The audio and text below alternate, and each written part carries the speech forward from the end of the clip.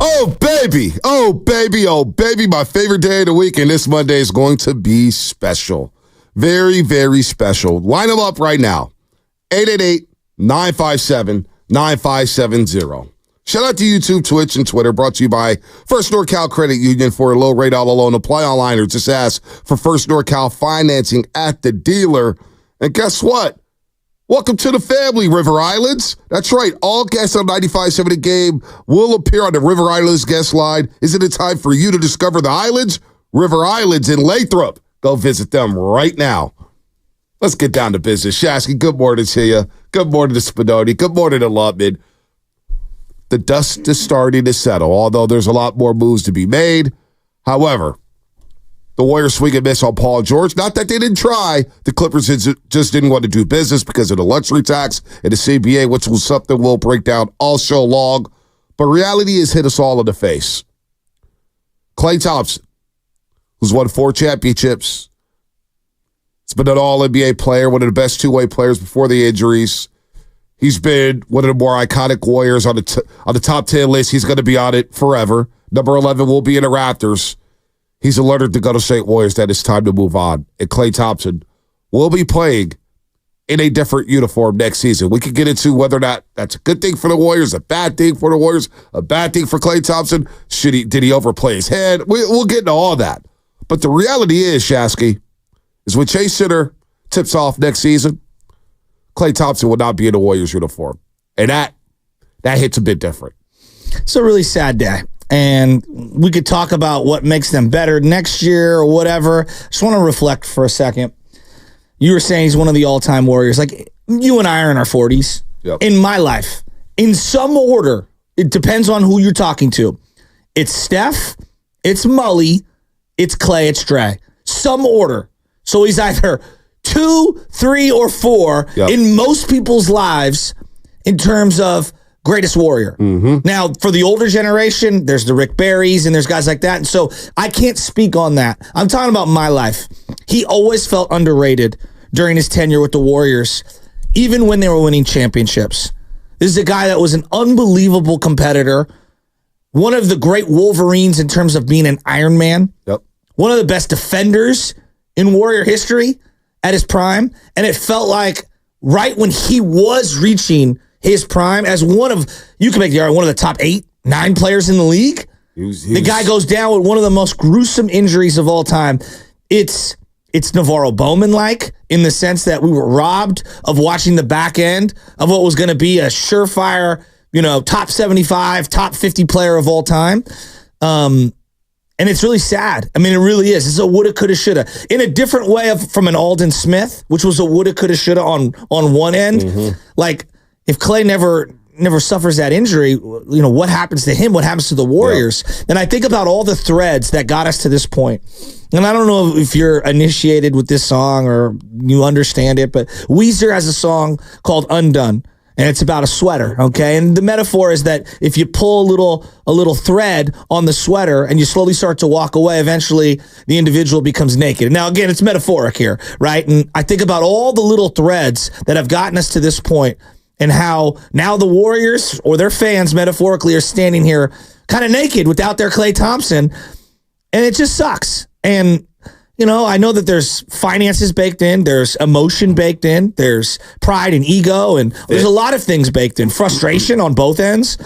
But the reality is that he should be celebrated today. And I know we're frustrated because the Warriors are out of control, but this is one of the greatest players I've ever seen play, and I want to see him go out on his terms, and he deserves a standing ovation from Warrior fans at every single turn. Yeah, we'll get to the celebration aspect of Klay Thompson at some point this week, no doubt about it. We'll have a Klay day.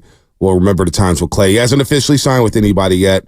The rumors are the Dallas Mavericks are in on a conversation. The LA Lakers are there in on a conversation. From what I'm hearing is Orlando has kind of taken a step back as they gave Kentavious Caldwell-Pope a 3-year, $66 million deal to go down and play with the Orlando Magic, and apparently chose them over the Denver Nuggets.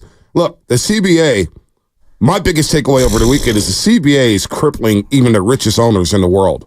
Stan Kroenke and the Denver Nuggets, they're not making a lot of moves because they're afraid of that second apron and what that second apron could do to you. Steve Ballmer, the richest owner in the NBA. The Clippers, look, the Warriors are doing business with them, and we'll get to the specifics here in a second. They're with the Clippers, and they gave them a variation of combinations saying, here you go. We want Paul George. Paul George agreed. Hey, I'll go to the Warriors. Mm-hmm. Warriors were ready to offer him a 4-year deal with the max money as he signs a 4-year, $212 million deal with the 76ers. That happened at 12:30 in the morning. Now Philly has Embiid, Maxey, and Paul George. We'll see how that goes in the Eastern Conference. I like Paul George as a third option a lot better than I do as a second option with the Golden State Warriors, but we'll get into all that. But the richest owners in this league are very hesitant to make major moves to stay into that luxury tax because of what it means to stand in that second apron. So you can't get on Dunleavy for saying, hey, he's not doing anything. Well, they tried to get the Paul George deal. They exhausted all options, different variations of a trade to go try to get Paul George. But again, folks, it takes two to tango. Did you interpret, because I interpreted the Clippers basically choosing one of two outcomes. It was either we want a combination of players that we could utilize because of our financial situation, or we can have cap relief. I interpreted them not doing business with the Warriors as a twofold thing. They didn't want to deal with the Warriors because they're in their division. Yep. But I think more than anything, it was the cap relief not being in those aprons. They actually outweighed whatever the Warriors were giving them. Now, it could entirely be that they didn't like the package. I don't know. I'm talking about my interpretation. I think it was the money. I think it was the salary cap. It was the luxury tax. It was the apron. And they didn't want to go over that second apron. They didn't want to be in the tax and be a repeater tax team. So we'll get the financials for the LA Clippers. But right now, the Warriors, and people don't want to hear this, they're now under that luxury tax. They're not going to be in the repeater tax, which, something that I was hesitant to say last week. I really was, because I'm the ultimate Super Bowl or bust type of guy. I love when my teams go for championships. But I understand in this situation where Joe Lacob has paid the luxury tax over and over and over again, and we just saw the most expensive team in basketball history, the Golden State Warriors, finish in 10th place. They finish in 10th place. That's not good business. No. That's not a good return for your buck, right?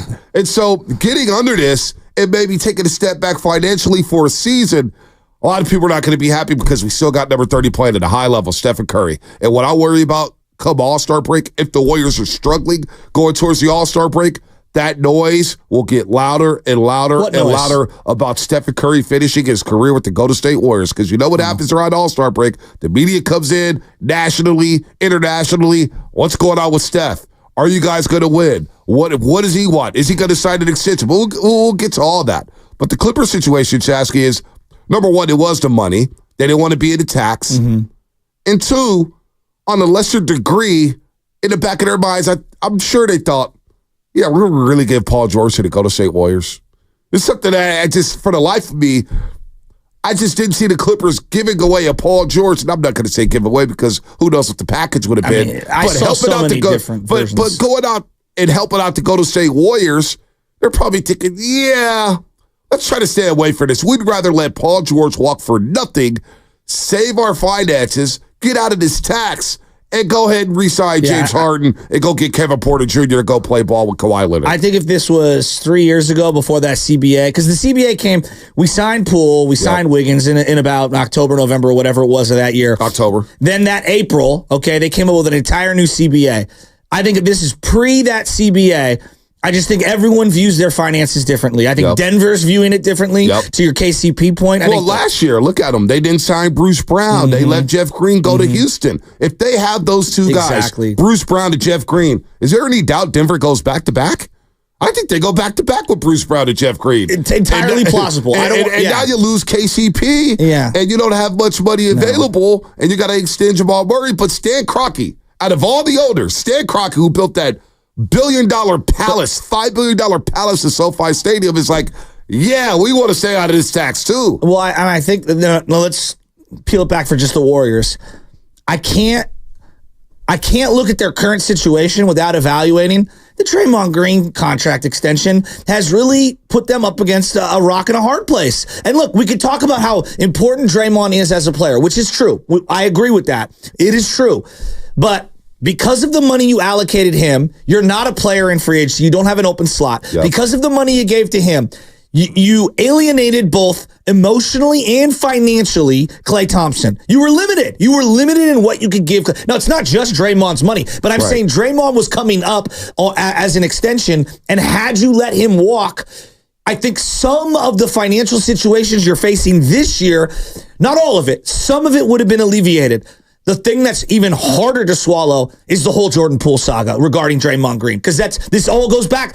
Again, I'm not trying to pinpoint him as the only one. It takes two to tango. The owner brought him back. The front office brought him back. Steph brought him back. This is the bed that they made, and they need to lie in it. But the way the Jordan Poole thing went down, and it's a bad contract, Jordan Poole's. I get it. Believe me, I hear it.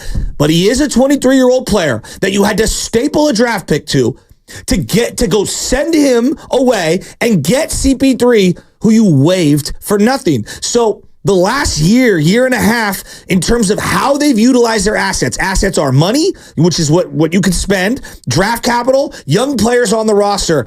It's hard to defend it. And now they're sitting here and they're very limited because of how prohibitive the CBA is. So all of these decisions are now coming to roost. This is the bed that they've created, and they have to lie in it. Well, it's going to come to a head at some point with this roster, because you can't pay everybody, right? Even if you had Jordan Poole and say nothing happens to Jordan Poole, you still had him on the books, and what does it look like here? Now, which is a great point. With the CP3 deal, you look at it as, we kind of all knew that CP3 is going to be here for 1 year. CP3, Chris Paul, signs a 1 year, $11 million deal with the San Antonio Spurs to go team up with Victor Wembanyama. He's going to throw lobs all day to Victor Wembanyama. Now you got an entry passer. It's a great fit for Chris Paul. Goes down to San Antonio, and he gets a mentor, Stephon Castle from UConn, I should say, the number 4 overall pick. So that aspect, you did lose for nothing. However, the finance department will tell you, we got our books in order. So it's not a lose-lose, an entire lose-lose situation. I get the doom and gloom right now with everything, but with the cap flexibility now going into next season. Now, it doesn't look pretty right now. I can't believe. Look, I know people are going to come down my road and say, man, you're shilling, you're doing this, you're doing that. No, this is opinions. Listen. You're under the first and second apron, which last week I said, the best situation for them right now, because I didn't see an avenue to them getting better in the Western Conference, even with Paul George. I was like, Paul George has got 4 years to $212 million. I still would take the Boston Celtics over Philadelphia. Okay. I'm still looking at the New York Knicks over Philadelphia. And Paul George as a number 2, I'm hesitant on and giving them a max deal. However, the Warriors agreed to do that. And I would have been cool with that, because that tells me they were big name hunting and they were trying to win or whatnot and maximize Steph Curry's window. We get all that. But the Draymond situation, it does point back to it. There's no denying it. There's no denying it. You could be the biggest Draymond fan. You could be the biggest Draymond hater.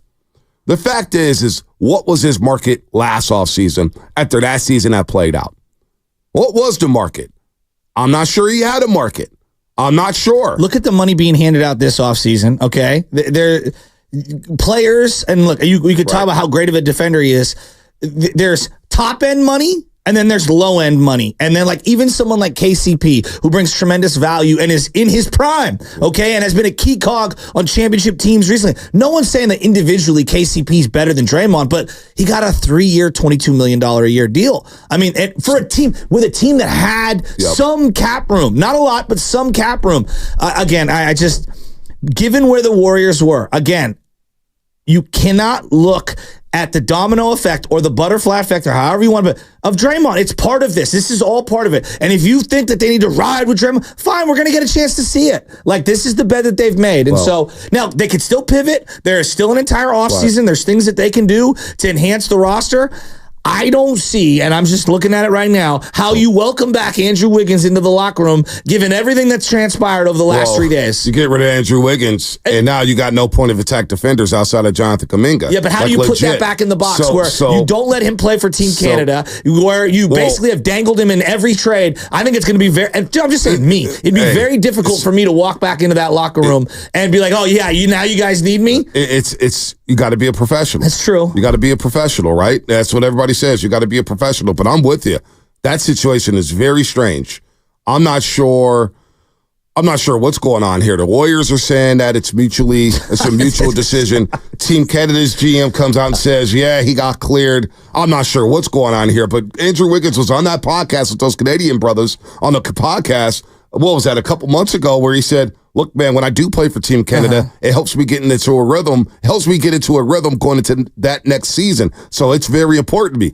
I don't know what's going on with that. The Warriors say it's mutual. Team Canada says it's not. I'm sure more news will come out with that. But it is a point where, how do you welcome Andrew Wiggins back into the locker room? And now the Warriors are trying to make. See, here's a notion that I can't subscribe to, and I won't subscribe to, is that Mike Dunleavy is not doing anything.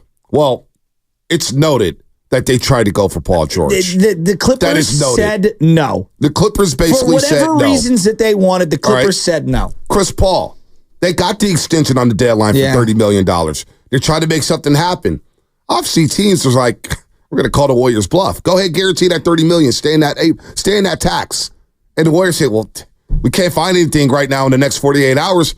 We got to waive them, because CP3 at that point said, yeah, no more extended the deadline. You're either going to give me my 30 or waive me. Yeah, because he knew that the money was going to dry up. Again, look at the money around the league. Money. Once Malik Monk signed his 4-year, $78 million deal, were on it. You know what happened, though? I think we all kind of underestimated what the CBA would present to the league. Because I was under the assumption Malik Monk was going to get about $30 to $35 million a year. No, we all did. I was like, wow. I thought Klay was going to get $25 to $30 million multi-year deal. And it feels like he's going to get a third, a half maybe of that. A mid-level, but you know what? He may get the year, and it tells me that money doesn't always buy happiness. It's great to have a lot of money. I could try to find a way to be happy with a lot of money. There's no doubt about it. What do you mean by this? What I mean by that is, obviously, this situation with the Golden State Warriors, where he had the 2-year, $48 million deal on the table, he'd have to take it. They don't negotiate at all. Feelings were hurt. Feelings were hurt. No doubt. It apparently is nasty with Klay Thompson, so he's going to move on here, and apparently his happiness is more important than the money right now in this situation. Well, there was an impasse. That's just how I'm reading it. No, I agree with you. There was clearly an impasse. But also, I would say that I think and to your point of taking two to tango, he obviously felt frustrated. Yep. But just from everything I'm seeing, reading, viewing, sounds like the Warriors weren't as interested either. It was like both parties. It did. I hate saying this. This has a very Jeff Kent-like feel to it. And the reason why I'm using Jeff Kent as an example is that it felt like Jeff Kent was underappreciated his entire time with the Giants. And for whatever reason, at the end, it got very salty. And both parties felt like they were done with each other. Yep. And he was going to go elsewhere. And it just felt like there was, not bad blood's probably too strong of a word, but there was saltiness. Right. And I feel very similar like this. There's going to be multiple camps in this divorce between Klay Thompson and the Warriors. And it sucks to me that an all-time legend is going out in this way, like in this particular way. Right. And if I'm him, I think he has every right to feel any way he wants about just the way everything has gone down the last couple of years. The one thing that I like, as Warrior fans, let's not kick the guy on the way out the door. Well, that's a little unfair. Listen, man. That's a little unfair. No, it is unfair. I think it's unfair. People are going to do what they're going to do. And you know how this works in today's day and age. It ain't take 24 hours for people to start saying, oh, man, Klay, you're immature. If you're going to take a discount with another team, not with us, you're immature. Screw you. You're petty. You're being this. You're being that. Let's not name call, because there's two sides to every single story. And again, when it comes to Paul George or Chris Paul and all these deals that people want happening out there, it takes two to tango. You need another team to agree. That's why I always try to, whenever we break down games or whatnot, Shasky, I always try to look at, hey, what about the other side? What are they saying? How do they feel? Because we always look at things one-sided through the Warriors prism. And hey, as a Warrior fan, yeah, we're disappointed. This is what our roster looks like right now. But hey, you know what? All season's not over yet. We're a day in. Let's see what happens. Maybe there's a sign and trade and the Warriors could get something back for Klay Thompson. But I am surprised. I'm not going to lie. We're discussing like potential targets for Klay Thompson. I don't know why I thought Dallas was a dark horse for whatever reason. And I'm surprised that they've been able to create enough money And now they're dependent on the Warriors to get a sign and trade for Klay Thompson. But I'm surprised they're even in the sweepstakes, that they're a finalist for Klay Thompson. Because now I'm thinking about the fit on the court. Yeah, defensively in the backcourt is going to be a problem with Kyrie. Yeah, Luka, but as a catch and shooter? But as a catch and shoot guy. Those two playmakers? That's what I'm saying. And then you have a big defensively who can hide some of their stuff. I think it's actually a great fit. It's a great fit for Klay Thompson. In a weird way, I think it's a better fit than Orlando. Ooh. But again, nah, I'm with you though. No, and you get there with Jason Kidd, you get Lively, Luka. you get Gafford. No doubt.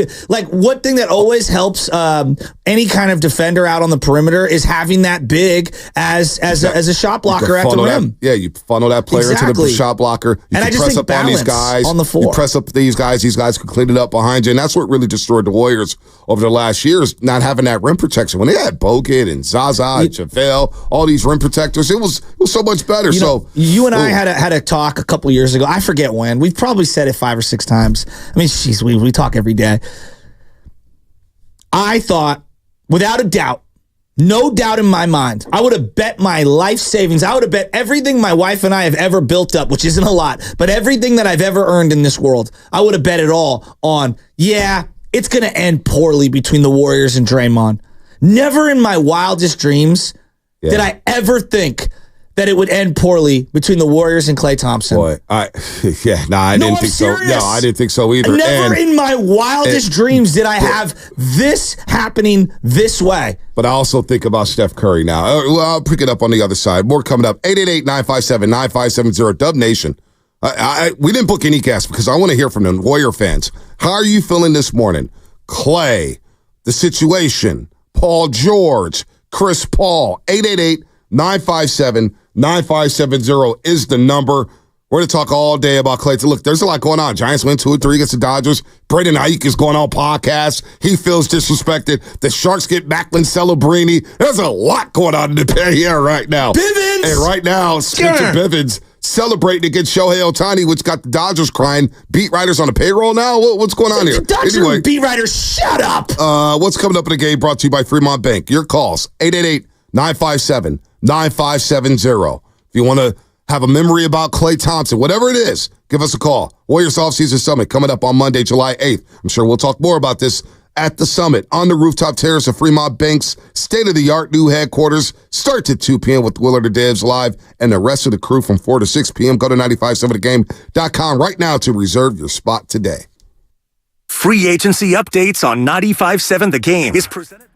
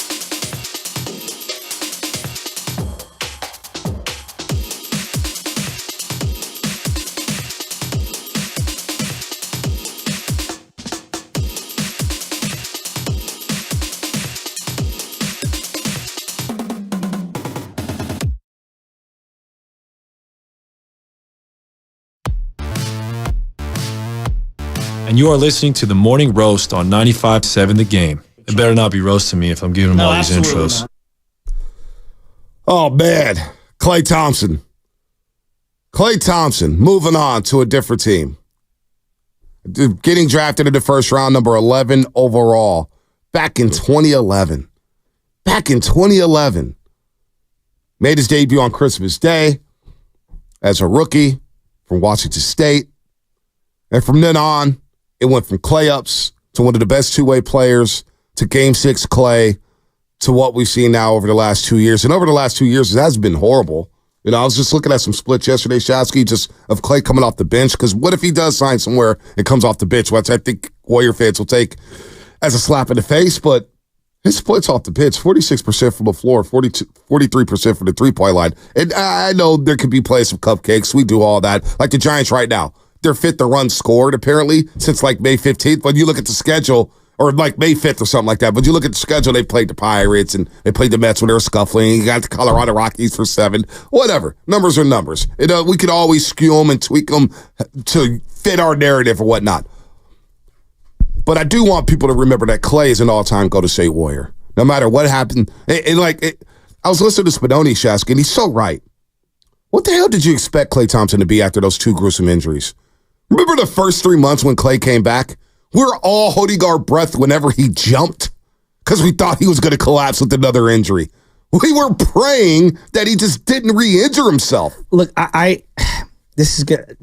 Just listen to what I'm going to say. Don't just aggregate me and clip this, but like we had a lot of energy for Scott Cousins because of the Buster Posey thing, right? And Scott was a fringe major leaguer trying to make his way, and the way the game was played at that point in time, you did plow a catcher, right? Like as a guy who's a fringe guy, like you had to.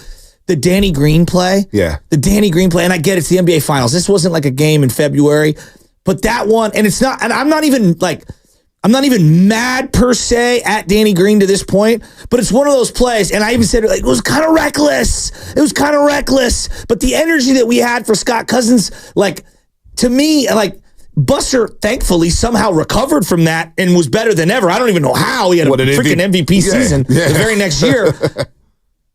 That play, sadly, like ended what was going to be the prime of one of the best players in basketball.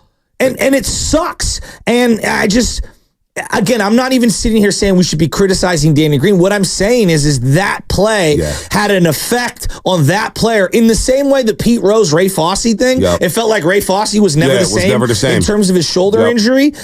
Like I can't watch, and people were showing the video of him coming back out. I can't watch it because to me, I feel horrible for the guy. He will never be the same athletically. And mentally. Our seats at Oracle Arena for the media during those finals, and really for all the games, but I remember section, I want to say 119 in the corner. I don't know if you ever sat in those seats with us before, but in the corner, and it happened right in front of us. And when he was going, because like up until that point, Klay was having an all-time game. Well, I was like, wow, he's taking this game over. He pulled up from the Oracle logo and hit a 3. And you know Klay doesn't shoot them deep. No. He gets on the 3-point line. That's Steph's range, right? He pulled up and hit one, and Oracle was deafening. I had popped like 7 Advils that day because I was just like, it's so loud in here. It's hot. It's a bandbox. This is old school basketball at the height of his powers. And when he landed, and I looked at his knee, when he landed, and the way he reacted right away was like, oh no. But then he came back out. I know. He came back out and I thought, oh, he's okay. And he hits the free throws, get backs on defense, jumps up and down, and Draymond looks at him like, are you kidding me? You got a torn ACL, dude. Get out the game. But that was Klay Thompson. And yes, we didn't see a lot of his prime. We saw some prime years, but we didn't see what could have been the best of Klay Thompson there. And that was unfortunate. And look, the ACL injury happened because he was coming back from the ACL injury the day he tore his Achilles tendon. The day they drafted James Wiseman, number 2 overall. DeLon Wright was at that workout, so I heard a lot from Darrell. And Darrell Wright basically said, yo, the rumor was Klay was looking better than ever. He was looking better than ever. And he tore the Achilles. And so, to your point about Danny Gray, that play, it did rob Klay Thompson of what could have been. Yeah, you're talking about you were there in the arena. I was at the station, the old station, and Alex Scott was in the spaceship, if you will, and he would have the radio sound super, super loud. So it was like a 15-second or so difference between the live radio sound that was going on and what was on the television. And it was me and Covey waiting to do the post game. You know, you're sitting there watching the game and hearing Jim Barnett, oh no, after he went to go, yam it down, we were waiting to see what happened. And then right away, seeing it live, because I heard the audio before I saw the video, and then you hear this. Curry to Thompson. Thompson to the rim. Goes up. He got fouled from behind trying to dunk it. Danny Green with the foul. And Thompson's hurt. He's hurt. His left knee. Tim, he is really hurt. Danny Green fouled him as he flew in for a dunk. He fouled him from behind. How many more injuries must this team go through? I just don't like the way he reacted when he was on the ground. The ovation you hear right now is for Klay Thompson. He walked down the tunnel and said, no, I'm not going to the locker room. This is game 6 of the NBA Finals. I'm going to turn around, walk under his own power, got back to the free throw line. I will never forget that, B. That moment. Jim encapsulated how everyone felt. No. I mean, I dropped to my knees. So Steph Curry's at the other end of the court, bent over. Ugh. But I tell you the moment that really, when that injury sunk in for me, it happened that night. Yeah. I was walking down the tunnel in the old narrow tunnels at Oracle Arena, and I saw Steph and Aisha. And Aisha found out that Klay Thompson tore his ACL because the report came out, and Aisha said, no! And like tears started flowing because they were all taking pictures in the bleachers in the last game at Oracle Arena. And I remember walking past them, and Aisha was like, no, not Klay, not Klay. And I'll never forget that image. It was like, damn. Not only did we lose the NBA Finals, Kevin Durant just walked off the court in Game 5, which was still, it took me a quarter of basketball to get over. What did I just see? Like Scotiabank Arena. What did Curry go for, 50 that one game? Oh, 47 in Game 3. I mean, in Game 3. By himself. Literally. That entire series, I remember taking calls for days after, but in that post game, and I said, how can you be mad at the Warriors' effort? No, you can't. I was such a proud Warrior fan. And speaking of which, who's a proud Warrior fan right now? Because they tried to make the effort to go get Paul George. They tried. It's a fact that they tried. Are you really going to be mad at Mike Dunleavy for whiffing on Paul George? It takes 2 to dance. We'll get to that. Richie Z, I see your super chat. Bonte Joe, why don't you get more super chats? You're my radio face. I have no idea. People be hating. That's why they don't want to spend money with us. It's okay. We're still here.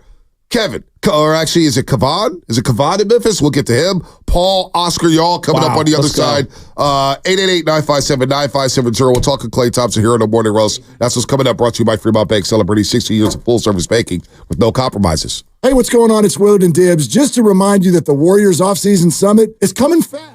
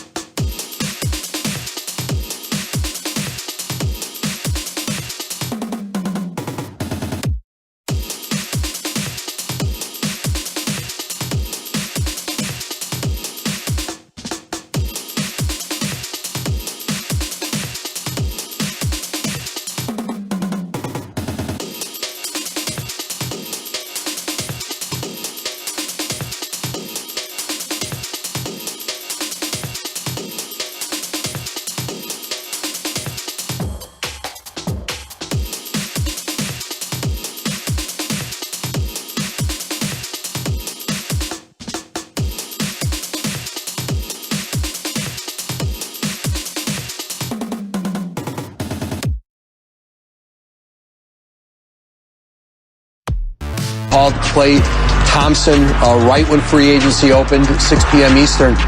Reached out, talked to Klay Thompson. The expectation that I have right now is these conversations, this negotiation will go into tomorrow. There probably will not be a resolution tonight, but certainly Dallas, the Lakers, the Clippers are working to be involved in this. Those are the prominent teams for Klay Thompson, whose career is going to be somewhere other than Golden State. The Morning Roast is live on YouTube right now. Take it away, Bonte. All right, Steph, we'll see you at the Paris Olympics. By the way, Team USA going to start working out next weekend, or this upcoming weekend, I should say. So that was Adrian Wojnarowski, ESPN, the latest on Klay Thompson. As soon as free agency opened yesterday at 3 p.m. West Coast time, LeBron James made the phone call to try to bring Klay down to the LA Lakers, where his father's a color analyst on the radio side. Of course, that's Klay's childhood team. And boy, I see the photo shots of Klay Thompson in the Laker uniform. I hate the Lakers. Klay does look good in that uniform. Hashtag pause. Here's the latest. As the segment is sponsored by Golden State Lumber, serving the Bay Area for 3 generations. When you succeed, we succeed. Visit GoldenStateLumber.com. The latest is Kentavious Caldwell-Pope signs with the Orlando Magic, 3 years, $66 million. He averaged 10 points a game last year with the Denver Nuggets, but he does shoot 40% from 3, and he's a lockdown defender. So now you got Jalen Suggs, Kentavious Caldwell-Pope in the backcourt defending guys with Paulo Banchero and Franz Wagner. Let's see what Orlando does moving forward. Of course, the big fish in free agency, Paul George. He opted out of his deal Saturday, which basically killed the Warriors' chances of landing PG-13 Paul George. And so Paul George, late in the evening, 12:30 Pacific Standard Time, 12:30 in the morning, actually. We're all asleep when the alert came around. But Dr. J, Elton Brand, the Philadelphia 76ers brass flew out to L.A., and they got Paul George to sign a 4-year, $212 million deal. That's right, Paul George, a member of the Philadelphia 76ers. He leaves L.A., his hometown, basically, and goes out to the East Coast to go to Philadelphia. 4 years, $212 million. Maxey signs a 5-year, $205 million extension. So they have Embiid, Maxey, and Paul George. So Paul George, the Warriors are out on. And then, of course, they had to make a decision on Chris Paul. He extended his deadline for the guarantee, the $30 million guarantee. Now, the Warriors had the team option, which we all knew about when they traded for him last year, when they attached Jordan Poole, Ryan Rollins, Patrick Baldwin Jr., and a couple picks for Chris Paul. Well, Chris Paul got waived by the Golden State Warriors because they couldn't find a trade partner. Again, it takes 2 to tango. Not like they didn't try, but team said, nope, we're going to wait for you to waive him. And the Warriors waived him, and he goes ahead and signs a 1-year, $11 million deal with the San Antonio Spurs. So where does that leave the Warriors? Where does that leave the Warriors, Shasky? Leaves them in a tough spot right now. Tough spot unless they could get Klay Thompson to agree to a signing trade and maybe get a couple assets back. But right now it looks bleak. The market looks bleak for the Golden State Warriors. It does. It absolutely does. I keep coming back to, like, the Klay Thompson going to the Lakers. That would sting. Well, that would sting. I was telling you guys that this has like a Jeff Kent feel on a variety of levels in terms of like the divorce between the player and the organization, and how the player always felt underrated, both by his own fans and by the country, just in general, during the height of his powers.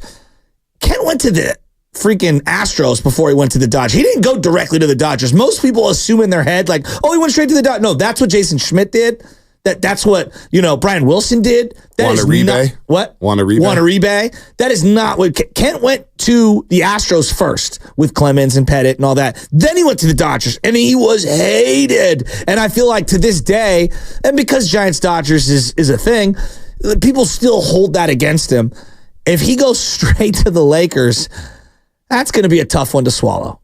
That will be tough. That's going to be a tough one to swallow. And to go play with LeBron? Right. You're going to go play with LeBron? That will be, like, this LeBron making a phone call, the second free agency started, LeBron called Klay Thompson. I mean, isn't the whole clutch thing, like, part of their whole argument is, like, Draymond was in the parking lot calling for Kevin Durant right after they lost. Like, it's just, I hate clutch. Let's go. Them. I do. I hate them. Now you clutch hate management. I hate them. But you're ready. Did you see the argument? And LeBron might take less. Of course. Oh, don't turn on LeBron now. You take him in a heartbeat with the Golden State Warriors. I would, given our invite situation. Clutch. You'd want Rich Paul on the show. Still a free Rich agent. Paul is being sued by some of the people who actually did the contracts. You would want Rich Paul on the show, I mean, man. Master P thinks that Rich Paul is not doing contracts appropriately. I call cap on that. No, but let's go to the lines. Seriously, let's go to the lines, man. A lot of people waiting on hold. It's their day. We're guest free for a reason. God, I hate the Lakers. Thank you. Oh, do you hate the Lakers or you hate LeBron now? I honestly, LeBron now too? Screw the Lakers. Let's go to the lines. Kevon in Memphis. Kevon, what's happening?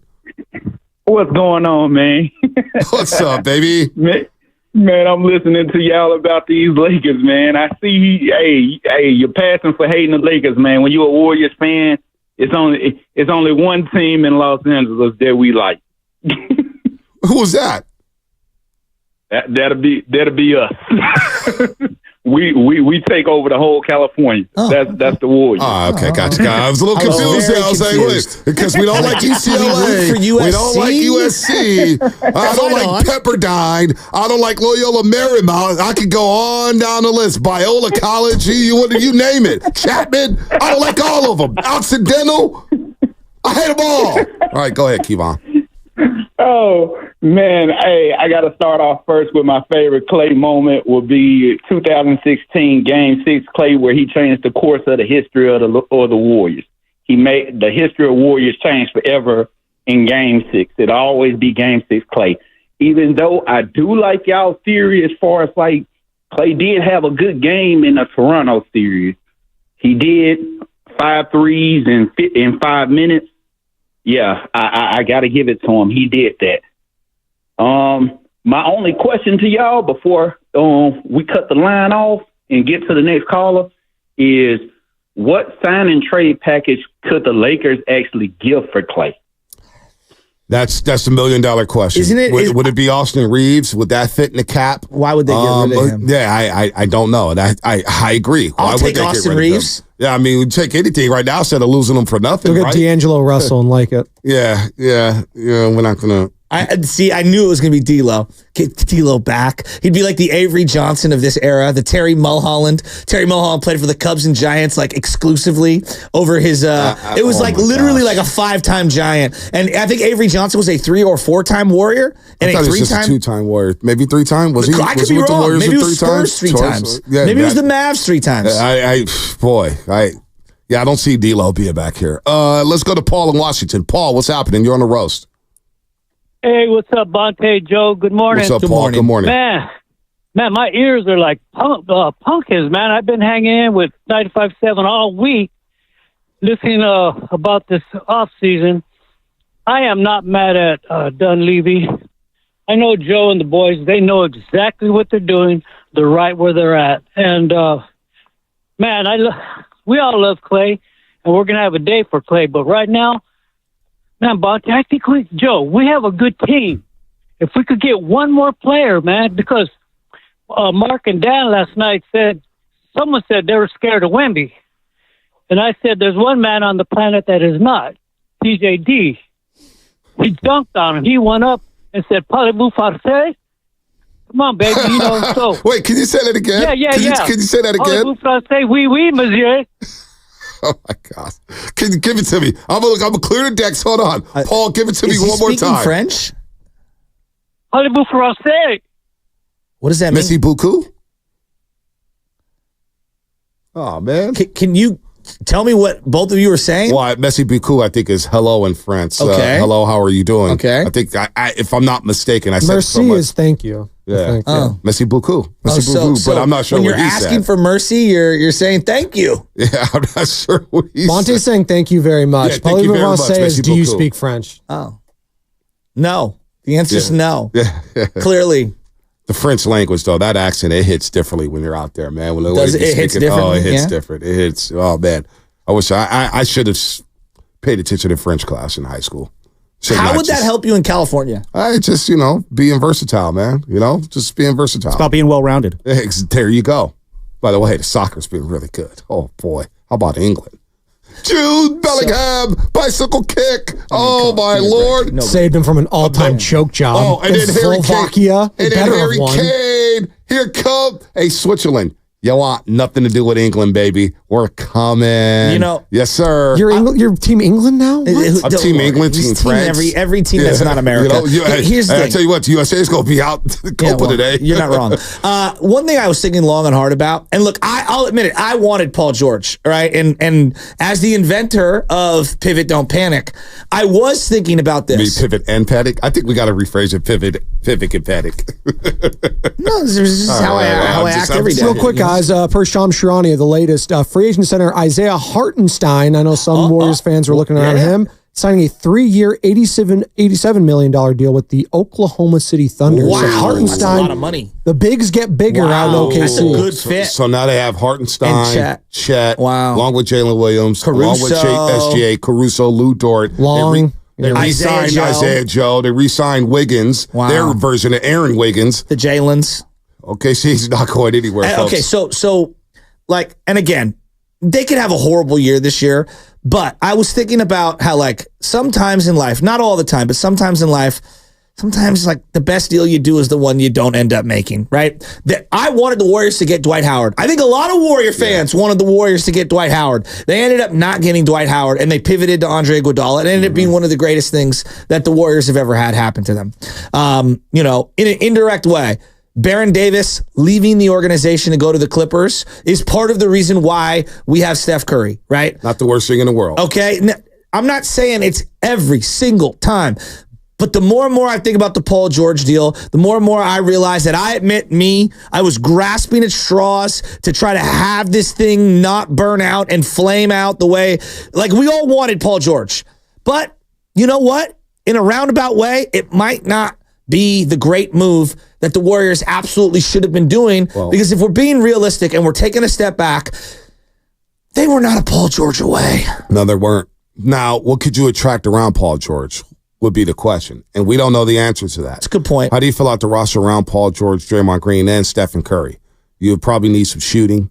Would Klay be enticed to come back with Paul George, somebody he played against in AAU? They've known each other for a long, long time. I have no idea. But here's why I was so hesitant about Paul George and why, man, I can't believe I'm saying this, but taking a step back financially to get your books in order may be the better player. However, it's such a tough thing to sell to this fan base because you have Stephen Curry. I think it's tougher to sell the Steph than it is the fans. The fans, well, I think it's both. Okay. The fans are already disgruntled, right? Mm-hmm. But yeah, for sure, Steph is probably thinking, damn, how's the spacing going to look next season? The spacing was already compromised last season. What is it going to look like this season without a Klay Thompson? Or if they don't get any other shooters? But I was hesitant because look at Paul George's contract, Shasky. This year's going to make $49 million. Next season, in 2025-26, he's going to make $51.7 million. In 26-27, he's going to make $54 million. Wow. Then when he's 38 years old, Paul George, it's going to make $56.6 million. It's a lot of money for Paul George. I like Paul George, but I don't like Paul George that much. I don't like him that much. And then the other deal that kind of came through the wayside, something we haven't touched on yet. The Warriors apparently said no to Chicago. Chicago is willing to do, apparently, a Zach LaVine for Andrew Wiggins and Chris Paul trade. Now, I think there were some draft picks involved, but Chicago can't move off of Zach LaVine. They're attaching picks to Zach LaVine just to get off of Zach LaVine. And I agree with the Warriors in that situation. Zach LaVine's owed $138 million over the next 3 seasons. I'm not mad at the Warriors saying, you know what, we're going to pass on that Zach LaVine deal. Because Zach LaVine, to me, doesn't get you better in the Western Conference. Well, it's a worse contract than whatever you thought the Jordan Poole one was. Exactly. If we're being, like, for all the people that weren't in on Jordan Poole, like, okay, you want LaVine? Yeah, I'm good off that. So I'm not going to go crazy about Zach LaVine or the Warriors saying no to Zach LaVine. I think that was a good move by the Golden State Warriors to say no. To your point about not making every single move and just making a deal just to make a deal, that to me would have been, hey, we're just going to make a deal just to make a deal to appease the fan base for a couple weeks. Then all of a sudden, Zach LaVine goes out there with multiple injuries. Like, his injury history is nasty. I know. Nasty. It is. So I'm glad they say no to I mean, Zach the fact LaVine. that someone's stapling picks to get rid of a guy tells you everything that you need to know. Just just very quick aside here, just to close the Avery Johnson loop, multiple-time Warrior. I'm counting 3 separate times with the Spurs. It could be 4. 2 times with Denver, and 2 times with Dallas. That's pretty incredible. That is incredible. Good for Avery Johnson, man. Good for Avery Johnson. I got to tell you, the way that he would deliver the lines, I loved Avery Johnson. NBA champion, Avery Johnson. So right now the Warriors have the biannual exception, $4.7 million. They have the non-tax paying exception, $12.8 million. And so they're under that second apron. They're under that first apron. And that tax threshold, so they're under all that. They got to make a couple tweaks to get under the salary cap, but they're right there. So Joe Lacob is not going to pay the repeater tax. And look, Joe Lacob's paid a lot of money with the luxury tax, and you can say what you want about Joe Lacob. I know 2 things about Joe. One, I think the first big thing about Joe is that the guy wants to win. Like this whole nonsense about he doesn't want to win. Now, whether or not you make the best decisions for your basketball team, we can argue about that at a later point. But the guy wants to win. You don't pay the taxes to pay the tax. No, you know what I'm saying? And not want to win. What are you doing? Well, I can't. We have to understand that the finances. You can't keep everyone, and not only can you not keep everyone, you can't draft everyone. That's one thing that I've seen a lot of people like losing their minds over their drafts, and they like they missed on Wiseman. Guess what? Whoever else was in that number 2 slot was going to take LaMelo or Wiseman. Those were going to be the picks. Right. All right? Like today, you really want LaMelo for the money that he's getting right now? Boy. And LaMelo's much better than James Wiseman. And even then, like we're talking Grand Canyon-esque gap to fill to be like where the Warriors want to be. Like everyone, it's basically there's 2 guys out of that draft. The guy who's in Tyrese Halliburton, Indiana. Which again, he was in Sacramento and they traded him, okay? Right. And then obviously Anthony Edwards. Right. I mean, those are the 2 key contributors. They missed on Wiseman. They did. And I don't think you win a championship with LaMelo in 2022. Okay. Jordan Poole, I think, was a better fit for this roster or whatnot. I would agree. I mean, LaMelo's fine, but he can't stay healthy. But like what I'm getting at is that like the Moody, the Kuminga, the Jordan Poole, the Wiseman, this other. Look, man, and I know we hate to say this out loud. The more and more I'm thinking about it, the more and more I kind of agree with Nick Friedel. That 4th championship, thank God they got it. It feels like the bonus title. All right, so don't fall for that trap. It's true. Look, we're not going to do that because now people are starting to label championships, and now we're starting to take away championships. I don't mean it like that. I'm not saying it's diminished. What I'm saying is thank God they got that last moment. I hear you. Because this is more the real NBA where like you swing on a bunch of picks. How many times did Oklahoma City draft high and not hit until recently? Well, Philadelphia is the perfect team with that. Trust the process. Because look at Philadelphia, what they've done. And you look at the Boston Celtics and how they hit a home run on Jaylen Brown and Jason Tatum, where Philadelphia had to go through Ben Simmons, Markelle Fultz, flip those guys. You trade for Jimmy Butler. Jimmy Butler leaves because you go ahead and choose up on Tobias Harris. Tobias Harris falls short. Now he's gone. So, yeah, you're going to miss picks. I grew up watching the Warriors miss pick after pick after pick after pick. 100%. So, to me, missing on the Wiseman pick, it's like, hey, man, you're bringing me back to the 90s. But that's not what ended this thing. Now, it would have helped if Wiseman had developed and he's still here, and it would have helped if Jordan Poole was still here. But let's be real, man. Things got tweaked when that day of practice happened October 5th, 2022. Well, and let's also be honest here, like, they got older and they got a lot more expensive, and the league put together rules that made it very difficult to maintain an older, expensive roster. That's as you're asking the youngsters to put miracle work together while these other guys are getting paid premium money. It was unsustainable. And now we got to bank on Kuminga making another leap, and I'm excited to see that. Where's Moses Moody at? I mean, where's Podziemski at? But they may not be done yet. We don't know what's happening. They might not even keep Kuminga. I don't know. Well, they might not keep Wiggins. We have no idea. That's why I wouldn't panic if I'm a Warrior fan. It's the second day of free agency. Calm the waters down. I get it. Clay's gone. Meltdown. I'm not having a meltdown today. I'm not going to have a meltdown until I see what the final roster looks like. I'm built for this. You know, if you want to sit at the kiddie table, go over there, sip your Kool-Aid and pout and throw tantrums, go do that. But I'm not going to do that right now. I hear you, and I'm not saying everyone, because most people are logical and they know that nothing lasts forever. But when you're in the middle of the winning, and I remember this with the Niners, and I remember it definitely with the Giants, you just think that it's going to go on longer than you think. Not that it's going to go on forever. You just think it's going to go on for longer. You always think it's longer. We'll just hold it off. We'll hold it off. We'll hold it off. And I think most people are like, you're clinging to the hope that it'll last. Like, okay, for example, the Giants, when they started winning championships, I'm like, oh, now we're in the top 5 all time. Like, we're not looking back. The Giants are going to be Yankees, Red Sox, Dodgers-esque, and Cardinal-esque for the rest of my life. They've now won 3 championships. Look at where their payroll's at. Like, they're developing random guys like Matt Duffy. They're never going to look back. They're going to be one of these upper echelon teams forever. Boy, I feel dumb saying that. The Niners. I was like, dude, we've been great for 17 straight years. There is no way. No way. Oh, look, we found Jeff Garcia. Even when Steve Young went down, we're going to be great for a long time. We may not win it all every year, but we're going to be in the mix forever. No.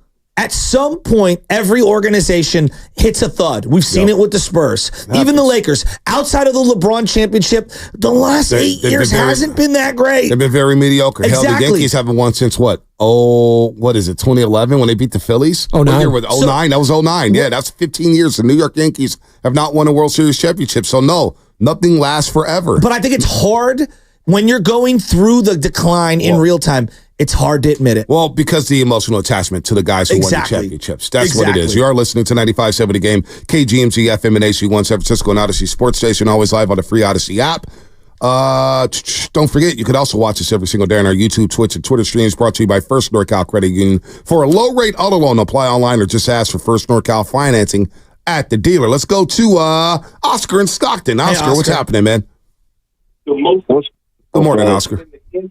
Oh, my God. I got a lot to say. Hey, man, but you know, one thing about it, I understand Klay, I understand the Warriors, but for the last couple of years, the front office has been making some bad mistakes, and it's going to show down because you do not make these big-time contracts with no Draymond Green, no Jordan Poole, or no Andrew Wiggins if you knew the CBA was coming up like this. This has no bearing on Klay Thompson. Well, let me stop you real quick. They signed Wiggins and Poole before the new CBA was even announced or ratified. It happened 4 or 5 months after they signed those guys. So they signed them thinking that the old way of doing business was still the old way of doing business, not knowing that the league would really clamp how they can move off those contracts. But even they signed up they played good for 1 year though. And that was the whole basis. They did not have to sign Jordan Poole that early. They still could have waited to the next year to sign Jordan Poole before the punch. But never to say that they still make bad decisions on draft picks. We always in history made that, but not even saying that. You're supposed to preserve money for the big three. In the way how they're going out with Klay Thompson, it's going to really hurt Steph Curry because you need shooting around Steph Curry. We need shooting. And everybody wants Klay Thompson gone. And that's one thing about the fans. I've been here for a long time, through the good and the bad. You do not, even though he's leaving, the way how everybody is dogging Klay, I can imagine how they're going to do Steph. And it's not guaranteed that Steph is going to end his career in the Bay Area. Steph is looking at the way how they're treating Klay.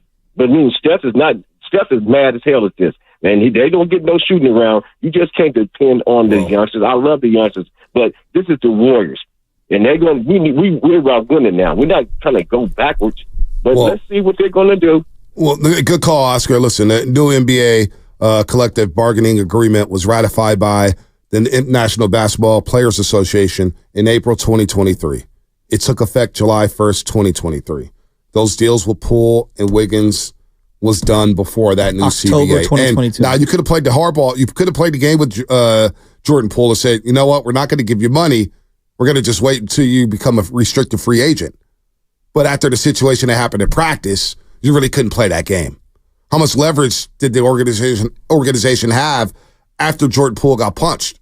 You know what I mean? Like, it's not leading back to the punch, but seriously, if you don't re-sign Jordan Poole, if you don't re-sign Jordan Poole, and he's already disgruntled with the new contract, what's going to look like without the contract. So I think you had to do that. Hey, Wiggins, you got him at a discount. We all believe Wiggins was a discount coming off those finals. $10 million less than the contract prior. But here's the thing with Jordan Poole that I for the life of me, he had a monster year the year before.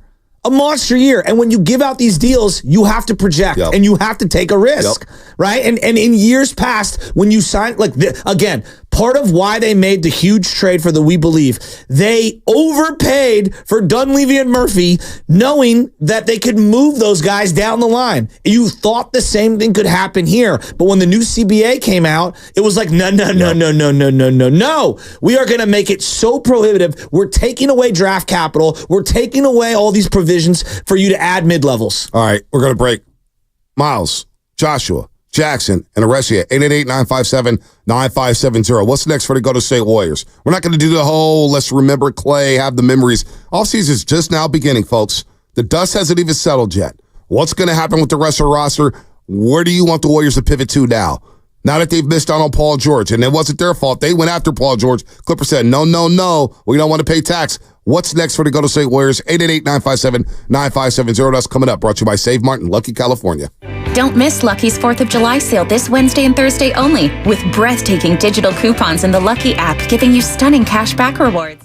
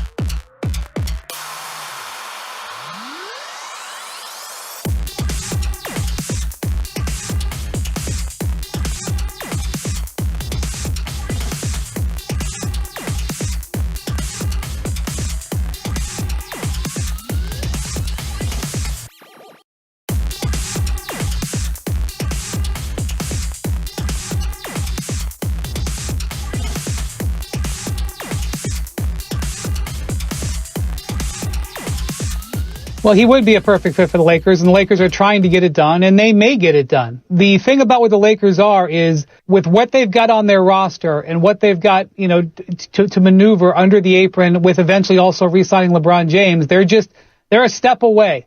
Bay Area is Draymond Green. The Morning Roast with Bonte Hill and Joe Shasky is live on YouTube and Twitch right now. Time for you to like and subscribe. You heard Draymond. Like and subscribe, baby. You better do it right now. Warriors Offseason Summit, it is coming up July 8th, 4 to 6 p.m. And here are the details. Well, then Dibs get the party started at 2 p.m. It'll be rocking and rolling. All right? Right there from the rooftop terrace. Location, Fremont Bank, 39150 Fremont Boulevard in Fremont. And then, of course, the rest of the crew will join Willard and Dibs from 4 to 6 p.m. Yay! Space is limited, so you better go to 957thegame.com right now to reserve your spot in this Warriors Offseason Summit. We're going to know a lot more. We'll probably know where Klay Thompson's going to be playing. And hopefully it's not with the LA Lakers. Oh, my gosh. He does look good. The Photoshops, he looks really good as a Laker. Hashtag pause. But I don't want that to happen. Yeah, now, Paul George is going from one red and blue team, the LA Clippers, to another red, white, and blue team, the Philadelphia 76ers. Paul George signs a 4-year, $212 million deal with Philadelphia to team up with Joel Embiid and Tyrese Maxey. Now, where's Brandon Ingram going to go? The Pels look like they're shopping him. By the way, we saw DeJounte Murray get traded from Atlanta to New Orleans. I like that move a lot with DeJounte Murray. I don't know if he was an option with the Golden State Warriors. We had Slater here last week. He said Warriors weren't too high on DeJounte Murray. So now he goes to the New Orleans Pelicans. Isaiah Hartenstein signs with the OKC Thunder. 3 years, $87 million.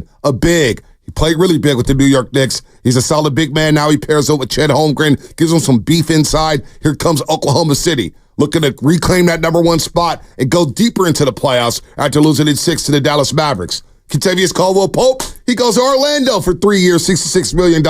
So what else is Orlando going to do? Where's the market for Klay Thompson?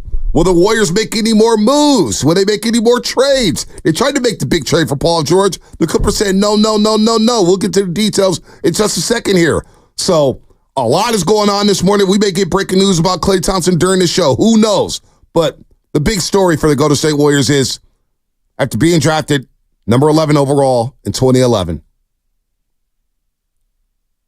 One of the key figures of this roster in this organization for many, many years.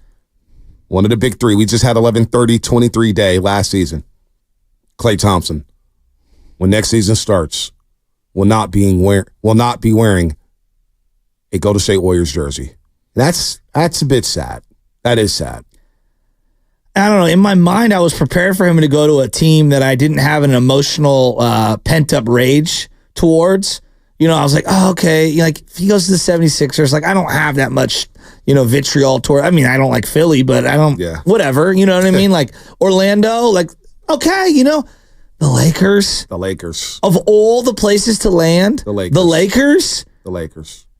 Giambi left and went to the Yankees. I mean, they had literally just played each other in the playoffs. Yep. And he was in the middle of his career and signed a monster deal that the A's, we thought couldn't match. Right. This really feels like, this is, you're going to go team up with LeBron and the Lakers. Now, I understand he has Laker ties. LeBron and the Lakers, of all the places?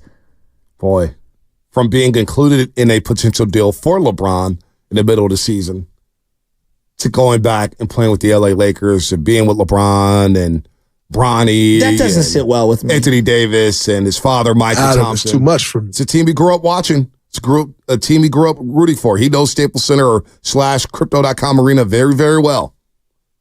He's toured all those hallways. Now, Dallas, I think, is the better fit because Luka and Kyrie get downhill. They break down the defense, and then you got Klay Thompson wide open on the three-point line with Lively and Gafford. That's a hell of a team, too. But if Klay Thompson goes to the Lakers, oh, no. Oh, my Lord. Talk about the drama.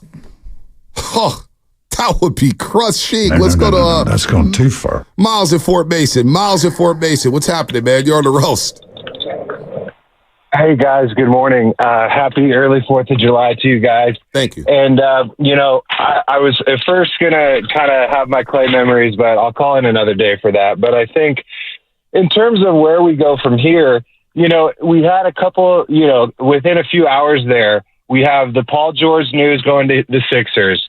Chris Paul is waived. Now Klay is out. It's like 3 strikes in a row to where, I'm kind of wondering what the remaining options are for Dunleavy and Lacob, even in a best case scenario. So count me as a little skeptical. I won't say that it's over, but it's just that it's not looking good. And to your guys' point earlier, how do we sell this to the fans? How do we sell this to Steph? To where I think he does start to really think about how much a 5th title means to him and, looking elsewhere. So tough day. Jerry Rice left the Niners. Montana left the Niners. It feels like a similar day to that. So we got to pick up the pieces. You know what's funny? Was it Saturday or Sunday? Was it Saturday or was it Saturday? NFL Network. You know what game they were showing? They were airing the Niners-Chiefs game. Montana's first game against the 49ers at Arrowhead Stadium. 93. I was like, why the hell is this airing? Yeah. And I'm watching it. And I watched it. Niners down 24-14. Played unbelievable. Steve Young's getting knocked around by Derek Thomas. Was it Kimball Anders making plays in that game? Number 38. But I'm sitting there watching it like, why are they showing this game? Why? And I'm thinking like, wow, Montana really did get traded from the 49ers. Joe Montana.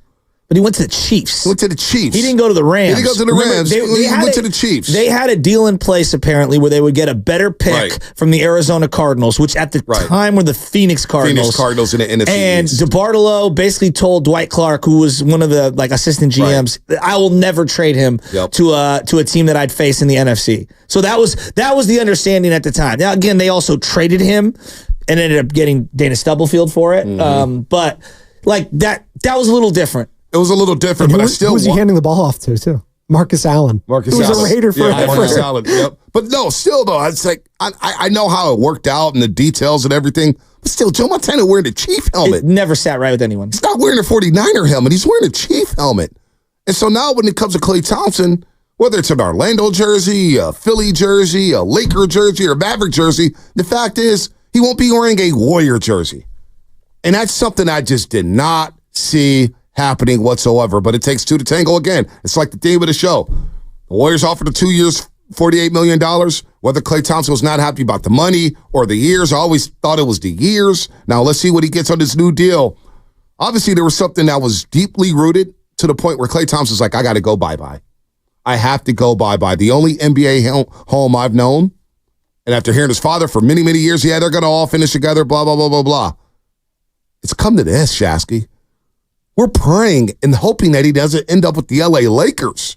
I don't know what else to say to you. It's like it feels like his mind is made up. He's going to try to, go where it best suits him, and it's going to, it's part of it. I don't know like you can't have it both ways, right? Like Warrior fans, you can't have Draymond at the number that he was making and not be up against it when it comes to the salary cap. You can't have Draymond at the years he was making and not upset Klay Thompson. Like, again, the CBA has put them in this position. Yep. They couldn't keep everyone. Yep. And to the caller's point about Steph Curry, to a degree, I would turn to Steph Curry and say, you kind of signed up for this. Like, come on. You know what I mean? Like, you want to play with your guys. Like, maybe if you would have been at a different point in your career earlier and you had been more proactive in terms of changing the roster a little, we wouldn't be stuck in this situation. So, like, you can't ride with your guys till the wheels fall off, and then the wheels start falling off and say, hey, where's my parachute? Like, that's not fair. Now, he could because he has the leverage, but I'm saying, like, that's not fair. Yeah, no doubt. Super chat here from Richie, and we'll get to the lines in just a second. Great morning show, Bonte, Joe. Happy 4th of July. I'm not worried about the Warriors and Klay. All right, that's cool. Drink away then. According to Tim Kawakabe's article over the weekend in The Athletic, there's a lot of interesting nuggets here. One, Paul George didn't want to come to the Golden State Warriors. He gave the Clippers a strong indication of that. He really did.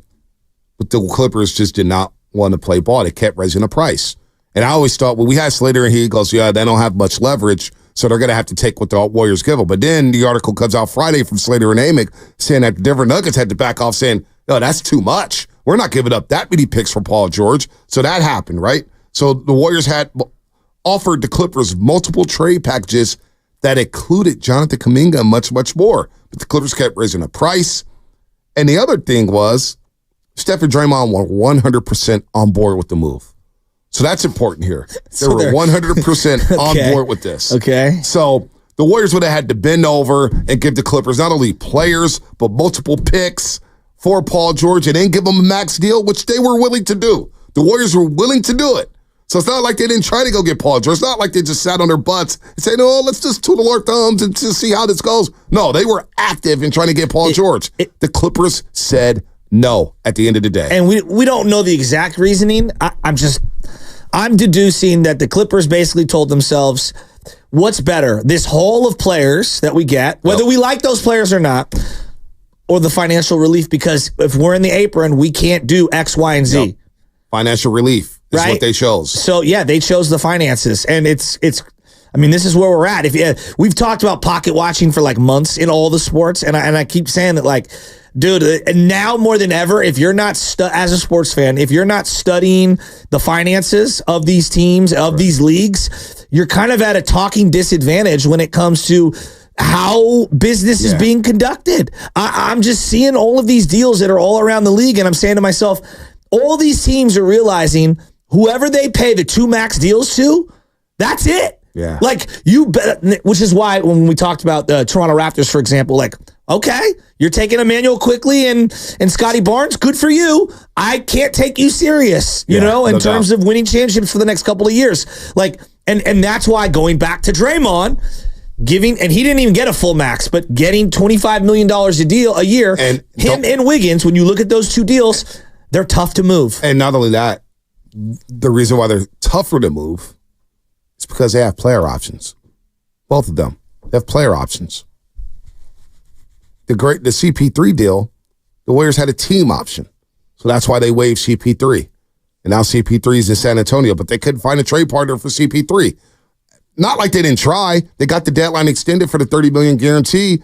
And then come Sunday, Chris Paul's like, yeah, we're not going to extend it anymore. I mean, that's it. You got a 1 year, $11 million deal so, from a team with a lot of cash. Right, a lot of cash. So he was like, look, I know I'm gone, but a team's not going to trade for him when they know, okay, the Warriors are probably just going to end up waiving him. So how about this, though? Just looking back at the Clippers and laugh at them a little bit.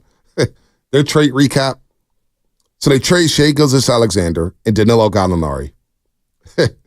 OKC, the Thunder received Gallinari, SGA, Miami's first-round pick, which turned into Trey Mann, the Clippers' 2022 first-round pick, which turned into Jalen Williams from Santa Clara, the Clippers' 2024 first-round pick, the Clippers' 2026 first-round pick, a 2025 pick swap, and a future first-round pick via the Miami Heat.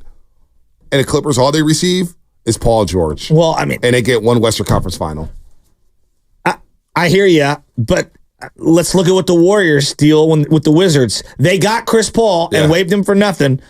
The Wizards got Patrick Baldwin Jr., Jordan Poole, Ryan Rollins, a 2027 second-round pick, a 2030 first-round pick, and cash. Yeah, but that's not close to what the Clippers gave up. I know, but I'm just saying, like... And the Clipper and the Warriors have won championships. They had one championship, so you get the Clippers have done anything, and they trade for Paul George to give a Godfather deal to Oklahoma City. That may be the worst deal possibly in NBA history, considering what the Clippers got back in return and what they did on the basketball court. Paul George, last year he played 74 games. Previous 4 seasons, what were that? Spinoni, 56, 55, 54. Whoa. And now OKC is set up not only with SGA, an MVP candidate, a guy who finished in the top 3 in the MVP voting, and Chet, and Jalen Williams, and money. Now they got Hartenstein 3 years, $87 million. Now OKC, hell, they just got to the second round and they didn't even know what they were doing in the playoffs yet. Well, all we can do if you're is let's see who they make the wrong mistake of paying is. Like, you know what I mean? Like, they have to, again, to the same point, they will get expensive in a couple of years, and they will have to move off of a couple of those guys who are expensive. Like, this is, CJ McCollum was representing the players in the CBA negotiations. Hey, CJ, congratulations. You created zero middle class in the NBA. Good job, bud. Parity, right? Everybody wants parity. Well, until it's parity here now. Yeah, until it's here. We've got parity now. Andre, New York City. Andre, New York. What's up, Dre? Yo, what's going on, man? Good morning, guys. Good morning.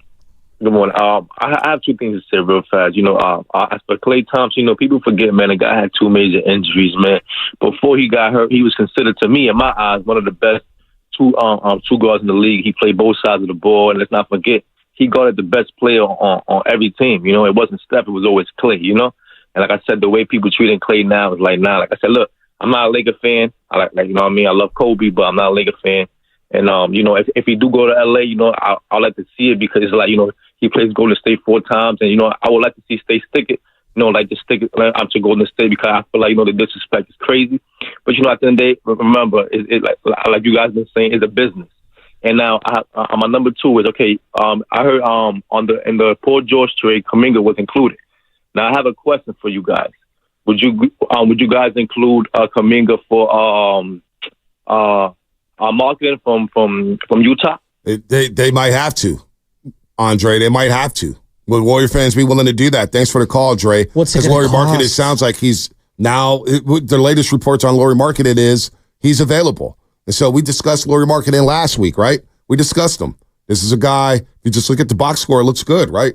Oh wow, this guy averaged 23 points a game. Year before he was an All-Star, averaged 25 points a game. Wow. 8 rebounds. 8 rebounds for a guy who is 7 feet. Why is he only grabbing 8 rebounds? Because he plays on the perimeter. Now, he will space the floor. And that's the one thing that's worrisome, even with the Klay Thompson, right? Who we thought, hey, he's not the same Klay Thompson, but I thought he played okay. I thought he was solid last year. Anyway, looking at Stephen Curry's second half of the season, Shasky, last night I was just geeking out, or all day, all weekend, just kind of geeking out, looking at numbers and stats and what's happening with the Golden State Warriors. So in the first 24 games after the All-Star break last season, Curry played in 21 of them, all right? And he played in, 70 games? He was relatively healthy this season. But remember, towards the end of the year, they had to shut him down and said, dude, he's fatigued, he's tired, he's drained. Well, you look at what happened up until that point, he shot 36% from 3 and 41% from the floor. We're talking about Steph Curry, who's traditionally a 50, 40, 90 guy. All right? 50% from the floor, 40% from 3, 90% from the free throw line.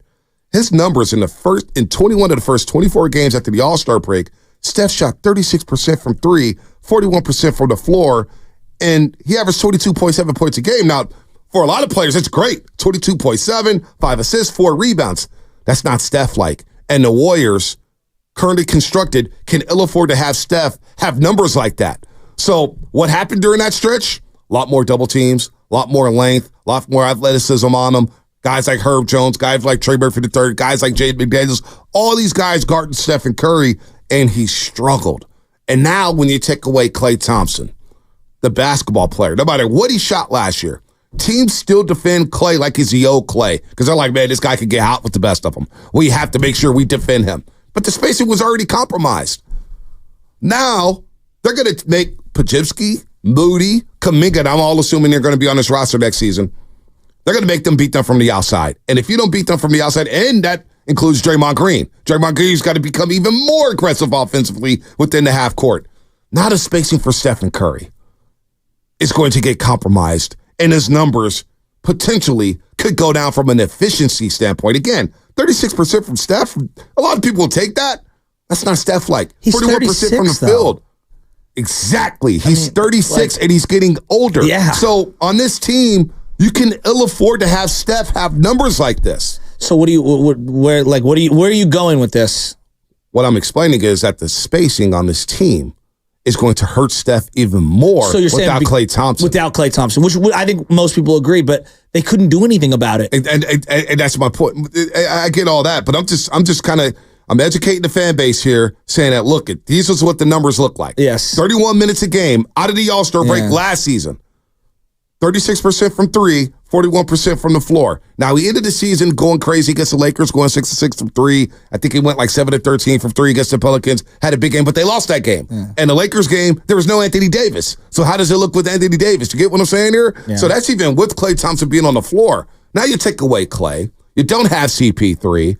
You got to have the young Podziemski. You have a young Moody who hasn't gotten a lot of playing time. And those efficiency numbers, I'm afraid, may look like that for the entirety of the season if the Warriors don't make any more moves or try to get some shooters or try to get somebody to space the floor, or their players don't make that next leap to hit the open shot. That's what we're staring at in the face here. That's basically what I'm trying to explain. Well, He's 36. So, like, I'm not surprised that he's declining outside of whatever spacing issues and personnel issues that they have. Right now, just right now, I don't think they're a better team. Roster, like right now, the roster I see right now is not better than what they started last year. Right now. Now, they have to make some moves here. So, to your point about, like, he'll be less efficient, like, yeah, like, that's pretty obvious to me. I mean, like, that's pretty obvious to me. Well, not only is it not obvious, but I don't think it's really hitting the fans. Oh, it's not gonna. Like, when you watch the game, it's not going to hit people. And we're talking about a guy like Stephen Curry, again, a 50-40-90 guy. 50% from the floor. That's what he is. This guy shot 41% from the floor because of the roster construction and everything around him. So now, well, I guess the only way that they could salvage this, and I don't mean to interrupt you, but the only way they can salvage this is that, and again, I don't know, who knows if these guys are even going to be there. Maybe they're thinking to themselves like, hey, 65 guys in the league shot 40% last year from three, okay? What if Moses Moody, league average like 36 or so percent. What if Moses Moody, given more opportunities, Podziemski with another offseason who's working on his shot, what if those guys can get to the 37, 38, 39 range and collectively, all right, the totality of those guys, almost similar to the way that the A's constructed their team post losing Giambi and Tejada. Hey, a combination of guys is going to offset some of the shooting woes. Now, spacing is spacing, and that's how teams honor you. That's what I was saying last week. Can I be more efficient? Well, and then can we get easier buckets around the rim because we have a little more athleticism and we have some better dribble drive penetration? Can we take steps further? Maybe not at the beginning of the year, but again, this is all hypothetical thought processes. I brought this up last week. Can Kuminga and Moody take another leap? And you almost choked me out here. And I'm just joking here, but that's what we're looking at. Yes. Can these guys take, and I was trying to explain that last week, can they take another leap? Because it offsets some of that. It offsets. Well, I think it can't be one or two. It's got to be like five guys. No doubt. Podziemski's got to hit the three. TJD would have to take a big leap forward. You'd have to have GP2 have a renaissance defensively. Like, let's just call it. You got to say healthy, because I'm looking at this team. I don't see a lot of defenders. You need Moses Moody to get out of the Kurt doghouse and win a battle against Podziemski. And the combination of Podziemski and Moody need to bring more to the table than just shooting. Yes, they need to shoot better, but they also need to set up for others better. They need to be more athletic. They need to finish in the lane more. Like, how many times did you see Podziemski take 3 dribbles, get into the paint, and then pivot 5 or 6 times looking to throw it back out to someone? That's got to be a teardrop shot. They've got to set it up. So they're in trouble.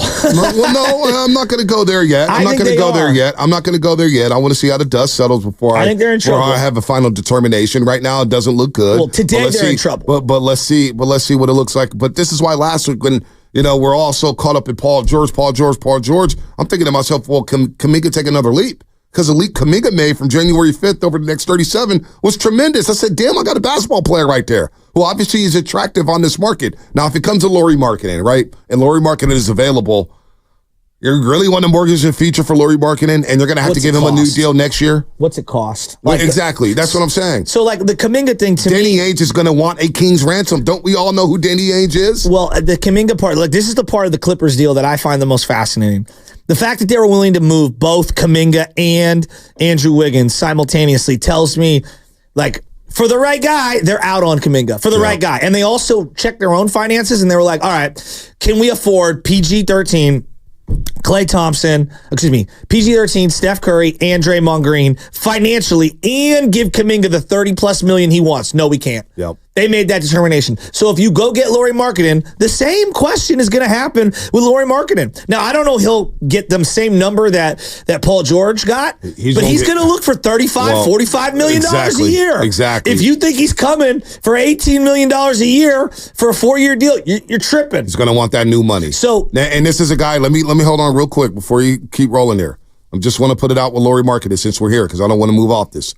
68 games played his rookie season, 51 the next year, 50 the next season in his 3rd year, 51 his 4th year, 61 his 5th year, 66 last year as an All-Star, and last year Utah did shut him down when you played 55. You're getting a guy who's never played 70 games in a season. This guy has never played 70 games in a season. I would make the argument, I can't really quantify this last year and the year before, because it did feel like they shut him down prematurely. I mean, all right, so let's just take the first 5 years. 68, 52, 50, 51, 61. And you want to sign up for that? And I remember Spinoni and I earlier this season, because they played the Lakers like twice in a week or something like that. It was like weird. You know how the schedule is nowadays, twice in 3 days or something. It was really locking in on marketing because I've seen marketing play Arizona, Chicago, the season in Cleveland. And look, outside of that, he 14, 13, 12, 15, 18. So he goes to Utah and he explodes. Goes for 25-6 as a 25-year-old. Now, he is 26 years old, and maybe the best basketball is yet to come for Lauri Markkanen. That is a possibility. You're talking about a guy who shot 40% from three last year, 39% the year before. He can shoot it, no doubt about it. But in this Western Conference, where you need a little size, and maybe you got the size of TJD, and maybe you could play alongside TJD. But just want to know, want to let everybody know, it's going to cost a lot for Lauri Markkanen. So what are you willing to give up for Lauri Markkanen if that's the next option? Go ahead, Spinone. I was just going to say those matchups against the Lakers specifically, because they're just obviously you're going to be going up against the Lakers, a lot of bigs, and Anthony Davis being like the biggest and most productive out there. Lauri Markkanen, November 23rd of last year, going against the Lakers. 8 rebounds, 10 points in 23 minutes. Anthony Davis, 26, 16, and 4. He dominated him. I mean, but I can. And that was more the same throughout the rest of the year. Yeah, I mean, look, he's not a defender. Like, we know that. Here's the argument for Lauri Markkanen starts with, he'll get better shots at this team with Steph Curry than he's ever gotten. Now, he won't be the number one option, and he won't be able to just shoot it willy-nilly, but he will get better looks. That's the thought. I'm trying to make. Yeah, but here's the thing I can't. Because Colin Sexton can break down the defense. What? What's that? He can break down the defense, Colin Sexton. He's one of the fastest guards in this league. But he's also not bending a defense's will the way Steph Curry is currently, even at a diminished level. But I would say this. I have a hard time seeing the Warriors acquire Lauri Markkanen, knowing they have to extend him, while also keeping Jonathan Kuminga, knowing they have to extend him too.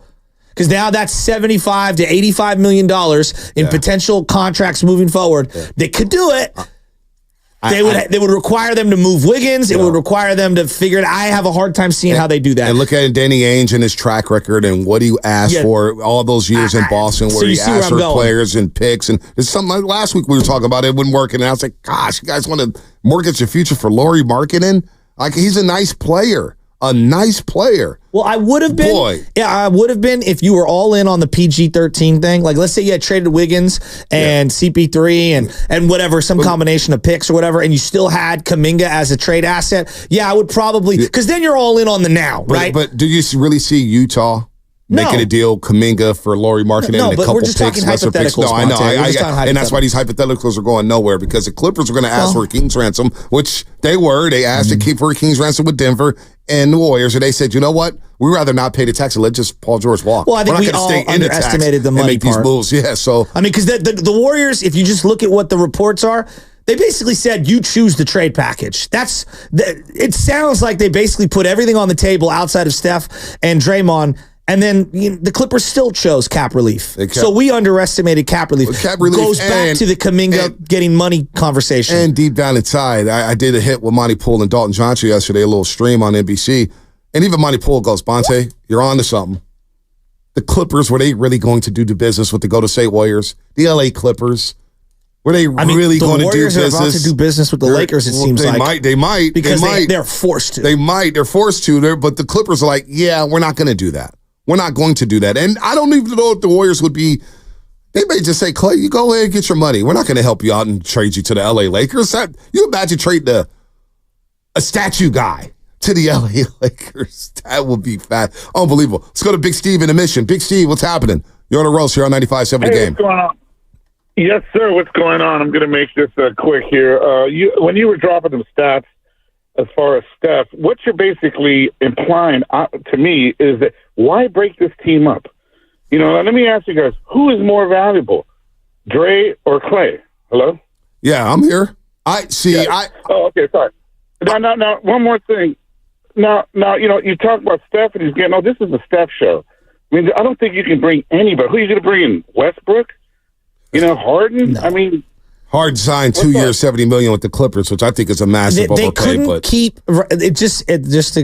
financially. It felt like they couldn't keep Klay Thompson, and the writing was on the wall. And then too much stuff between both parties: emotional baggage, respect, ego, pride, whatever you want to file it under on both ends. It felt like there was too much to overcome.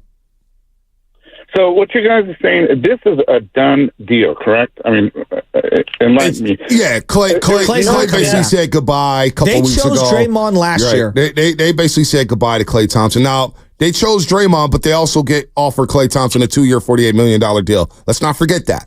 There was 2 years, $48 million on the table. Now, I was under the impression Klay could get a lot more money.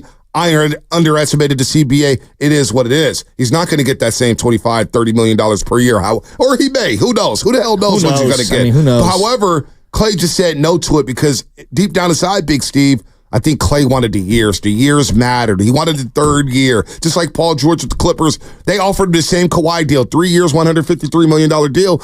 But Paul George, Big Steve, wanted that fourth year.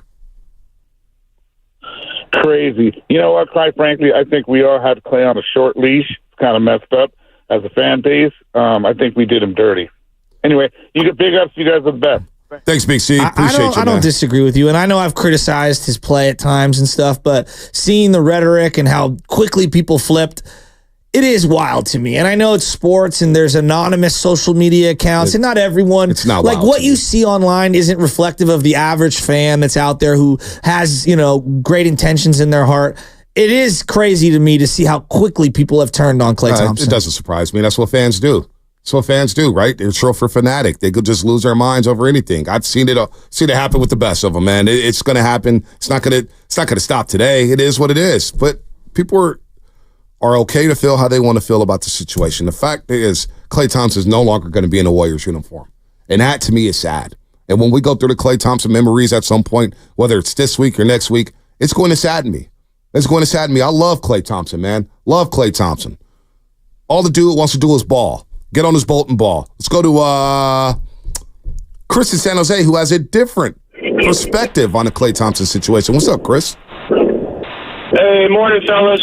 Back at it again. I don't know. The thing with Klay, it's like, yeah, he's a legend. You never want to have like an unceremonial, goodbye or, all these hard feelings where one guy wants to stay, fans want him to stay, some want him to go, whatever.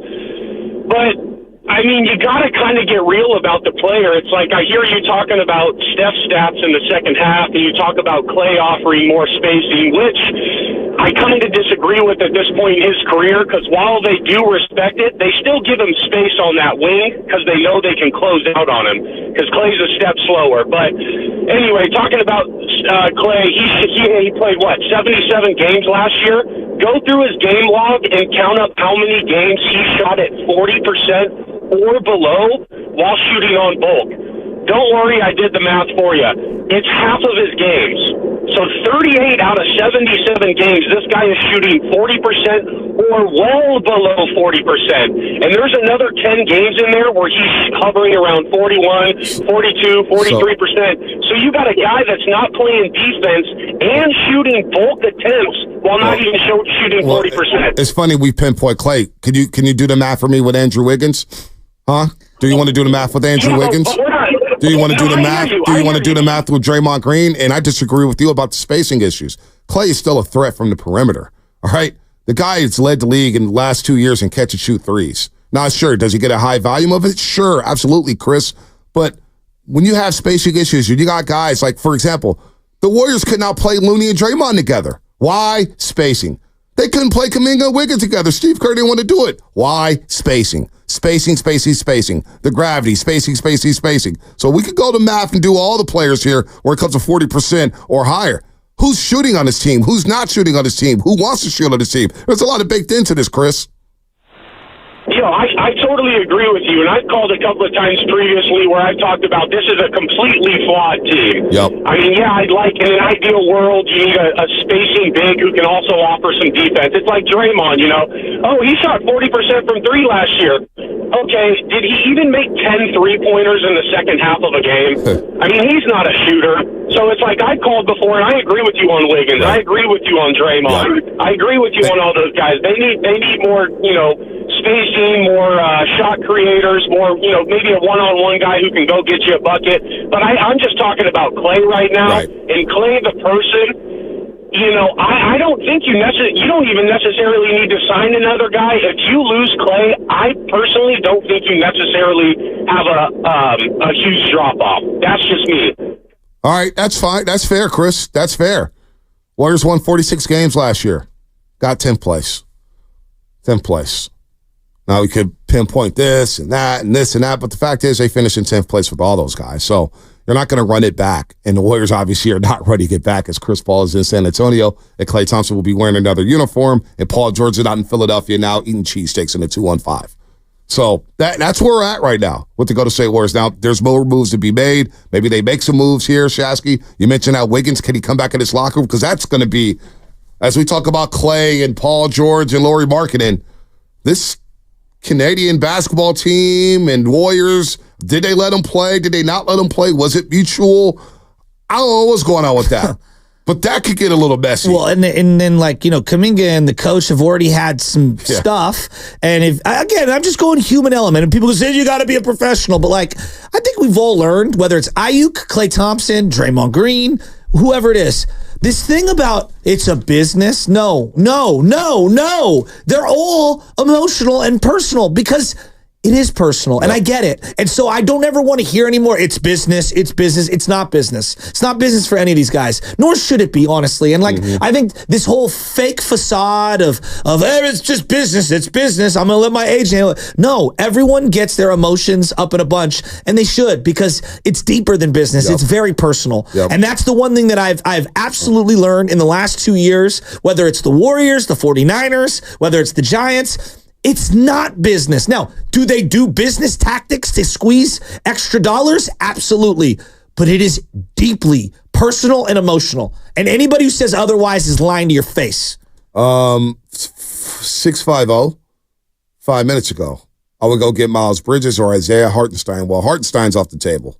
He just signed a 3-year, $87 million deal. 3 years, $87 million deal with the Oklahoma City Thunder. So he is off the table. Spadoni, you had some? I don't see a super chat on my YouTube, by the way. Oh, we'll get that in just a second. But I also wanted to pivot people to our 95.7 Game Twitter page because we have a poll up right now. So just search at 95.7 The Game.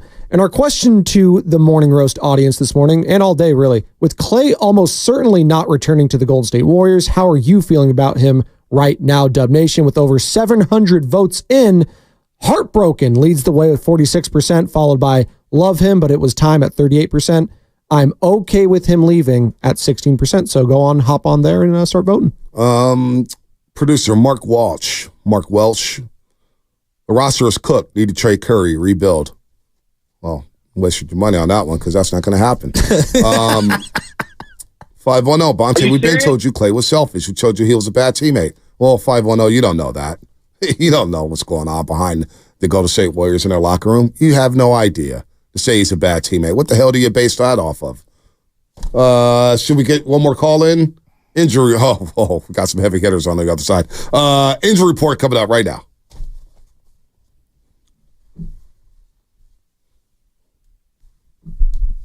Ow!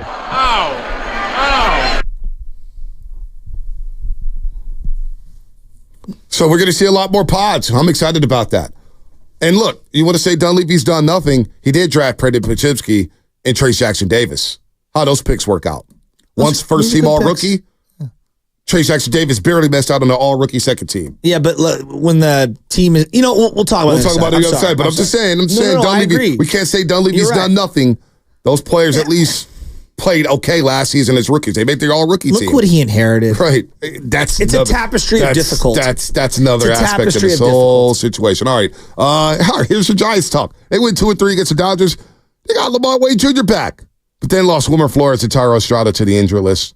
Flores was added to the list with right knee tendonitis. Estrada was placed on an IL with the left wrist sprain, although Wisely's playing really good baseball right now. It's not clear how long either will be out of action for the Giants as they began a pivotal 2-week stretch before the All-Star break. Hey, look, you went 2-3 against the Dodgers, 3-4 against the Cubs, 5-2 so far during this daunting 13-game stretch. Now they're on the road in Atlanta and Cleveland.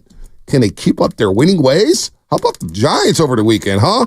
At Chavez Ravine North, because there was nothing but Dodger fans up there. The injury report brought to you by Boxing Girls in Northern California's premier workers' compensation law firm, helping injured workers get their lives back for over 40 years. What's coming up in the game? Brought to you by Fremont Bank, celebrating 60 years of full-service banking with no compromises. More to go to State Warriors and what they do this offseason. Rob in San Bruno, Brian in Palo Alto, Antonio in Oakland, and the rest of you. We'll get to everybody. 888-957-9570 is the number. More coming up on the roast. Hey, what's going on? It's Willard and Dibs. Just to remind you that the Warriors offseason summit is coming fast, Dibs, and it's also going to be at the brand new beautiful.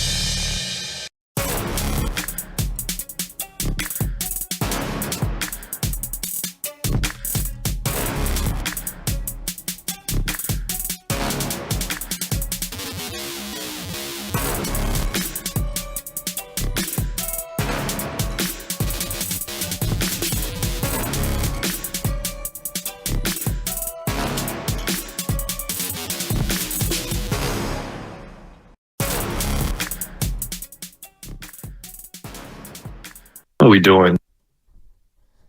Oh, baby. Oh, baby. Oh, baby. Oh, baby. We are locked and loaded. Lucky us. I haven't seen YouTube hum this hard in a long time. Shout out to YouTube. Shout out to Twitch.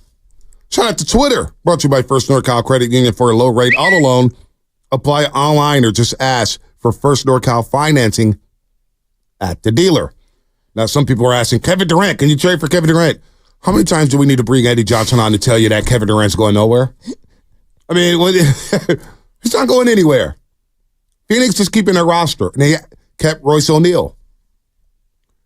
Kevin Durant's not going anywhere. That ship has sailed. So now Klay. What happens with Klay Thompson? Basically told the Warriors goodbye, and it's the end of a marriage.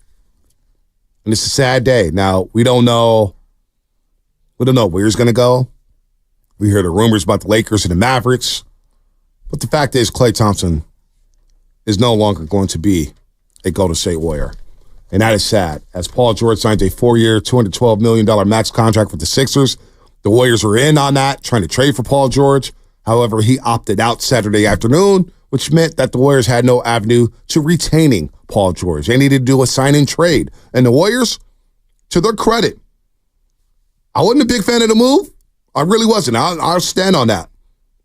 Because of what it was going to cost to get Paul George and the money you're going to pay him, he just received a 4-year, $212 million deal with the Sixers. The Warriors were willing to give Paul George the same deal.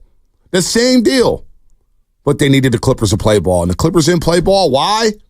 Because of the new CBA. They don't want to be in a tax. Denver, they don't want to be in a tax. This new CBA is a mother bleeper. It really is. And it's going to make teams do things very differently in the foreseeable future. By the way, the guests today are our callers, Shasky. The callers are the guests today. On a day like this, it feels like a football Monday, right? Feels like that. Well, in the future... Oh, thank you, Spadoni. I appreciate that. What is this? He just comes in and brings coffee? No, well, Spadoni's like, yo, you're coming back, and my cappuccino is getting poured. He was like, dude, I'll grab it for you. I was like, you don't have really to. Nice. I was like, that's why my guy Spadoni, he's a good dude. Part of our job behind the glass. It is. Joey Barista. We have to help the talent as you guys are today. The producers help the talent. I hate when people say that, the talent. It's so I hate that I'm not term. talented at all. I just talk. Talk gibberish. Hey, according to Twitter, I'm not talented at all. But listen, our callers are the guests. And all guests on 95.7 The Game will now appear on the River Islands guest line. Is it time for you to discover the islands, River Islands and Lathrop? And listen, River Islands, welcome to the family. This is a huge deal. River Islands and Lathrop, I can't wait to get out there and check it out. But they've committed to 95.7 The Game for the foreseeable future. Oh, wow. They signed a long-term deal with us because they want to be part of 95.7 The Game. Why? Because of you, the listener, a little bit of us, but really because they love the station. So shout out to River Islands. Thank you for joining and partnering with us. This is awesome. I can't wait to do business with you. Can't wait to meet the people behind River Islands. This is awesome for 95.7 The Game. A huge deal here. So we got our deals. We signed a free agent. We signed River Islands. I'm not a GM, even though I'd love to be one. A couple years ago, I think you were hoping that like all the Warriors, these three would be able to retire as Warriors, and like we kept comparing them to the Forever Giants. Brandon Belt, not as accomplished in his sport as as Draymond or as Klay Thompson. Yep. Brandon Crawford, I'd say he's the greatest Giants shortstop of all time. San Francisco Giants shortstop of all time, but he's not as accomplished in his sport as Klay Thompson is. Although very, very, very talented. Buster, great. I think he's a Hall of Famer, but he's not what Steph is. The point where I'm going at is the only one that stayed a Giant his entire career, and it's because he kind of cut it short, was Buster. Yeah. We're seeing Crawford at the end, his interest didn't align with the Giants, and he's playing for the Cardinals. Yeah. Poorly, but he's playing for the Cardinals. Brandon Belt went to Toronto. Now he's out of a job. If I would have bet a couple of years ago, up until recently, I would have bet all my life's money, which isn't a lot, on Draymond having this big breakup with the Warriors and it blowing up. I never saw the Klay thing coming. Just never saw it. Especially with the way his game is aging, right? Okay, Chris in San Jose just came down with the numbers and what he did, and you look at every shot, some shots are very poor. Klay Thompson does take poor shots. There's no doubt about that. But I think that's a byproduct of the roster around him at times. Now, Klay Thompson does get in his head and start chucking up shots, and they're like, yo, dude, stop chucking, man. You got to chill. And they've had those conversations with them. But also when you look at the dynamic of the roster, who else do you want shooting? When you're starting a lineup with Looney and Draymond, Steph, Klay, and Wiggins is not being aggressive, and Draymond is not taking the shots at the top of the key that are presented to him, and Looney's not shooting at all, then what are you going to do? What are you going to do? They're going to dribble into traffic and take bad shots. It's terrible. So, look, Klay Thompson and the numbers, it is what it is. He felt disrespected at a point, and the Warriors offered him the 2 years, $48 million deal. But obviously, there's some hard feelings here. There are some hard feelings, and now Klay is departing. He's departing. And now what do the Warriors do? The non-payer exception. You got the 4.8 exception. I'm not sure what you could attract there. I'm hearing names like Malik Beasley. Have you heard Buddy Hield? Boy. I mean, those guys can shoot. But they're not Klay Thompson. They're not Klay. So that's the hardship. And look, they tried to make the deal for Paul George. That's a big kicker here, Shasky. Is that Dunleavy and company were big name hunting. They didn't just say it, they tried it. And at the end of the day, the Clippers said, we just don't want to get to the tax. We don't want to do this. And we're not going to deal with you. So no matter what the Warriors offered, the Clippers basically said no. Their job is to make moves and to try to retinker the roster, and I know that they're actively doing it. It's difficult as it's happening in real time because we don't see the end result, so we're critiquing every little move. I mean, there's the Klay Thompson aspect. There's the what do you do with Andrew Wiggins? You know, you won't let him play for Team Canada because you're frustrated that he barely played for the Warriors. Right. It's a joke. And like then there's the Jordan Poole for CP3, waiving CP3 and not really getting anything, stapling picks and other young players. Like there's a variety of moves going on here. I mean, they believe in Podziemski more than I do currently. I think Podziemski's a good player. I don't think he's your two. Like, there's a lot going on here. Draymond, like, why'd you give Draymond the 4-year, $100 million deal? You know, why'd you let Draymond run roughshod over all the young guys? You know, why? What? Like, you know what's unbelievable? If Klay signs with the Lakers, because I'm already seeing on the text line, like I see 510, you know, he's always been the most selfish Warrior ever, and blah, blah, blah. How can anyone know? Well, I mean, how could you even say that after what's transpired over the last 2 years? Really? Klay's the most selfish Warrior ever? Ever? Okay, great. That's your opinion. It's always fun game. That's your opinion. That's fine. But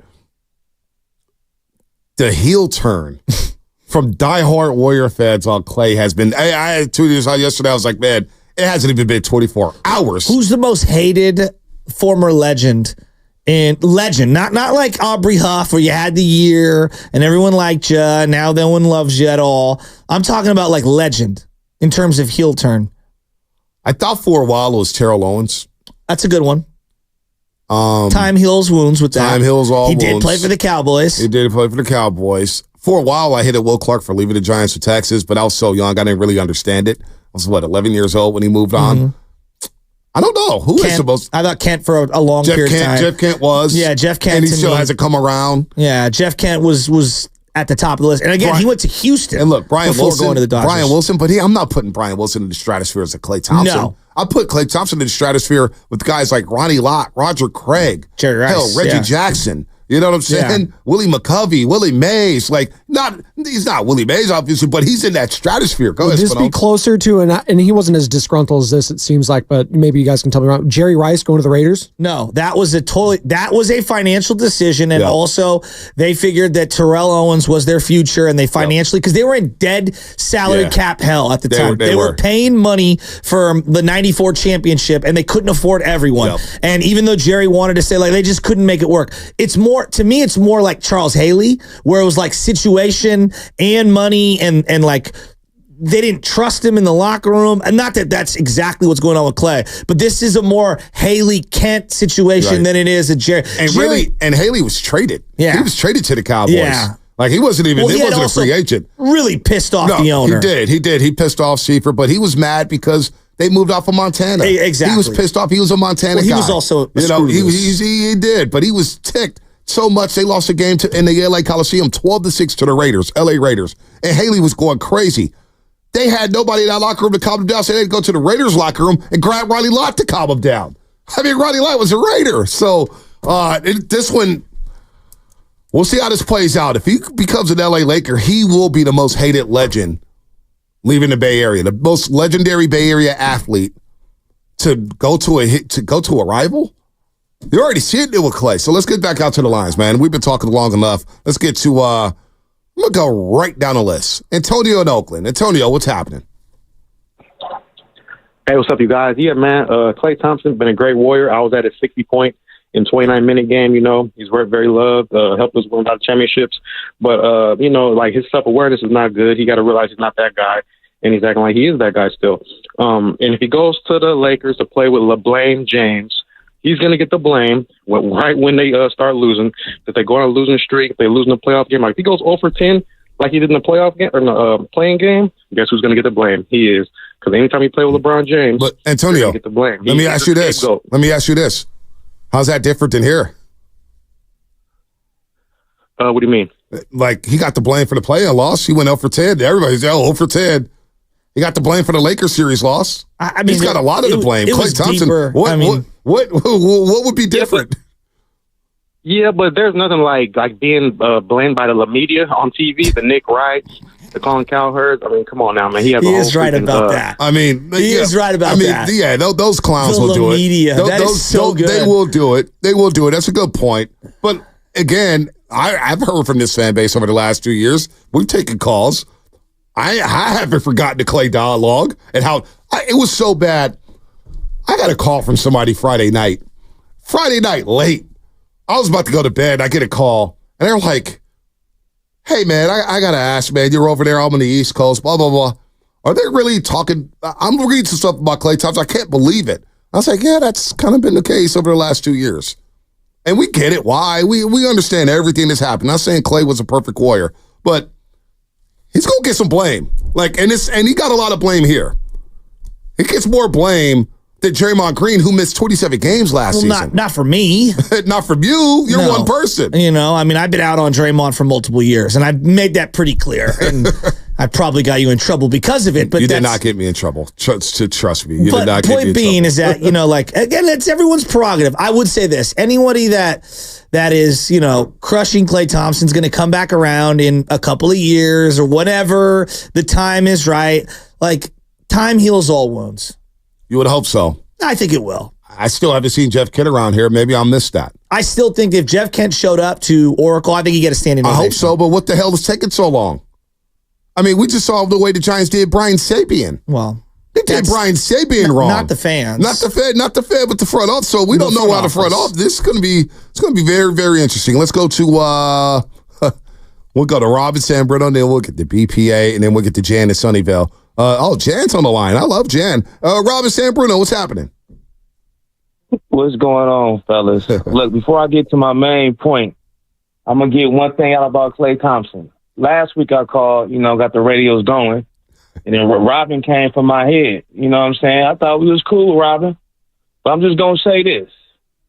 Klay Thompson got more playoff wins than Steph Curry. Check the stats. But anyways, look, man. Because Steph missed a bunch of time. That is true. That's factually correct. He missed time, but you're right. After the Houston slip and all that, and then, you're 100% correct. That's undeniable. So Klay Thompson, when needed, stepped up, led the Warriors, and won playoff games. It wasn't like regular season games. He won playoff games. And let's not even forget the times, even the 2022 championship. Steph Curry missed the last 20 games. And who was the guy that was leading the charge? Oh, Klay Thompson, fresh off a knee injury, right? That guy, but he's a bum. But anyways, so the Warriors, man, I'm glad that Paul George trade didn't go through. That was desperate. I'm not giving that many players up for Paul George at 34. I'm kind of with you. What is this? I'm with you. What is this?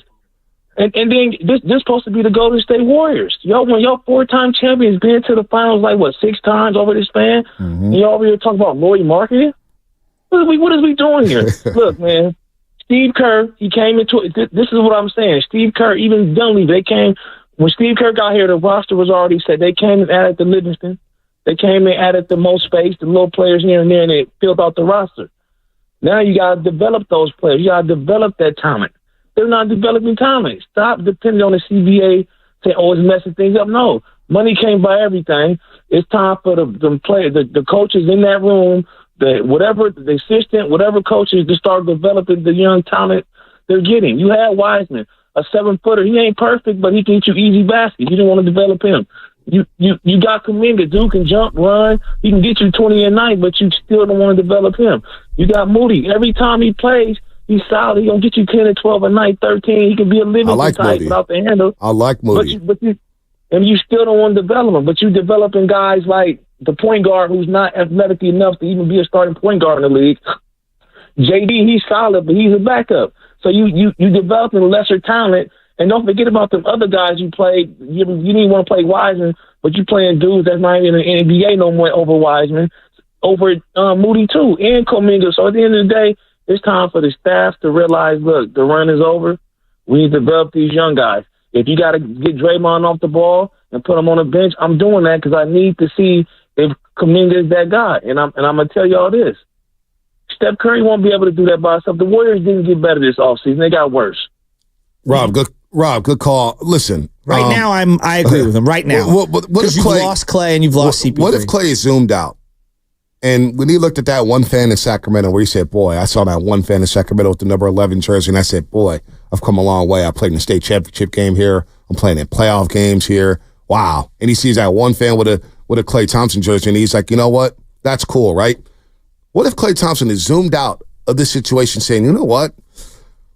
I know I could be effective, but I have to work way too hard for my shot. And I understand I'm 34. I understand I can't do some of the things I can do. There's a better situation for me out there. What if Klay just thinks that? I mean, that's totally possible where he's just like, you know what? No hard feelings.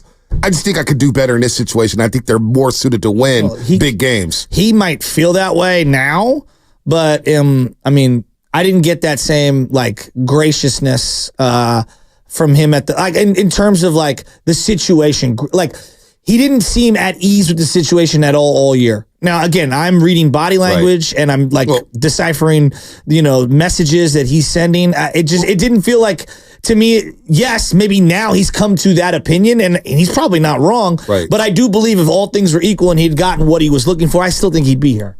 I don't know if he would. I don't know. Now I'm starting to question. So if he got a 3-year, whatever, he probably signs it. But you know what, though, man? You know what, though? Like, I do think, and obviously it affected him going to the bench, and he ends up going to the bench, and he played well off the bench. But if you're Klay Thompson, you do have to feel some type of way about, boy, you just gave my spot to Brandon Pajewski. And I'm not ripping Brandon Pajewski. Brandon Pajewski had a hell of a rookie season. He exceeded my expectations. He's a gamer. But where's that go? Where's that going from here? And he did hit that rookie wall last season. He hit that rookie wall for a little bit, and he had to go back to the bench. I just wonder how he would have taken that. So it's just kind of crazy to me. Let's go to BPA. It might get a little crazier now that we have Brian and Palo Alto on the airwaves. What's up, BPA? What's going on, guys? Yeah, I mean, look, I don't begrudge Klay at all, right? And obviously I was one of the people in the camp that, I didn't think he was, sort of worth an unlimited number. And I think that was sort of validated by the market. But, like, bottom line is, he's going to go to a contending team. The Warriors are not a contending team. Like, the Warriors, as constructed, are one of the worst teams in the NBA. Like, they were a 10 seed with Chris Paul and Klay Thompson last year. That's, 29 points a game. 10 assists, that's gone. And I don't even know how you replace it with letting Paul's salary expire, which to me, that is like, that is a failure. I don't care if teams are, they want to get out of the tax, but you traded Jordan Poole for Chris Paul, 1 year Chris Paul, and then you let it expire. It's a failure. It's on Dunleavy and Lakeup. I would advise Lakeup to get out there and engage the fans because he looks like Jerry Jones Lakeup right now. That's what he looks like. That's not fair. PPA, he's still there, young up. That's not fair. Unlike Jerry Jones, and now I get it, Jerry Jones has championships, but they got more dust on those baby than my treble at home. They got a lot of dust on those Super Bowls. They haven't gone to an NFC championship game since 1995. I think we need to see over what the next 10 years look like for Joe Lacob to start comparing him to Jerry Jones. Well, I think it's Put your mic on. I think it's pretty fair to say that the next 10 years will not be as lucrative in terms of championships because it's just the history of the game. I mean, we don't know that. You can have a great run. No, I know. We don't know that, but the new CBA may prevent you from having the dynasty, but we don't know what the next 10 years look like. That's unfair to say. No, I think it's just reasonable to say, like logical to say. Will it like, look like the same as the last decade? Yeah, that's all. No, that's of course all. not. He can still be wildly successful, but I think that they'll replicate what they did. Yeah, 6 straight finals. Yeah, it would be the most unprecedented thing in sports. And that's the thing. Because this last 10 years was one of the most unprecedented things in sports. And I hope we can all sit back and appreciate what the Warriors just did for a decade. Yeah, no doubt. But I think it's a little too early to say, no. Joe Lacob's Larry Jones. How much tax money has he paid over the last 5 years, 6 years, 7 years? They had the most expensive team in basketball history last season, and they were the 10th seed. So now we're going to get old Joe Lacob and say, he's going to turn into Jerry Jones. He's not doing this. He's not doing that. We're trying to make moves. They're not making the moves. Has there been bad decisions over the last 3 years? Absolutely. And Joe Lacob admitted Kelly Oubre Jr. was a bad decision. And here's what I would say to you about like, them being active and getting close. It just did the Clippers. That's fine now. But if 3 years from now, 4 years from now, 5 years from now, they're in the mix for all these guys and they're not landing any of them, well, then you start to enter the Farhan zone. That's a different, again, you're not there now, but down the line, if you can't, land one of these things, well, now we're having a different conversation about your tenure. And we're saying different things. But I think it's premature to say that today. Yep. But part of me, too, is, when you look at the finances, you look at the books, they're now under that first and second apron. They're going to get under the cap. You're not going to be in a repeater tax, which is a big benefit for the Golden State Warriors. Their repeater tax kept going up and up and up and up and up. Now, kind of like this every single Giants, we're all clamoring to play the youngsters, play the youngsters, play the youngsters, play the youngsters. Well, as currently constructed, we're going to see a lot of the youngsters. And I'm okay with that. Yeah. Like, I'm okay with both ways. I'm like, all right, let's see what we have here. Now, again, you have Stephen Curry. And that's the enigma in this situation. What is Steph going to want? As we get to the All-Star game here in the Bay Area, and what if the Warriors are struggling? We get to that All-Star break, and all the Stephen A's and all the big wigs are out here in the All-Star break, the Nick Wrights and everything, and they start banging the table. What's next for Steph? Is he going to sign a veteran extension? Here's Bobby Marks. Bobby Marks, ESPN. Curry is eligible for an extension, folks. Steph Curry is eligible to sign an extension this offseason for another year. What happens if he looks at this roster and says, wait a minute, my window is closing here. How much better are we going to get? I'm just going to play out the next 2 years. That is the situation that is staring us in the face. Well, I mean, we will cross that bridge when we need to. And when we need to cross that bridge, we will do the Jack Nicklaus, Tiger Woods photo at St. Andrews and we'll wave it goodbye. But until that moment, I'm going to cling to the hope that he doesn't want to do that. No doubt. Here's a funny one. Because that's the unthinkable. Yeah, that is the unthinkable. And I don't want to think about it. It is, but that is looming large. That is looming large. See, this is. Do you even know what bridge I'm talking about? No, not really. 5-0. No, I'm just cooking, man. I'm just locked in. What have you done for me lately? It's the name of the game. Nobody cares how much money Joe Lacob has spent in taxes. And that's today's fan, unfortunately. So if you go by that thought process, what have you done for me lately? You're never going to be happy. You're just never going to be happy as a sports fan. Well, you know what we're going to do over the next couple of years. If things play out the way it's looking, we are going to separate the diehards from the bandies, in the bandwagons. Man. We are going to really get back to who really loves the Warriors and who doesn't. Who's taking games off, who's not taking games off, who's watching, who's not. Go ahead, Spinone. You got something to say? I'm a Warriors fan all the way. This is via Jake Fisher. So obviously, what's on Klay? This is senior NBA reporter. Yeah. No, not that Jake Fisher. Before you introduce him, because he works for Yahoo Sports. Correct, senior NBA reporter. He had a rough day on draft day. Oh no. He was tweeting out a lot of, he just was wrong. Even Shane Young he's a high-volume tweeter. Yeah, he was. Shane Young from Forbes was like, yo, you should just put the Twitter down. Yeah, but he's going to get hot. Well, then take this with a grain of salt then. So Klay Thompson is expected to choose between the Mavericks and the Lakers. It's down to two teams, those two in particular. So there you go. Tell us something that we don't know, Jake Fisher. Is it going to land different if he goes to the Lakers directly after for a 1 year deal? If he goes to the Lakers, oh my gosh. Oh my gosh. Who is the most hated ex-Warrior of all time? Oh my gosh. Oh man. Lucky us. Don't leave me. I didn't want to say it. He was getting destroyed on social yesterday. No, but I'm just saying. You brought him up. Everyone was bringing up his career up until yesterday, and forget his career for a second. Forget his career. I did boo him, though, when he was playing. Well, I admit it. I'll tell him, his career for a second. and I'll feel foolish, but I did. Forget his career for a second. I wanted Jay Will. Him as an executive. You make a good pick for Pods, who everybody loves, right? Yeah. TJD. Yeah. We got people feeling TJD, right? He made the move. Yeah. Made the move. Yeah. Shed $78 million in salary. Exactly. And then got off the Jordan Poole deal, which a lot of people aren't Jordan Poole fans. So we got that contract off. But see, the one that sticks in my craw, I don't even know where that term comes from. It's the freaking Draymond deal. Well, did he do the deal? That's where I was going with this. Or did Lacob do the deal? Was Mike Dunleavy on board with that? Was that a Lacob deal? We have no idea. But Dunleavy, I don't know why he's getting crushed so much. I understand why. He's an easy whipping boy. We got to blame somebody, right? So Dunleavy's taking the heat. All right, what's coming up in the game? Brought to you by Fremont Bank. The Warriors Offseason Summit is coming up on Monday, July 8th on the rooftop terrace of Fremont Bank state-of-the-art headquarters. Starts at 2 p.m. with Willard or Dibbs live and the rest of the crew from 4 to 6 p.m. Go to 957thegame.com to reserve your spot today. Gil, Jan, we're going to get to you. 888-957-9570 is the number. How are you feeling about the offseason so far? Klay is out.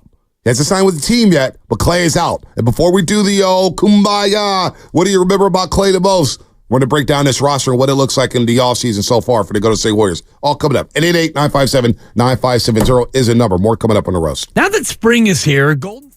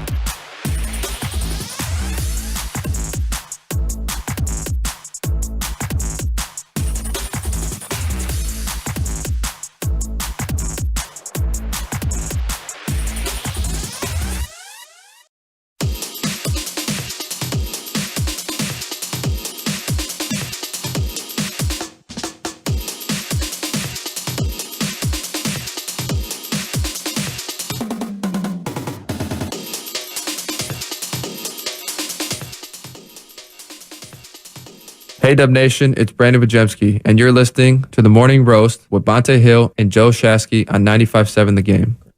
You know, Pods is a competitor. He told Willard Dibbs last week, I don't care who's going to be there at training camp. Whoever's there is there. Let's roll. Let's roll. So he's going to get a big opportunity. The competitor is going to get a big opportunity. Uptick in minutes. He did make first team all rookie. So we'll see about Pods. But, you know, we talk about leaps. Kuminga, can he make another leap? Can Moody get the playing time to take another leap? What does the leap look like for Brandon Wojemski? I think hitting the outside shot. If he hits the outside shot and his craftiness with the basketball, okay, you got something there. I'm not saying championship. I'm not saying this and that. But you got some players here who do have potential. Nobody wants to hear that right now, though, because Klay Thompson's on the move and the Warriors miss on a Paul George, who signed a 4-year, $212 million deal in the middle of the night with the Philadelphia 76ers. And the reason why the Warriors couldn't sign him? Because he opted out of his deal Saturday afternoon. His deadline was, 3 p.m. Saturday? He opted out. And so that was the only avenue for the Warriors to go get a Paul George is a sign and trade. And the Warriors were willing to do the sign and trade. According to Tim Kawakami and The Athletic, they exhausted all options. They presented the Clippers with a bevy of options. And the Warriors had a Kuminga package. They had a Wiggins package. CP3 was involved. Moses Moody was involved. But the Clippers, looking at the CBA and looking at their roster, and I think to a lesser degree looking at the Golden State Warriors, they thought, you know what, we're going to pass on this. And we'll rather let Paul George walk for free so we can get under that second apron and have more roster flexibility. So that's why that deal didn't go down. And then the Warriors, why did they waive Chris Paul yesterday? Well, they couldn't find a trade partner in time. You just couldn't. So they said, you know what, let's go ahead and move him. Let's go ahead and waive him. And he goes to San Antonio for 1 year on $11 million. And obviously, Klay Thompson now is going to play for a new team next season. That's the reality. We're here now. And I can't believe we're here. But in a couple months, when the NBA starts back up and training camp and all that, Klay Thompson will be wearing a different uniform. And I can't believe it. I cannot believe we've gotten to this point. I guess I can, but I can't. You get what I'm saying? The emotional attachment. But Matt Williams wore another jersey. Jeff Kent wore another jersey. Will Clark wore another jersey. Jerry Rice wore another jersey. These things happen. Ricky Waters wore another jersey. T.O. wore another jersey. It's rare that a player finishes his career with the team that drafted him. And that's what we're trying to get 3 to finish with the Warriors. And we still don't know if that's going to happen. Yeah, it's just so much. But this felt different because the Warriors made a conscientious effort to unite all of them at every single turn. It just felt like the league made it so prohibitive for them to do that, to keep them all together at what they wanted, unless one of them took a massive reduction in pay and, I think was willing to change their role. It just felt like it was unsustainable. And I'm not knocking any individual one of these guys because they all, part of being a competitor on their level is thinking you always still have it and you're going to have your impact on the game. It's easy for a Joe Shasky to sit here and say, just come off the bench. Yeah. Just play in certain spots. Yep. Just make less. It's a lot harder to go out there and do it. I know one day, and again, I'm not comparing us normal mortals to others, but one day you got to take away the keys from your grandfather or your grandpa or your dad or whoever it is who's driving. Good luck with that. Yeah. It's an easier conversation theoretically than it is practically to actually have. Yep. And I've used this analogy. My dad played shortstop forever. Getting him to go to second base was like pulling teeth. Getting him to go from second to first base, very difficult. And then to the dugout, even harder. People, and that's someone who doesn't have the equity of max contracts and options and places to play elsewhere and an ego that's been enhanced because of the achievements that you've had at the highest level and being the 1% of the 1% of the 1% who ever play the game. It's a lot easier to say these things out loud. It's a lot harder in practicality to execute them. And then for them to have options elsewhere, it's easy for us to say, just do this, just do that. It's a lot harder to actually execute it. To that point, I'm thinking about my late grandmother, the late, great Lorene Williams Tyndall, passed away in 2000. It's been a long time, so no need to say sorry or anything like that. But she passed away because, to that point, she wouldn't listen. She loved her cigarettes, more red lights. She loved her clear Puerto Rican Bacardi rum. And I'm like, Grandma, you can't keep doing this. It's killing you. And if I didn't go buy it at the liquor store, because She had a great relationship with the liquor store where I would go cash her checks, her GA checks, or welfare checks, and go down and the store would have the money ready and the alcohol and the cigarettes. I'm like, Grandma, you got to stop doing this. If I didn't go buy them, somebody was going to buy them for her. She was hard-headed as hell. She hated hospitals. Like, Grandma, we got to go get checked up. We got to go checked up. She hated hospitals. She would never go. She's like, I'm good. I'm not going. I don't care about that stuff. So to your point, people do get a little more hard-headed as they get older. Of course. And it's tough to Chris Paul. Like, Chris Paul was a great professional for the Golden State Warriors.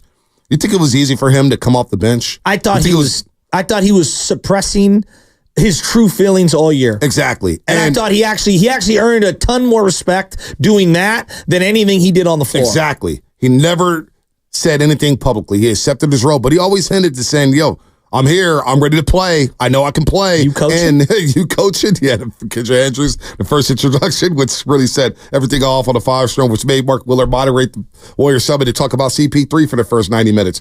It wasn't a problem publicly. But you don't think inside CP3's like, man, you're playing a rookie over me? I'm going into the Naismith Memorial Hall of Fame. And Podziemski, which Slater hinted at, which happened over the last month, Podziemski starts seeing those minutes instead of Chris Paul as the Warriors have an eye on the future. So it's not easy. It's not easy at all. Well, they say that the mirror is the last to know. Right? Meaning you looking yourself in the mirror is always the last to know. Michael Jackson, Man in the Mirror. Man in the Mirror. One of my favorite all-time Michael Jackson songs. I know it's not appropriate, but I love Michael Jackson's music. One thing I would say, B, you know what I did over the weekend? What's that? I archived some things for my YouTube playlist. Cooper Flag highlights. Oh, yeah. I'm preparing myself for the draft. Just see what I have bookmarked on my tab. What's that? 2025 NBA draft. And 2025 NBA free agency. Yeah. I'm watching Cooper Flag drafts. I'm not going to lie. Well, I already looked at the free agency list for 2025. I'm like, well, Jason Tatum's not going anywhere. Yeah. Jimmy Butler's on that list. I don't think he's good. Like, there's a lot of guys who are not going anywhere in that top 20 list. So I was like, oh, maybe the draft or trades could be the best avenue. Maybe there's a disgruntled superstar coming out of nowhere that you can get your hands on. We shall see. By the way, if there's a super chat, if you guys see a super chat, because I'm not on YouTube like that, Lutman and Spadoni, whenever you see a super chat, read them, please. Read them. So we can make everybody happy and we don't catch the darts here. Well, and if you're going to bring up a super chat, how about this one from @CoPestControl for $5? They said, did you hear what Bill Simmons said about why Stephen Curry doesn't get any help on his pod last night? Please get that sound. Did you get the sound? I guess I can go get that sound right now. What does Bill Simmons say? Well, I mean, @CoPestControl, what did he really say? You know? It's the BS report. Oh, it's the BS. I'm going to have Uncle Sal on. Russillo did have the tweet of the whole debate thing the other night, though. He said, ask him about Bronny. And it got like 20,000 likes. I was like, oh, they wouldn't have gone through it. Oh, man. Let's go to Ace Bailey, huh? Dylan Harper, huh? These are names that you should familiarize yourself with. Let's go to Janet Sunnyvale. Janet, what's happening? We're there now. I'm almost Cooper there. Cooper Flag. Duke. I'm almost How many Duke games are you watching next season? War White Hef. We're on the Duke trade right now. And they're in the ACC with Cal and Stafford. That's such a Duke name. Cooper Flag could not be any more of a Duke name. Do me a favor right now, Spinoni. Do me a favor right now.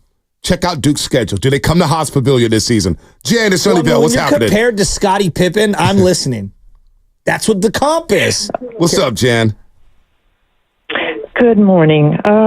What I'm just afraid of, and I've been thinking about this because I've heard all the noise over the weekend, but I'm going back to when Curry went down in 2020, and of course Thompson was rehabbing, and Draymond checked out because we didn't have a good enough team, and he just gave up, and then. Also thinking about the way I really love Klay and I'm going to miss him, but I feel the same way about Klay as I did about Durant because, everybody turned on Durant and he felt like he wasn't respected like Curry was. And so he decided to leave the Warriors. And now I feel, the same way about Klay because I feel maybe the Warriors could have done maybe just a little more, maybe give him, did he ever try to negotiate or anything to get that 1 year? I don't know, Jan. That's my answer to your question. Jan, I don't know. I think basically, no, this is what happened, is that ship sailed. It left left the harbor. You gotta be worried a little bit. What's wrong? Nothing. What? Nothing. At Cold Pest Control, $2 said Bill Simmons is at 35-29. I was a little worried. It was like, leave Jen alone. Jen alone. Listen, the Durant situation. I thought we were being super troopered, though. I'm not going to lie to you. A part of me really thought I was being super troopered. You guys know what I'm talking about? Meow? Yeah, meow. Those guys are funny in person, by the way. Cops Comedy Club, they did a whole set. Yeah, the whole group. The whole group. The Broken Lizard, is that what it's called? I think something like that. So. Yeah. They were good. They were good. Did you find out when Duke plays a Cal, or if they do play at Stanford? Hasn't been released. The conference has not been released. Non-conference opponents has been, but not the conference yet. Right. They're coming out to the Bay Area, so we should all go see Cooper Flag. From Jen to Samita in Los Gatos. Samita, what's up, Samita? Hey guys, happy Monday, such as it is. So I've been following a lot of commentary lately about, I've been looking at, unfortunately looking at Twitter and listening to a lot of people. It seems to be a lot of doom and gloom about the Warriors, but, I will say this, and Bonte, you mentioned this before, but nobody was going to trade for Chris Paul at $30 million because he just signed for significantly less than that. Mm-hmm. Klay's contract, I think while it's a very emotional issue for a lot of Warriors fans, at the end of the day, if Klay wants to go somewhere else for 12 or 13 million and we were offering in the 20s, that's a Klay issue. That's not a Warriors issue. Yeah. And, he's going to do what he wants to do. The previous caller, Jan, talking about the similarities between KD and Klay, she might be onto something there. There's a lot of emotion involved with both of those players. And at the end of the day, I'm a Warriors fan. I love Klay. I'm a Steph fan. I'm a Klay fan. But I'm a Warriors fan. So I'm rooting for this team to kind of get it together and move forward with and do the best they can with what they've got.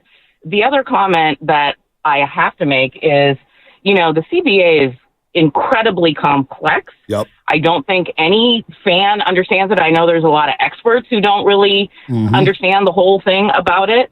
So I think some of the decisions that the front office made are not really understandable to us from a business point of view. Totally and so I think the front office is doing what they can under the constraints of the current CBA. Totally agree. So here's the penalties real quick, Shasky. The first apron hits when the team payroll exceeds $172 million. At this point, the following restrictions are triggered in the first apron. Teams cannot acquire a player in a sign and trade if that player keeps them above the apron. 2, teams cannot sign a player waived during the regular season whose salary was over the $12.2 million mid-level exception. 3, salary matching in trades must be within 110% rather than 125% for teams not above the apron. That's just the first apron. The second apron is even more daunting. Got no access to the $5 million taxpayer mid-level. All right, teams cannot use a trade exception generated by aggregating the salaries of multiple players. Teams cannot include cash in a trade. They cannot use a trade exception generated in a prior year. First-round picks 7 years out are frozen, unable to be traded. A team's first-round pick is moved to the end of the first round if they remain in the second apron for 3 out of 5 seasons. So these penalties for the first and second apron are really going to hamstring a lot of teams here in terms of making moves. You got to get under these aprons so you can have your access to picks, so you can have access to signing trades and making moves here and there. This CBA is Tissamita's right on it. It is very, very complex, and that's why we see Steve Ballmer, who's one of the richest human beings in the world, is saying, I don't know about standing the tax trading with the Warriors, so we're going to get under it. Stan Kroenke, for crying out loud, owns a soccer team. He owns a hockey team. He owns an NFL team. He's got SoFi Stadium. And the Denver Nuggets in 2 seasons have let Bruce Brown walk, Jeff Green walk, and Kentavious Caldwell Pope because they don't want to deal with the aprons. Bonte, every person who who I follow, who studies this in and out, was like 142, 142, 142, 142. That's the number. Basically 141, for the cap, 800, right? da-da-da. For the cap. And it ended up being 140. I know, for the cap. They were $2 million off. Yep. Everyone. Yep. Right? So the point that I'm getting at is that nobody knows anything. And if the Warriors had executed a trade with the Clippers, they would have locked themselves into this frozen situation. There's all these little nuances. I just think that the NBA was ill-prepared for this. The backlash from the fans, you will not be able to keep your team together. Yep. It's basically going to be some version of pick the two guys you like, and everyone else is a revolving door. Parody. It's not even parody. Right. You know what it feels like? It feels like some odd, weird version of running the Tampa Bay Rays or the A's, where you can pick one or two players, and everyone else has to be interchangeable or on a rookie deal. And that's it. And so prepare yourself in the NBA for less players spending even 5 years with the team, more player movement, less trades. Like everything is going to be looked at with a side eye. It's kind of like when a team pays a quarterback, right? Yes. Fat money. So you have to start taking some chances there. Yep. And now, obviously, this is going to be the conversation. 100%. Brock Purdy next year is like, you're going to have to do some cost cutting elsewhere. Look at the Cleveland Browns. The Cleveland Browns had 1 year until the Deshaun Watson money hit, and then it hit, and they're like, all right, Amari Cooper, get out of here. This guy's got to get out of here. We already paid Myles Garrett. We're screwed. Where's Amari Cooper at? I believe he's still on the market. I think he's on the Browns still, if I'm not mistaken. on the Browns. I know they paid Jerry Jeudy. Yeah, he's still on the Browns. So here's a thing for Warrior fans, and I know you don't want to hear it today because there's a lot of doom and gloom out there. But the Warriors getting under their aprons, first and second apron, they're not going to be in the repeater tax, and they're going to be under the cap at some point. In 2025, the cap spikes to 155. In 2026, the cap spikes to 170. And in 2027, the cap spikes to 187. And by that point, Draymond's going to be off the books. Probably Steph's going to be off the books. Williams going to be off the books. So they're putting themselves in a position where they're trying to win now. And that's the thing. That's the thing I don't want to get twisted here. And I know people say, Bonte, you're shilling. But Joe Lacob basically told us, if there's a move out there to be made, I will make it. If there's no moves, this is what's going to happen. We're going to slash payroll. I can't pay the tax for a team that finished in 10th place. And I don't blame them for that. Well, I wouldn't pay the tax for a team that finished. And it's the repeater tax that's staying in the first and second apron. So it's all these things baked into it. It's the tax. It's the repeater tax. It's the first and second apron. It limits your mobility. And so, but at that same point, Joe Lacob told us 3 months ago, 2 months ago, and you saw it on Saturday. They tried to trade for Paul George. He was willing to go back into the tax to go get Paul George, which I think personally, and you heard me last week, Shaska, was like, what are you going to pay for Paul George? So I'm not as high on Paul George as a lot of people. He's a good player, and I think he's a good fit in Philadelphia because he's the third option, not the second option. It's Embiid, Maxey, and Paul George could play off of that. Here, we're asking Paul George to guard Luka, to play make for Steph. It's a lot for a 34-year-old, and while giving him $49 million, $51 million, $54 million, and $57 million over this deal, I still wasn't that high on the deal. But the point is, the Warriors front office tried to go big name hunting. They didn't get it done, and now the pivot is here. Knowing what we know now, forget Klay's point of view for a second. If you're a real Warrior fan, is it better for them to have the financial relief or the player, Klay Thompson, if he would have taken the 2 for 48? Knowing everything we know now about how difficult things are, like if that was still on the table and a viable option, I think, as much as it pains me to say it, I think I want the financial freedom a little. Listen, I understand why you would say that. Without knocking a legend. I'm not trying to knock the legend. I just think they're in such a tough spot. And if you bring Klay back, how much better is his team? They finished in 10th place last year, folks. They didn't make it out the playing game. They got blown out in Sacramento. Well, what would suck is them be god-awful the next couple of years and somehow end up in like the 5th slot of the draft. Wow. Well, I thought you were going to go, not only do they struggle over the next 2 years, but Klay Thompson goes and win his 5th championship with the you know LA what, if Lakers. he does, you know what? Like, I'll be rooting for him. Even with the Lakers? Well, no. No, that's where right there is where I draw the line. That's where I draw the line. But like, I rooted for Jerry when he was with the Raiders. I did. I absolutely did. Mind Jerry and I actually wanted Jerry to win a ring, but I didn't want the Raiders to win a ring, but I did want Jerry. So, I went back and forth on that. I rooted for Tampa Bay Bucks. I'm not going to lie. I was really happy about that. Let's get back out to the lines. I'm not going to lie. I was really happy. Biggest Walt Coleman fan right there. Man. Hey, sorry, Raider fan. But I was happy as hell y'all had a long day in San Diego. Bonte and what was the center's name? Barrett? Barrett Robbins. Barrett Robbins. Yeah, that quarterback's arm was going for it. That was a great call. But I felt bad for Lincoln Kennedy because Lincoln Kennedy was like, and this is true, it's one of the last Super Bowls. I think they have the week break when you get 2 weeks off. You get the week off. They went from AFC Championship straight to the Super Bowl. So Lincoln Kennedy was from San Diego. He goes, we go from winning the AFC Championship against Tennessee to all of a sudden we got the Super Bowl blitz right in our face. It was a lot. I got to get tickets. I got to do media day. Yeah. We need to practice. Anyway, let's go to Gil in Berkeley. Gil, what's happening? Hey, Gil. Let's see. I beg all the on-air personalities of 95-7 The Game not to talk about Klay Thompson like he's dead. He's not dead. Let's see. In response to something that previous callers had said, the Golden State Warriors went to Klay Thompson prior to last season, and they offered him a 2-year contract worth $48 million. Now the guy is faced with the real possibility that he has to play for the mid-level exception. Let's see. Klay Thompson was one half of the greatest in basketball, the greatest backcourt in NBA history. Let's celebrate the fact that the Warriors were able to win with a young, previously uninjured Klay Thompson. That's all I want to say. Yay!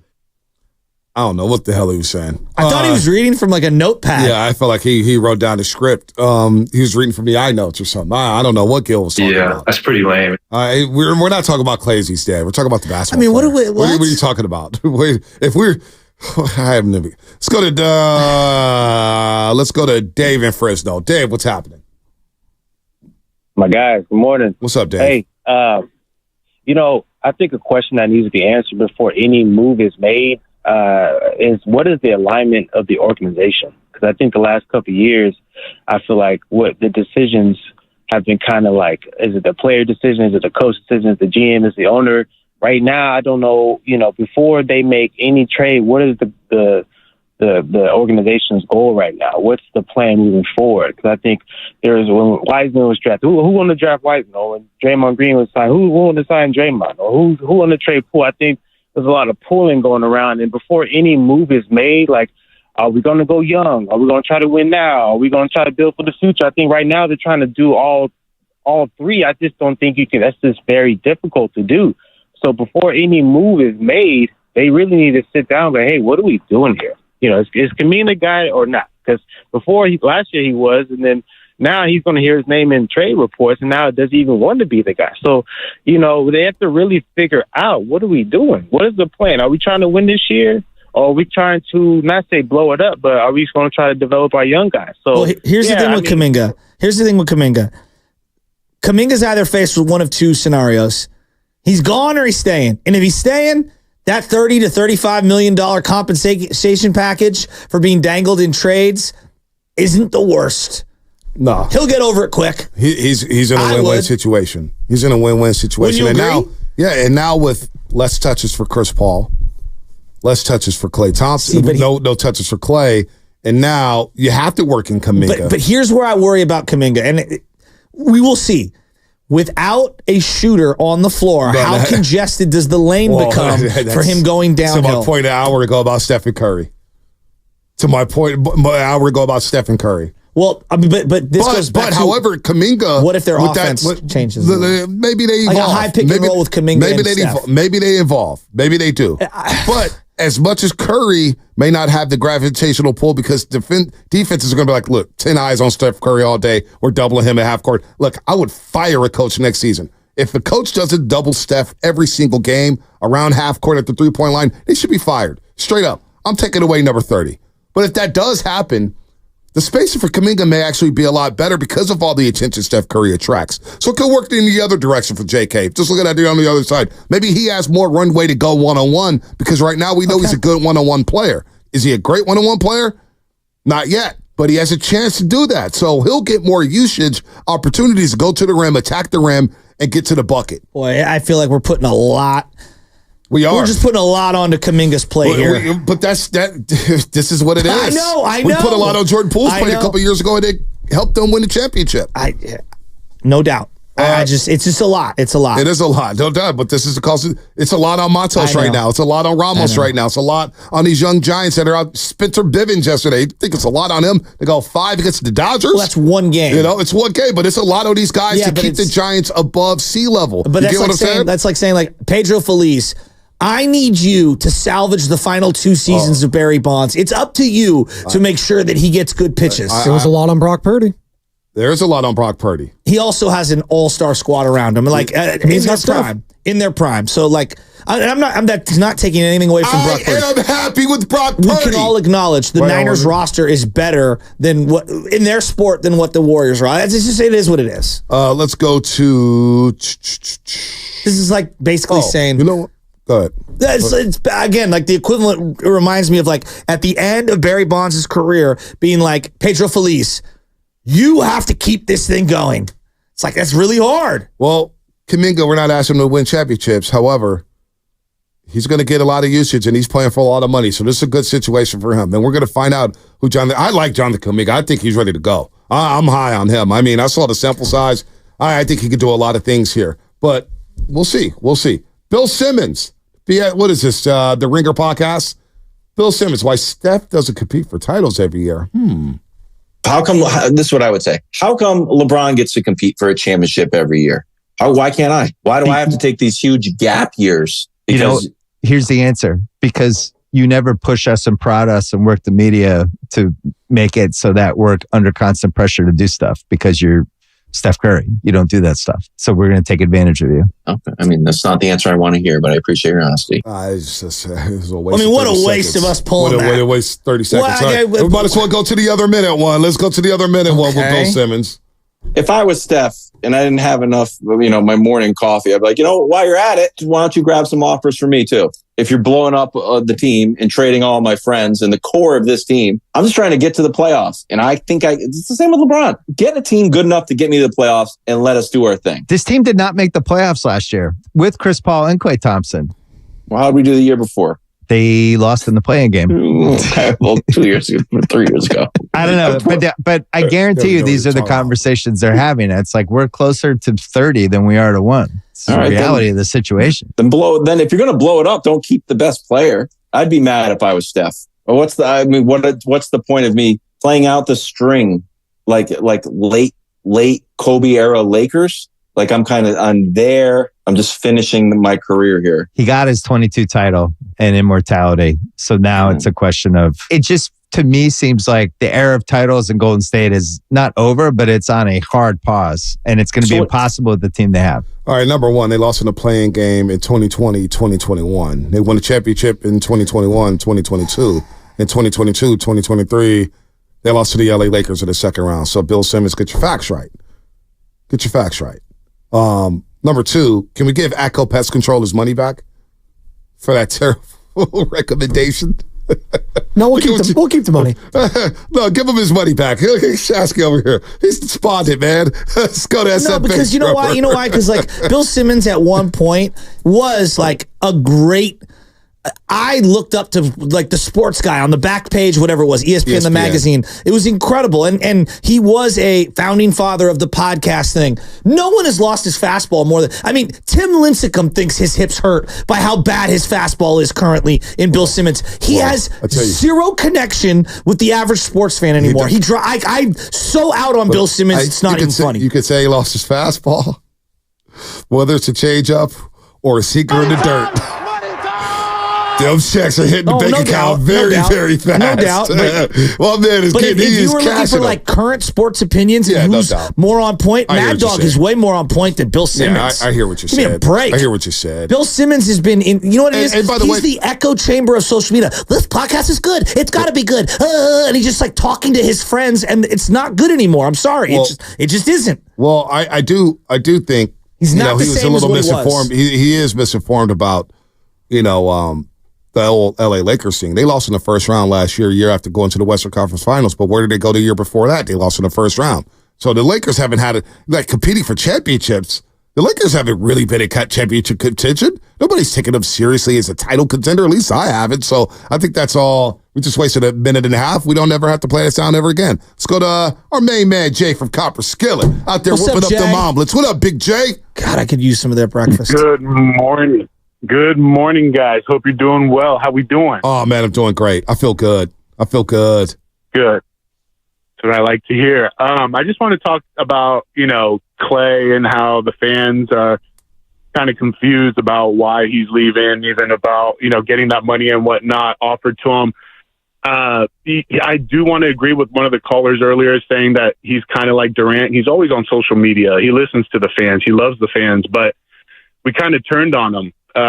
Even after everything he gave us, after all his injuries, after being out, coming back, giving us everything he had, I feel like the fans just hurt his feelings to the point like he can't even come back, and he wants to show them, I got you. I'll show you what's up. And, going to the Lakers, he's going to, if he does, which I do think he will, he's going to play us a lot at home, and he's going to show us that, we made that mistake. And that's just what we do sometimes here. We always like to turn on people over here in the Bay. We've done it plenty of times. Remember when we booed Lake when he was trying to tell us he's coming here to bring us championships when he got rid of Ellis and that. Yep. So that is what I think happened there. And then real quick too, the truth here is if we don't get something like Ingram or Mark Cannon or whatever that kid's name is, I think it's going to be rough because we don't have another guy right now. I know you guys are high on Kuminga, but the IQ level, I think we need another guy. Yeah. So it's going to be tough. And it's going to be tough. They're really hamstrung right now. They really are. And Jay, thanks for the call. Let me ask you, because obviously you're the voice of the fan, Shasky, and with Klay leaves, and we're all going to root for the Warriors. I know you are. I know I am. I'm not. We went through the dark days. This last decade has done a lot, done some great things for a lot of people in this business, for the fans, for media members. Guys have written books. I mean, my career's taken off with the Warriors, taking off the way they have. But how much do you think that impacts Klay Thompson? Because I do remember, I don't know if it was 2 seasons ago or 3 seasons.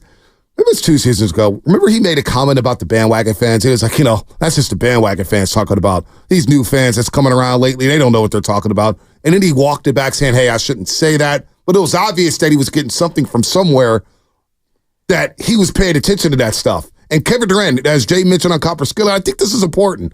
The fans are on social media. They have a voice. They have a voice now. It's a free platform, and stuff does get to these teams. They do. They look at Twitter. They look at what's going on Instagram. They look at the comments on what these fans are saying. I do wonder how much that's going to impact Klay Thompson and his decision moving forward, whether or not he signs with the Lakers or the Mavericks, or how much that impacted him this season, because I think there's an element to that. I think we underrated, you got to ignore the fans, but we forget that they are human. And now we realize how sensitive Klay Thompson is. He's in his feelings a lot because of what's happened with the injuries and not being the same basketball player. Jay may be onto something with the whole fan thing, because he's probably looking like, damn, I'm Klay Thompson. Man, what's going on here? So, and I only say that because of what he said a couple seasons ago about mentioning bandwagon fans. Remember that? Remember he said that at the podium? Yeah, I'm sure it's a factor, like a slice of the pie. But come on, if the Warriors offered him 3 years at $72 million, $24 million, I think he takes that deal. If he gets the appropriate money and years that he was looking for, I don't think the fans had any on terms of like this whole beginning of the disrespect. Was it a part of his own mentals? Sure. I don't dismiss. But if you don't think that the organization and whatever the hell was going on with the staff and him and the players and the negotiations and all that was the start of everything and is the big slice of the pie, like that to me is foolish. I don't think anyone makes sole decisions based off of. I'm not saying that at all. I wasn't saying that at all. I said it was a piece of the pie. I will grant you that. But I never said it was the end all be all. Oh, hey, the fans, blah, blah. No, they're not going to impact them.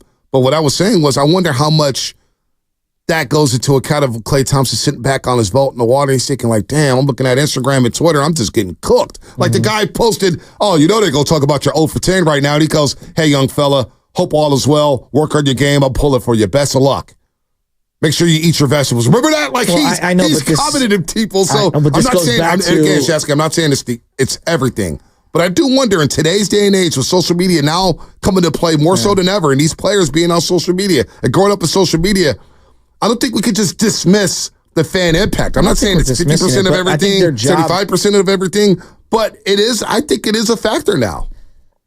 It is, but I also think like when you're a player, there's a responsibility to focus on what you can control. You can't control your social media account. So if I was, again, this is easy for me to say, but if I was one of these guys, I would take this phone and I would say, because I'm established. Social media can only enhance or diminish my thought process, right? And get me in a sour place. If I knew it was that affecting my mentals, because I'll admit it, I've talked to a therapist. I'm currently not, but I was for the longest time, and like different things. Like I needed to cut certain people out of my life. If I knew social media was affecting me that much, I would cut it out of my life and I would give it to someone who's part of my business team, because these guys all have different business teams. And I'd say, you handle what you can control. I don't want to see those things.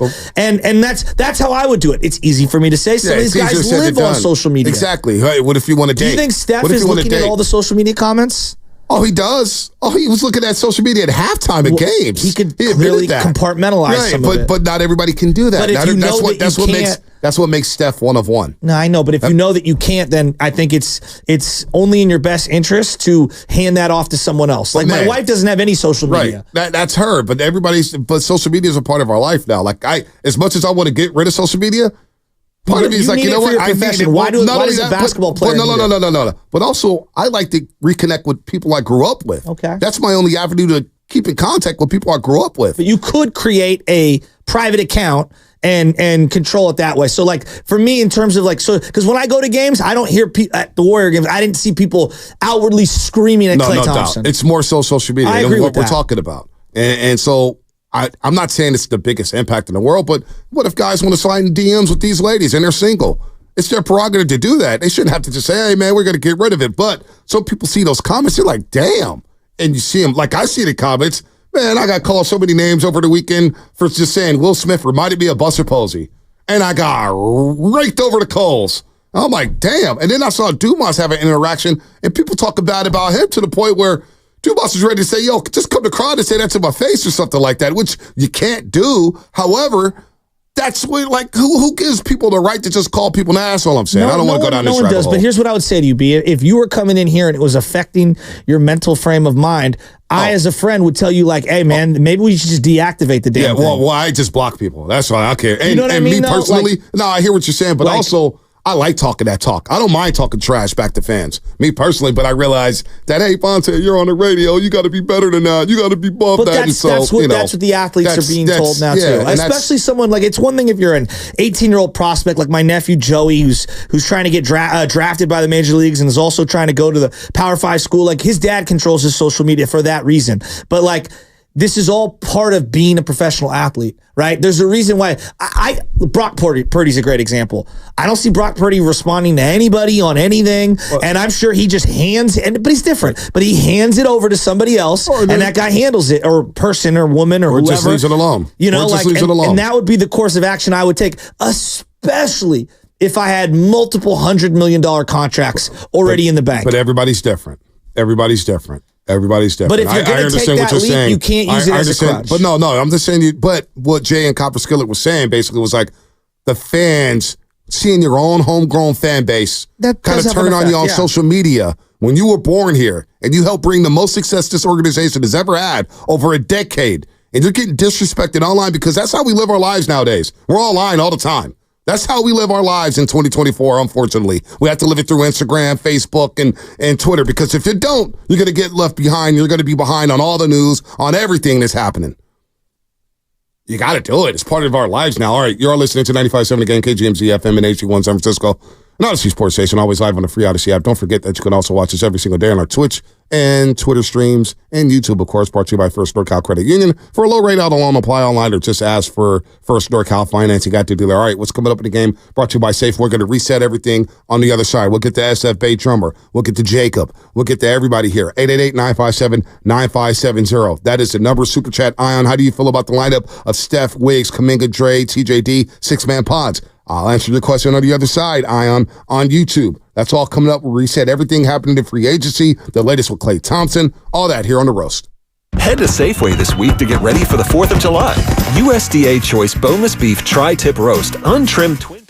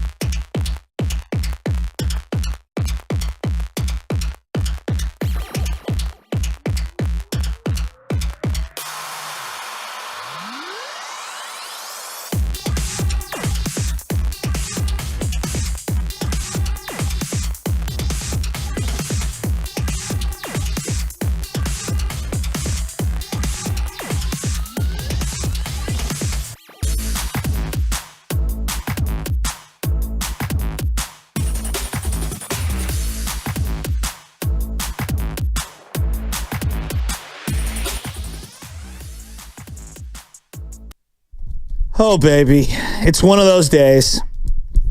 Feels like Klay Thompson's out the door to the Lakers. Paul George trade, gone. He signs with the 76ers. Giants did take 2 or 3 from the Dodgers, but that's not what we're thinking about right now. See, I should never come back late from break again. I'm so upset. Hey, Bivens having one of the biggest moments of his career. That was pretty awesome. I mean, the guy is one of the great journeys in baseball, and for him to strike out Ohtani and then Dodger fans be angry at him, come on, give me a break. Give me a break. Well, but today's about the NBA. Dodger beat writers are angry. Well, the Dodger beat writers can shove it. Wow, did my boy DeLon Wright sign a 1-year, $3.3 million deal with the Milwaukee Bucks? Oh. Good for DeLon. I'm happy for you, DeLon. We love DeLon around here. City College, San Francisco, great. Of course, the younger brother, Darrell Wright. I thought he was an option for the Warriors. I wouldn't mind him as a backup PG. So, Ion spent $2. How do you feel about a lineup of Steph, Wiggs, Kuminga, Dre, TJD, and 6-man pods?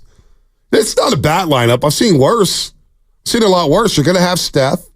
Now, what version of Andrew Wiggins are you going to get? And what's going to happen with this Andrew Wiggins situation? He's not playing for Team Canada. The Warriors came out and basically said it's a mutual decision. The Canadian GM said, hey, we cleared him medically. It's on the Warriors. So I don't know. We'll find out more about that situation, but that's wow. How's Wiggins feel now? If it isn't a mutual decision, he comes back into this locker room with the Golden State Warriors. What's going to happen there? Or will he be traded? Who knows? Looks like he was going to be part of a deal for Paul George anyway. So the Warriors are shopping him. But that lineup right there, Ion, you spent the $10. It ain't bad. It's not bad. Now you got Moody as a 7th man. It's not bad. It's not the worst lineup in the world. Not sure where that leaves you. Yeah, you still got Looney. I mean, the one thing it's going to be very interesting, how many nationally televised games will the Warriors get this year? Ooh. If that's the roster. Well, if Klay's we know the Klay games will be on national television. You think the first one of the year will be Klay versus the Warriors? Oh, my gosh. No matter where he goes? That's tough for both parties. I can see Klay going 5 for 20. Everyone, see, that's why you didn't pay you. Oh, come on. No, because what happens in those games is you want to destroy that former team so bad that sometimes you may get hyped up. Or it's the complete opposite where it's like, they didn't want me, so let me light their asses up. I don't know. I don't want that to happen. Christmas, LeBron, Steph, Klay, Trey, the undercard. How you feeling about LeBron this morning? LeBron? How do I feel about him? I'm pissed off at him. What? Why are you laughing? Why are you laughing? Because he played the long game. If we're being tongue in cheek, but just hear me out. Hear me out. You're here. I'll take. This is tongue in cheek, so it's not 100% accurate. So just bear with me. It's more storytelling from me. Okay. LeBron befriended Draymond and has fake friended him out at every single turn.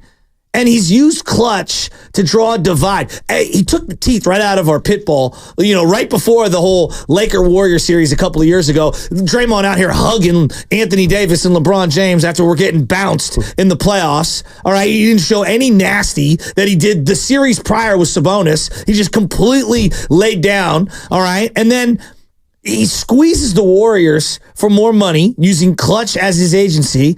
And then now LeBron's over there buddying it up, using clutch to basically woo in his coach, his kid, and now our shooter in Klay Thompson.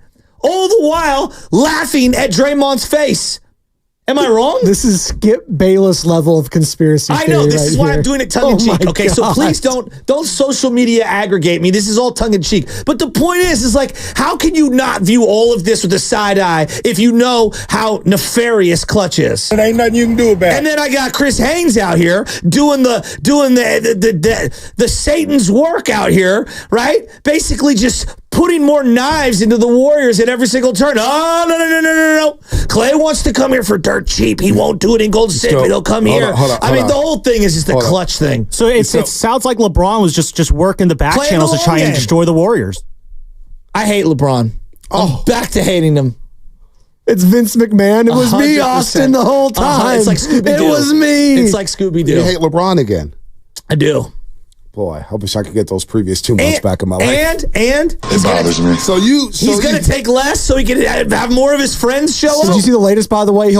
There's a couple players he's willing to take less for. So we got Klay Thompson. Now we have DeMar DeRozan reportedly, and one other mystery player. Oh, God. Who's it going to be? Oh, God. You're one of a kind, my man. I love you. You're one of a kind. It's all about LeBron sitting on the Iron Throne. That's all he cares about. But you wanted that with the Golden State Warriors, didn't you? Well, you would have embraced clutch sports. You were ready to embrace clutch sports. I was ready to embrace Paul Pandemic P, for Christ's sake. I was down so bad. Why? Like, hello? The downfall is near. Exactly. The downfall is near. The truth is always there with LeBron James. I tried to warn you for months and weeks and days. You don't want to get into the business with LeBron James. Well, it seems very You don't lucrative. want him in this organization. Let's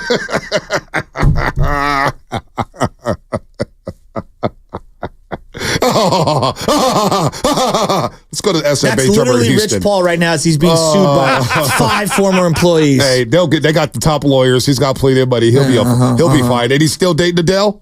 Oh, yeah. Rich Paul's doing. He hopped in a Uber yesterday at LAX, got into the Uber and the Escalator. It's like, see you later. He hopped on. Rich Paul's going to be just fine. SFA Drummer in Houston. H-Town. Stand up, baby. Let's go, SFA Drummer.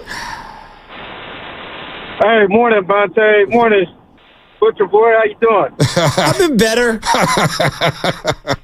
Hey, I understand, man, but my sources are telling me that the Warriors are in deep talk with Keith Sweat because we about to sign nobody. But in all seriousness, oh my God, I feel that Mike Dunleavy. But in all seriousness, I like what Mike Dunleavy's doing. He's getting like a lot of the youth, and he's forcing Kerr to use them. And then by the 28 and 27, 28 year, we'll be able to get the big fish free agents that we need so that we can be a powerhouse again.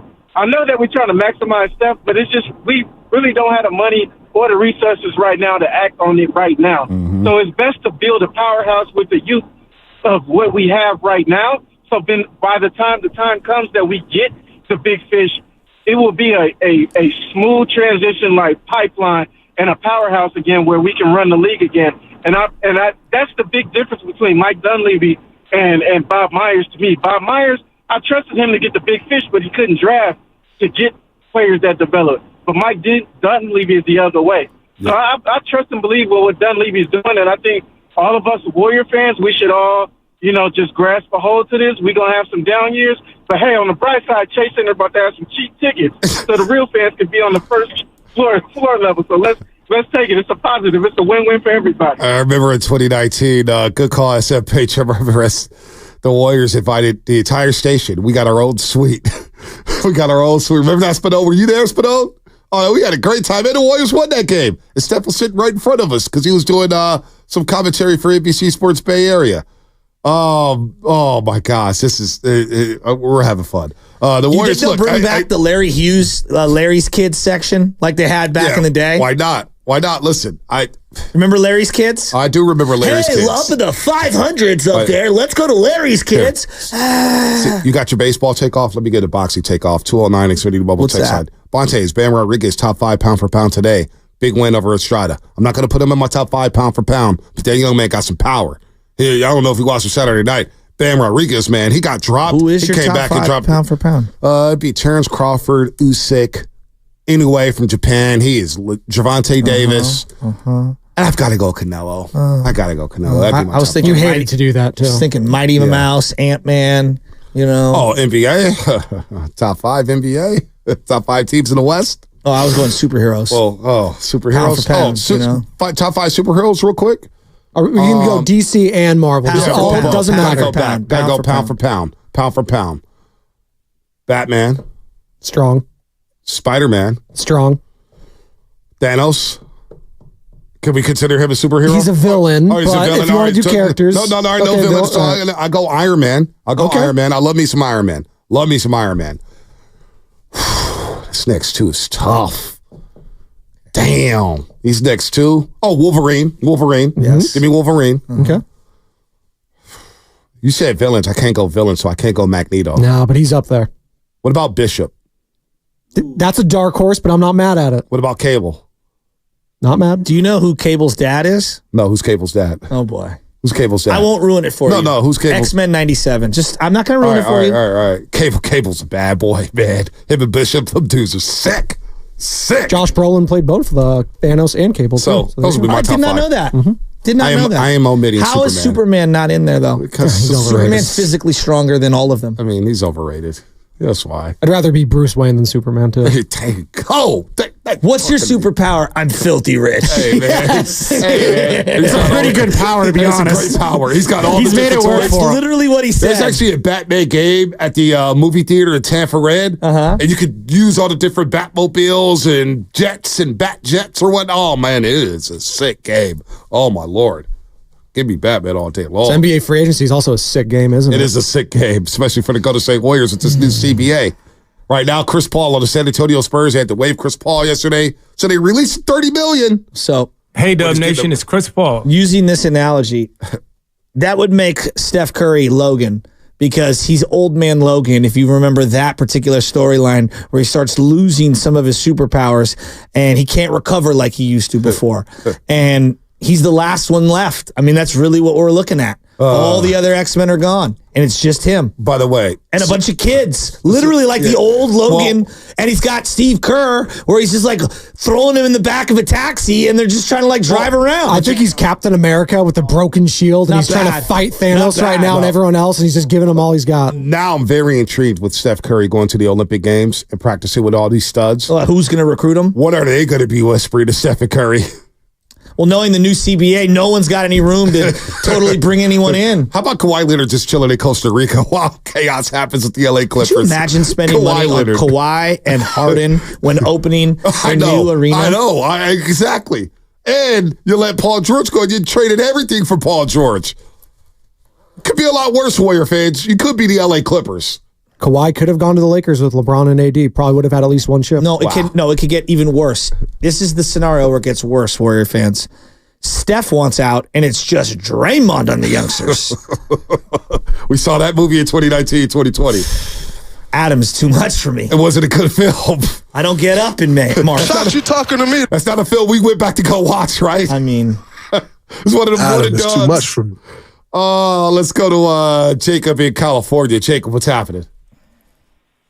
Yo, what's good, guys? How are you guys doing? It's getting hot here. That's what's going on. Is it hot outside? It's a beautiful day. Tomorrow's going to be 106 up in the Russian River. It feels like I got a fever. Whoa. Anyway, go ahead, Jacob. I shouldn't joke about that, actually. Yeah. So I just wanted to come on here and say I was listening to you guys talk, and I was kind of fascinated by one thing that you guys brought up. I think the situation with Klay, I think the fact that when Lacob and Dunleavy at the end of the season said, if they didn't make the playoffs, there would be big changes, and the big changes resulted in us not having a plan B if we decided to let Klay go, kind of pissed off more Warriors fans. I don't think it was like a toxic mentality initially because people were hopeful that Warriors could land a star, but when you let CP and Klay walk, the problem becomes we're paying Draymond $100 million, and then we're paying Steph a lot of money. And yeah, you could say we can try to grow youngsters like Kuminga and Pods, but we're still paying a lot of money to Draymond and Steph to let them rot away. That's the part I don't get. So when Lacob said we need big changes, I did not think that. It's like, oh, we need to develop the youth, you know?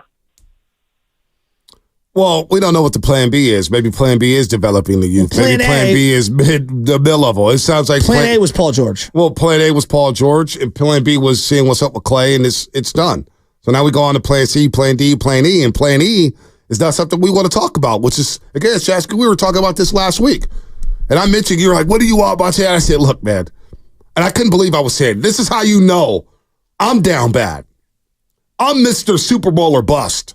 I want championships. I want to play for them, and it's not realistic. I get it. This ain't John Madden football. This ain't NBA 2K.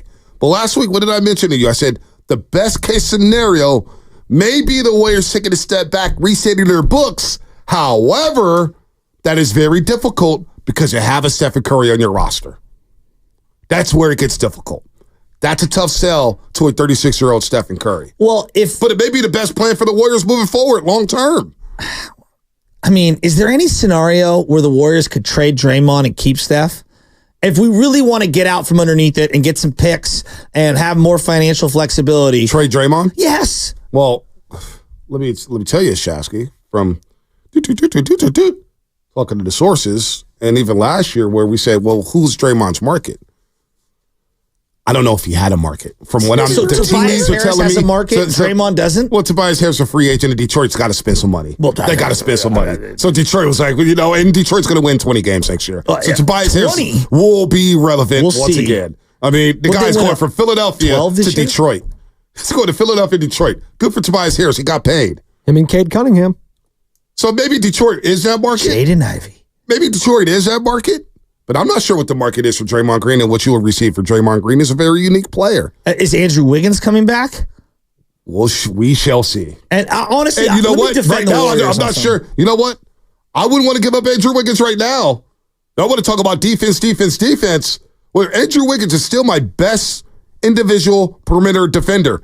You guys sure you want to get rid of Wiggins right now? Well, let me defend the Warriors. I don't know if this is exactly what's happening, but if it is that the Warriors are like, hey, hold a minute, we don't really want you to play on the Olympics, I defend the Warriors on this one. And the reason why I defend the Warriors is, A, I'm trying to trade you. That's number one. And if you turn your ankle or you hurt yourself or whatever, then, you know, that could screw a trade over. That's number one. And number two, and I will always defend the teams this, when you are the primary source of someone's income, right? And you're paying hundreds of millions of dollars to these guys. I get being like, hey, I don't want you to pitch in the WBC. I understand that you want to represent your country. I get all that. Yeah. But also like, hey, we are paying you a lot of money. So unless you want to do some sort of injury waiver here that gets me off the hook, like, I don't know about that. This guy went MIA for you on the regular season. And now he wants to play on the Olympics? Well, get out of here. I don't want to say he went MIA because there was a serious personal issue. I'm just going on what I interpreted. Yeah, it's serious personal issue. But I hear you. I hear you. But coming back to this roster now, you know what? I need Andrew Wiggins. You know what? Without Klay Thompson, Andrew Wiggins may be a little bit better.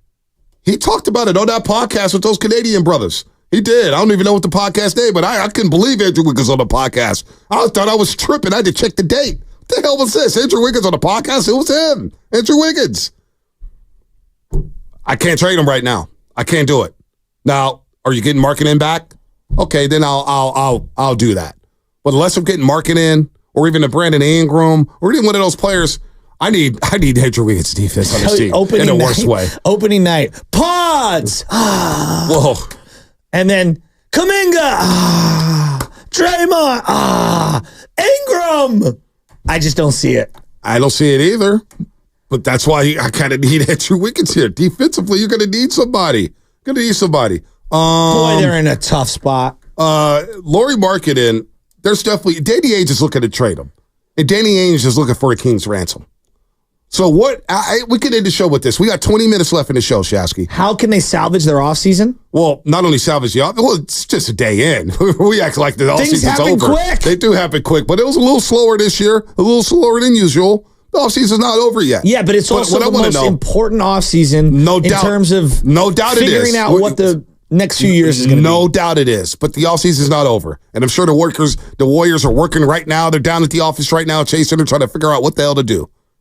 Now, if Lauri Markkanen is out there, if I already know the answer to this, so I don't even know why I'm asking the question, but I know the answer. But if you're willing to go all in for Paul George, Warrior fans, 888-957-9570. 9570. Yeah, I forgot the number for a second. 888-957-9570. Are you willing to go all in for Lauri Markkanen right now? Right now. Because Danny Ainge is a hard negotiator. And it's not going to be easy doing business with Danny Ainge. If I had to pay one of the two guys $30+ million, because that's what it's coming down to. If you acquire Lauri Markkanen, you're giving him, I think, more than what Kuminga's getting. I'd rather pay Kuminga, the homegrown guy, than pay Lauri Markkanen. All right, 888-957. So I'm not willing to give up Kuminga. All right, that's Shasky. If it was Wiggins and less, then yeah, I'd be in on it. But because I'm not doing, because you're not paying both of them. I just don't see how you get Lauri Markkanen, pay him, and keep Kuminga and pay him as well. Like that doesn't make a lot of financial sense to me. All right, that's Shasky. He's not willing to trade Jonathan Kuminga for Lauri Markkanen. Are you out there, Warrior fans? 888-957-9570. Let's go to Mike in Richmond. Mike, what's happening? You're on the roast. What's up, fellas? I'm a long-time roaster, first-time caller, baby. I had to call in today because, man, this Klay situation is tripping me up. He's an absolute legend, man. I can't believe we're doing him like this. And when we talk about Klay, we need to talk about his injuries. We should be talking about him like D. Rose or Grant Hill, because what Klay did for this franchise before he got injured was absolutely incredible. And if we go into an offseason where we let him go so we can hold on to some picks, Monte, thank you for standing up against these people who are these pick maniacs. No, thank you, man. Trade the picks. Why are we keeping our picks? So we can draft Odds and James Wiseman and let a franchise legend go? Get rid of the picks, man. If we're letting Klay go, we have to bring in some real talent. I hear you, Mike. And listen. Good. Thanks for the call, man. First time caller, not bad at all, Mike in Richmond. Thanks for always listening. Appreciate you. You said like Grant Hill and Penny Hardaway. You could say Klay Thompson came back better than all those players. He came back and led the league in threes, made threes. Now, we know we can scoff at that. We have, but 41%. He led the league in threes and won a championship. So I think he came back better than Grant Hill and Penny Hardaway. When Penny Hardaway came back after all those injuries, he was not the same Penny Hardaway from Orlando. He was a role player. Grant Hill, that player that we saw in Detroit, after the injuries, the ankles, he was never the same. He was a glorified role player.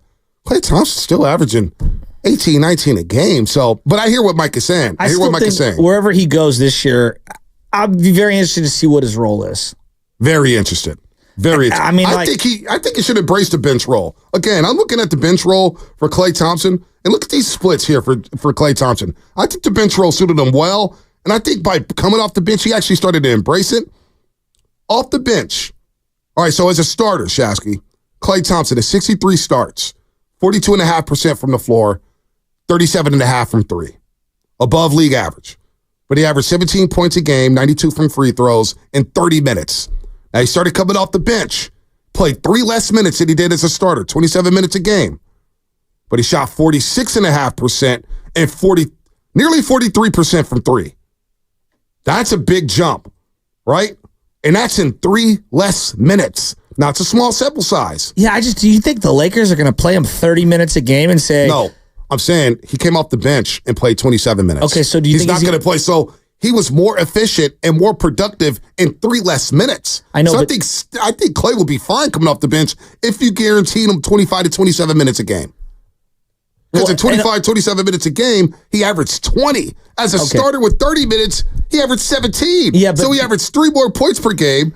He shot 46% coming off the bench as opposed to 42.5% as a starter, 37% as a starter, as opposed to 43% as a bench player in 3 less minutes. So, yes, I think he would say, you know what? In 3 less minutes, in 4 less minutes, I was more efficient and more productive. I don't know. I have a feeling that he still thinks he can play heavy starter minutes, be one of the top dogs offensively on a team, and close the majority of the games. I mean, clearly closing really, he was adamantly against that. It just but in fewer minutes off the bench, he was a lot more productive. And he ended up finishing games, by the way. Well, I know, but I guess where I'm going is like, if he goes to the Lakers, if you've ever followed LeBron's career, he's cutthroat. Oh, yeah. You're in the lineup now, 1 minute, you're out. Like, if you're not hitting shots, it's on you. Like, everywhere he goes, like, even if you're the closest of his friends or you have a Hall of Fame resume, like, you get iced out real quick. I don't know. I think he better be careful teaming up with LeBron. That's not the point here, though, Shasky. That's not the point here, though. The point is, in fewer minutes off the bench, he was a lot more productive. Yeah, but is he going to be happy when he's sitting for Rui Hachimura down the stretch? Well, you know is he going to be happy because he's the 4th or 5th option when he is out there playing? That's all dependent on the game flow. Every game's going to be different, and we don't know if he's going to play for the Lakers or the Mavericks. It's going to look different every single game. But the point is that when he came off the bench, reluctantly, he came off the bench and he shot better from the floor. He shot a lot better from 3. He averaged more points per game in 3 fewer minutes. That, to me, says something like, okay, maybe Klay will embrace that role on the right team in the right situation if he knew he had a chance to win big stake. Like, the Warriors right now are not in a position to win. Are the Lakers? I don't think so. I'm not sure he's going to go down to the Lakers. Does he really want to ride around with Daddy on the plane every single day? Does he want to be around Pops every single day? I don't know. I don't know. This Laker thing feels like it's been cooked up for a while in terms of like it just felt like you could see the connective tissue. I would just say that I wouldn't say that. I think we talked about Orlando so damn much this past season. No, I'm just saying in general we've been linking Klay to the Lakers his whole career. And how about this before we go back out to the lines? Klay Thompson, if anybody knows the pressure of being a Laker, it's Klay Thompson. And if we learned about the pressure of Klay Thompson and the sensitivity that he had this past season, I'm not sure Klay wants to go to the Lakers. I'm sure he probably would just go to Dallas, Texas and be like, look, we're second fiddle. You got the Cowboys, you got the Rangers, you got the Dallas Stars. I'm going to chill with Luka and Kyrie. Luka's going to get all the heat. Kyrie's going to get off the heat. I'm just going to stand on the three-point line next to Jason Kidd and just jack up threes. Wide open. I mean, it sounds good. I don't know. I don't know. I think that his market is kind of what his market is, a 1 year, $12 to $15 million a year deal. And it just feels like he's going to have to come off of some of his thought process for him to really have a good imprint on a team. We shall see about that. Let's go to we got 9 minutes left in the show. Wow, the show flew by. Let's go to Big Smooth, and then we'll get to Film on Mike, and we'll get to Bobby and Castro Valley. Big Smooth, what's happening? Hey, man, Bonte, and I want to say this, all you rapid Klay criticizers, be careful what you ask for. Now it's in your lap. Maybe the strategy is, we have to be like the bar that's about to close at 150. We can't be as picky. Somebody like Miles Bridges, he's not looking as bad as he was before. We have to go maybe after flawed players who really need to kind of rehab their career, their image. I mean, at this point, when you can't get your hands on Tobias Harris, when you have Caldwell Pope, we see people who used to gravitate toward the Warriors. Hopefully, we won't be back to it's a great timeout, but it's not looking good right now. And I'm gonna say this: if we're still fumbling around like this, pull a Band-Aid off. Just trade Steph, get a boatload of picks like Daddy Age would do. Because if we're doing this for the next couple of years, and I think the Warriors may have had this plan up their sleeve all the time, but didn't want to let the fan base know it, I think we could be on our way to a rebuild without saying the word rebuild. Well, let me ask you this one. He's off the line. It sounds easy, like trade Steph for 1 million picks. When you're running a $1 billion team with a lot of debt because of the stadium, why would you get rid of someone who brings in so much money? Even if you are going to suck, there's a reason why Kobe and Bonds and pick the player in whatever sport sticks around well past their expiration date. They are a financial cash cow for some of these organizations. Now, it's a different conversation the second Steph says, get me out of here. That's a different conversation. But I don't see why anyone would want to get rid of someone who is bringing in money. You might lose anyway. Well, and you got the All-Star game coming up. You're hosting the NBA All-Star game this season. You're not going to trade Steph before the NBA All-Star game. How awkward would that be? Let's go to Philmo Mike, and then we'll end with Bobby and Castro Valley. Philmo, what's happening, Philmo? Long time no talk, brother. I know, man. No time, no talk, for real. But anyway, you can't trade the draft picks, man. Y'all got to remember, see, people, they new booties to this.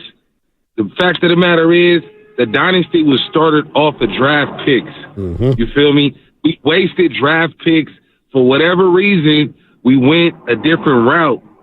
The last 2-3 years of Bob Myers, we made some questionable draft picks. We could have did better with our draft picking in terms of James Wiseman, getting better players. I don't know what our vision was, what our focus was.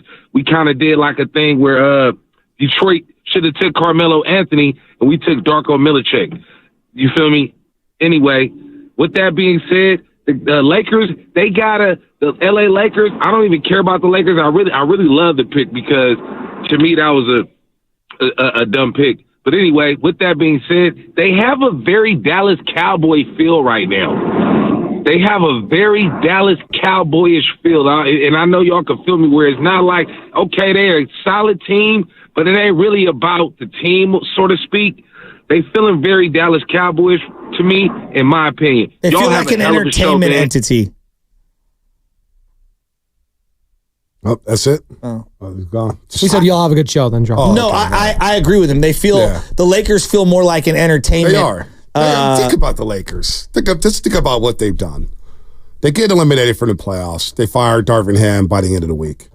So they're all in the news looking for a new head coach, blah, blah, blah. 50 day. Right. They're all, and then the conference finals coming around. They're still in the news. JJ Redick rumors start swirling.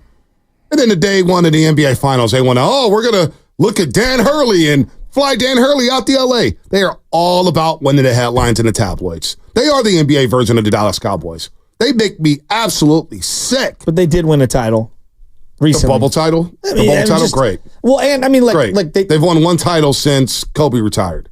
Okay. Basically. I mean, great. Good for them. Good for them. In their defense, they've been wildly more successful since 2000 than the Cowboys. Okay. All right. That's all. But I agree the parallels are similar. Get the Lakers. The hell with them. Right, Spadoni? The hell. I do fear the Lakers. Oh, tough. Derek White agrees to a 4-year, $130 million extension. With the Boston Celtics? Yeah. Woj. Very good defender. Derek White's come a long way, man. He's a good player. He's come a long way. So now they got Brown, Tatum, Holiday, and Derek White. Let's get Bobby real quick. Love it. We'll get Bobby on. We got a couple minutes. Get Bobby on. Get Bobby in Castro Valley. Let's go, Bobby. Let's go. What's up, Vontae? What's up? Yeah, I'm all in with Laura Marketing. I mean, I have some love for Kuminga, but yeah, man, we're down to playing C and D. So I'm in for all marketing, and I'm kind of on the fence with Brandon Ingram. But yeah, I take my answers off the air. Just that's it. I'm all in with Laura, but yeah, don't know where that goes. Yeah, well, pivot, don't panic, right? Do you go to Laurie Marketing? Do you go to Brandon Ingram? What are the Warriors going to do? Steiny Guru is going to talk all about it as well.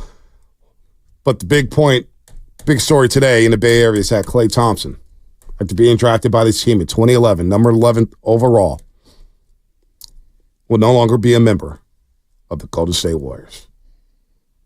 Damn.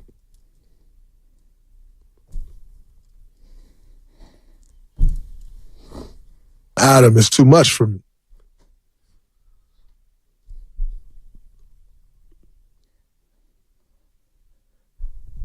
I live with these people. I love these people. They're part of my family. For the life of me, I will never understand putting the closer in a tie game in the 9th inning to only use him for 1 inning. It just is one of the dumbest allocations of an arm possible. They did it Saturday night. It makes no sense whatsoever. Giants won 2 out of 3, though. Beat the Dodgers. Dodgers looking vulnerable. Giants looking good. I thought yesterday was one of the best wins of the season, given where the rotation has been and given how many arms you used in Saturday's game. For Bivens to do what he did, I thought that was a great team victory. Are you holding on to the assets? Are you in buy mode again? No, I mean, sell everyone. They're one of the teams that needs to, realize where they're at. I am excited for the next Hayden Birdsong start, though. Go Giants. If you go 5-1 in Atlanta and Cleveland. Hey. What if the Tooth Fairy's real? Oh, don't do that. You didn't think they were winning 2 out of 3 against the Dodgers. No, they should have won all 3. They should have. There you go. So now you get Robbie Ray back. You get Blake Snell back after the All-Star game. Hey, I'm just saying. I've seen more real photos of Bigfoot than I've seen of Robbie Ray throwing. Blake Snell, I need 17 more starts to feel just right. Hey, All-Star, July, August, September. Go look at Blake Snell's career numbers. They're pretty good. Loveman, what you got? I just thinking about Klay leaving, man, it sucks. Like, it really just this is the official end of the run. And it's just, we knew this day was going to come. Like, no matter how, all runs end. Like, anyone thinking this was going to last forever, it was never going to be like that. So it's coming, but even when you try to prepare for it, when the day does come, when it's just over, it just sucks. So, I hope he doesn't go to the Lakers because that would also suck. But Thank you very much, Klay, for everything that you brought to this organization. I don't care how these last 2 years went. I look at the full body of work. The full body of work says you will forever be a legend here in Dub Nation. There it is. Stay cool this week, folks. It's going to be very hot. Heat waves in the inland. You mentioned it, Bonte, 100 degrees all around here. The coast, it's going to be toasty. Wear your sunscreen. Black, white, doesn't matter. Wear that sunscreen. Protect that skin. It's scary out there, man. Stay cool. I'm going up to Calistoga, and I looked at the weather. It's going to be like 105, 106, 105, 106. Now I'm having second thoughts about that. Bonte Hill in the heat don't do well. Sacramento going to be like 111 all week long. Can't wait for the A's games there next year. Aaron Judge got to sit those games out. No roof? No retractable roof up at Center Park Health? I think it's a turf field up there, too, as if it couldn't get any worse. They're putting turf up there? Oh, my gosh. It's like Old Busch Stadium, St. Louis. My final thought is, buckle up, Warrior fans. Buckle up. It's gonna be all right. It's going to be all right. There's been darker days with the Golden State Warriors. It's a long off season. Let's see where the dust settles. And no, I'm not running PR for the Golden State Warriors. It is what it is. We knew this day was coming. But just buckle up and just be patient before you freak out about the roster. I was rooting against Bonte. Because if they trade for Lauri Markkanen, I already know what the phone calls will be yesterday. Yes, still leaving for president. We don't need no flipping and flopping right now. Just be patient. Now it's Fast 5, brought to you by Xfinity at home or on the go. You'll get the fastest internet to all of your devices. A fun show. We'll be back again tomorrow. Maybe Clay's on a new team. Let's see. But Steiny and Guru are next right here on 95.7 The Game. Oops. Hey, what's going on? It's Willard and Dibs. Just to remind you that the Warriors Offseason Summit is coming fast, Dibs, and it's also going to be at the brand new beautiful Fremont Bank, and I know you've been there. Oh, God. Awesome bank. Awesome building. Go to 957thegame.com to reserve your free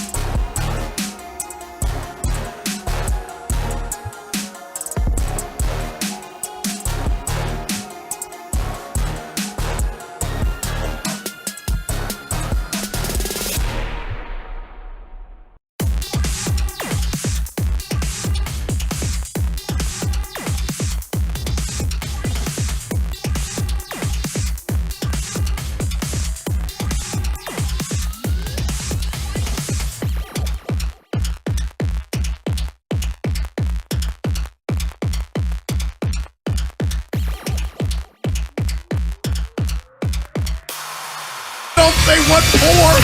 He brings the perspective. Yeah, I think they both have a great point. Get off me, text line.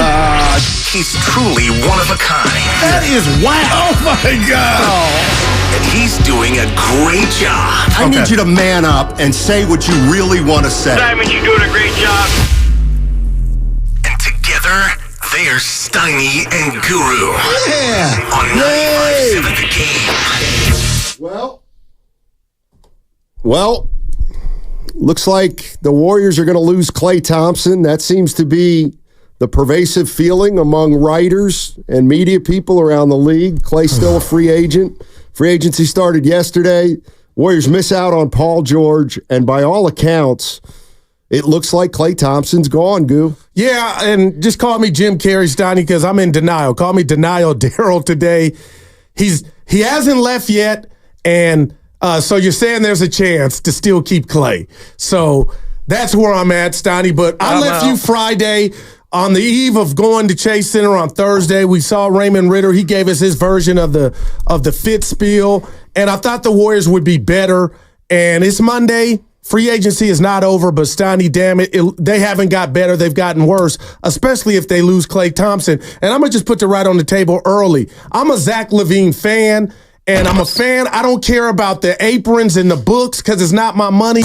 But damn, if you're telling me you could have got Zach LaVine for Paul and Wiggins, who's been an enigma, Steiny, you know your boy would have pulled the trigger, but that's neither here nor there. You got nothing for Chris Paul, and that's the ouch of it all right now for me, is you brought in Chris Paul, you didn't make the playoffs on that front, you couldn't flip him or get a player coming back. He's now a Spur, and it just feels like the Warriors it's empty. The basket is empty right now. Well, we don't know that yet. Make me feel good. Well, that's not really my forte. This thing's not over.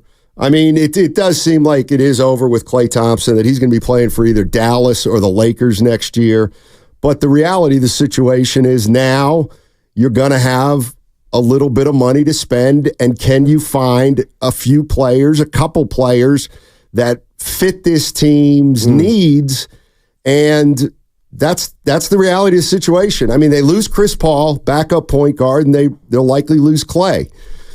Can you replace those guys and have internal improvement and pick up another couple pieces, and everything works better together, and you win more games next year? Yeah, that's what it's feeling like. And if you lose Klay, I'll be consistent, Steiny, and you kind of echoed the same. How do you replace his shooting? And if you're going to do it in-house, I ain't mad at the youngsters, but I don't think they're ready. And that's to the Warrior fans or just basketball fans that have taken Klay and what he's done.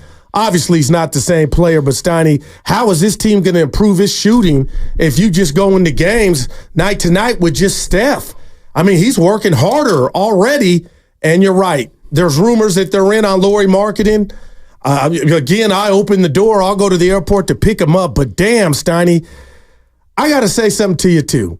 I'm going to give the FO, the front office, all the credit in the world. They didn't care. They made it known. They were in on Paul George. And then I was mad at the Clippers. But then I'm thinking, why did the Warriors or anybody think that they would allow or even help get Paul George to, a division foe? You say what to that? I mean, that might have been part of it. That sure might have been part of it. I think maybe most of it was.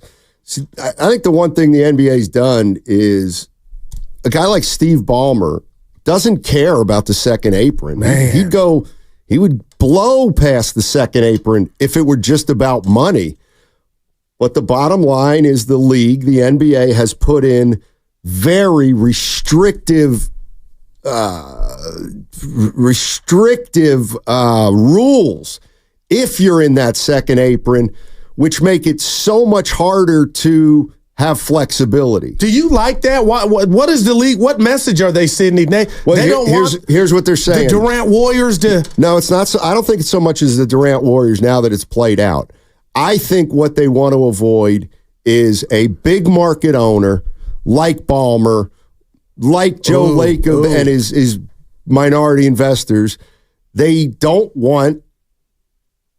I feel like you want to say a monopoly. No, the NBA does not want haves as owners and have-nots. Wow. And the reality is they could all play under the same rules, but if Mickey Arison in Miami doesn't care that he's $300 over the tax and pays another penalty, that the guy in Indiana maybe can't do that. So Joe Lacob's done that throughout this run, right? We got to give him credit on that. Exactly. And they're trying to, man, the pickings are getting slim.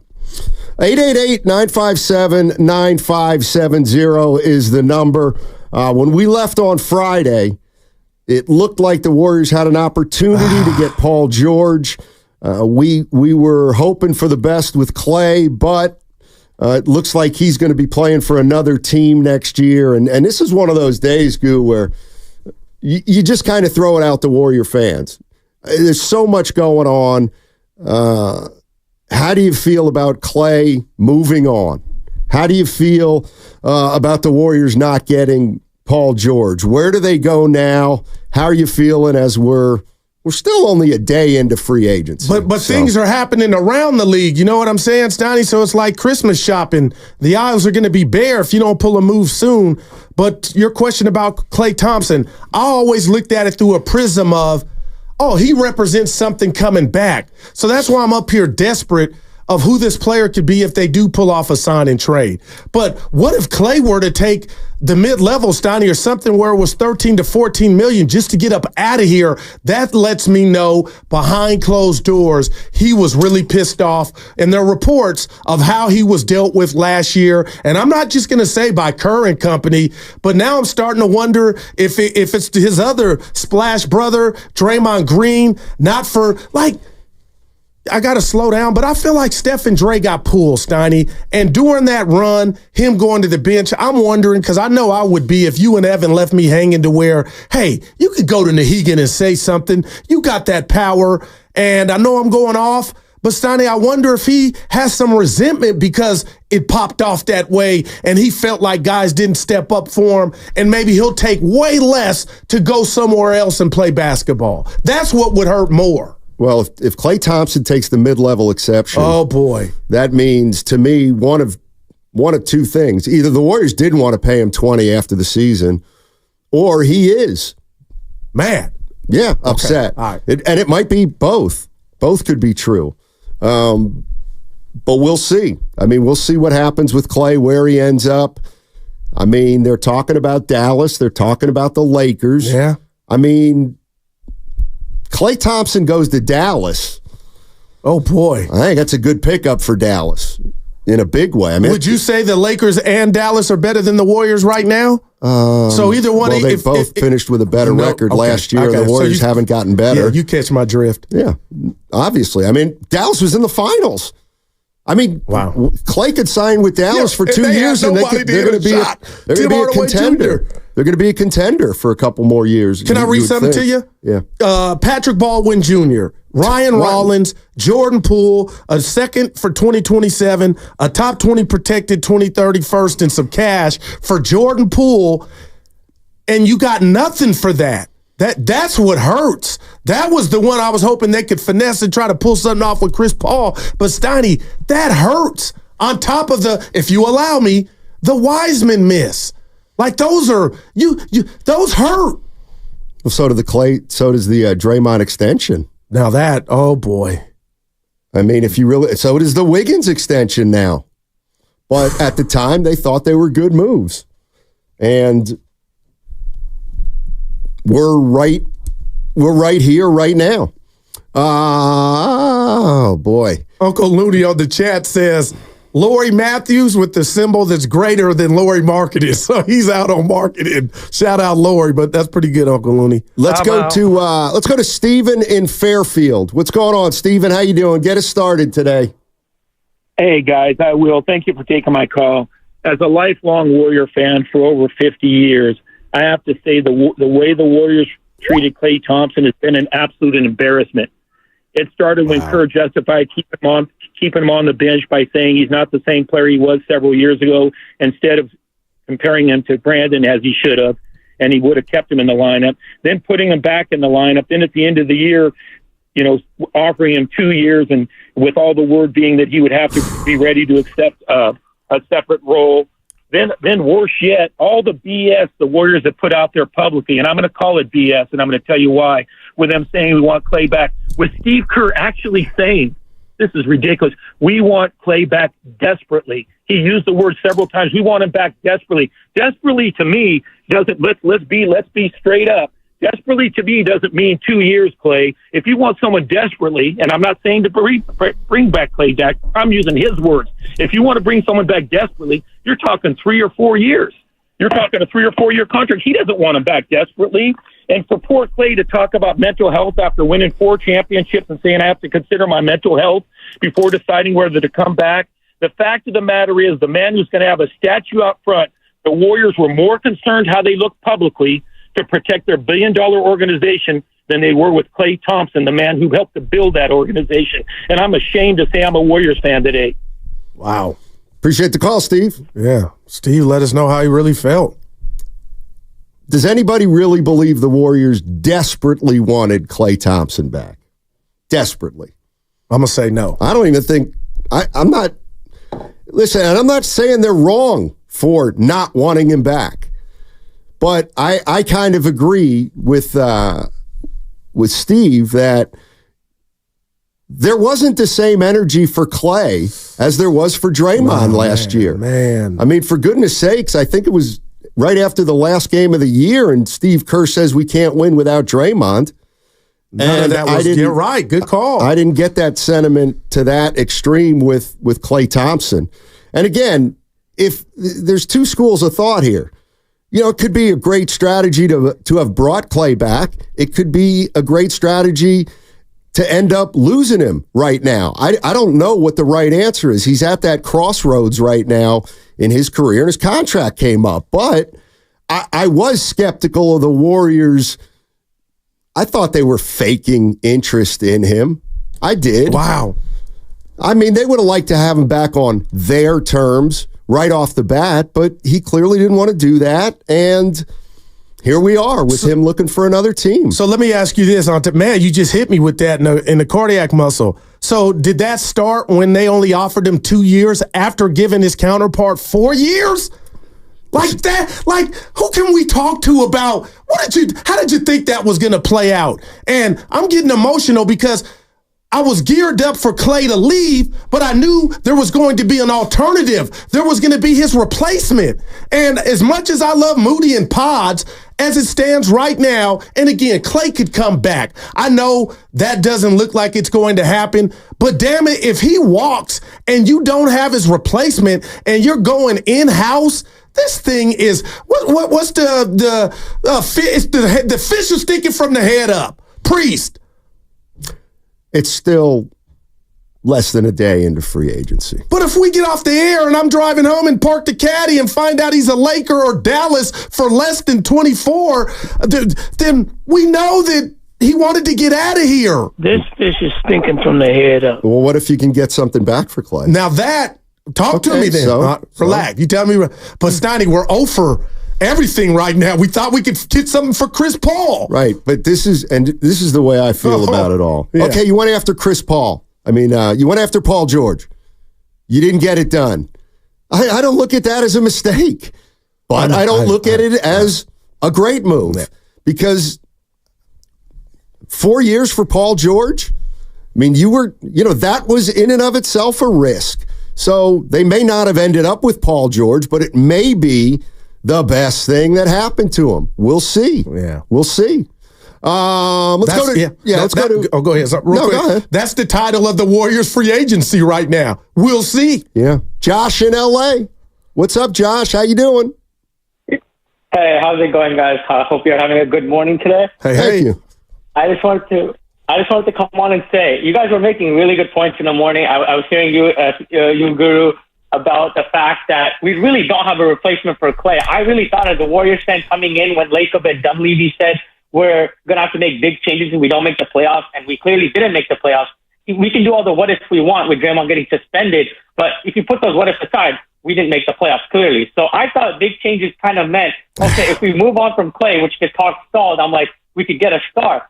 But as the days go on, if we're looking at Lauri Markkanen, it's like, it's still a what if, there are also multiple other teams could offer better packages than the Warriors for Lauri Markkanen.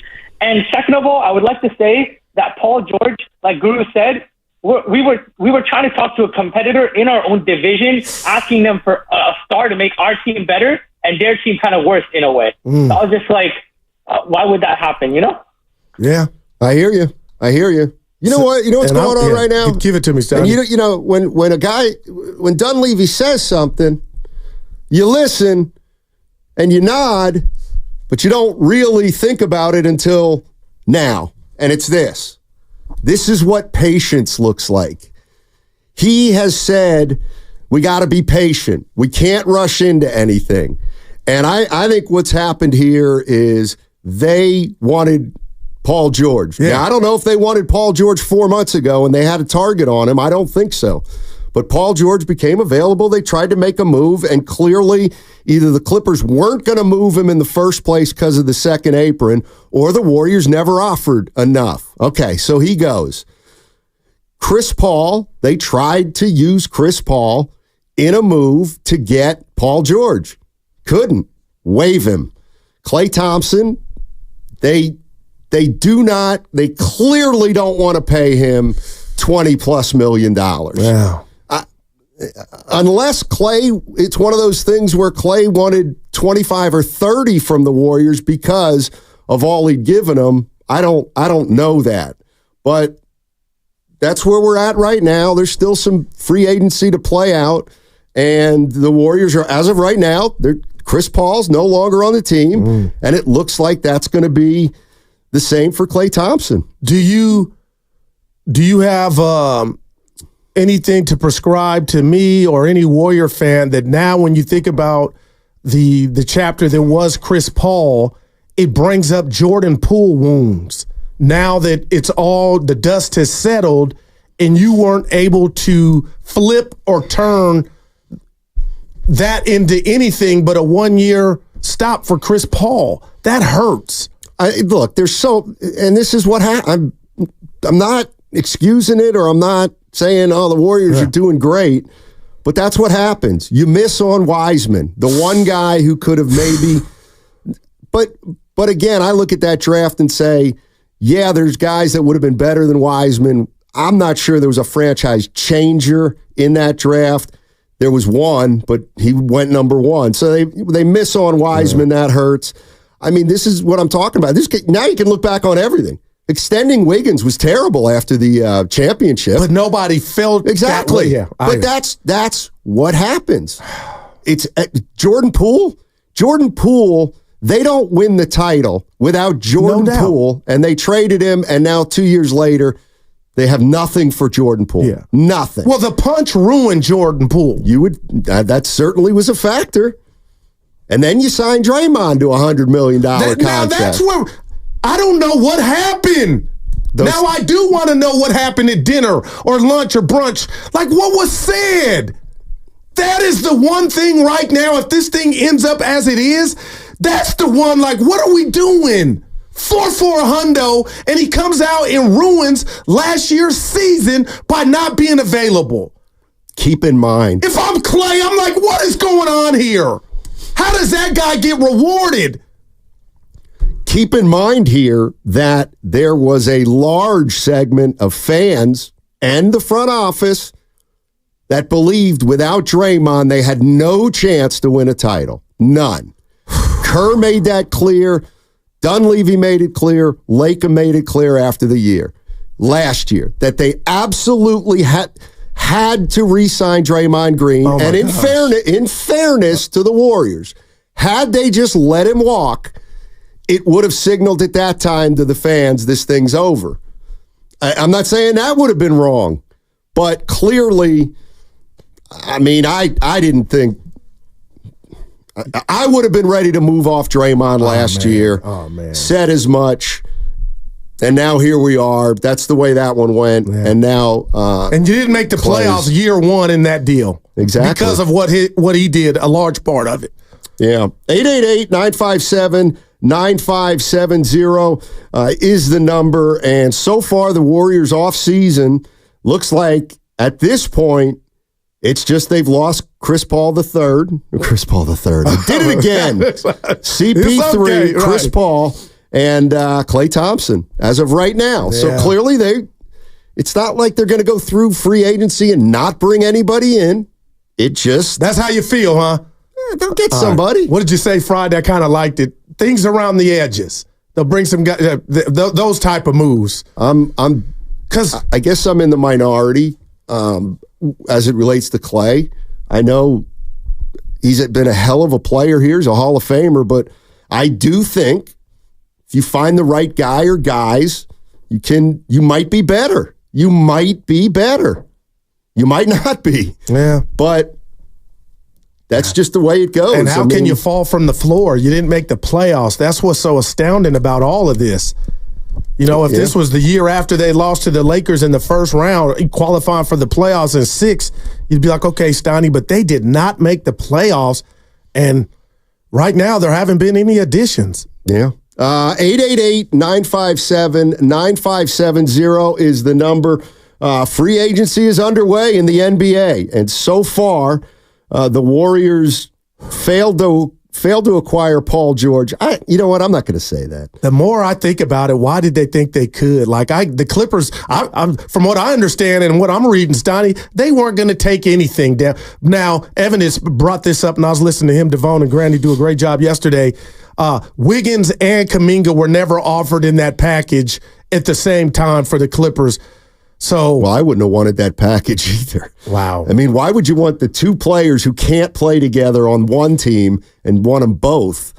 I wouldn't have wanted them both anyway. But the reality is, I can't criticize the Warriors for taking a stab at Paul George, even if, the Clippers probably weren't going to give him up anyway. But don't you want Joe Lacob taking a swing at everything? Yeah. Okay. So they tried for Paul. When you take a swing at everything, you're going to strike out more. But the Zach LaVine one, Stoney, that's a guy, he would have been your third best player and he could get you 20-plus points a game, and you could get rid of one of your headaches in regard to Andrew Wiggins. And I'm looking at his game played log. Outside of last year, 25 games, he had played 77, 62, 58, 60, 63, averaging 24, 25, 27 a game.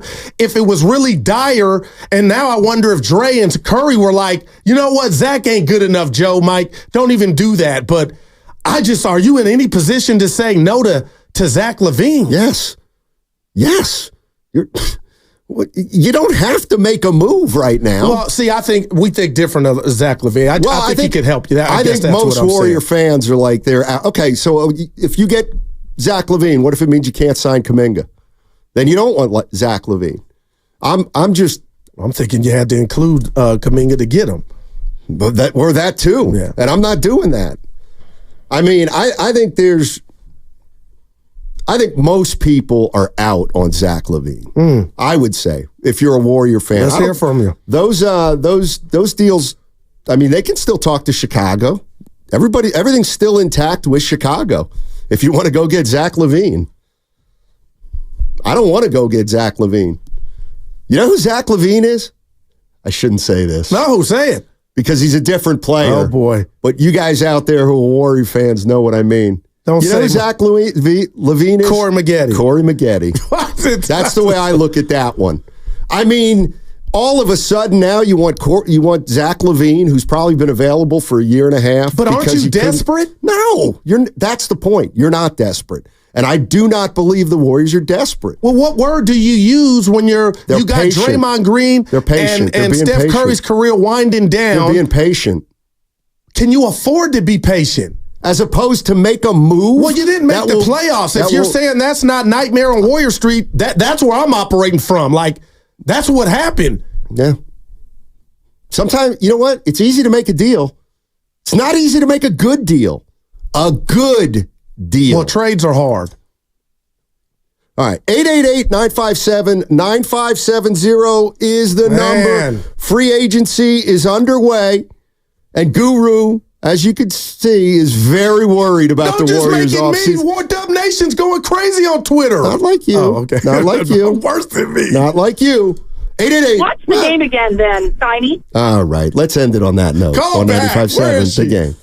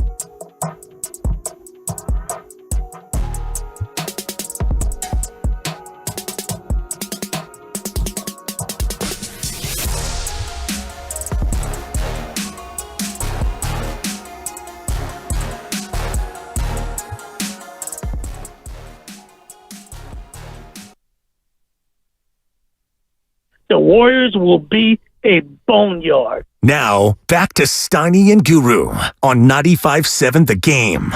Let's hope we only have to play that for a couple more years. I'm kidding. Hey, all guests on the 95.7 The Game phone line appear on the River Islands guest line. That's right, the River Islands guest line. Isn't it time for you to discover the islands, River Islands in Lathrop? Mm-hmm. Yeah. So any guest now will be appearing on the River Islands guest line.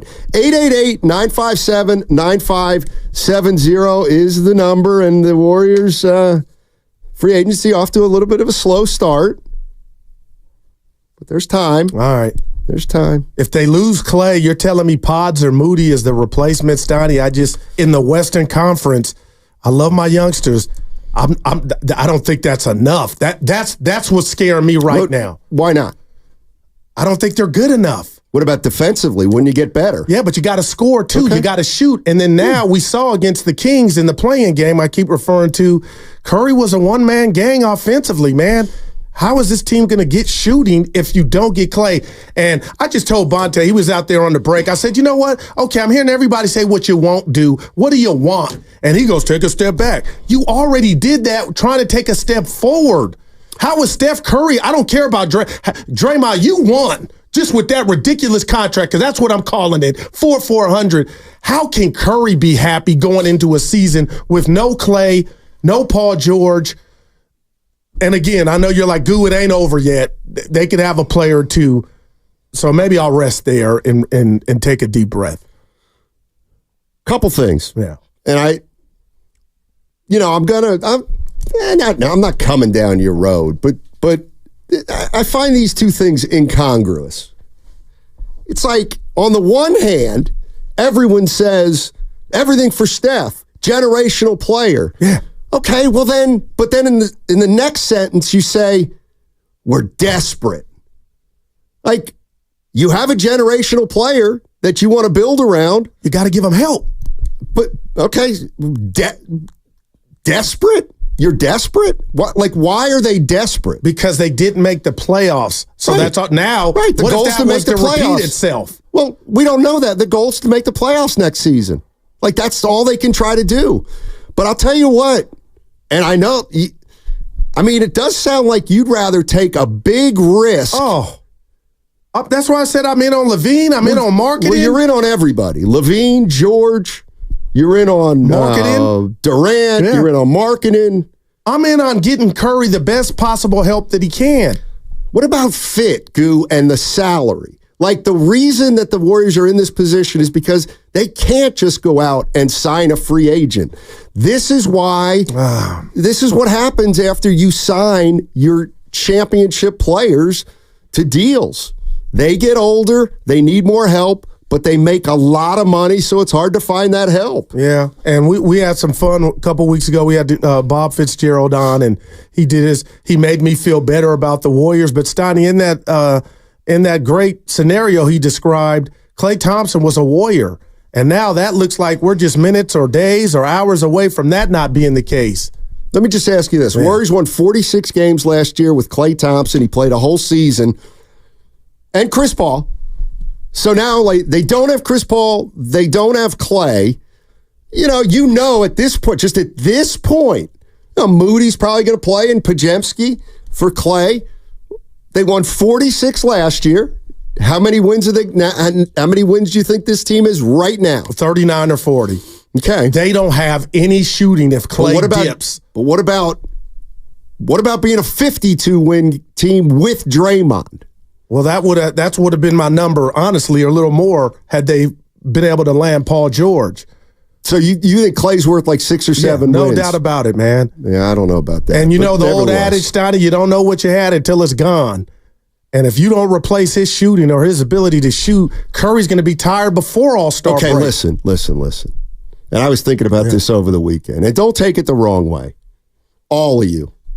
We always talk, what's the number one issue with the number one? Steph Curry's the least of our number one issues, Wiggins. Now, we shouldn't have given Draymond the money.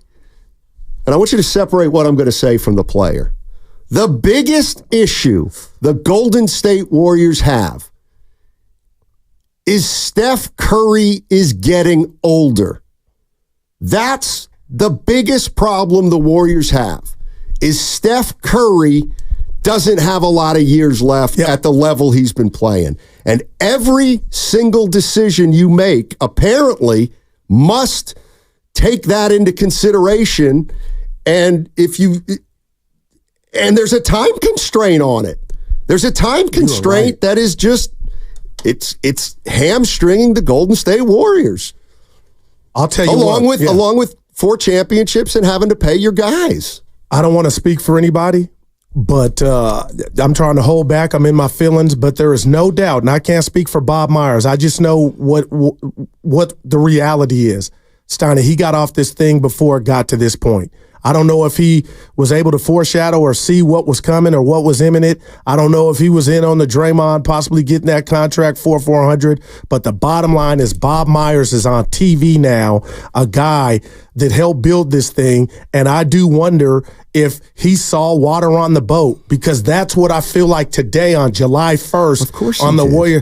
But why would you? What do you mean, but? Charles Barkley looked at him in the face and said, the ship is sinking. See that? But that's the point. Who couldn't see it sinking? Joe, when they brought in Chris Paul, that was the grown up in the room. That was, we need you because we're going to be playing important basketball in the playoffs. And that didn't even manifest.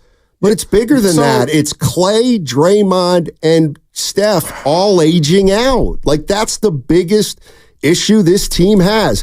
They're 3 Hall of Fame players, the greatest players we've ever seen in Golden State Warriors history, among all of them. Like, they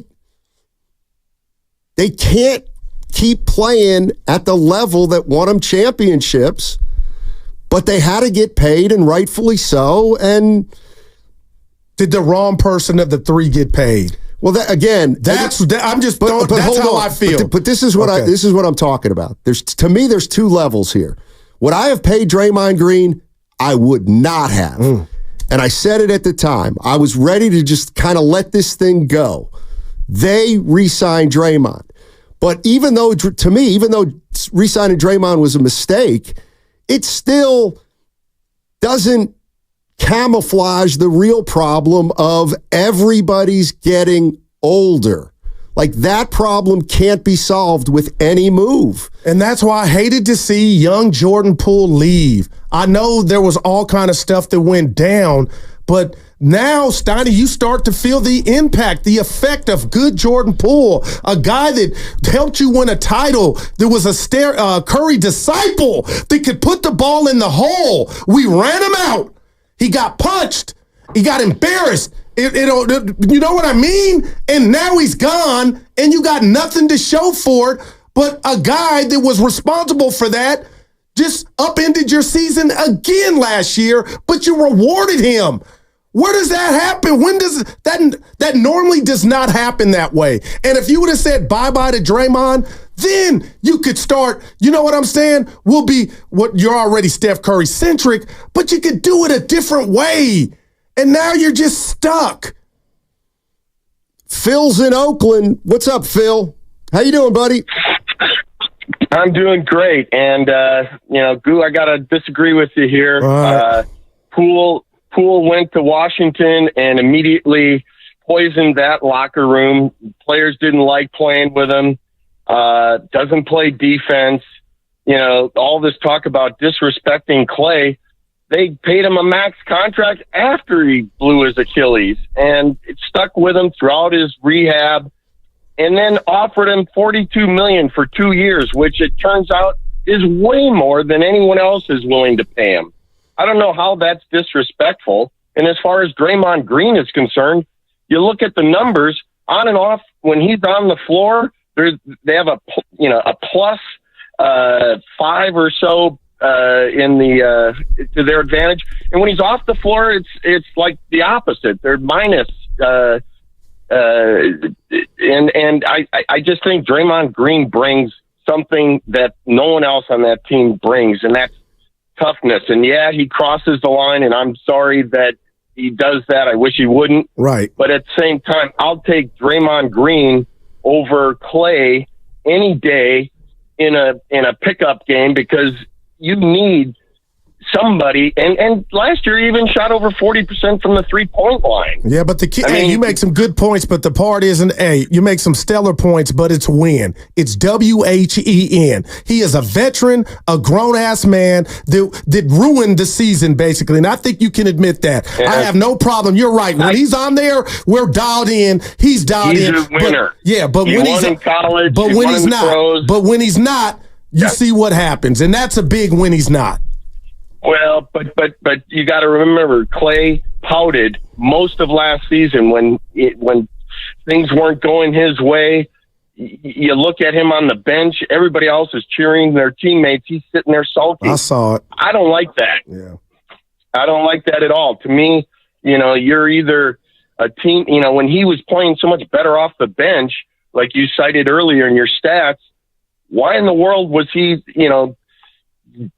crying about getting back into the starting lineup? I mean, I just feel like he wasn't. I love Klay. I think he deserves the statue outside Oracle. But when it comes to being a team player, I think his head got a little bigger than, his play at the end of his tenure with the Warriors. Appreciate it, Phil. I mean, that's the problem. A lot of people believe that, and a lot of people believe the opposite. I mean, it's not the problem. Yeah. I'm not saying that the problem is that people agree with the last caller. That's not what I'm saying. He did pout, I'm saying we saw it. The problem is that for whatever reason, now Draymond got paid, and Klay's not going to get paid, and that's going to lead to the first of the big three not playing for the Golden State Warriors. So there's no doubt in your mind that somehow this could be salvaged? A phone call to get Klay to come back and re-sign? Well, that's what's interesting to me is, and this happened, I always look for this stuff, having been in the media for as long as I've been in the media. Thank you. I was looking for a fossil drop. What does that sound like? A dinosaur roar? I don't know. I forgot what I was going to say. Oh, the Klay. You've been around this. You've seen a lot of things happen. Let me tell you, and I'll give the Warriors credit for this, because we didn't really hear this all season. Anybody notice how kind of without attribution, kind of without sources, everybody has written now, Klay was disgruntled. Klay was frustrated with his role. Notice how none of that came out during the season. How come? Either the Warriors kept it in-house or nobody really wanted to write that. But now that the season's over, everyone's talking about how Klay Thompson might not be a great teammate. And people are talking about Klay Thompson like he's selfish and a little bit greedy and, frustrated even though the Warriors paid him. And I don't know, it reeks of one of those things where, the rest of the story comes out after it's all said and done. But it's interesting you bring that up to the last caller's point, though, Steiny. It wasn't written. He got the benefit of the doubt with the pen, per se. But couldn't we see he was disgruntled? We could see there was a problem. But the funny thing is if you would have said, well, clearly Klay's not happy, everybody would have said, how do you know that? You can't tell that. You don't know Klay Thompson's unhealthy or not happy. So, I really hope they get something for him, Steiny. Warriors said to be interested in Lauri Markkanen. He's got one more year left on his contract. The issue, though, with the Warriors is they can't pay Steph, Draymond, Wiggins, Kuminga, and Markkanen. Somebody's got to go. Oh, there's no doubt. And we'll see. And it might even be a matter of you can't have Markkanen without Kuminga. I mean, you can't have Markkanen with Kuminga. Okay, right. You're gonna have to give up one of those guys. 888-957-9570 is the number. We're a day into free agency, and how you feeling about the Warriors? They lost Chris Paul. Looks like they're going to lose Klay Thompson. Took a shot at Paul George. Mike Dunleavy said they're going to be patient. obviously he's had stuff to sniff at, but they haven't moved on anything. You trust Mike Dunleavy doing the right thing, or do you worry right now that free agency is off to a terrible start? 888-957-9570. You all right? Yeah. You kind of spoke for me. I think it's off to a terrible start. Like, this is not how I envisioned it. And, I told you I'm a sports romantic. I wanted to see the big three ride out together unless you moved Klay and you got a great replacement for him. And that still could happen. No doubt, but the likelihood of it, so I'll just operate like it hasn't. This is not how I saw it ended. The other thing we haven't even talked about, and I think one of the reasons we haven't talked about it is because I don't think we know what to make of it. Huh. Something's going on with Wiggins and the Warriors and this Olympic situation with Canada. There's been a couple conflicting reports. Now the latest I've heard is, it was a mutual decision that he's not playing for the Canada national team. But Kurt Lacob said he was in the Bay. And he'll remain. Like, that was going to be a big deal for him this offseason. So if he's a Warriors, and they had a chance to get off of him. I know nobody likes Levine but me, but they had a chance to say night-night, and he's still a Warrior. The issue with a guy like Levine or even Paul George, if they're going to make $40 million, or you're going to, like, you have to know. Like, if you get Zach Levine, you better know damn sure that he's going to work, because he's got at least 2 more years left in his deal. Three. Zach Levine's got 3 more years left in his deal. 43, 45, and 49. That's damn near Steph territory. Like, if you acquire Zach Levine, you're acquiring him to be a core part of your team for 3 years. I think that scares the Warriors. And maybe that's what scared him a little bit about Paul George. I know it would have scared me. Well, yeah, Zach Levine, 29 years old, Stoney. Yeah. Let's go to Sid in Oakland.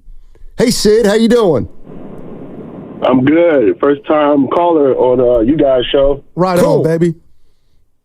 All right, so follow me, man, through this little this road that happened. So basically, you remember when Poole and Wiggins were saying they were going to get the bag, right? Yep. This is when the disaster struck, with, of course, the punch with Draymond. But Draymond is one of those guys, like, at a warehouse. He knows the business side, and he's also great at his job. So basically, Draymond knows the business side. He always has, and I think Klay has as well.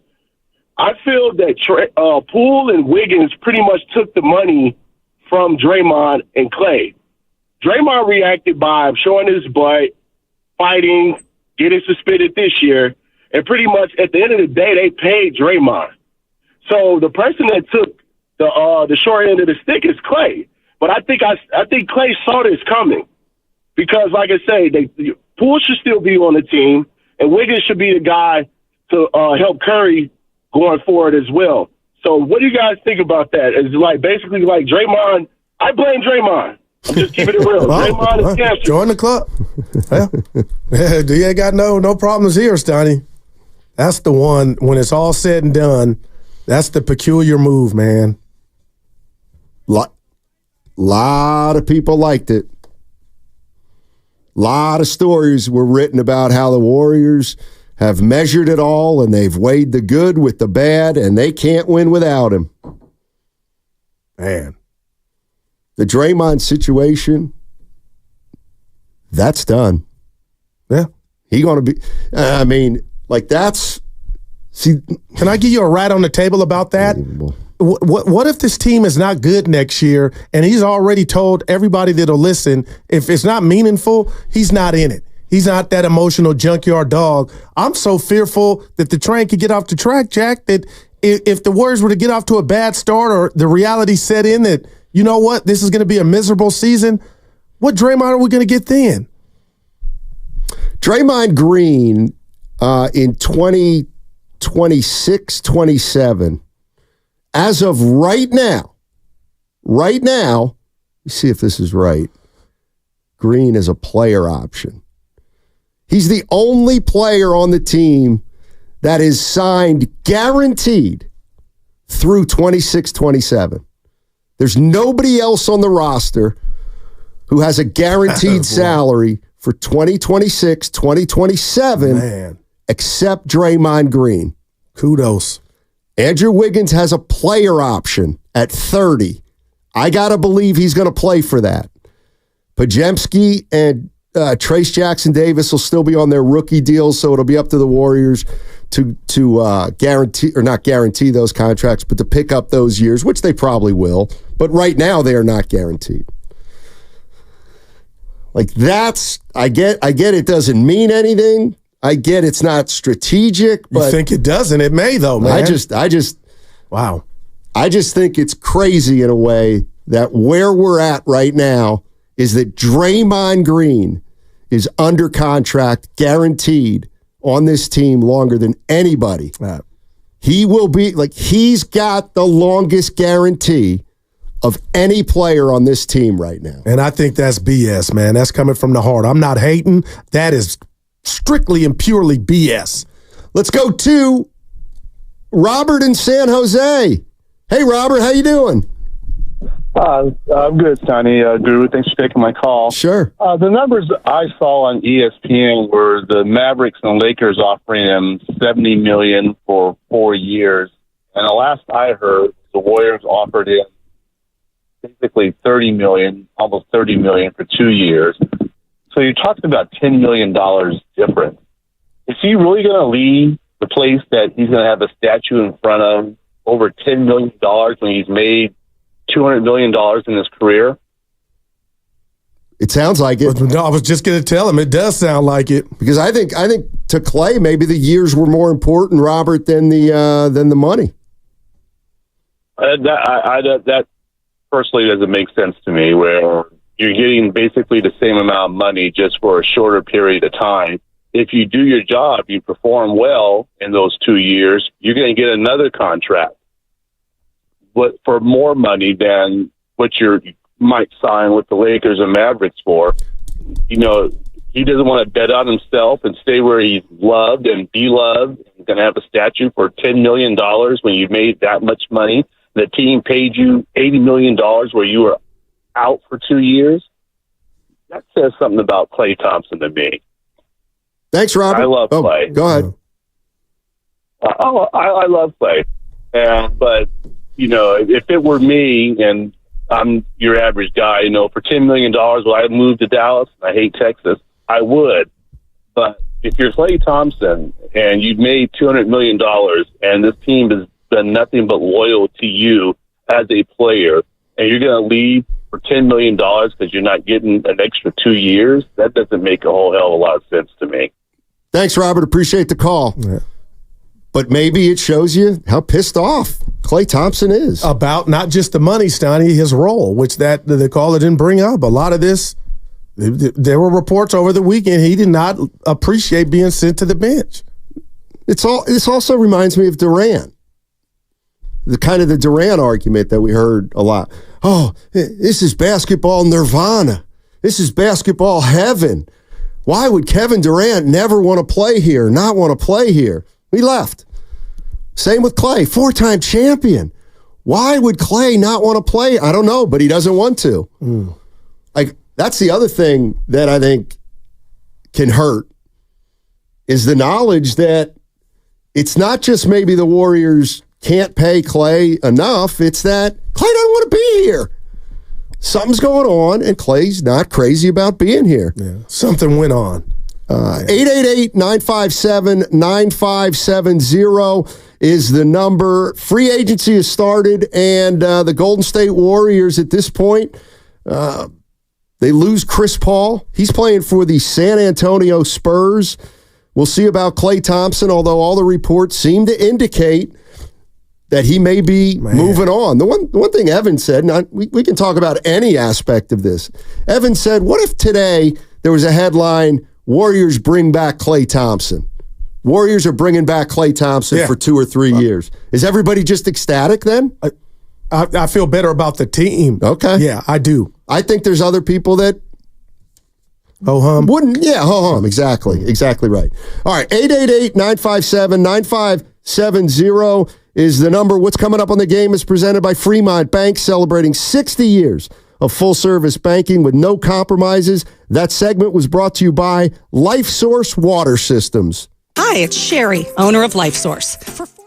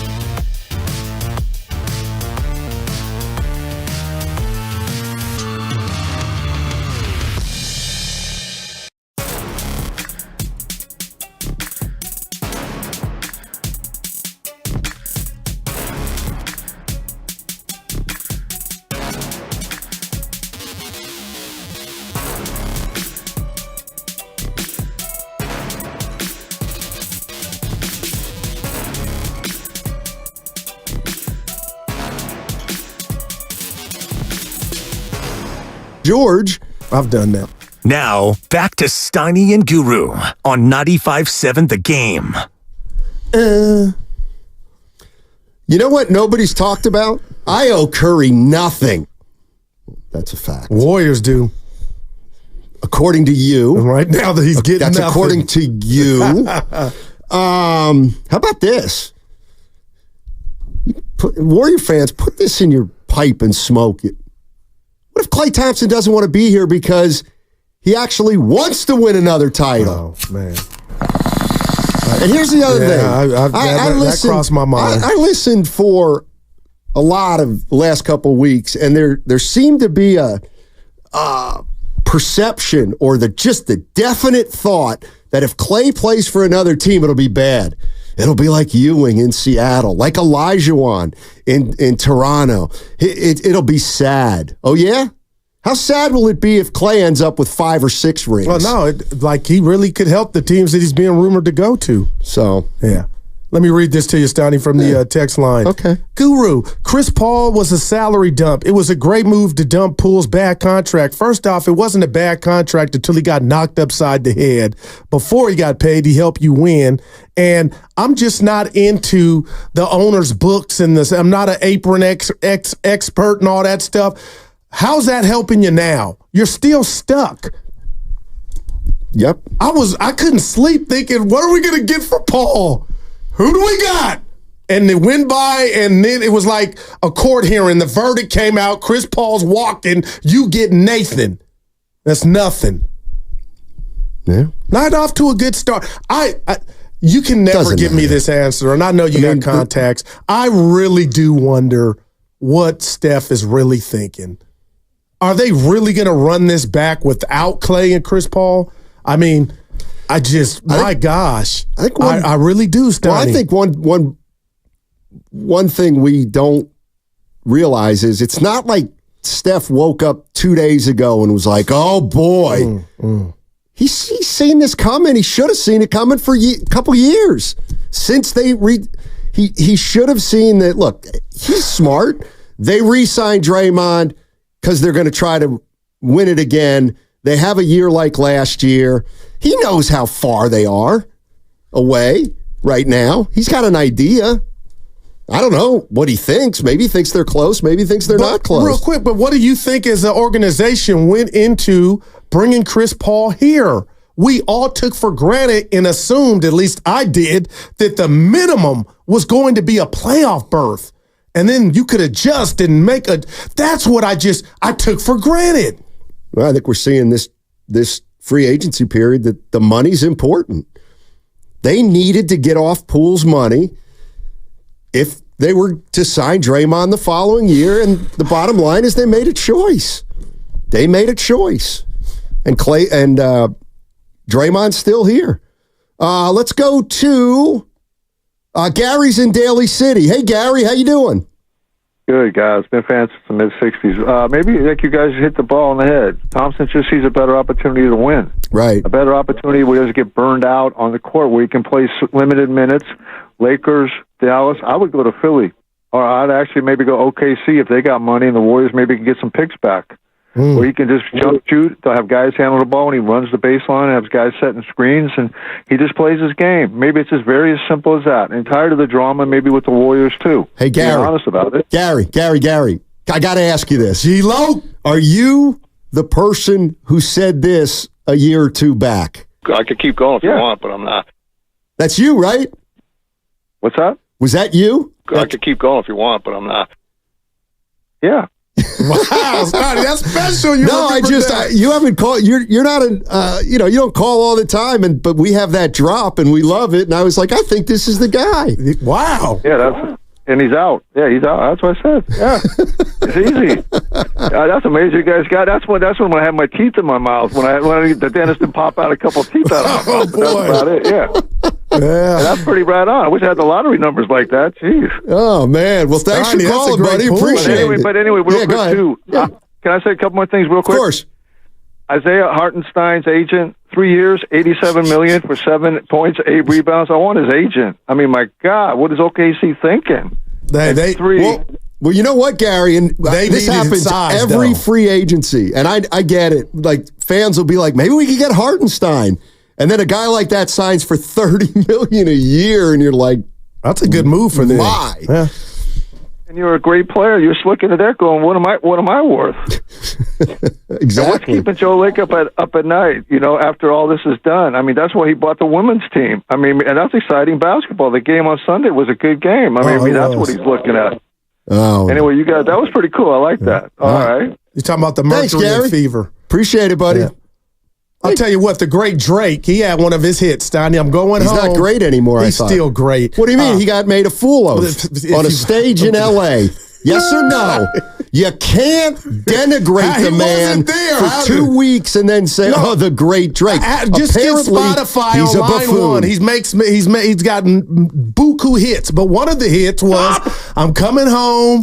Yeah, and that's what Klay could be doing if he's in a Laker uniform. In the Pacific Division. Why would he go there? With AD kicking it out to him and Bron driving and kicking out. When's the last time Anthony Davis posted up and threw out of a double team? I just hate, the Lakers are like Drake. They're so disrespected. If they would have played anybody but Denver, their ass would have been in the Western Conference Finals. You add Klay. You see what this is setting up No, I'm telling you, add Klay, Lakers got action. So Dallas has more action if he goes to Dallas. The Lakers being Drake is actually a very good comp. But not for the reasons that you think. Drake took an L, but he's still great. L to the Lakers, the Kendrick Lamar to the Lakers was the Nuggets. But you play anybody but Denver, you got the Lakers are not finished. Add Klay. They brought in Vincent. He couldn't even get on the court and he couldn't hit the side of a barn. But he was a difference maker when they got it. You want the Warriors to get Vincent? I swear, if There's I wake not up a and he player comes out here, there you don't want right now. Oh, I don't want Vincent. Well, I just told you. Who cares? He's just I don't want Collins. You would take John Collins and be like, Steiny, he's going to play the easiest basketball he's ever played. No, he'll give away. Oh, boy. Klay, I'm telling you, how could he not want to go home? And his dad was on Twitter yesterday. Somebody was on Twitter, added his dad, Champagne and Nuts on X, and he said, I would love for my son to play for the Lakers. We're trying. Wow. Yeah. Here's the real. He's pissed off. They didn't do right by him. Well, and that's everybody. I'm starting to think, man. Here's the rat on the table. Yeah. And I think Bay Area listeners. Brought to you by Echo. Bay Area listeners, they're onto it. I think they see what's happening, and we're in the midst of a transition here. And I'm not talking about the Warriors. It sounds to me like Goo is ready to kind of come off the Warriors and head down the coast to be a little bit of a Laker fan. I don't know. It's what I heard. He's not on the team That's anymore. what I heard. Andy's gone. Okay. Yeah. Andy's gone. I'm done. But you still think they have action? No, I love basketball. The Lakers are still a good team. I'd rather be the Lakers than the Warriors today with LeBron and AD. I'd rather be the Thunder.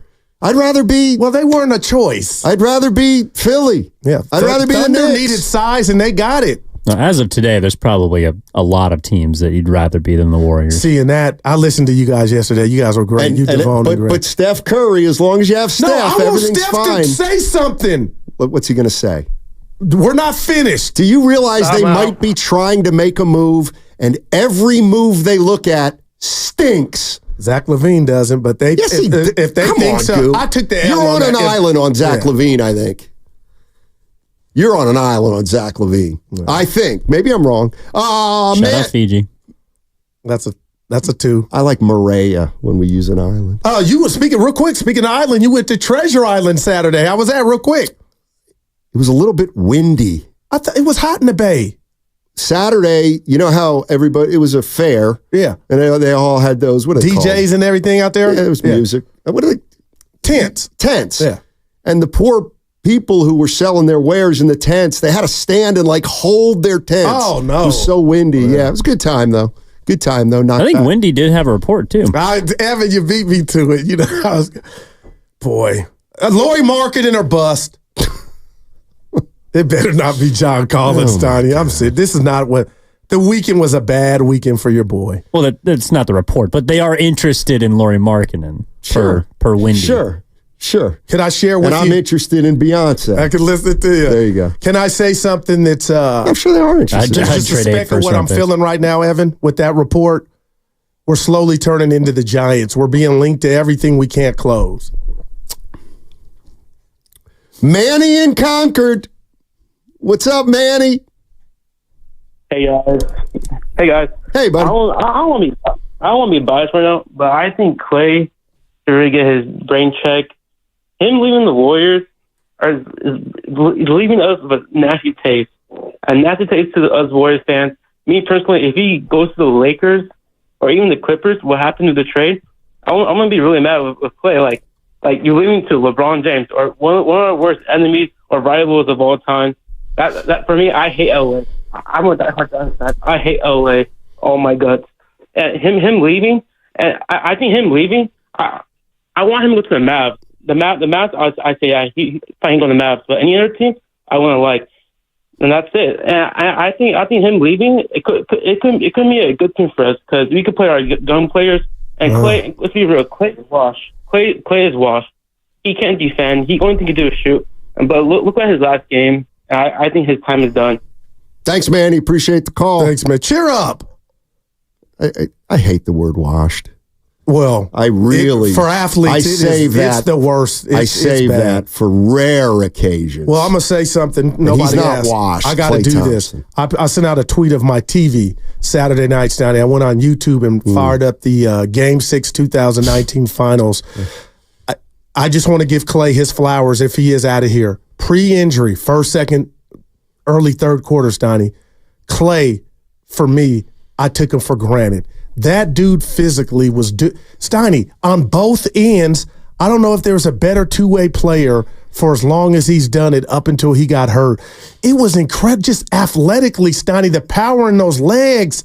He was doing it all, man. And yet you fought so hard when people say he's just when you have those two injuries, he can't defend. No, I'm just saying, yeah, okay. Well, that's why he's leaving. But nobody wants to say Slippage and Draymond Green Garden guys, huh? Yeah. That's the same, huh? No, I think there's Give slippage me a call there, too. after 2. It's not. I think there's slippage, but we too. just are blind to that. We just focus on Klay. Trey's taking the ball out of the hoop more now. Too. Well, this is the point. Well, he'll help you on the other end. People are blind to all three of them. They're great. They're all going to the Hall of Fame. Oh, by the way, can I push back on something? All three guys should not get a statue. Now, Steph Curry should get a statue. Those other guys get their numbers retired. Like Pippen doesn't have a statue in Chicago. But Kareem and Magic have one, and Shaq and Kobe. Right. That's two guys. I ain't mad at you, but to me, I would not give all three statues. Steph gets one. But it's the big three, Steiny. They got you 4. Okay, well, and they was were all Jordan, Pippen, homegrown. Rodman. Well, Bird, Rodman McHale, Parrish. It's the same thing. Does Durant get one? No, he left. Let's go What about Iguodala? He was making his rounds. What about Kerr? No coach has ever got a statue. About Bob Myers. Boy, we need him. I mean, the first statue will probably be Joe Lacob. All right, let's go to, I'm kidding, Big Dave and San Leandro. What's to talk about Mike Dunleavy? Hey, Big Dave, what's going on, man? How's it going? Hey, sad day. Very disappointing day. You know, I understand Klay's defense slipped and all, but I never expected them to be treated like this. I mean, we're talking about Klay 37 here. So, we're talking about, first off, Joe Lacob. Light years ahead, huh? I love that. Light years ahead. If he was light years ahead, he should have a contingency in place in case Bob Myers left, right? Hiring Mike Dunleavy as the GM was the biggest mistake ever. The Warrior fans who became Warrior fans during the championship run don't know who Mike Dunleavy is. But the fans who were fans when the Warriors sucked know who Mike Dunleavy is and realize Mike Dunleavy does not care about the Warrior fans. He did a good job with the draft picks, but let's take a look and see what's been happening since. He didn't talk to Klay and disrespected him last year. They didn't even open up contract talks with them this year. They said they wanted to prioritize a trade for Paul George, which was complete smoke and mirrors. We lost Chris Paul for nothing. You let Kuminga and Wiggins' names float out there for potentially Paul George. So I'm curious to see how those dynamics play out. And then you blocked Wiggins from even playing on the Canadian Olympic team. Man, we're in bad shape right now. And I'm telling you right now, it's a huge mistake to have Mike Dunleavy run the show. And I'm curious to see what happens. But I guarantee you that Steph Curry sees all this playing out, and especially how they've treated Klay Thompson. And let's just see what happens the next couple of years. But one more thing, too. They have to make the trade now, right? You can't leave Kuminga and Wiggins for Paul George and just sit there with both of them. Like, that's not going to create mental issues with the two of them, too. Well, that's all I got to say. It's a sad day. It's a sad day. Appreciate it, Big Dave. No, I am kind of with them on his very last point. Now it feels like they got to do something. Yeah. And I hate when a team's in that position. I hate when a team feels like they have to do something. As for Dunleavy as the GM, you want to talk about sample size. I just don't think there's enough. And also with the way the Warriors' decision-making is done, I really don't know who wanted Draymond back and who might not have. I don't know. Yeah. Because, listen, Joe Lacob as an active owner, we all love it. We've all loved it for 10 years. But maybe it was his call on Draymond Green that some people will say was a big, big mistake. I don't know if Dunleavy or even Bob Myers could never, quote unquote, overrule Joe Lacob. So I've always wondered how much is Lacob, how much is everybody else. And you know what? You always talk about that infamous dinner they had, Draymond and Lacob, and I always said, it's nothing. Maybe that's what it took. You know, maybe people were in Lacob's ear like, hey, Joe, are you sure? And they broke bread and it happened. But yeah, exactly, Goo. I'm thinking. I'm like, okay, yeah, boy. And I do wonder how close they came to trading Paul. Chris Paul. Yeah, like what did they turn down for him? But when I got that news, I was like, damn. Chris Paul II. Well, now he's a Spur. Thank God, because that means we won't need to use that drop anymore. No, according to who was the trade with Chicago? Wiggins and Paul for Zach LaVine, and the Warriors said no? Yes. Wow. I was running the show. Breaking news. Yeah. Then what are you doing with Kuminga? He probably would have been he wouldn't have been included. Oh, man. Let's go to Bud in Oakland. Bud Rock. Hey, Bud, what's going on? Hey, what's good? Hey, that kind of make a little sense about the whole Draymond thing. Just a quick, about, it seems like Bob Myers did probably want Draymond gone, and, they said, no, let's bring him back. So that probably was like his last straw because he's seen where it was going. But just about the whole Klay Thompson thing, I think before Klay got mad with the team, he was mad with himself. He was mad because, he was an elite player on both ends of the floor. You go from being a starter to helping your brothers win championships to these people telling you, hey, we need you to take a step back and go to the bench. But, it was a little bit of arrogance, and Klay didn't look at it from the glass half full. You got to look at the chance that you get to keep your stamp on this team, the legacy that you're going to continue to build. You take the Ray Allen effect and go to the bench, and, now you can preserve your legs and preserve more time that you have with the team. And then, let's say you go to the bench. Now you got the Andre Iguodala role. Now you can help the young guys understand the offense much better. Come off the floor and the gun for hire. You know what I mean? Now you can go ahead and solidify, and that's just what the question has to be to Klay. How much does your legacy with this team mean to you? I understand, with the other attitude and aspect of everything, we got to try to wipe that off the board. Now it's about how much does this team actually mean to you? How much does it actually mean for you to finish out your legacy with the Warriors organization, whether it's going to the bench or even moving into the front office? You have a chance to go ahead and do something that a lot of guys in the NBA don't get a chance to do, and that's continue to play, and let alone continue to play with the guys you started with. So, he got to look at the big picture, and that has to be the question to Klay. How much does being a part of this organization actually mean to you and for your legacy? Because you got a chance to go he got a chance to go farther if he can accept that Ray Allen role. And you never know what happened there, man. But, I think he's more so mad at himself. Thanks for taking the call. Appreciate it. Good call. And I'll say this to that, Stoney. I'm not a doctor, a clinical doctor, psychologist, but I'll say there's a flip side to what he said. Klay probably felt like he had a knife in his back, Stoney, by more than just Coach Kerr. I could even throw Draymond Curry in there. The fact that everything that caller just echoed, I felt. But the fact that he's probably like, I'm Klay Thompson and you want me to go to the bench?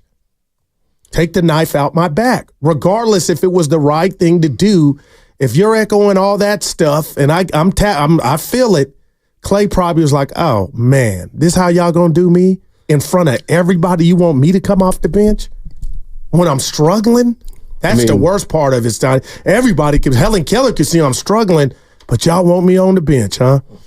I mean, the one thing that I don't think people factored in enough is you can't ask a Hall of Famer like Klay Thompson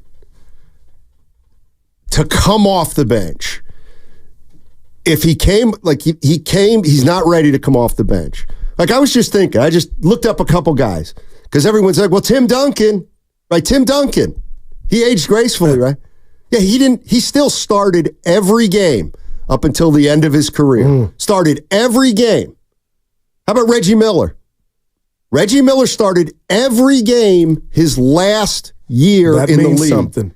Ray Allen, well, he was going to come off the bench, so if he was going to come off the bench, he wanted to go somewhere else to come off the bench. And I've kind of felt that all along. You cannot ask Klay Thompson to come off the bench for the Warriors when Steph and Draymond are still starting. Man. I couldn't do it, Stoney. I'm being honest, putting myself in Klay's shoes. And also, he's watching Brandon Pajemski start. And no shade at Pajemski, but Klay's a Hall of Famer. He's got to go somewhere else for a new scene, and the new scene will, I think, allow him to be a better player coming off the bench. Wow. And on top of that, nobody can tell me anything different. Klay had to be a bit envious or jealous of Jordan Poole when he couldn't play, watching Poole be his possible replacement, becoming a fan favorite, and then Poole's out of here, and Klay's back to the bench, not for Poole, Stoney, but for Pods or Moody. You can't tell me that wasn't a gorilla of a mind. You know what? I wouldn't wish that on my own worst. The memories are too strong. Maybe so. Maybe so. All right, 888-957-9570 is the number. I see full lines. We'll get to you all on the other side. But just to recap, the Warriors, they don't acquire Paul George. Klay Thompson looks like he will be going to Dallas or possibly the Lakers. And Chris Paul has been waived. And the Warriors are about a day into free agency. And we'll see what happens, if anything. 888-957-9570 is the number. Don't forget to download the Odyssey app directly from our QR code on both YouTube and Twitch. Brought to you by First NorCal Credit Union. For a low-rate auto loan, apply online or just ask for First NorCal financing at the dealer. Chris Paul II. Hey, what's going on? It's Willard and Dibbs.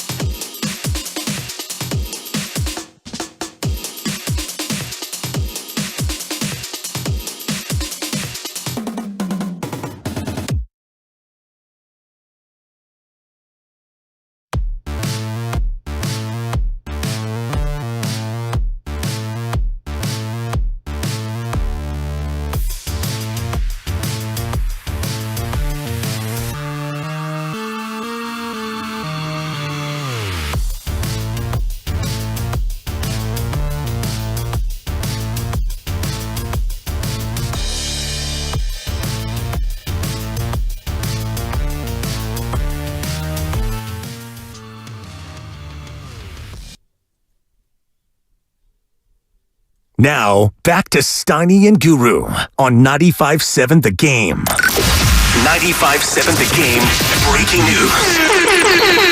All right. Klay Thompson officially is signing with the Dallas Mavericks. Wow. 3 years, $50 million. It's part of a sign and trade. Right now, we know that Josh Green is going to Charlotte. He was on the Mavericks.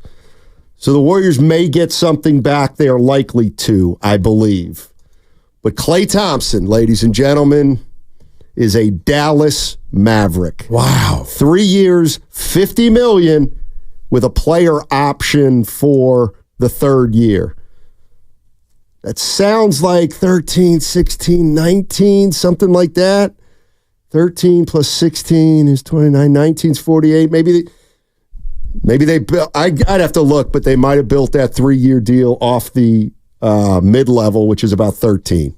But it's one more year than what he turned down, too, and it's a lot less than the 2 for 48. But wow, you talked about it, Stoney. The Mavericks were just in the finals. Yep. We're going to see him play big-time basketball, but I just want to say thank you to Klay Thompson for everything he's done. And there's no doubt he was feeling some type of way, man, for him to take this deal, Stoney, to get up out of Dodge. But $16.6 million a year around, like that's not 30 mil, a pop. So there really had to be some animosity for him to take that deal. But kudos to Klay, and thank you for everything that you've done. I am shocked, man. Man, I tell you the one thing that I've been looking at, and it to me is more of a, I don't know, I think it's important. I just looked down a list of great players, and it's tough for a great player to come off the bench, particularly with the team that he starred for. Man. Like Karl Malone. Well, he came off the bench with the Lakers after he left Utah. Guy like Kevin Garnett never came off the bench. Nowitzki never came off the bench until his very last season, and he only played 50 games in that. Even Dwayne Wade when he left Miami. And you know what? Give it to me, man. A guy will come off the bench the last year of his deal, but no guy wants to come off the bench these last 2 or 3 years if he thinks he's a great player. Yeah. Look at Chris Paul. I bet he starts in San Antonio. Oh, there's no doubt. Exactly. But none of those guys you mentioned had the 2 catastrophic injuries that Klay had, Stoney. But, man, Klay will be playing big time. We're rooting for the Warriors, but good God, man. All right, let's go to CJ is in New Orleans. One sec. There's also another piece of this from Wojnarowski of ESPN. Thompson allegedly did have 4-year offers for more money, but taking less was offset by the chance to win a 5th championship with the Mavs and difference in state taxes. Oh, yeah. Texas, the Lone Star State. Yeah, he was in serious talks with the Mavs and Lakers. And just real quick, before you go to calls, just think about the finals that we just witnessed. Dallas coming back, trying to hang in there, and Hardaway Jr. couldn't hit the side of the barn. They had nobody that could consistently, make a 3 or a big shot from the outside. Now you got 2 penetrators, 2 dudes that can draw the defense with Luka and Kyrie to kick out to Klay. I think this is a perfect fit. Klay Thompson is signing with the Dallas Mavericks. Wow. 3 years, $50 million. Last year is a player option. Klay Thompson, an original Splash Brother. Yes. Is no longer a Warrior. And it's going to take a while to sink in. Oh, no doubt. But to Evan's point, we want to find out if a player's coming here, right? That's I keep checking or refreshing, like, Stoney, who could they? It'll probably be Maxi Kleber. Oh, good God. That's Stephen my call. Langford's twin. That's my call. I'm out. CJ in New Orleans. Well, there's some shooting, though. How y'all doing? That you want. Yeah. Hey, what's up, CJ? How you doing, man? Wow. How you doing? I'm good. I just wanted to speak on the little Klay Thompson situation. I'm happy for Klay Thompson, by the way. He was Dallas. I'm kind of hurt, dude, because I ain't want to see him leave on Curry and Draymond, but I know business is business. He had to do what's best for him and his mental health or whatever. But I don't know. I don't know where we go from here, dude. I don't know what we do. I don't know. That's all I want to see. I'm kind of hurt, so I can't believe he really gone. So I don't know what we do from here. That's all I want to see. So that's it. We got to get his replacement. That's what we do from here, Steiny. And if it's in-house, Moody or Pods, I don't think that's enough. I mean, again, you can scoff. We can go up and down about 38% from three.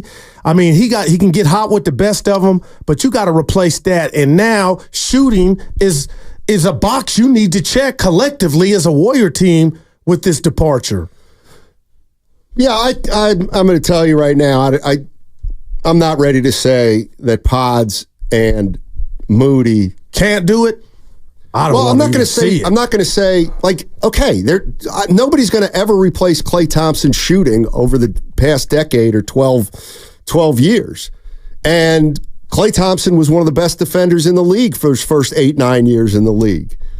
But the reality is, Podziemski and Moody bring different stuff to the table, and in basketball, to me, it's all about fit. I think there's an opportunity for the Warriors to lose Klay Thompson and still be better as a team, becoming more well-rounded with guys who do more than Klay Thompson.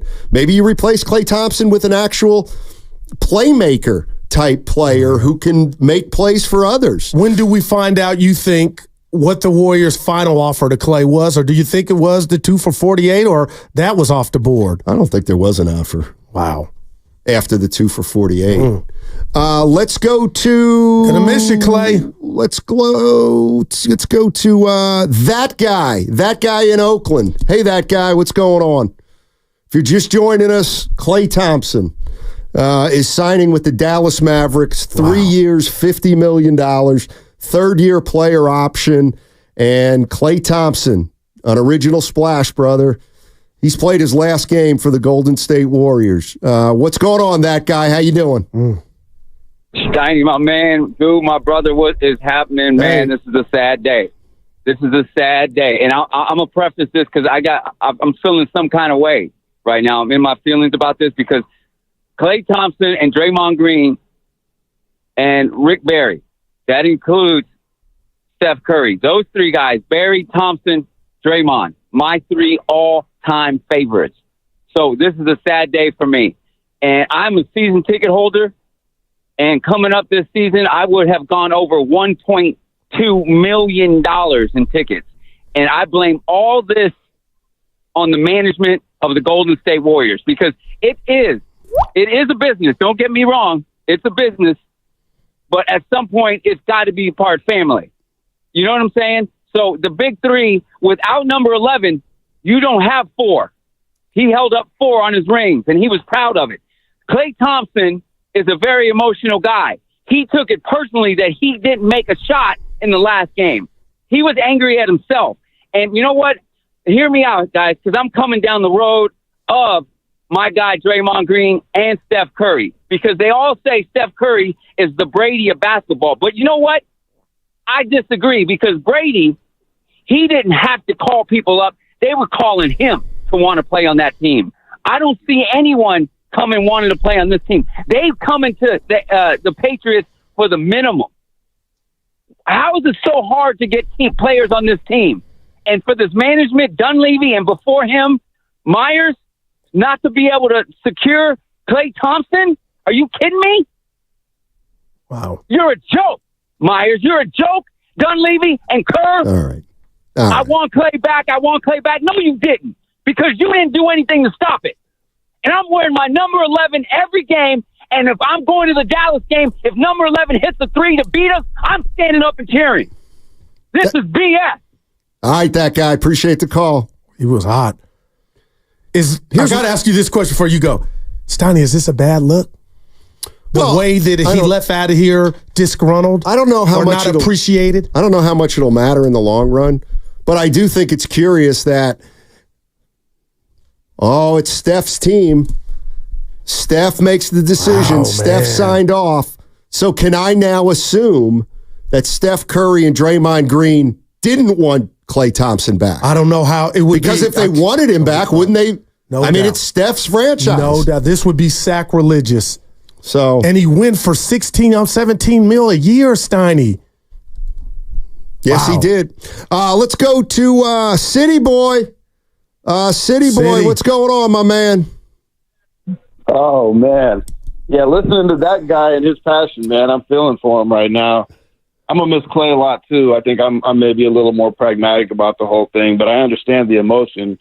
Klay meant a lot to everybody here in the Bay that's a Warriors fan. Right. I mean, my son grew up watching the Splash Brothers. I got him on my wall and everything, you know. I mean, hey, I'm going to miss him. I'm going to miss him, and I thank him for everything. It was time. I mean, if I'm honest, I think, you know, there's a couple things. I hear everybody coming down Dunleavy's road. I mean, this dude was put in a little bit of a tough spot. I think that he was hired to do just what he's doing. Lake have made it clear about the spending needing to be under control, especially with the CBA. And, you know, I'll be honest, I think it's a terrible CBA. And this thing is set up to do just what it's doing, which is breaking up teams that built through the draft. You know, I wish that they could create some sort of exemption for players drafted by your team to maybe not be taxed. Maybe that counts against your cap, but not taxed. You know, I mean, it devalues draft picks and scouting and all that. So the CBA stinks. We're losing Klay. That stinks. I think there's obviously a lot more to it than just money, as you can see by the deal that he got with Dallas. I think Dallas's point of attack defense is going to be atrocious. I mean, what are they going to do with Luka, Kyrie, and Klay guarding the perimeter? I mean, they're in trouble. I think this is a bad move for Dallas personally. All right.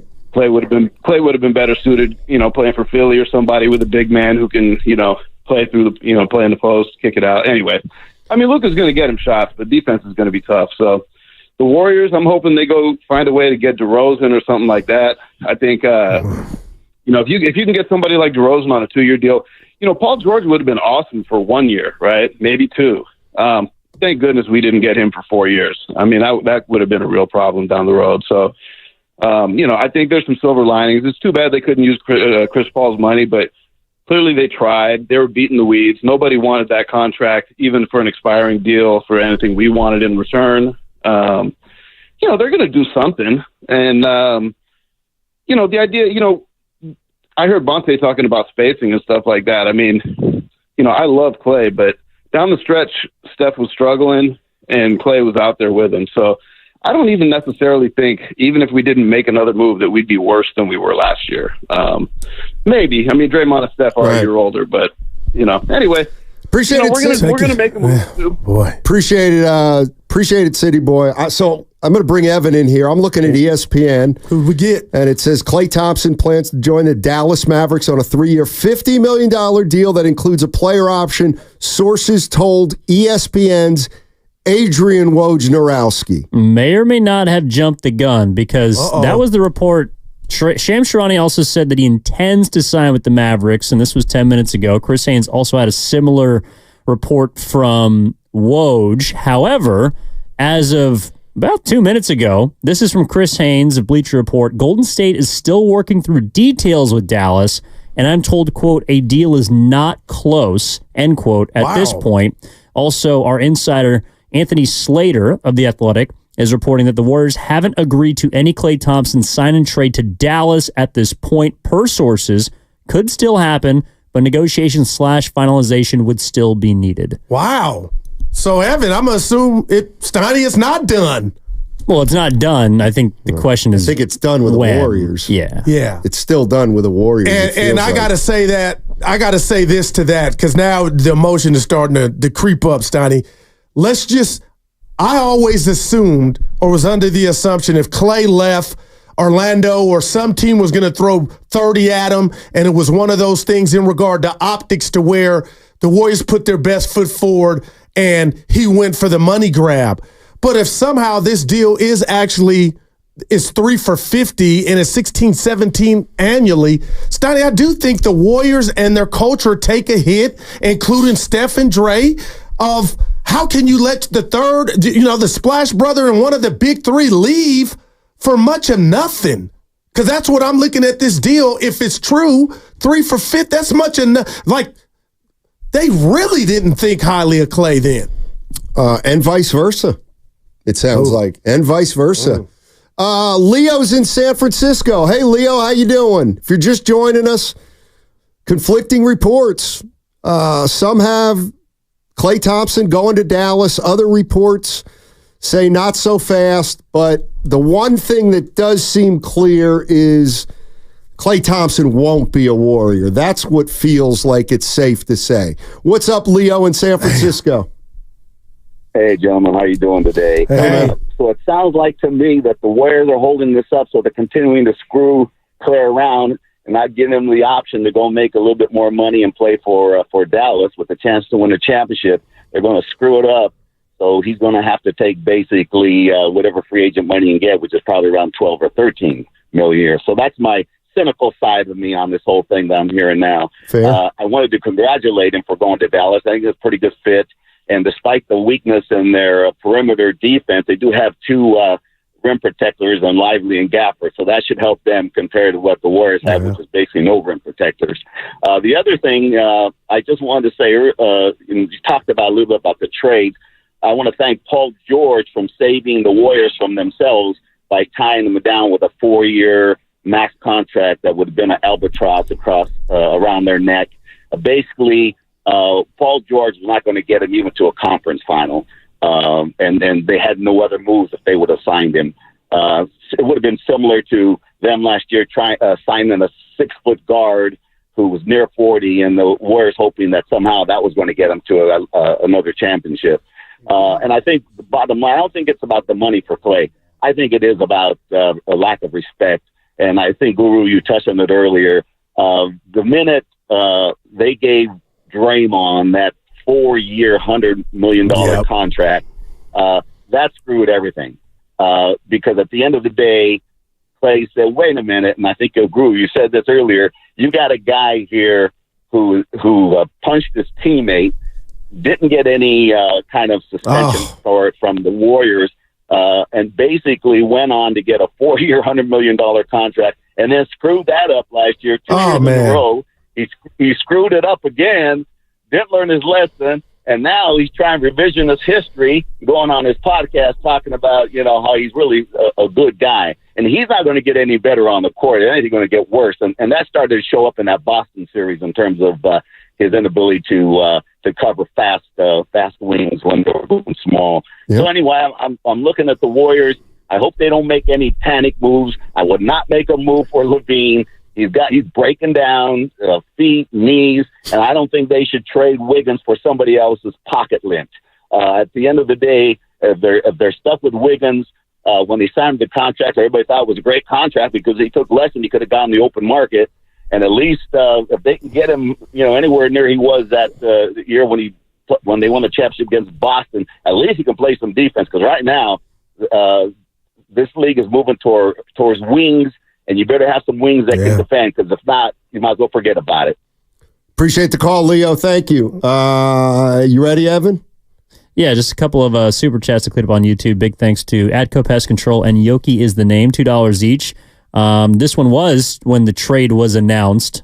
Has not been confirmed yet, but so we get nothing back, not even Josh Green. That's from Atco.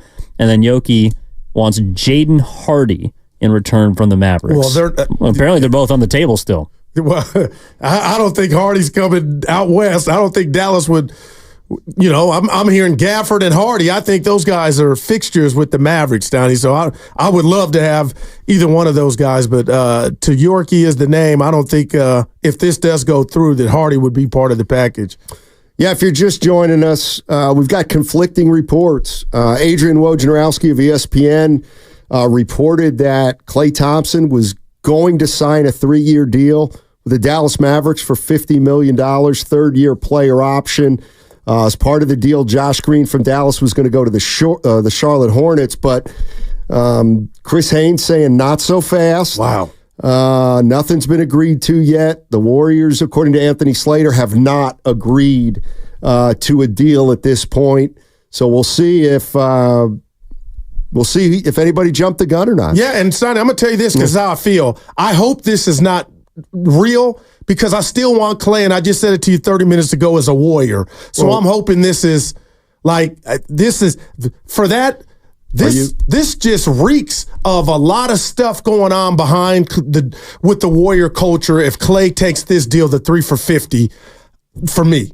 I don't think this is an arson judge situation because neither Woj nor Shams have taken their tweets down about Klay, which is typically when you're in trouble. Shams' latest one is Klay Thompson intends to join the Dallas Mavericks, and then Woj still has the details from his prior one. So, Okay. Wow. It looks like a KCP signed with the Magic. Yes. Yeah. Yes, absolutely. People were wondering what his availability. Let's go to Eric. Eric's in LA. What's up, Eric? All right, you guys don't know what you're talking about, because what I've done this morning is I've sent a letter to the commissioner's office to make sure Klay stays in All right, San get this Francisco. guy off. I'm going to get him off. Get him off. But the thing, he's also you know what? He's also texting stupid stuff on the Xfinity mobile text. Let me get him started. I sent Pike. a letter. Hit the Pike. Damn, no Klay. If you've just joined us, Klay Thompson has played his last game with the Warriors. I think that's the safest yet most impactful statement. Probably headed to Dallas. We'll figure out the terms, but Klay Thompson is not going to be a Warrior. 13-year career. He played 11 seasons with the Warriors over 13 years. Wow. An original Splash Brother, 4-time NBA champion, surefire Hall of Famer. Klay Thompson is no longer a Warrior. And why do I keep defaulting to Curry and Dre had to sign off on this? Because it don't sit well with me. Because we've been assuming this whole time that Steph signs off on everything or doesn't sign off on everything. And I'm going to assume that he was okay with Draymond Green getting $100 million. And I'm going to assume Draymond Green and Steph Curry must have been okay with Klay leaving. I'm looking at Charlotte's roster. Would you tell me to stop thinking maybe the player could come not from Dallas but from Charlotte? Yeah, I'm going to wait on all that. I have I'm thinking Mikal idea. Bridges. I have no idea. Miles Bridges, thank you. Well, if Miles Bridges, he's also a free agent. Yeah. Yeah. 888-957-9570 is the number. By the way, all guests right now on 95.7 The Game, they appear on the River Islands guest line. Isn't it time for you to discover the islands? River Islands in Lathrop. Yes, we have a new guest line. River Islands. YouTube Welcome. about to break, Stoney. Almost 2K. Man. 888-957-9570 is the number. Again, it looks like Klay Thompson, for all intent and purpose, will be headed to the Dallas Mavericks, and we'll see if the Warriors get anything back in a sign-and trade. The details have not presented themselves yet, but Klay Thompson, 13 years with the Warriors, 4 titles, and it looks like he's going to the Dallas Mavericks. How do you feel, Warrior fans? 888-957-9570. Can I read something to you? Oh, we're up against Absolutely. it. No, go ahead. No. This hit me. Once we get from the 415, once we get past the emotions, can either of you please tell me how the Warriors get better from here on out? Honestly, what do Steph, Dre, and Kerr have to look forward to? I'll let that there. I'll think about the answer over the course of this break. 888-957-9570 is the number. Klay Thompson, for all intent and purpose, is no longer a Golden State Warrior. We'll talk about it on the other side. That segment was brought to you by LifeSource Water Systems. Hi, it's Sherry, owner of LifeSource. For 40 years, families have been loving our LifeSource water. And now, when you buy LifeSource,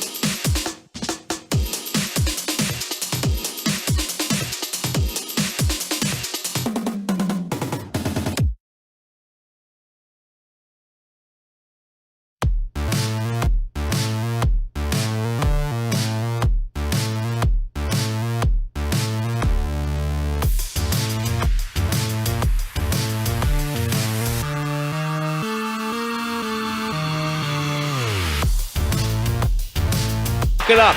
Off a screen. Curry at midcourt. They're going to trap him. Feeds over to Draymond. Draymond looks, finds Thompson with 3, with 2, with 1. The jumper's up. Good! .2 to go! Klay Thompson with the bucket! Sacramento calls time. Now, back to Steiny and Guru on 95.7 The Game. All right, Klay Thompson, he scored his last bucket for the Golden State Warriors. That was Tim Roy on the call earlier this year, Klay's game winner against the Sacramento Kings. Klay Thompson is going to the Dallas Mavericks. Klay Thompson, original Splash brother, going to the Dallas Mavericks. He was here 13 years, played in 11 of them, 4 titles, and a certain Hall of Famer. He's played his last game with the Warriors. The Warriors have signed DeAnthony Melton. He played for Philly last year. They gave him a 1-year, $12.8 million contract, which I'm going to assume is the full mid-level. He's a 2-guard and played 38 games last year. Played 38 games last year, and the Warriors signed him to a 1-year, $12.8 million deal. DeAnthony Melton started his career with Memphis and played the last couple years with Philly. 888-957-9570 is the number. How you feeling, Warrior fans? Klay Thompson, Dallas Maverick. Sounds weird. Yeah, it does. It's a sad day for me, man. Yeah. And Warrior fans. Well, it's funny because, you know me, I'm not sentimental about these things, but I was just thinking, my daughter's home with me now. Gotcha. She's 22. And Klay was always her favorite player. Like when she was 10 years old, she loved Klay. Yeah. She just liked Klay more than, Steph or Draymond. That was her guy. So I'm sure there are a lot of fans that have that kind of reaction. Yeah. He shot 36% last year, Stoney, from 3. He's athletic. Yeah. He is athletic. 26 years old. Let's go to Chris in Dublin. Hey, Chris, how you doing? Hey, what's happening, fellas?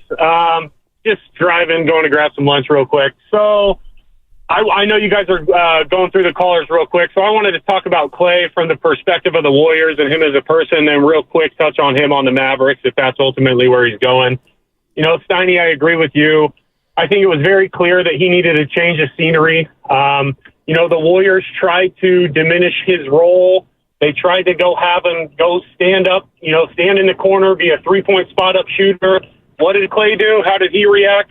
He visibly sulked and visibly did not run up and down the floor with vigor. I mean, you could tell he was hurt over us trying to change his role in the middle of the year.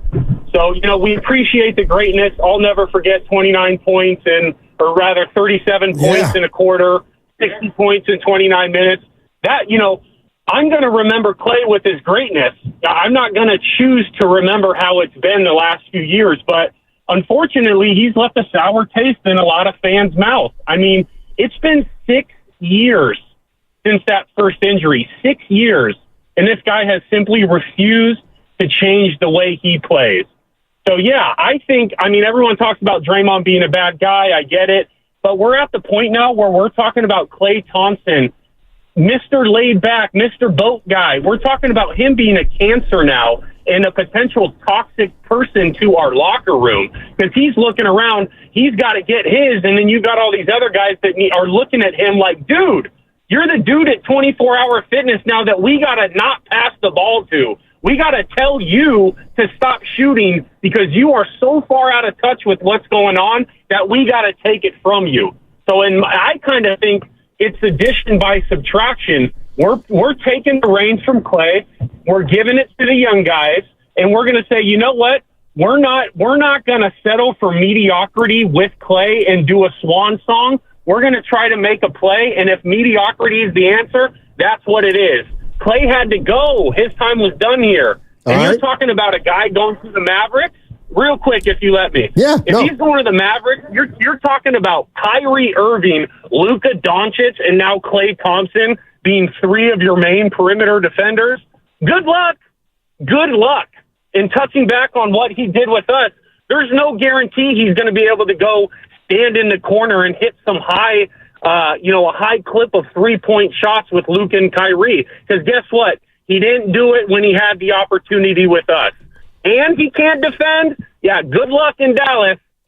Anyways, I'm out. Thanks, Chris. I'm out. Well, Dallas wanted him. Thanks, Chris. And Steiny, we talked about it. I think it's a fit. And everybody that they ran out there, speaking of the Mavs, Kleba, Tim Hardaway Jr. weren't known for their defense. I think this is a good fit for Klay. And to the caller's point, I hear him. That's how you feel. Doesn't mean you're right, but I think he's dismissing, Klay and his ability to get hot in this second half he had. I don't think that it's fair to call him a cancer or toxic. Because we could bring up another name if we wanted to do that. Yeah, that to me is ain't fair. Pretty harsh. Let's go to TC in Sacramento. What's going on, TC? Hey, what's up? Hey, Steiny, Guru, what's going on? Hey, talk to us. Hey, man, listen, y'all know I'm tapping in. Hey, y'all know I'm a Kings fan down here, man. But listen, I got to tap in on the Klay. Listen, the Klay situation, y'all got a lot of, I'm not going to get into y'all boundary because y'all, that's Warrior talk. But I'm hearing a lot of callers call in, just basically trying to poop on Klay. It was about that's why Malik Monk signed back with us, bro, because it's about the loyalty and about the love. Everybody Malik could have got more money. No, Malik came back because he loved it here and the city loved him and we wasn't trying to play with him. We came up to him up front, bro, this is what we got for you and we want you back. I don't think the Warriors did that with Klay, man. Y'all gave Dre that money. Y'all was supposed to give Klay the money, and y'all was supposed to work it out how y'all supposed to work it out with that dude. I like him in Dallas. Dallas is kind of sneaky scary. They got the boy Najee Marshall, and now they got Klay sitting over there in the corner spotting up, shooting, dog. If he owned, Dallas can be kind of scary, bro. Let's not overlook Dallas. Look, check it out, man. It was about the loyalty with Klay. Klay, well, you see he signed for lesser money, but I'm not going to get into the Warriors talk, bro. All I feel like is it was the loyalty part behind that situation, dog. And that's what hurts. Yeah. Thanks for the call. And that was foul. Yeah. Steiny, that's what hurts, though. Because that's how I'm feeling like he wasn't done right. But if you're to tell me DeAnthony Melton is your starting two guard, and I know he may not be on the team, some stuff still can happen. But if that's the swap, DeAnthony Melton for Klay, miss me with selling me on they've gotten better. They might have. Well, we don't know that yet. And that's where I'm at. What would doing right by Klay look like? Maybe give Dre 2 for 50 and then Klay get 2 for 50. This offseason. Yeah. You already did Draymond like you did him. What? Maybe, again, I'm speaking on stuff I don't know didn't happen, but a phone call. They had. No, I'm talking about from Steph and Dre. To allow him to just dip for what seems minimal, Steiny, is shocking. Because I prep myself for Orlando. They're going to throw big money at him. And now, to the caller's point, Steiny, the Warrior culture, I thought, would take care of their own. And I thought Klay, he wouldn't turn down $30 million, but to go do what he signed for, if the reports are accurate, Steiny, I'm shocked. Isaac's in San Mateo. Hey, Isaac, how you doing? Oh, pretty good. Thanks for taking my call. Sure. For the first-time caller here. All right. So I want to say, hi to Steiny and Goo. Anyway, today's, for us, for my family and I, it's a sad day for, we do like Klay Thompson here. Of course. And yeah, go ahead. I'm sorry. No, of course we like Klay Thompson. All you. Yeah. It's just a sad day here that we're very appreciative of his time here with the Warriors. With him, we won these 4 championships. With him and obviously Curry and Draymond and Durant. But still, we got to be appreciative. He gave us all this time with us here, so it's a sad day. Hopefully we do get some good assets in return. But let's see what happens, though. Did you guys hear of any? Of the other people that are coming in, hopefully through a sign and trade? Yeah, thanks a lot, Isaac. Appreciate the call.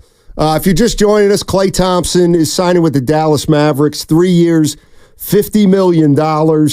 And the Warriors have acquired DeAnthony Melton for the $12.8 million mid-level exception. He played with Philly last year. Memphis before that. He's an athletic 2, can make a little bit. And the Warriors, that's their move so far this offseason. DeAnthony Melton. Yeah, DeAnthony Melton. Klay played more games than him last year. He only played 38. He's not a part of the sign and trade. Gotcha. Which tells me that the Warriors didn't like anything coming back from Dallas or a third party, and instead they lose Klay, and then they get the full mid-level to use, and they use it on DeAnthony Melton. 888-957-9570 is the number. Tom's in Sonoma. Hey, Tom, how you doing, man? Hey, Guru. Hey, Steiny. How you guys doing? Thanks for taking my call. Sure. Hey, man, all this negativism's got to stop. You need to give Klay his flowers, man. What this guy did for us 13 years, man, gave us great entertainment, great effort, hard work, 4 chips. There should be nobody calling him out and calling him these names. All I hope for Klay is the best in Dallas. I hope he has a great career. And everybody, we have to have a few adults in the room here. It's time to grow up. The other thing, Steiny and Guri, I got one question for you guys, man. I'm a little confused on this sign and trade. So if we do a sign and trade, do we get to negotiate the player coming back to us? Or yes. How does that work? Yes, you would. You would be able to do that. The problem is the Warriors didn't like anything Dallas was offering, and so they ended up I don't even know. I think Klay just signed with Dallas as a free agent. Or was it part of a sign and trade? It's part of a sign and trade. But the Warriors got nothing back. Go ahead, Evan. We don't know. That's why there was the original hang-up. He is traded to the Dallas Mavericks, 3 years, $50 million with the player option. The reason why Slater and everyone else had been hesitant to finalize everything is because the compensation has not yet been decided. Okay.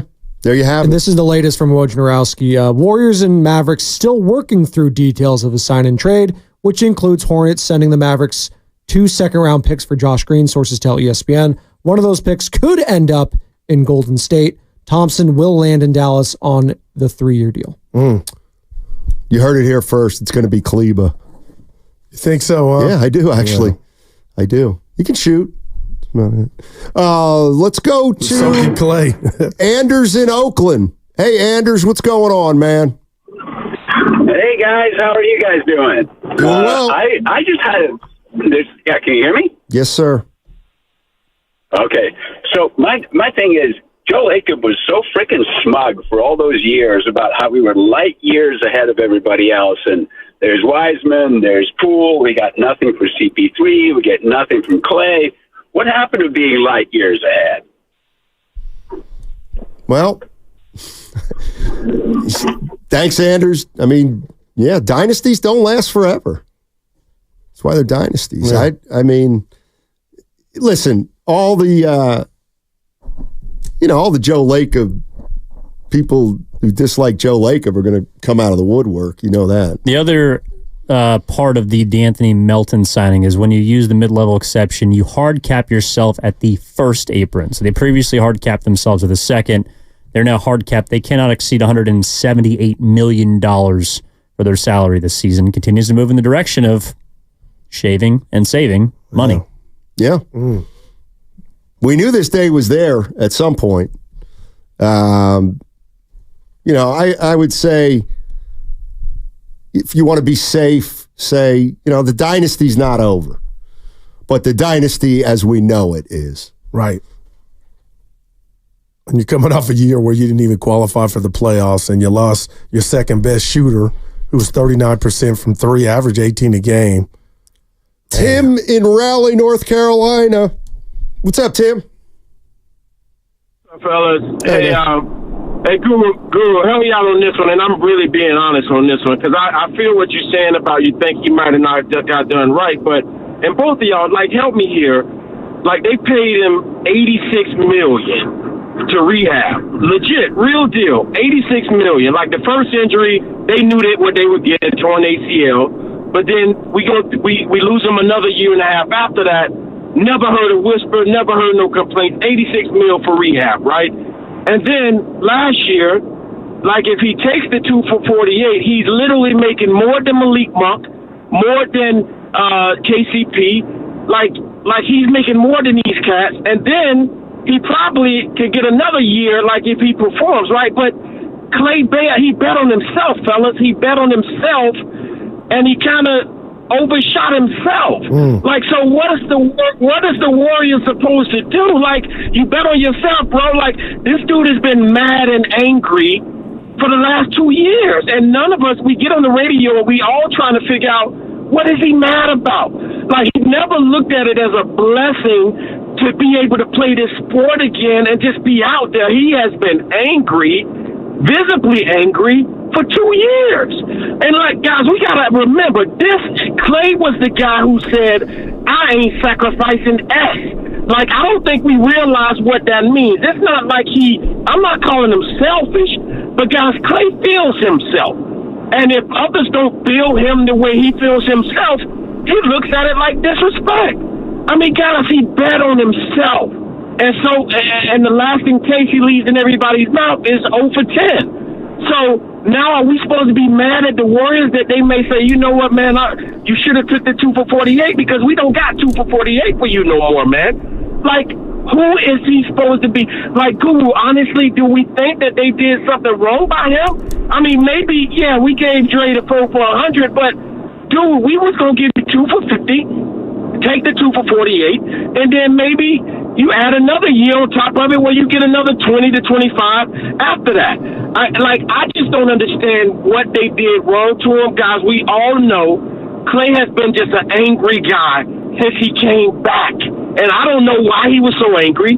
He just was. Well, we said earlier, him getting moved to the bench might have been it. How about that? Okay, cool, I get it. I get it. But he the one who came out and said, hey, Manu Ginobili went to the bench. Why can't I? He said that, Klay. I mean, cool. Yeah. Like, does that mean you done wrong because you got moved to the bench? You should have took the 2 for 48, cool. Yeah. He bet on himself, man. Yeah. I just don't get it. Nobody did him wrong. If there's any sour feelings with Klay leaving, it ain't from the Warriors or the Warriors fans. It's because the way he's going out, man. I don't get it. Well, here's what I think. Yeah, to share with us, because I'm wondering if that 2 for 48 was gone, Stoney. It sounds like I'm sure it was. Wow. I don't think there's any doubt it was gone. He wanted to put on a new jersey for show. However, I still think there's, and talk to me. This is just the way I would feel. And I'm not saying Klay's right, but I'm saying I could see how Klay feels. Draymond Green, he had an opt-out, and he used it. He didn't have to opt out. But, okay, he did. And he got broken off. Klay Thompson, no chance you could ask Klay Thompson to take half of what Draymond Green is making. Like, I wouldn't have done it either. Yeah. And I love your premise of you're not saying it's right. You can understand. I built this, if not more, us three together, and I'm the one that gets half of the years that you gave the guy that with all the transactions that I can firmly say ruined 2 seasons. But the fallout from this, Steiny, is we're waiting on that player, if it is, or a pick. But don't tell me DeAnthony Melton, who's way younger than Klay, only played 38 games last year. If you're going to go into a season with him as your replacement, no shade at Melton, but good God, that's not how I saw it playing out. Again, I'm not saying Klay is right. I hear you. What I'm saying is I can absolutely see where he is coming from, especially last year when, again, Draymond opted out and they took care of him. And the offer that they presented to Klay was half of it, less than half of it.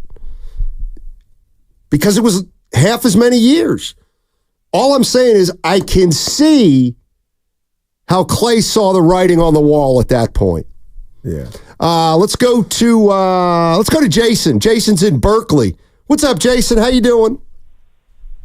Hey, guys. Thanks for taking my call. Sure. I just want to say, let's, like the other caller said, let's stop the negativity really on Klay. We don't know who was right or who was wrong. That's a discussion for another day. But people calling up, talking about Klay's a cancer, miss me with that. This guy's a Bay Area legend. Yeah. This guy's a champion. This guy's given us amazing memories. This guy always held himself properly. He gave his all on the court. This guy is a legend. So let's not disrespect him and remember all the memories that he's given us. You know, nothing lasts forever. Appreciate the call. Fans are just dealing with the pain, Steiny, or the hurt of, like you said, the dynasty it'll never be the same. You know, the run with the big three are gone, and I just feel for Klay in the sense that I think how it all played out, the wrong guy got rewarded and the wrong guy is leaving. I can say that and stand on it. Well, I mean, you could say, well, he could have taken the 2 for 48, but you're right. It was about pride and ego. Yeah. I mean, on the court, you can argue Draymond deserves more money, but at what point does off the court matter at all? There's no way that Klay Thompson looked at how Draymond Green conducted himself over the last 2 years and what he got and thought to himself, I deserve half as much as that. I think they correctly read Klay Thompson's market. They incorrectly read Klay Thompson. That's a 4. The person. Yeah. And I'm going to just say this, Donnie, because I know you may scoff at it or for anybody out there, but 18 points a game, although we know he was streaky, 39% from 3, that ain't 6 points a game and 22% from 3. And this is my thing. Be careful what you wish for, because DeAndre Melton does not solve your 3-point shooting issue, which I think you have one now because there is no Klay Thompson. And for the people saying Klay couldn't play D, DeAnthony Melton is not exactly Kawhi Leonard in his prime. 888-957-9570 is the number. If you're just joining us, Klay Thompson is signing with the Dallas Mavericks. Klay Thompson going to a team that was just in the NBA Finals. Might he get a 5th ring with Dallas? Signed for 3 years, $50 million. In a separate move, the Warriors have acquired DeAnthony Melton, shooting guard, can play make a little bit. He played with Philly last year, and they're paying him $12.8 million over 1 year, part of the mid-level exception. And we may be waiting on a name of another player the Warriors have acquired as part of the sign and trade with Klay Thompson. We'll see, and we'll pass that info on as soon as possible. Download the Odyssey app directly from our QR code on both YouTube and Twitch. Brought to you by First NorCal Credit Union. For a low-rate auto loan, apply online or just ask for First NorCal financing at the dealer. Hey, what's going on? It's Willard and Dibbs. Just to remind you that the Warriors offseason summit is coming fast.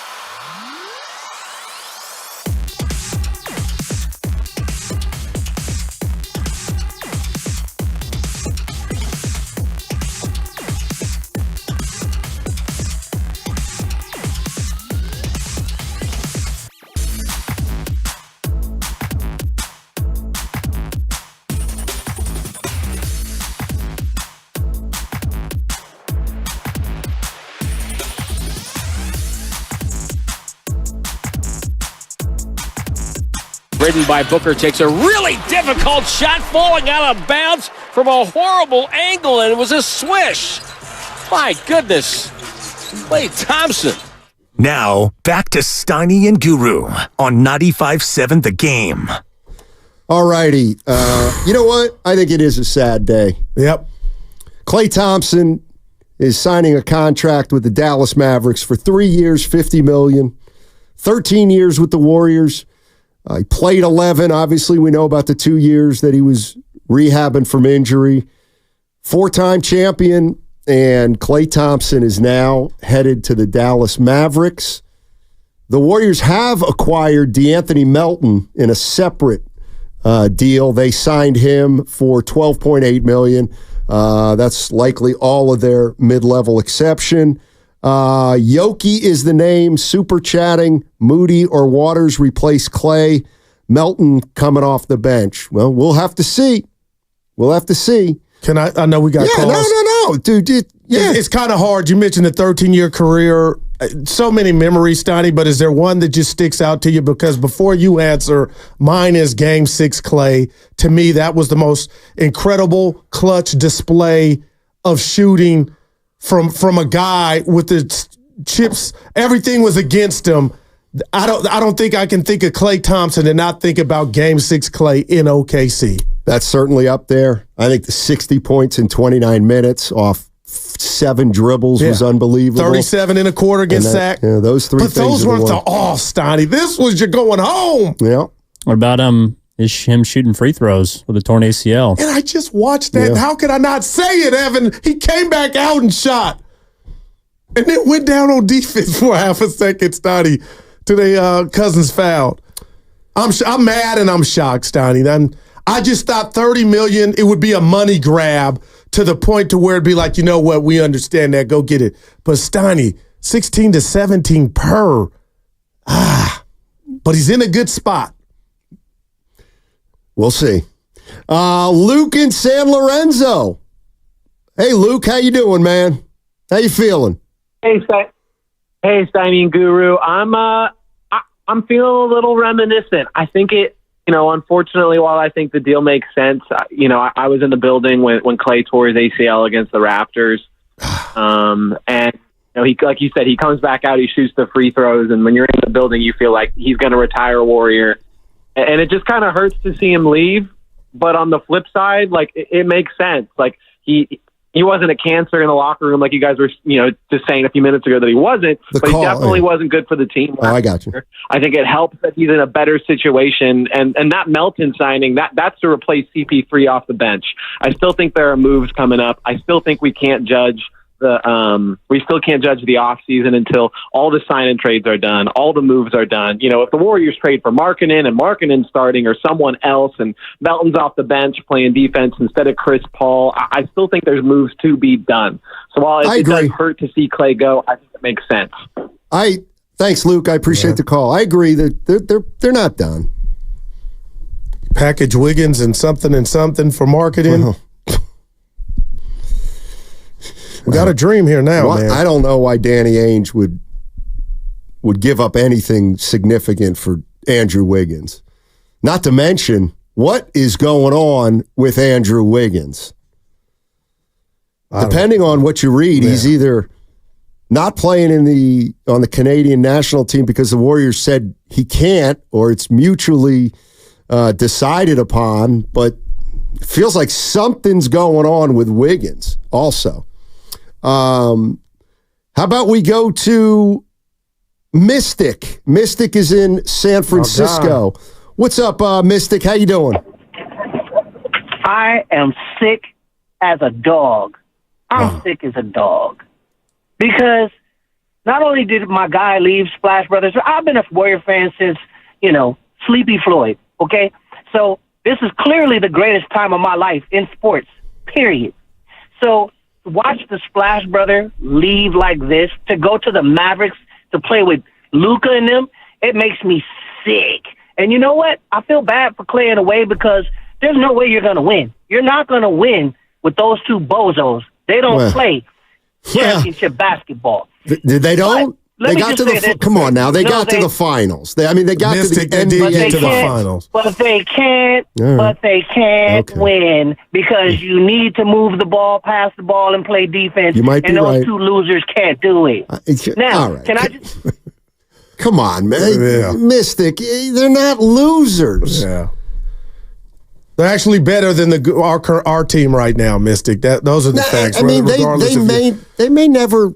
First of all, Kyrie's got a title already. Secondly, Luka's 25. I mean, but they've improved. They got a 38% 3-point shooter, 39%. If I round up, Stoney, the Maverick, that will help them, and they could have used him. I'm happy for Klay. I just hate how it went down, and he felt some type of way to get up out of here to take that deal. You could miss me with taxes when you look at, and I'm not saying he ain't counting his ducats that he's saving from the taxes. But, Stoney, let's put the right on the table, brought to you by ADCO. Just everything you said just hit me minutes ago about Dre getting awarded and them coming in with half the years. He wanted to get up out of here because he felt disrespected.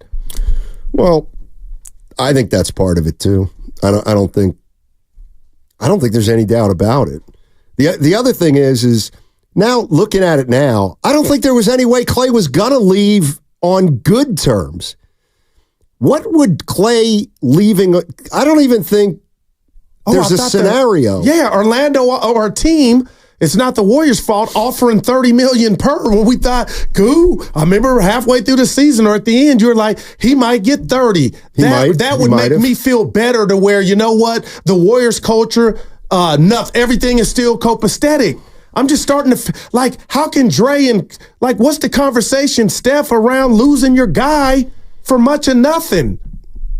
I don't know. To bring in Melton, I know that's not who they got in this trade. That's still to be determined, but the Warriors don't feel like they've gotten better early on in free agency after not making the playoffs by losing Chris Paul and CP3 and adding Melton right now. And it's early still. Let's go to Eddie. Eddie is in Oakley. Hey, Eddie, how you doing, man? What's going on?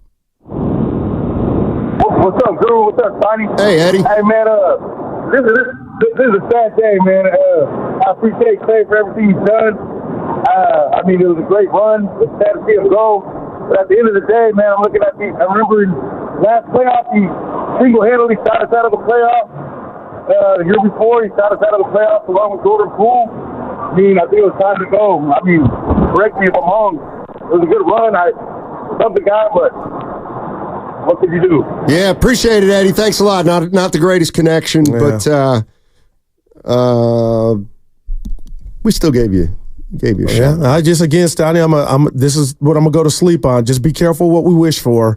A lot of people are focused in that 0 for 10 against Sac in the play-in game and the Lakers series where everybody was awful, shooting from the outside. But the 82 games, the stretch that is the regular season, your boy shot 39% and average 18 points.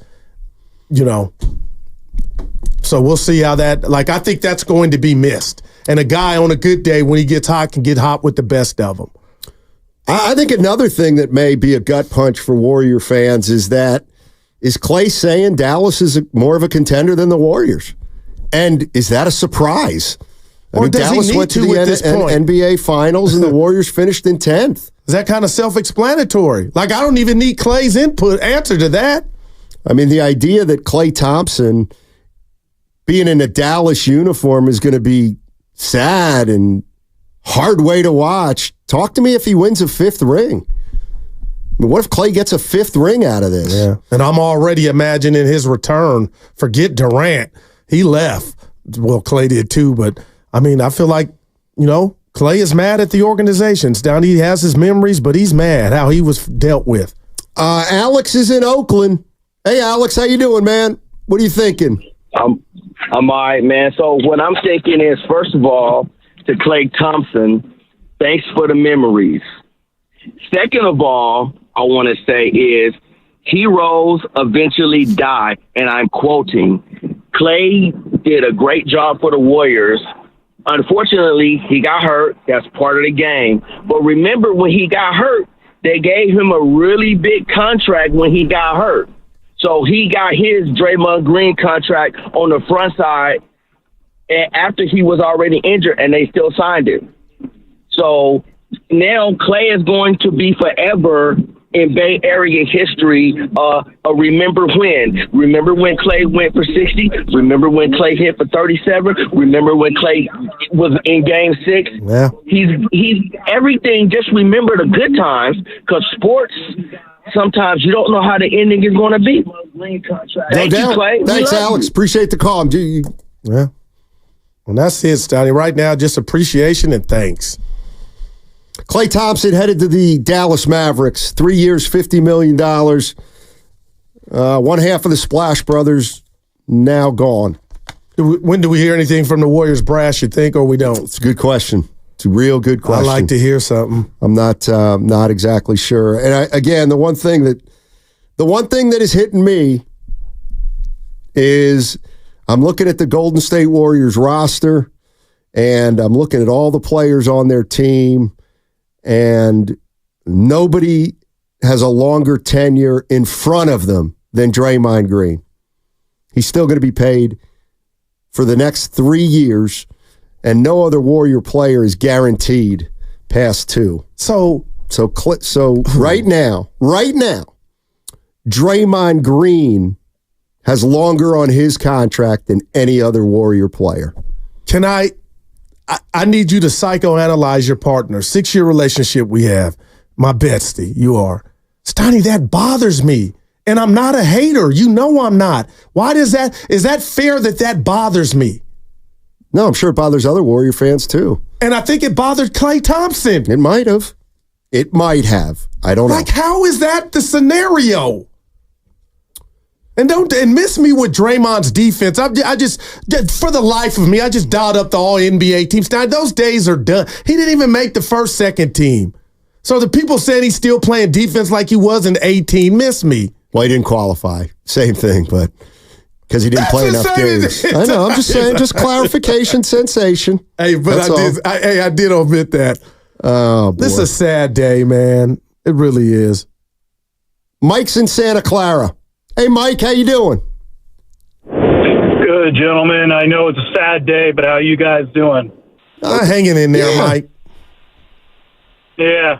No, same way. Look, I've seen this, and, when I was calling in, I was like, there's so many different angles to this, and look, the biggest one, and I know that one person said it, it's a business. It's a business. And one of the people I feel the most sorry for right now is Steph Curry. He's losing half of his Splash Brother team and everything. But now, out of anything, I worry about the Warriors. And I know, again, guys, you said it, there's still a lot more to do, but, we lost out on the PG-13. I was even looking at Markkanen. I can't, if I pronounce his name right. Yeah, Markkanen. At the same time, yeah. And so, we're losing out on a lot. CP3 is gone now, too. So what do we do next? At the same time, you know what?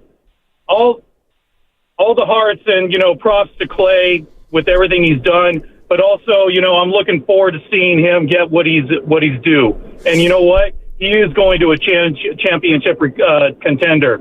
So whoever said that he's going to a loser team, man, come on, bro. Yeah, that was nasty. Yeah, come on. Let's be real.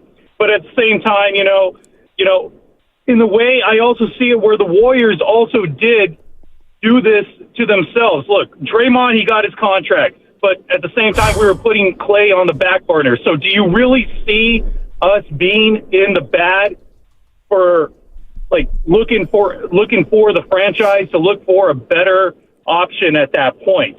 And all respect to Klay on that, all I can say is I just don't know where we're going to be at this point, and it's a little scary because right now, Steph is going into his final years, and what are we going to do as an option, even as a secondary? Good call. That's a great call. Appreciate it, Mike. Stoney, can I, before you respond, I just like to throw, because mentally this is what I'm doing, trying to, get through this show here. I'm throwing the kitchen sink at my pain. Is it fair for me to say, Evan, please chime in. You think Bob Myers would have had a better chance to get a deal done with Klay Thompson? Or I'll just throw that out there. No. Yeah, I have no idea. And it may not matter, I don't know. Listen, there's Joe Lacob. There's Kirk Lacob. There's Mike Dunleavy. I don't know whose decision it was to extend or, to give Draymond 4 years last year. I got, it's going to go on Dunleavy's ledger. There's no doubt about it, but it might have been Joe Lacob. It might have been. I don't know. Maybe Bob Myers isn't here because he didn't want to have to make either of those last two choices. Wow, man. Or maybe he was indicating the way he wanted to go, one way or the other, and they weren't on board with it. Y'all preaching. Let's go to Murillo is in Petaluma. Our guy. What's up, Murillo? I am sick of these fans, these sentimental fans. It's a sad day. Look outside the window. Where do you live? Are you working in a coal mine? Come on, guys. It's a beautiful day. And look, I thought you had a heart, buddy. I'm shocked. Life has its transitions. This is nothing but a transition. Hey, Klay, arrivederci. Thank you very much. I appreciate it. But here's the thing, and I'm going to preface my point with I'm not coming here to defend Draymond Green, but you guys are mixing things up here. They gave Draymond Green 25. He could have got more elsewhere. Draymond Green got less in his previous 2 negotiations with the Warriors. Klay Thompson sat for 2 years and got almost $100 million. They offered him more than they could get right now. So we're much aware of mental health right now, guys. And I think mentally, Klay Thompson has not been here for the past year. Now, is it a detriment to him? No, maybe he needs new air. He needs something else. We shouldn't be holding the organization hostage of this situation. I don't think they did what they could do. They offered him $24 million a year at a 34-year-old with 2 huge injuries. I don't think this is disrespectful. Now, he might have his feelings hurt or whatever. It's his right. But I think fans are exaggerating and putting the blame and comparing the Draymond. And Steiny, to your point, Draymond's contract would match his contract because Draymond is an option in the end. And by the way, you can trade the $25 million Draymond Green as well. I don't think we're, a hostage of Draymond. I think we're taking this too serious. I'm not sad.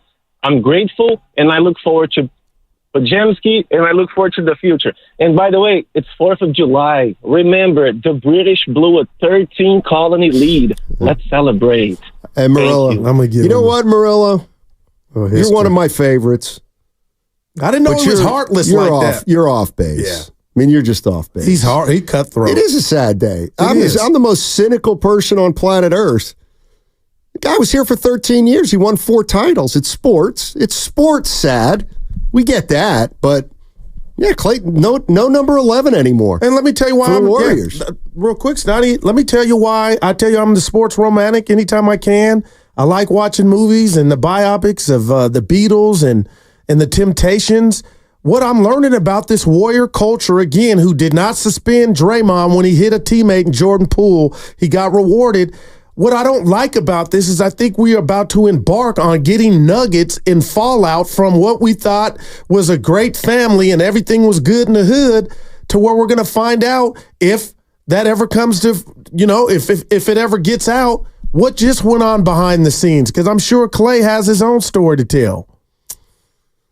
888-957-9570 is the number. Let's go to Dana in Syracuse, New York. Hey, Stoney and Guru. Hey, long Dana. time, first time. Oh, thank you. Appreciate it. I was thinking over last year when Coach Kerr was mentioning how Klay was going to transition. He was going to try to emulate the Manu Ginobili route where he was going to become a 6th man and stuff. The Warriors basically bent over backwards the last 2 seasons to placate Klay. Remember after 22 when he didn't want to work out during the summer, so they during the 23 season, they kind of let him work himself into shape, and every time they'd always try to make Klay Thompson, get going. They'd always make sure that he would get as many shots as he wanted, whenever he wanted, and it just kind of seems like, maybe they were expecting him to appreciate that, but I guess that he didn't, obviously, and, it's all right, him going to Dallas. It's going to be kind of fun watching them try to play defense with Luka, Kyrie, and Klay all on the court together. I don't know how they're going to stop Boston or Denver or anybody, basically. But it's going to be a fun time to watch him come back to Oracle and see him play against Steph and Draymond. I think that's going to be very emotional for everybody. I just hope that the fans give him some, respect when he first comes, but we'll see what happens, I guess. Oh, he'll get that. Appreciate it. He'll get more. It might be tears. This ain't Kevin Durant coming back. This is Klay Thompson. Yeah, Durant got a big ovation. Yeah. And imagine Klay, homegrown. Yeah. Steiny Young Bucket 11 on the YouTube chat. Guru up there lying. Okay. It's just one guy. No, I'm on the text. I appreciate you. I'm sad, man. I wanted him back. So a minor piece of Klay news. This is reportedly from Anthony Irwin of Lakers Daily. The Lakers offered 4 years to Klay Thompson. Chose Dallas. Wow. For $80 million. Klay wants another ring. What the fuck? For all the people saying that's what he's I'm worried seeing. About defense in Dallas. Damn. Bypass playing at home in front of Pops with Bron and AD? Must not think they're contenders. Boy, my little thing takes a little hit. Well, I could see Klay, even though it seems unrealistic, I could see Klay thinking, I'll play 2 years, have 2 great years, and go to free agency again. Well, it also means he's not just like everyone's making it out to be like he's spiteful towards the Warriors, and that's why he took less money elsewhere. That's clearly not the case. Yeah, it's a good point. Let's go to Carlito in Alameda. What's up, Carlito? Hello, gentlemen. Number one, Warrior fans, calm down. I'm going to say this about Klay Thompson. He picked a great spot. This is a smart man. Jason Kidd, he's a great man. He'll put his hand on your back. Great spot for Klay Thompson. My question to Steiny is this. Do you think that because he's in a better team, that'll affect his performance in a positive way? What do you think, Steiny? Thank you. I think he's probably very excited about playing with those guys. I think he's excited about having a better chance to win a ring. I don't know what his role's going to be. I don't know any of that stuff. I know he's not a great defensive player anymore, and that's a team that could stand a little upgrade defensively, but he turned down $80 million to go home. Yeah, it's pretty amazing. It's pretty amazing. 888-957-9570 is the number.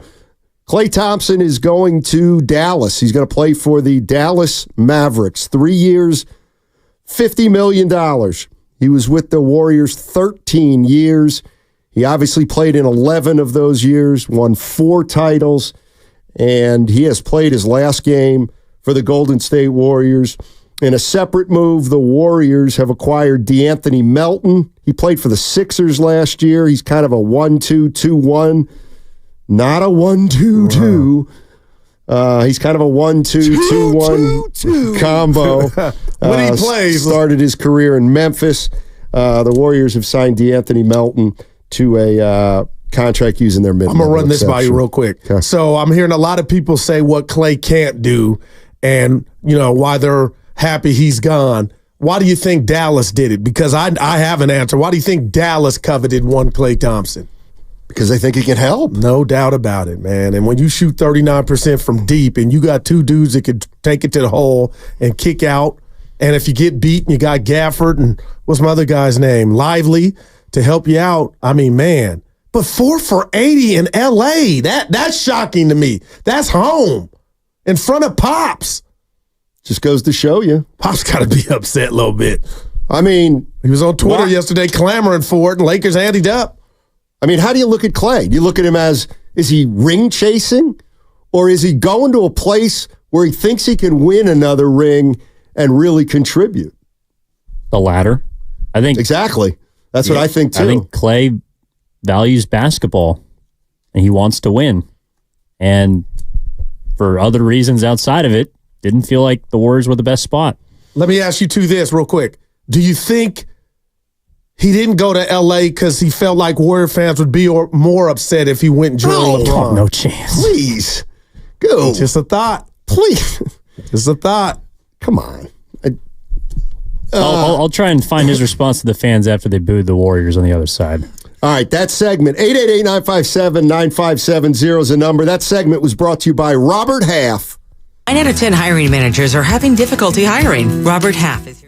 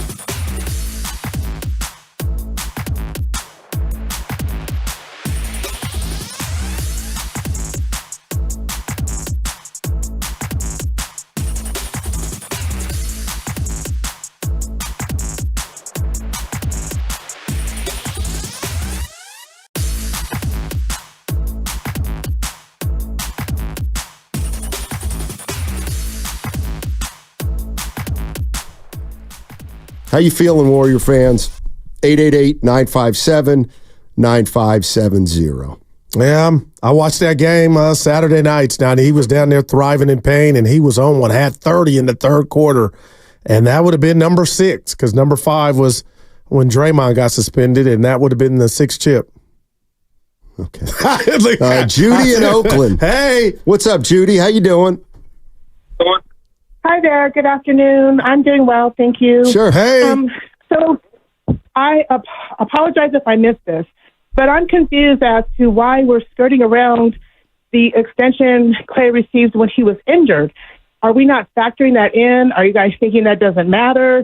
I'm a little bit lost. I appreciate everything Klay has done, but I feel like when we got down to it, if it really was about a loyalty thing, and granted, I have no idea what the conversations between the Warriors and Klay and Steph and Draymond and all of that, we don't know because we weren't there. But I don't understand why we're skirting around the extension that he received when he was injured. I've heard a couple of callers mention it, but you guys didn't respond to it. So if you have an explanation, I'd appreciate it because I am a little bit lost on that. All right. I mean, I'll just tell you how I look at it. And people look at it as though Klay Thompson got paid 2 years and didn't play. I don't look at it that way. I mean, he was working to try to get back. In the NBA, when you get a contract, the bottom line is when you sign on the dotted line, that contract is guaranteed. It's guaranteed, and that's what every player assumes. And I guarantee you Klay Thompson doesn't feel like he owes the Warriors anything, considering he got hurt while trying to improve as a player and working out before the season. And then he had a rehab for two straight years. I mean, I know some people look at it as though, whoa, Warriors paid Klay for 2 years and he didn't play. I got to tell you, I don't look at it that way. I look at it as he paid the price for being a basketball player, and he rehabbed for 2 years, and he deserves to get paid for that. Yeah, and he was a badass, one of the best two-way players to ever do it. And I'll say this, at the time of the first injury, Stoney, everybody was being proactive. He was young enough, and you thought he would come back from that. And then, there was a second injury. You thought he would come back from it. But, when it was all said and done, again, the one thing that I took away, and nobody's asking about Game 6, 2019, Stoney, is it's a different Klay, the one we saw debut against Cleveland, his first game back at Chase Center after those injuries. But, man, he was a specimen, and those legs, obviously would never be the same.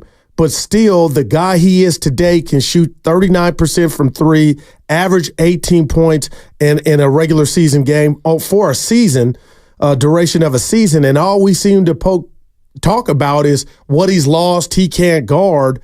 But, Jesus, I could give you a list as long as the Bay Bridge of guys that can score, Luka being one of them at a different clip, obviously, and not play D. 888-957-9570 is the number. And Klay Thompson is going to be a Dallas Maverick. Plain and simple. 3 years, $50 million. And how we feeling, Warrior fans? Yeah. Dave's in Santa Clara. Hey, Dave. How you doing?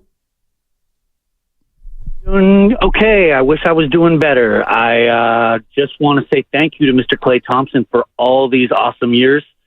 We really enjoyed watching you. I think you're one of the most incredible players to ever wear a Warrior uniform. My next message would be to Mr. Dunleavy and Mr. Lakeup that you guys blew it. And I really wish that they would have gone a little bit harder to keep some respect for our boy Klay. This guy is part of the Splash Brothers, and the Splash Brothers really resurrected our Warriors from being bottom dwellers. And I really wish they would have given Klay a little more respect. Appreciate the call, Dave. Yeah, I kind of feel like Dave, Stoney, just a little bit, because I feel like the tea leaves that I'm reading and watching Klay and being around the team and, working for the flagship, working on the flagship station here, I just feel like he wasn't appreciated at the end. And we don't know to what extent, but it was not good asking him to go to the bench, which he did and played good soldiers, Donnie, how that rubbed him the wrong way. And I can honestly believe him on the boat, coming to the arena, driving home after a bad or good game, thinking, you know what, Steiny and Evan didn't even have my back. And I'm not saying that's the right frame of mind, but a guy that prideful that's done so much, I guess I would be like, you know what, Steiny didn't even go to the boss and try to veto this. Maybe Steph did, but I haven't got wind of it. But I think he was angry, and he wanted to get out of here and start fresh. N Hertz, $1.99 super chat on the YouTube chat. No income tax in Texas. No income tax in Texas. I'm gonna stop. What are you going to stop? No, Clay's made a boatload of money, but I hear you. Let's go to Campbell. Campbell's in London, England. What's up, Campbell? How you doing? Yeah. Hey, guys. Hey, what's up? Doing all right. I'm doing a little study abroad. I'm in college at UCLA. Doing a little study abroad right now in the summer. Whoop. Man, this is sad. I'm 20, so the Warriors were or Klay Thompson. I was about 7 years old when Klay Thompson was a Warrior. I grew up watching that guy. He's probably my favorite player of all time. You know, my grandpa, him and I really bonded over our love for Klay Thompson. So it's been a hard day for me, but like everyone else has said, I wish him the best in Dallas. Sad to hear. But I guess the second point now is, Warriors didn't accept that Bulls trade for Zach LaVine.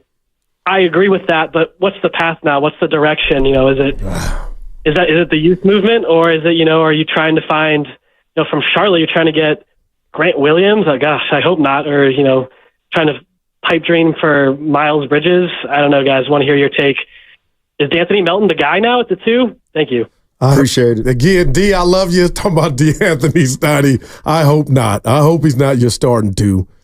But Klay's made $223 million in his career, Steiny. He's okay. And he turned down 80 to avoid the Laker circus. So Evans kind of talked me into, he didn't want to play for JJ and the Bronny stuff. So he found a good spot. I'm sorry. I think he'll be a good fit in Dallas. I mean, the one thing I think we're finding out is, and again, I said this on Friday, but I'm not meaning it in a negative way, but Warriors came into the offseason not knowing what direction they were going in. I mean, I think that's obvious. They went after Paul George. They didn't get him. They let Klay walk. They're Markkanen. Now Markkanen. Hey, is Markkanen available? So maybe they want to go that way. Don't forget the CP3 trade. They tried to get something for that. LaVine. They looked about LaVine. No. Do we want LaVine? No, not LaVine. I mean, they're clearly in a mode where they could be, I don't want to say talked into anything, but they have a few avenues they can go down, and they're going to go down what they think is the best one that probably gives them the better chance to win immediately. Let me read something to you. Come on, Steiny, stop letting the callers rip Dunleavy. This is Myers' fault more than anyone. That's why he bailed. Dunleavy was just figuring this out. Why did Myers bail? I don't. I mean, he bailed because it was over. It was over, and he knew it. And maybe he didn't want to re-sign Draymond Green. And Joe Lacob said, I'm not ready to do that yet. That's the one thing about... There's some validity to that. That's the one thing about these moves we don't know. You want to... Listen, bottom line is, it's going to go on Dunleavy's ledger, the Draymond Green $100 million contract. It's going on Dunleavy's ledger that Klay Thompson walked. Now, I don't know if it's Dunleavy. To me, I always feel like I got to go to the top, and it's Joe Lacob. Well, that presser, that exit presser with Myers last year, Steiny, he did say, people think it's just me. He said they do. It's a group effort. So there's more than one voice, right? But the Bucks, some decisions. The buck stops with Joe Lacob. Yeah. If there's 4 guys in there who need to make a decision and it's 2-2, Joe Lacob's going to be the one to determine what road they're going down. Let's go to Lamont is in Oakland. Hey, Lamont, what's going on, man? Hell. Hey, fellas, how y'all doing? Doing well. So I just wanted to say this one thing. So I think that if we Klay Thompson is just a symptom or a result of the bad decision that the front office made with Draymond back with the 4 years. And the reason why I say that is because what happened was they assumed, and so when Steve Kerr said the other day, what was it, last year when he said we don't win a championship without Draymond Green, right? We're not a championship team without Draymond Green or whatnot, and didn't say that about Klay. Mm-hmm. He ignored the fact that Draymond Green in their last championship was on the bench when they played Boston. Let's keep it 100, right? Mm-hmm. They benched him in that Celtics series, right? And then the next year after that, he swings on Poole, right? We see what happens, and then they still extend him. But yes, he's important for a championship team, but the team has to actually be a championship team first. So the problem is that when they got older, you actually need Poole and you actually need those younger players more than you need Draymond, because Draymond is a piece, like a linchpin piece, if you're knocking on the door. And I know the other guy said he could have got $25 million from other players. I don't think anybody else would offer him $25 million more than that if the Warriors wouldn't have re-signed him for $25 million. They value him because they know his value for the Warriors. But I don't see any other team at that point, after swinging on Poole, that they would have gave this man over $25 million a year. But Klay is just a casualty of this decision. They got away with it when Durant left because they still had some juice in the tank and they weren't as old. But now, I know Jordan Poole didn't do anything with the Wizards really, but he's not a franchise player. He's a player that would have fit perfectly with what they were doing. And right now, they do need younger players. And they need guys who are more athletic. And even with Klay Thompson, he's a scorer, right? They need scoring more than they need a great defensive player right now. They need more scoring than they do a linchpin defender that's going to put you over the hump. They're not close to the hump. They actually need people to get buckets right now. Draymond is like a luxury item that if you're close and you need a little, he'll get it for you. But if you are in a mode where you don't need that yet, and you need people to actually put the ball in the basket, which is what they needed last year against the Kings. It was just Steph out there. You need guys like Poole. You need guys like even Klay, because you got to be able to score with the other team before you talk about having a lockdown defender who can put you over the hump. And they overestimated and didn't foresee that the team was going a downward spiral when they re-signed Draymond from a perspective of, all we need is Draymond and we still going to be in it. No. You can't let go of the younger weapons because you're not that close. And like I said again, they benched him against the Celtics. Yep. Like, why are we forgetting that? Like, he sat the bench in that finals. They had to bring him off the bench. It was Andrew Wiggins was the defensive stopper, right? And so I think they overvalued him. And when Kerr said what he said about we don't win a championship without Draymond, yes, if you're a championship team, but he forgot to mention that we're no longer a championship team. So this extra boost to put us over the hump is not that valuable right now because we're not there yet. I'm in your church and I'm standing up and I'm saying amen. Amen to that. I agree with damn near everything he said, Steiny. Don't forget, you know what now, and I'm not saying this is insightful. In fact, this is, what's it called? Hindsight. There's no doubt this is hindsight. But maybe we should have known this was going to happen when Klay brought up his mental health. He needed to do what's good for his mental health. Why would he even say that if he were in a great space with a team he's played with for 13 years? He would have never even used that phrase unless to kind of get he through didn't it, though. want to be here. Well, I mean, they negotiated, though. So there were talks. When?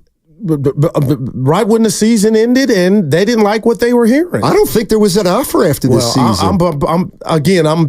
I'm reaching bad defense, but I think the role had a lot to do with the money too. He just told us, he just showed us, you can tell me the taxes or whatnot, but I do wonder if they envisioned Klay Thompson coming off the bench and he didn't want that role. Take a listen to what Klay said after the season. I think you're going to play forever, really. I was actually struggling with that a lot at the beginning of this year because of the unknown, you know. I mean, I might have let contract situations or playing time or making up a lot of excuses rather than just appreciating what is in front of me. It took me and Steve like 4 real heart-to-heart talks to finally break my shell, being like, you know what? I got to have fun this year. I deserve to have fun. Like, I can still be a heck of a player if I just give gratitude and keep that perspective. Like, I'm out here balling. And in saying that, when it comes to free agency in July, I just got to keep that in mind. Like, yes, I want to re-sign with the Dubs, but I also have to prioritize my mental health and lay out what is important to me at this point in my career. Wow. That was on the Draymond Green podcast. That was Klay Thompson at the end of the season. And what do you think's important to him?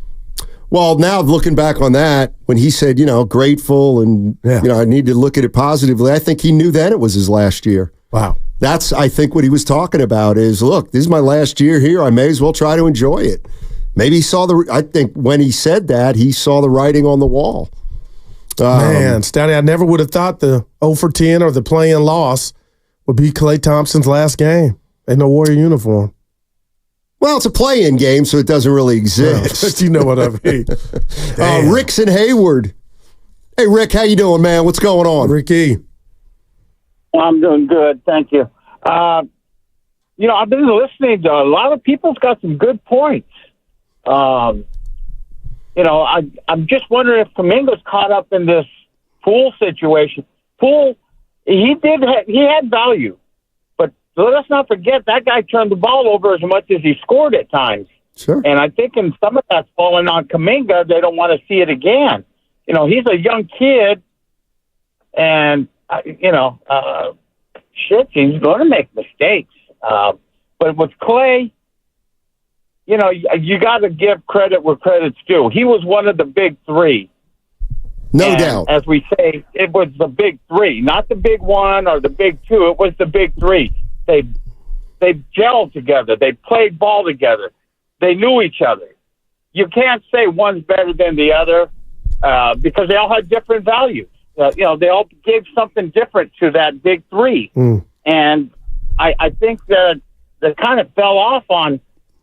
He got the bad end of that stick when you talk about the big three.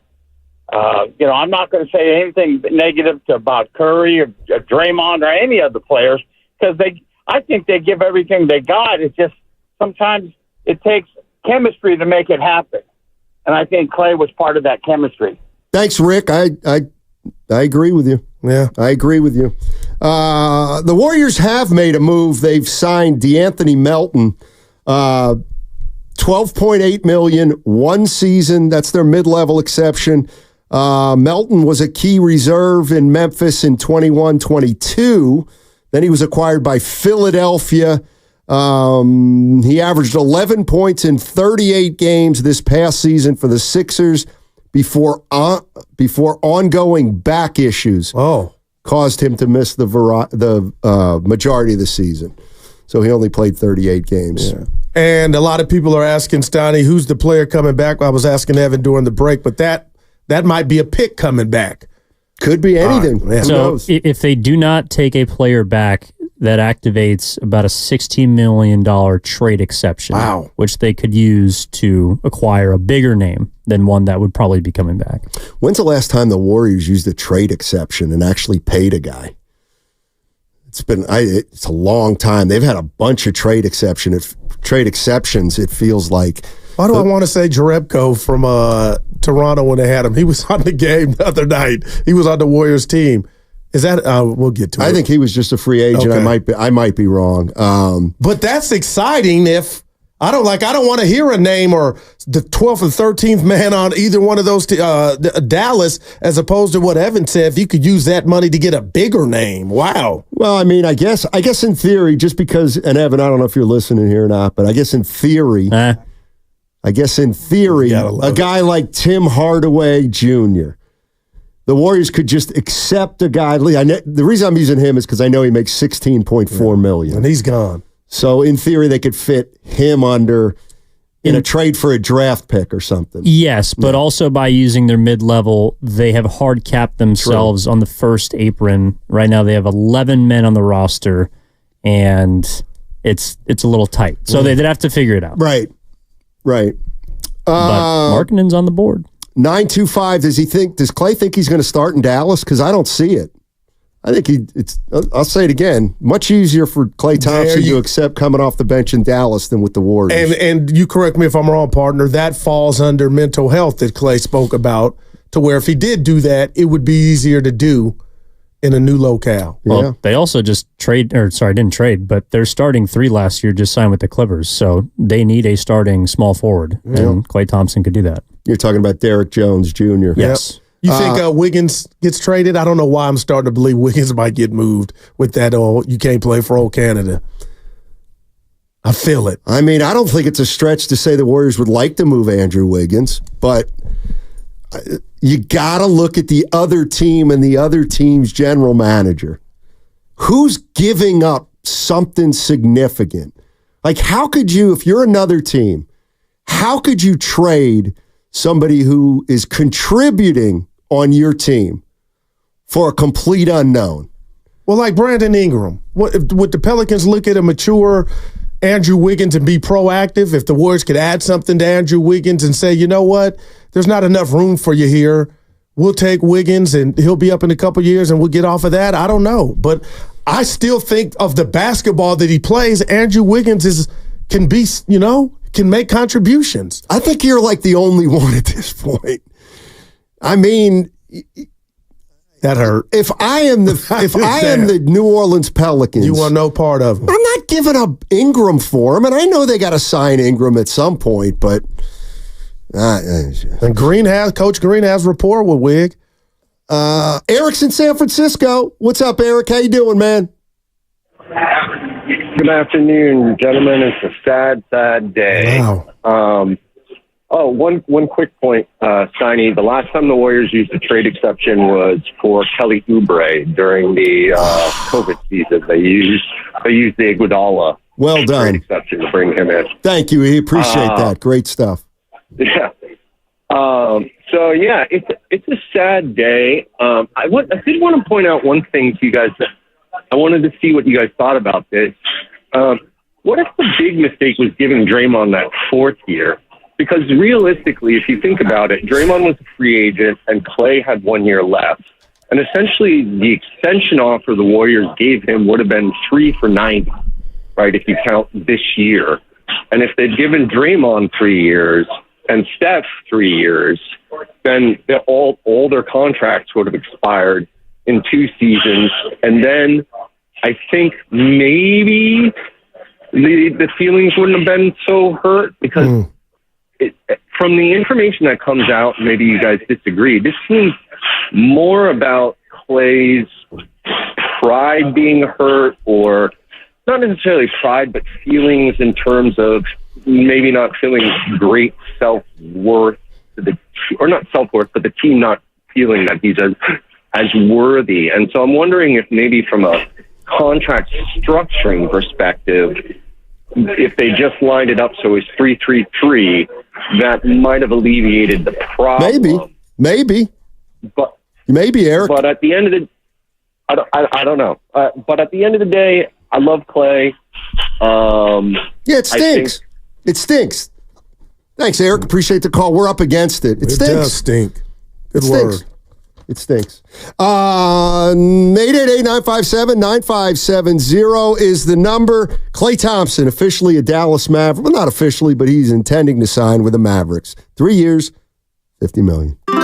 Have a red-hot summer at Whole Foods Market. Get organic red cherries for $4.99 per pound with Prime through July 2nd. Transform them into a cobbler or eat them straight off the stem. While supplies last, shop in.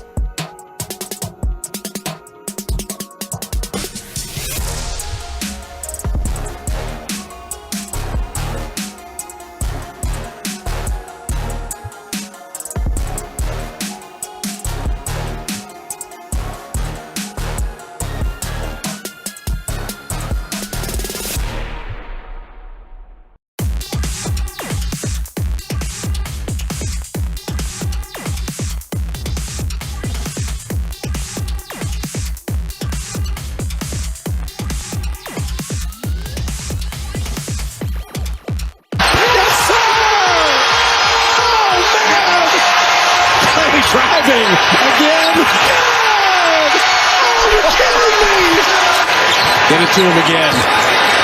He's got it. His three. Have you ever seen anything like this? He found him again. And again, his three. If you're wondering what the NBA record is for most points in a quarter, you just watched it. George Gervin had 33 and a quarter. And Klay Thompson has 50 and 37 in a quarter. Now, back to Steiny and Guru on 95.7 The Game. Just an unbelievable shooting performance by Klay Thompson that night against Sacramento. Yep. He was 11 for 11 from the field in the third quarter, 37 points. In a quarter! Hey, all guests on 95.7 The Game appear now on the River Islands guest line. Isn't it time for you to discover the islands? River Islands in Lathrop. From now on, every guest on 95.7 The Game will appear courtesy of the River Islands guest line. Klay Thompson, he's signing with the Dallas Mavericks, 3 years, $50 million. 13-year career with the Warriors comes to an end, and he will be playing for the Dallas Mavericks. In a separate move, the Warriors signed DeAnthony Melton, combo guard, played in Philly last year for $12.8 million, which is the mid-level exception. I played 38 games last year. I don't know why I'm fixated on that. Steiny, I normally don't do this before we get back to the phones. Okay. Hit the cafeteria on a Monday, but we got to pour out a little liquor for our boy. Would you mind accompanying me to the cafeteria for Klay Thompson? Possibly. Okay. Isn't that what he said? Possibly. Right. Possibly. Yeah. Dude, this is crazy, man. Yeah. All right. Let's go to Janet is in Berkeley. Hey. Janet in Berkeley. Hey. Hi, Janet. Hey, this is a really, really sad day for the Bay Area. I absolutely, have been a diehard Laker fan. My mother, who was 98 years old, never, ever missed a game and knew all the other players on the team. And so this is really a sad day because Klay Thompson helped to create the dynasty that we all talk about, especially when they were winning and whenever they do win. And suddenly, it's like Lakem forgot that Klay had, and I don't think he did forget. He didn't give a shit because it's about business. Yeah, we got it. That's it. Yeah. Gosh, almost. Yeah, we got the point, though. People are upset. No doubt about it. People are upset. By the way, I'm looking at a map of Dallas. The Metroplex. It ain't close to water. Well, what are you talking about? What about Lake Ray Hubbard? Yeah. Look at Lake Ray Hubbard. He'll have to do that on the off-season. That looks like a big body of water. Yeah. Just outside Garland, Texas. Take it Somebody from your boy. who's lived in the DFW ain't no liquid. How many places have you lived? I've lived in 7 states. Okay. That's for a young man. Yeah, you're right. It's probably about a 2-hour drive from Dallas. It is the largest area of land in the country without a major body of water. Don't forget about Lake Conroe out in Dallas. I thought it's got coastline near Galveston. Galveston's like that's 5 hours You away. hate to see it. Like here to Tahoe. Let's go to Chucky. Chucky is in Oakland. The town. Hey, Chucky, how you doing, man? Hey, good afternoon, fellas. How you guys doing? Man, nobody's good. Chucky, right. they let Klay go, man. And they sure did. Hey, look, man, you can check your archives. After the play-in last year, I told you, man, when Klay went 0 for 10, that he was over. It was a wrap. Wow. And so if I can have you guys permission, can I walk down a different road? Oh, sure. Okay, this is my road I'm going to walk down. I haven't heard nobody say this. Wood and Gibbs and Bonte and Sansky and Spadoni and Guru, you, Steiny, and Evan, none of you guys got all the connections, all the inside tips. But none of you guys don't be in the weight room with the players. You don't be at the practices. And what my thing is Klay, he not himself. Now the Warriors did all they could do. They even gave him a little offer, but Klay didn't want to take the offer. He took upon himself to try and play himself into a better offer. But Dre and Draymond, Drake, Drake and Curry, they know that Klay not the same.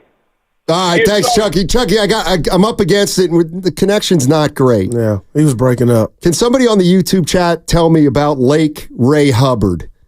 Looks like it's about 2 hours from Dallas, and it looks like a monster. But that's body not of a way water. for him to go to on the boat to the game like he could do here in the Bay. No, but he could dock that thing at Lake Ray Hubbard and zip around. That's a nasty name for a lake. Shout out Lake Merritt. In case you're just joining us, Klay Thompson, ladies and gentlemen, is intended to sign a contract with the Dallas Mavericks.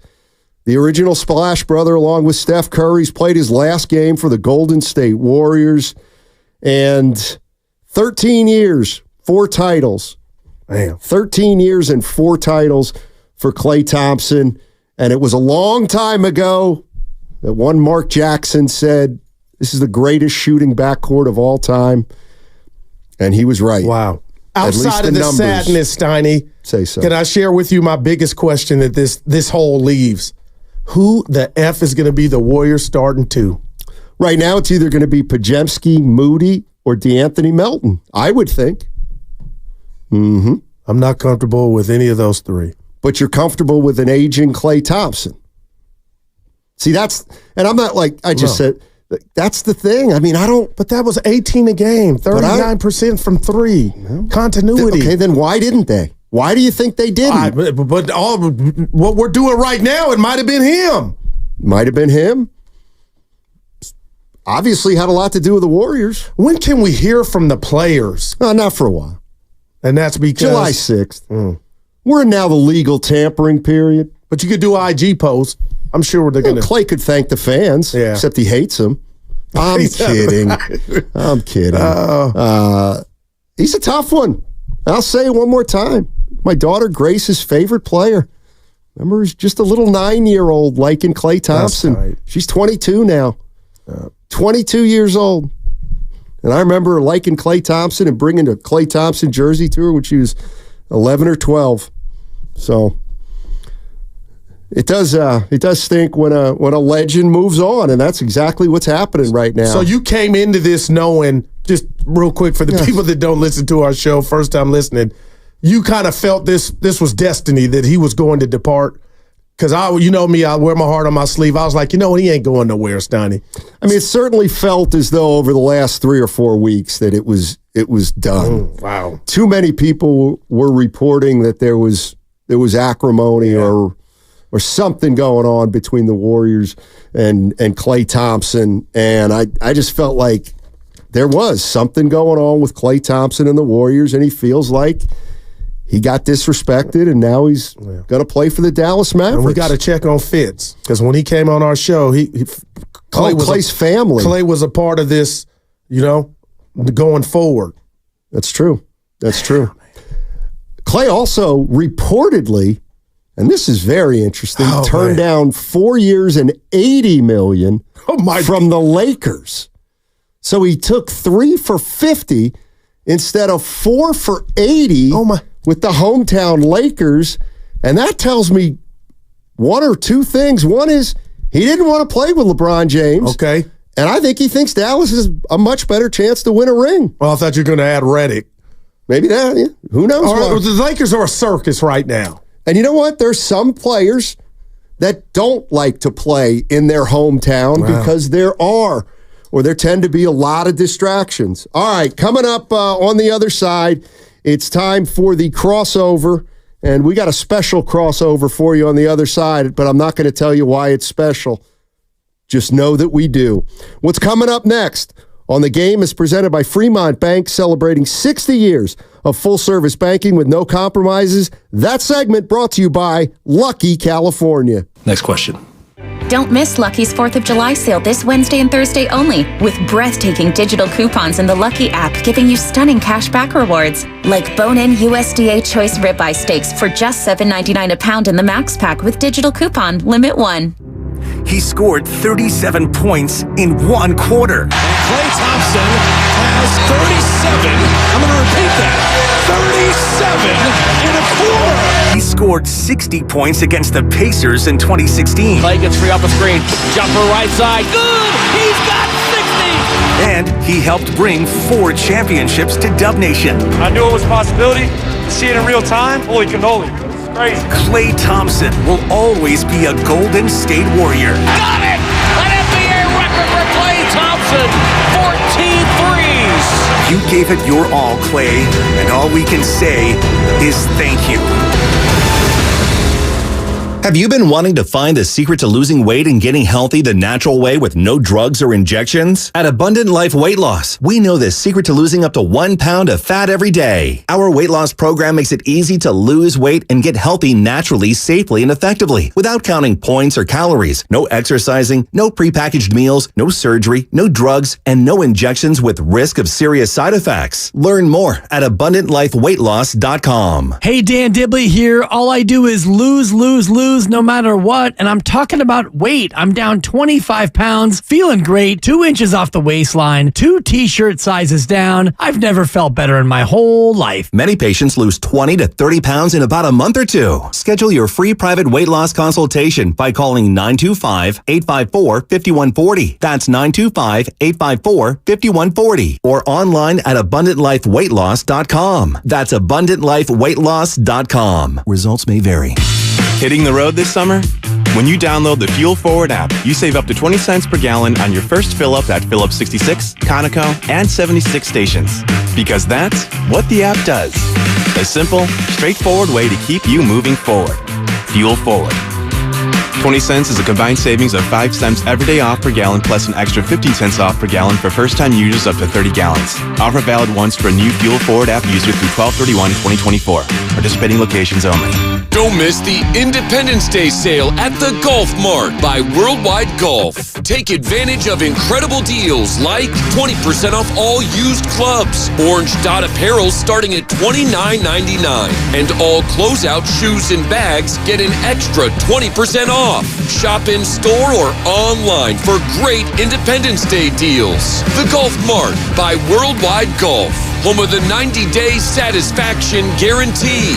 Get there. Your drains are constantly at work, collecting hair, food remnants, grease, and much, much more. Over time, this buildup can lead to a clogged drain, causing inconvenient backups. If you see warning signs like slow draining or persistent foul smells, you need the experts at Flowing Water Plumbing and Drain. Tell them Bonte sent you for a 15% discount. Call 8444-FLO-H2O. That's 8444-FLO-H2O. Flowing Water Plumbing and Drain, 8444-FLO-H2O. Live horse racing at the Alameda County Fair. Last week to watch and wager. Don't miss the Pleasanton Mile, one of the richest races in Northern California. Plus, enjoy an additional race day on July 4th. Horse racing is free with fair admission. Open through Sunday, July 7th. AlamedaCountyFair.com. Amazon Pharmacy presents Painful Thoughts. The guy in front of me in the pharmacy line is halfway through an incredibly detailed 17-minute story about his gout. A story likely more painful than the gout itself. Next time, save yourself the pain and let Amazon Pharmacy deliver your meds right to your door. Amazon Pharmacy. Healthcare just got less painful.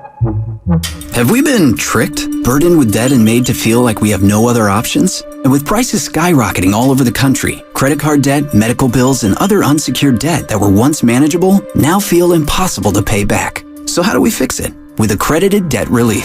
You can consolidate your debt into one affordable monthly payment, which could save you hundreds of dollars a month. No matter if you have $25, $50, or even $100,000 of debt, a debt specialist can create a personalized plan customized to your budget.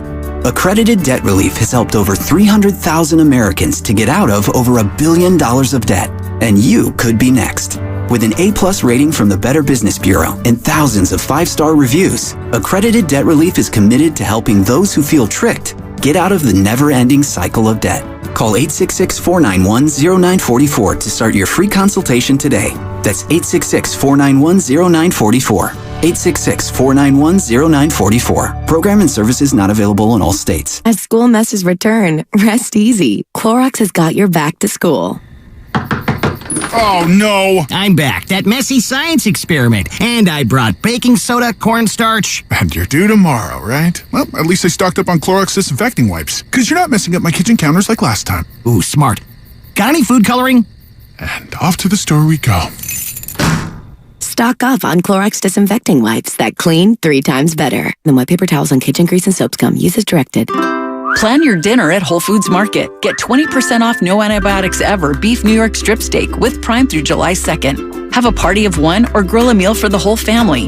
While supplies last, shop in-store or online. Terms apply.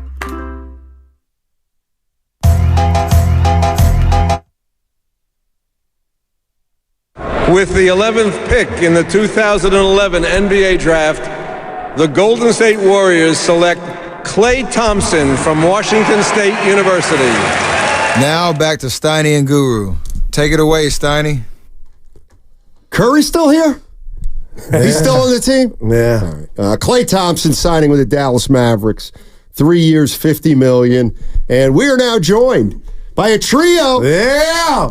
Jason Dumas, Dan Dibley, Mark Grandy joining Steiny and Guru. What's up, gents? We got a starting 5. Well, what's up, Dumas coming off I'm still on the IL. I got a boot on the foot still. Yeah. Still got a boot on the foot, man. Day by day. There you go.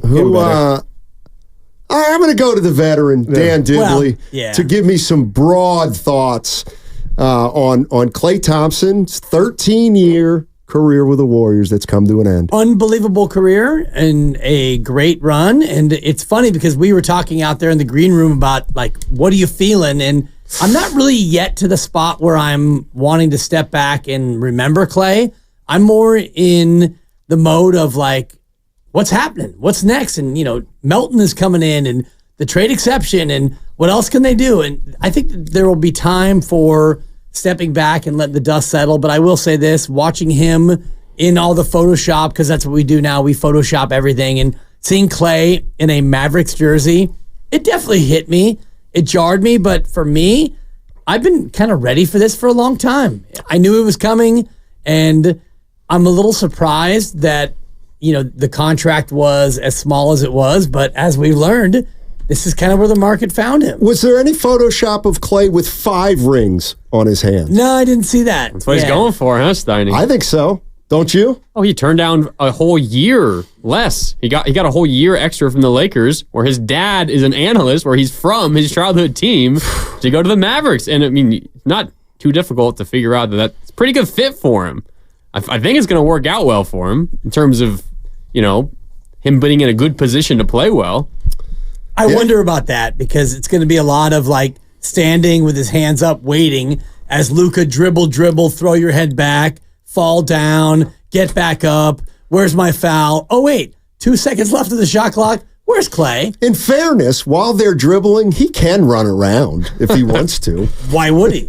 Because, most teams don't do the run around like the Warriors do. True. And so, it's going to be a lot of Klay, I think, just, standing and waiting, and that's fine if that's what you want. What do you think, Jason, basketball-wise? I don't love the fit. I'm talking about both. I'll go both ways. Both ways. So for the Mavericks and Klay Thompson, Klay is so used to that motion offense and, the split screens.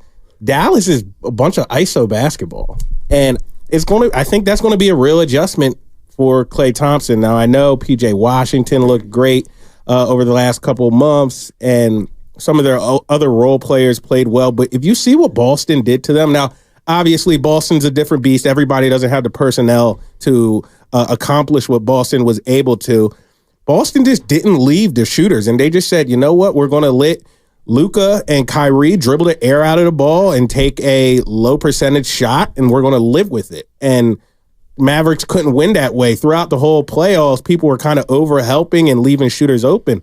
I think if they just stay on Klay, I don't think he's going to get as many open looks as he got in Golden State. I just don't think that's the brand of basketball that Dallas plays. So it'll be interesting to see. As for his tenure with the Warriors, this is just another reminder that nostalgia doesn't really exist in sports at the end of the day.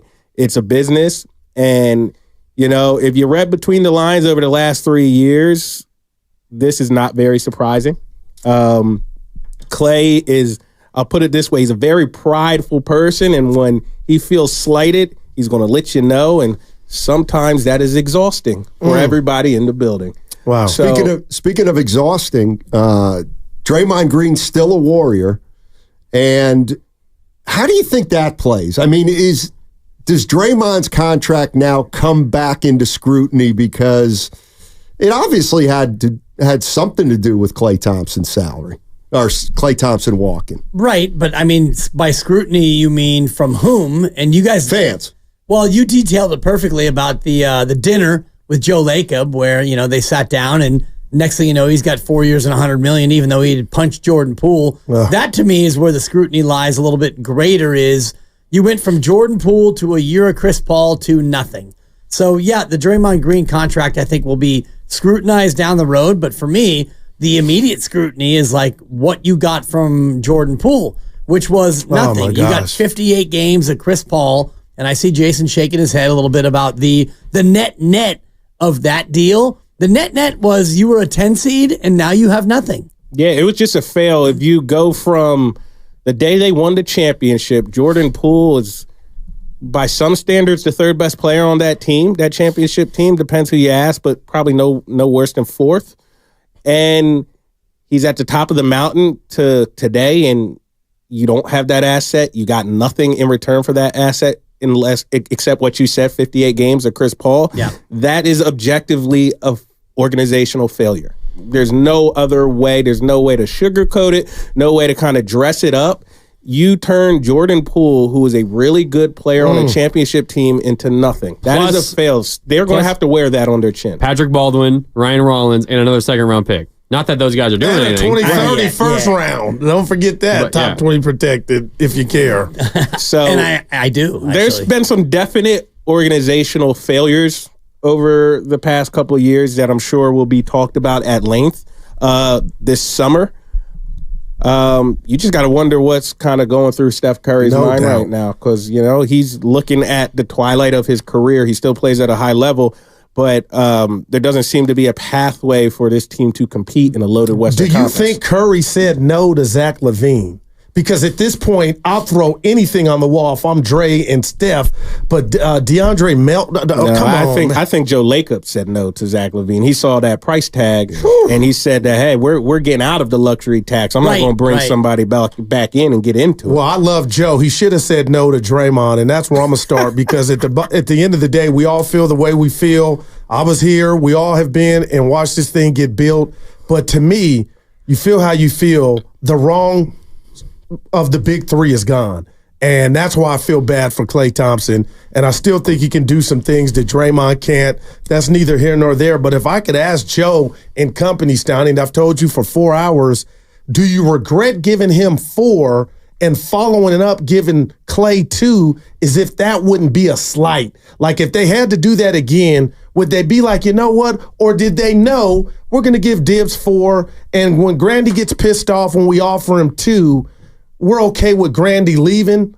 I'm reading it like they undersold Klay and his pride. And I don't think that's what they meant to do, but that was the seed that started all this for him to be out of a Warrior uniform. Look at what Klay signed for. He signed for $3 and $50, and they offered him $2 and $48. So really, the Warriors weren't that out of bounds to offer him $2 and $48 because he only got $3 and $50. And he could have gotten 4 with the Lakers, apparently, but he chose to go $3 and $50, which means you got 16 and change a year, and the Warriors offered you 24 a year. Yeah, but the $3 and $50 was after everybody showed and they exhibited that, you know what? They hurt him. His pride was hurt at every turn. His pride was hurt, but also his market plummeted. He went from 42 last year to the Warriors offered him 24 to he accepted 16. But we all thought before the last year played out, he might get 30 from Orlando when he was on the heater. Yeah, Bobby Marks came on our show and said that very thing. Yeah, but if we thought Klay was going to get 30 and he only ended up with 16, like what does it matter in the grand scheme of things? It sounded like it wasn't about money. He bet on himself and he was wrong. Yeah, but I don't think there was any scenario in which he was going to stay here, looking back at it, unless they would have offered him 3 for $90 last summer. Maybe. I don't know. I get the sense it was less about the money for him and more about the fact that the Warriors just kicked him to the curb and wanted to kick the tires on Paul George before even thinking about him. But I think it was more about like Paul George. Matters. It felt like. I think he saw the writing on the wall all season long, and the way the conversations went, and Steve Kerr and the Warriors benching him in the middle of the season and all of that. I don't know. To me, it's less about the money and more about how the Warriors maybe just didn't give him the respect that he felt like he deserved, that a franchise legend feels that he deserves, and as a result, he wasn't interested in whatever the money was going to be from the Warriors. But I can't blame the Warriors for kicking the tires on Paul George before approaching Klay. Yeah. I can't blame them for that. Paul George is objectively a better player. He moves the needle. That's where self-awareness comes into things. Like, all right, I got something for you. Paul George is better than you, Klay. He is. Like, that's not an insult. No. This is a business at the end of the day. You can do whatever you want, but the Warriors checking in on Paul George is not disrespecting you. Right. It's not. He's better than you. All right, I got to just piggyback off of that real quick. I'm mad at myself because I was all in thinking they had action, thinking the Clippers and Ballmer would actually allow or be a part of something that would send Paul George to the Warriors.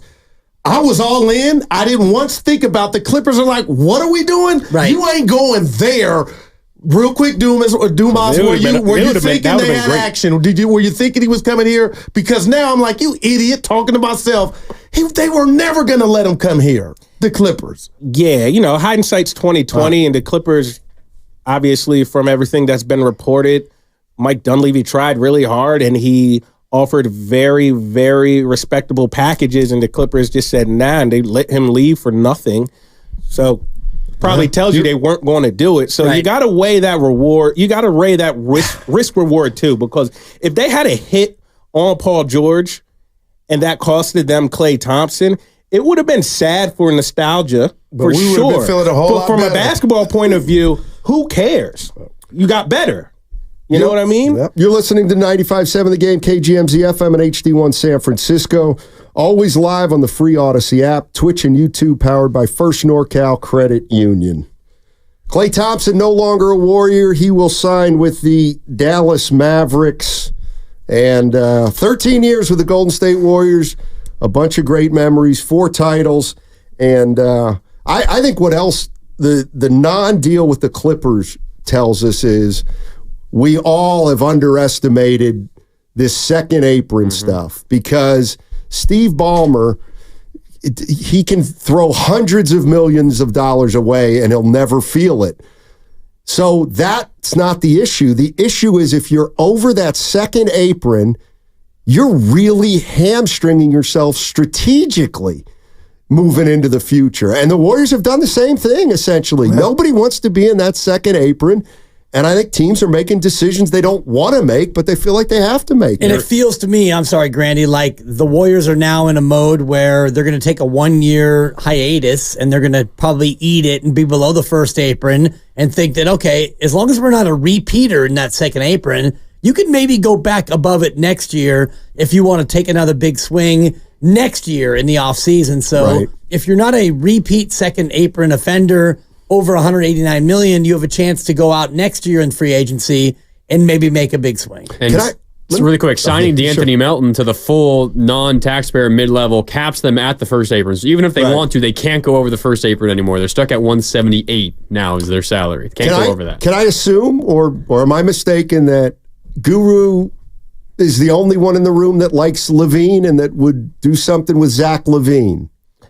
I like him as a player, but you just got to weigh the risk reward. If he was healthy and you thought you could get him for at least 70 games next year, you would look at that. But the past couple of years have told you that that is not something that you can bet on. And like Joe Lacob has all but said, like, I don't want this team to be mediocre and expensive. We can be mediocre, but we better be mediocre and not expensive. So I think like there's a high chance the Warriors could get him and still be mediocre. And then they'd be mediocre and expensive again. And that's something that Joe Lacob had no interest in. And Doc Pandia has come on and actually on Twitter, he was opining about the nature of that foot injury And as an NBA player, when you have that sort of a foot injury, it becomes a little bit of an iffy proposition to fully get better. You know, the ACL is a pretty clear-cut recovery, and the Achilles, I don't know if that's what you have, Jason, but I know you're over there suited and booted, but I'm not. Is it Achilles?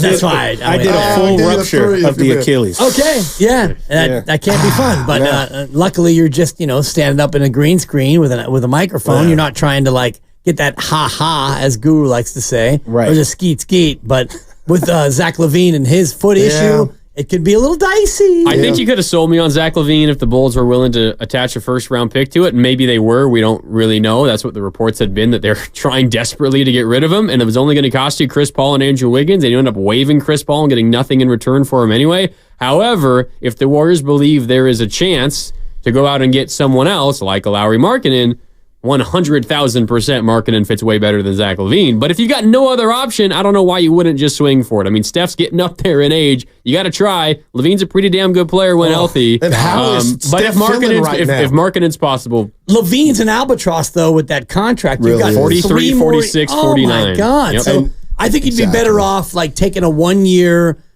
deep swallow and realizing, okay, you're below the first apron. You're probably not going to be great. Maybe so that's 2 years of no playoffs. But you have your pick next year. And to your point about LaVine, he's going to be a candidate to be moved for the rest of that contract. So you don't have to rush into a LaVine decision. That's why I wouldn't take LaVine now. So you take LaVine now. I did not like that package. 3 years. Exactly. Like LaVine better work. Yeah. Otherwise, you got him for 3 years and you're going to be in Chicago's situation where it's tough to move him. You brought up Curry. I mean, that's the right on the table, man. I mean, brought to you by Atco. Yeah. I mean, if everything everybody says is true, why can't we just assume Steph wanted Draymond back, but he said, okay, let's let Klay walk? Yeah, no, I mean, that is a very fair assumption based on everything I'm hearing. And maybe that was part of the disrespect. Maybe Klay sensed it. I don't know. Look, Steph has always been very vocal about his partnership with Draymond Green on the basketball court. Obviously, some of the things Draymond has done on the court to get himself suspended upset everybody in the organization. But when it comes to basketball and a basketball fit, Steph is the loudest person in the room saying, I like to play with Draymond Green. If the reason Draymond Green is still a Warrior is because of Steph Curry, because they had every reason to trade him after some of the things that has gone down this year.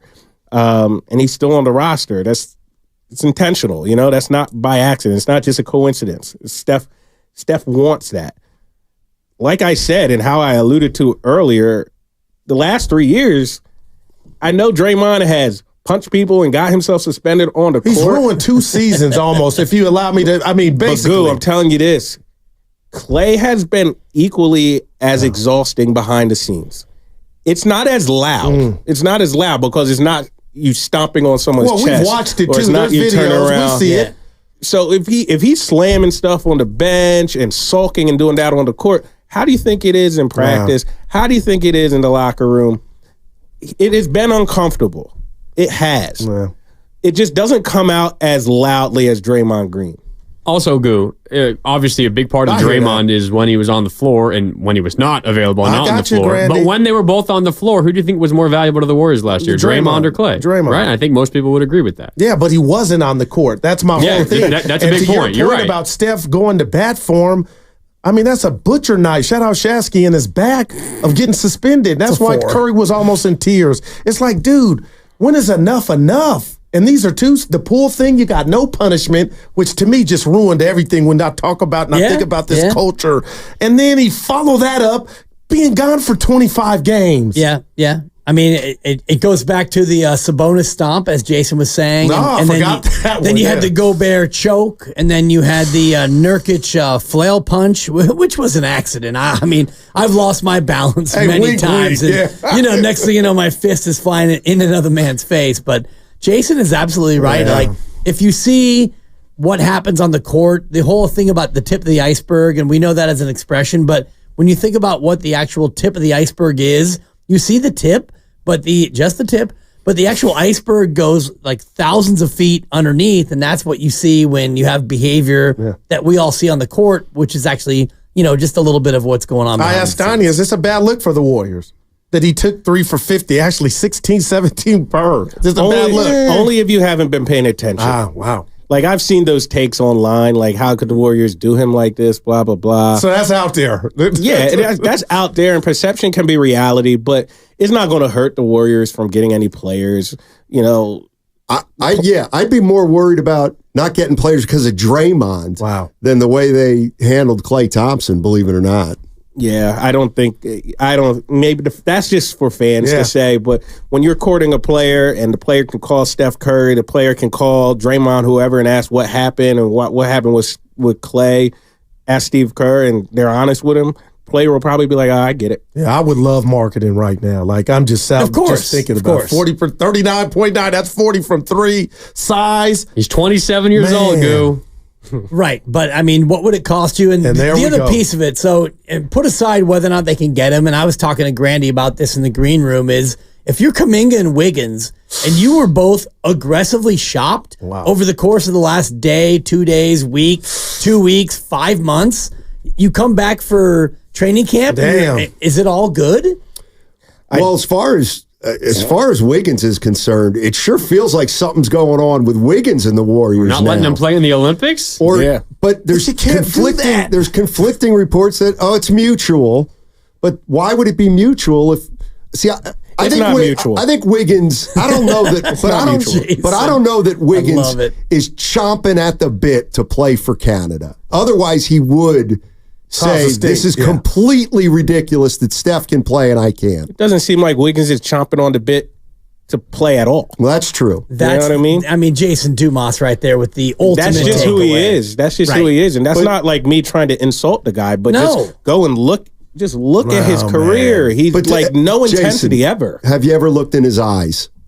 Many times. Because Guru did last year. When Curry got hurt against the Bulls and was walking off, Wiggins was on the bench and I'm watching on TV and he was at the game, went and rewatched it, and Wiggins looked like, I thought he was activated it looked like Curry was going to be done for a little while. And I came in here saying, I saw something, and I kept rewinding to Jay.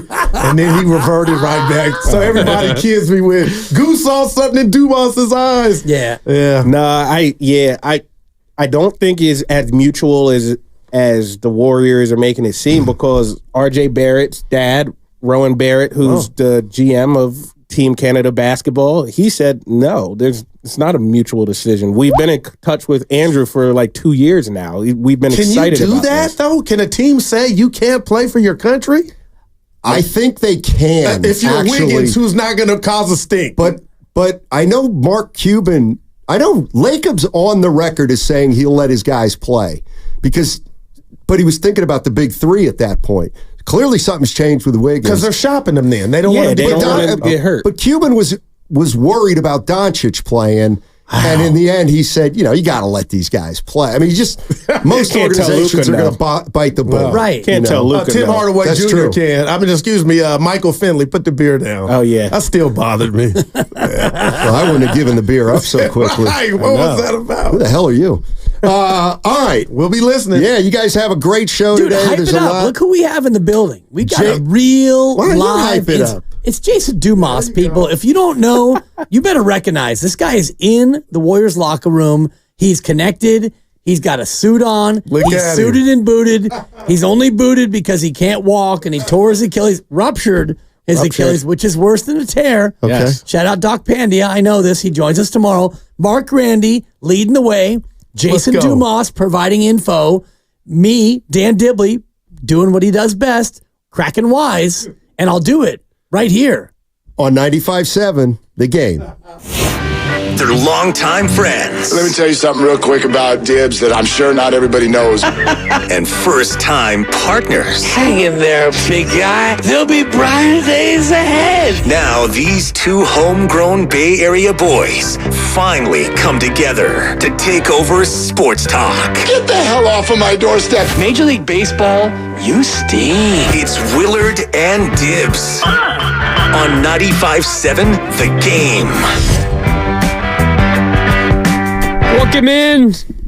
Klay Thompson, no longer a Golden State Warrior. He is planning to sign a 3-year, $50 million contract with the Dallas Mavericks. That's over $16 million a year, and the Klay's 13-year run with the Golden State Warriors is over. Welcome into Willard and Dibs here on 95.7 The Game. As you heard, Mark Willard not in today. It's Dan Dibley, Jason Dumas, and Mark Grandy with you until 6 o'clock here on 95.7 The Game. Free agency is not even 24 hours old, guys. But a franchise pillar is no longer with the Golden State Warriors. Klay Thompson, a Dallas Maverick. The complete details of a 3-team trade between the Hornets, the Mavericks, and the Warriors still to be completed. We don't know just yet who exactly the Warriors will be getting back, as it is officially a sign-in trade for Klay Thompson to the Dallas Mavericks. I would imagine it's not going to be anything special, and it might be nothing. Maybe it's just a second-round pick, or it's a trade exception. But the big news, guys, is Klay Thompson, 13 years with the Golden State Warriors. No more. He's a Dallas Maverick. Yeah, not shocking, but still emotional when you think about what it's meant and, where I was 13 years ago when he started as a Warrior and, all the rest of that historical part of it. And I guess, and I kind of said this, Jason, earlier in the week with Mark Willard last week or whatever, I'm really going to have that visceral emotional reaction when I see him come out in a Maverick jersey and, Klay does his kind of strut. It's a little bit of a thing that he does, the way he walks and the way he shoots his free throw with like the crossover dribble and he goes shoulder over, shoulder over. When I see all that happen in a Mavericks jersey, that's when it's going to hit me. But for today, it feels more like just business, Yeah, with me, I feel like I have a unique perspective because I'm obviously not as emotionally connected to Klay Thompson and the Warriors as, most of our audience is, because I've only been here for 6 years. So I've been covering him for a fairly decent time, 6 years, but it's not something where I am just like so emotionally drawn in. I just saw a guy, unfortunately, my first year was the year he got hurt. He tears that knee up. He comes back like a Warrior, knocks down those 2 free throws. Him coming back. He goes back on defense too. Yeah. Him coming back. I think that is the last time we saw Klay Thompson, who we all remember Klay Thompson, if that makes sense. Because from that moment, obviously, he gets diagnosed with the torn ACL. His next season's over. Ruptures that Achilles, his next season's over. Then he comes back, and he's not that two-way player he ever was, and that affected him mentally. Of course, it affected his play on the court. You have this young, up-and-coming, loud, boisterous kid in Jordan Poole who very much so threatened Klay figuratively, obviously, threatened Klay in the pecking order. And it's just never been the same. And we've seen the flashes, and he's had some great plays, but then we've also seen the low points. His last game of the season this past year, last game of the season last year against the Lakers. Those have been loud moments too. So I've been able to look at it from the standpoint of, look, from a basketball point of view, he just has not been consistent enough for him to be your second or third best player. And really, with the makeup of the roster the last couple of years, he's kind of is like your like third best player one night. Maybe he gets hot, second best another night, but he's not consistent enough for that to be a winning formula. So from a basketball point of view, I see why the Warriors had other priorities, but obviously we're all human and we all have feelings. Some bigger and more intense than others. And I think Klay naturally is a guy who is going to be in his feels more than other people. And this was just a result of that. This was a 3-year in the making thing. And, it's sad from the standpoint of, you don't want things to end this way, but you just look at the history of sports. Klay is not the first. He won't be the last to have a long tenure with an organization. In the last couple years, a little awkward. That's probably a good word for it. A little awkward because your skills eroded and you just didn't handle it the right way. I'm not absolving the organization for everything. Maybe messaging could have been a little better, but here we are. Yeah.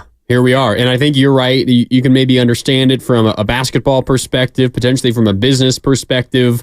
How much do you think Klay is worth? Is he a good enough basketball player to be your number 2 option behind Steph Curry?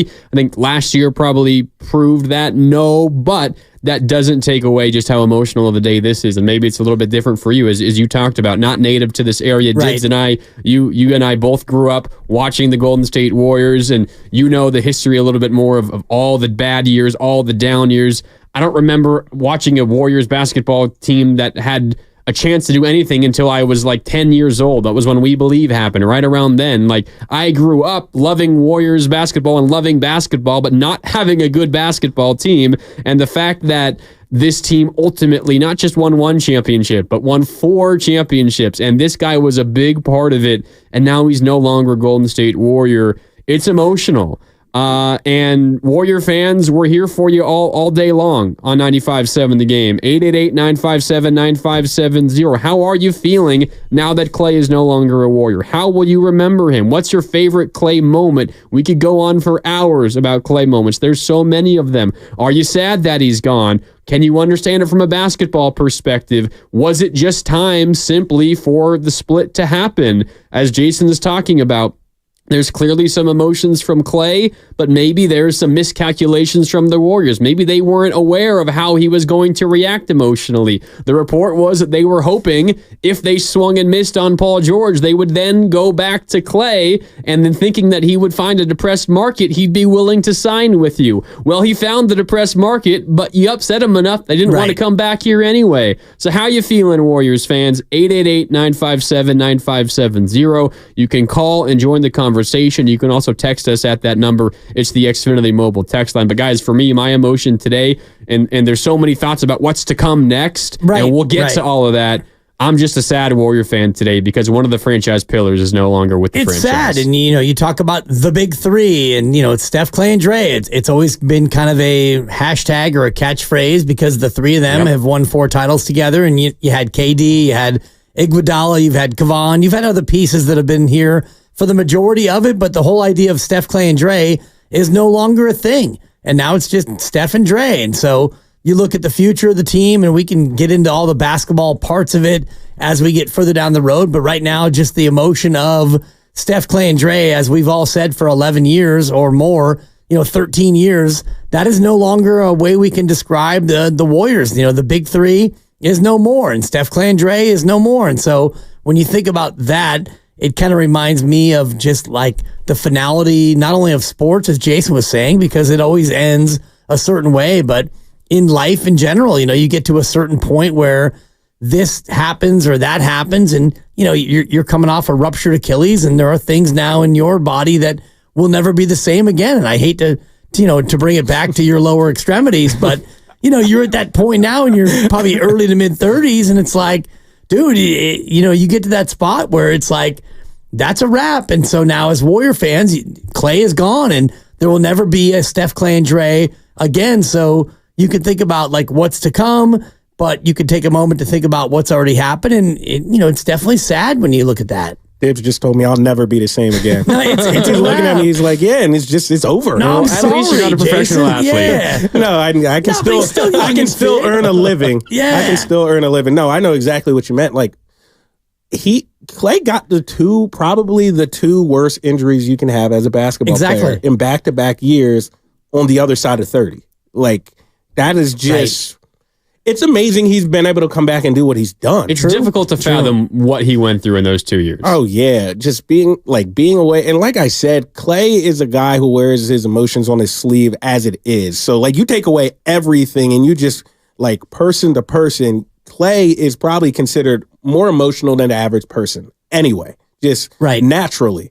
Then you put all it into context that this is his livelihood. It's probably all he has done really for the past 13 years. I mean, obviously he has other interests, but you get what I mean. Like, this is his life. Basketball is gone for 2 years. You got to find other ways to pass time. You got to be away from the camaraderie of a locker room, which is something that's probably comforting to you.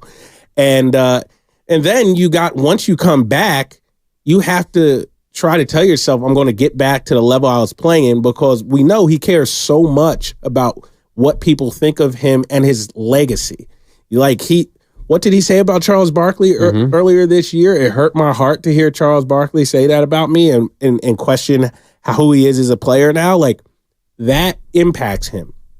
So when you consider all of that, and then, like I said, and then like some of the external factors that are out of his control, you see Jordan Poole just flourishing.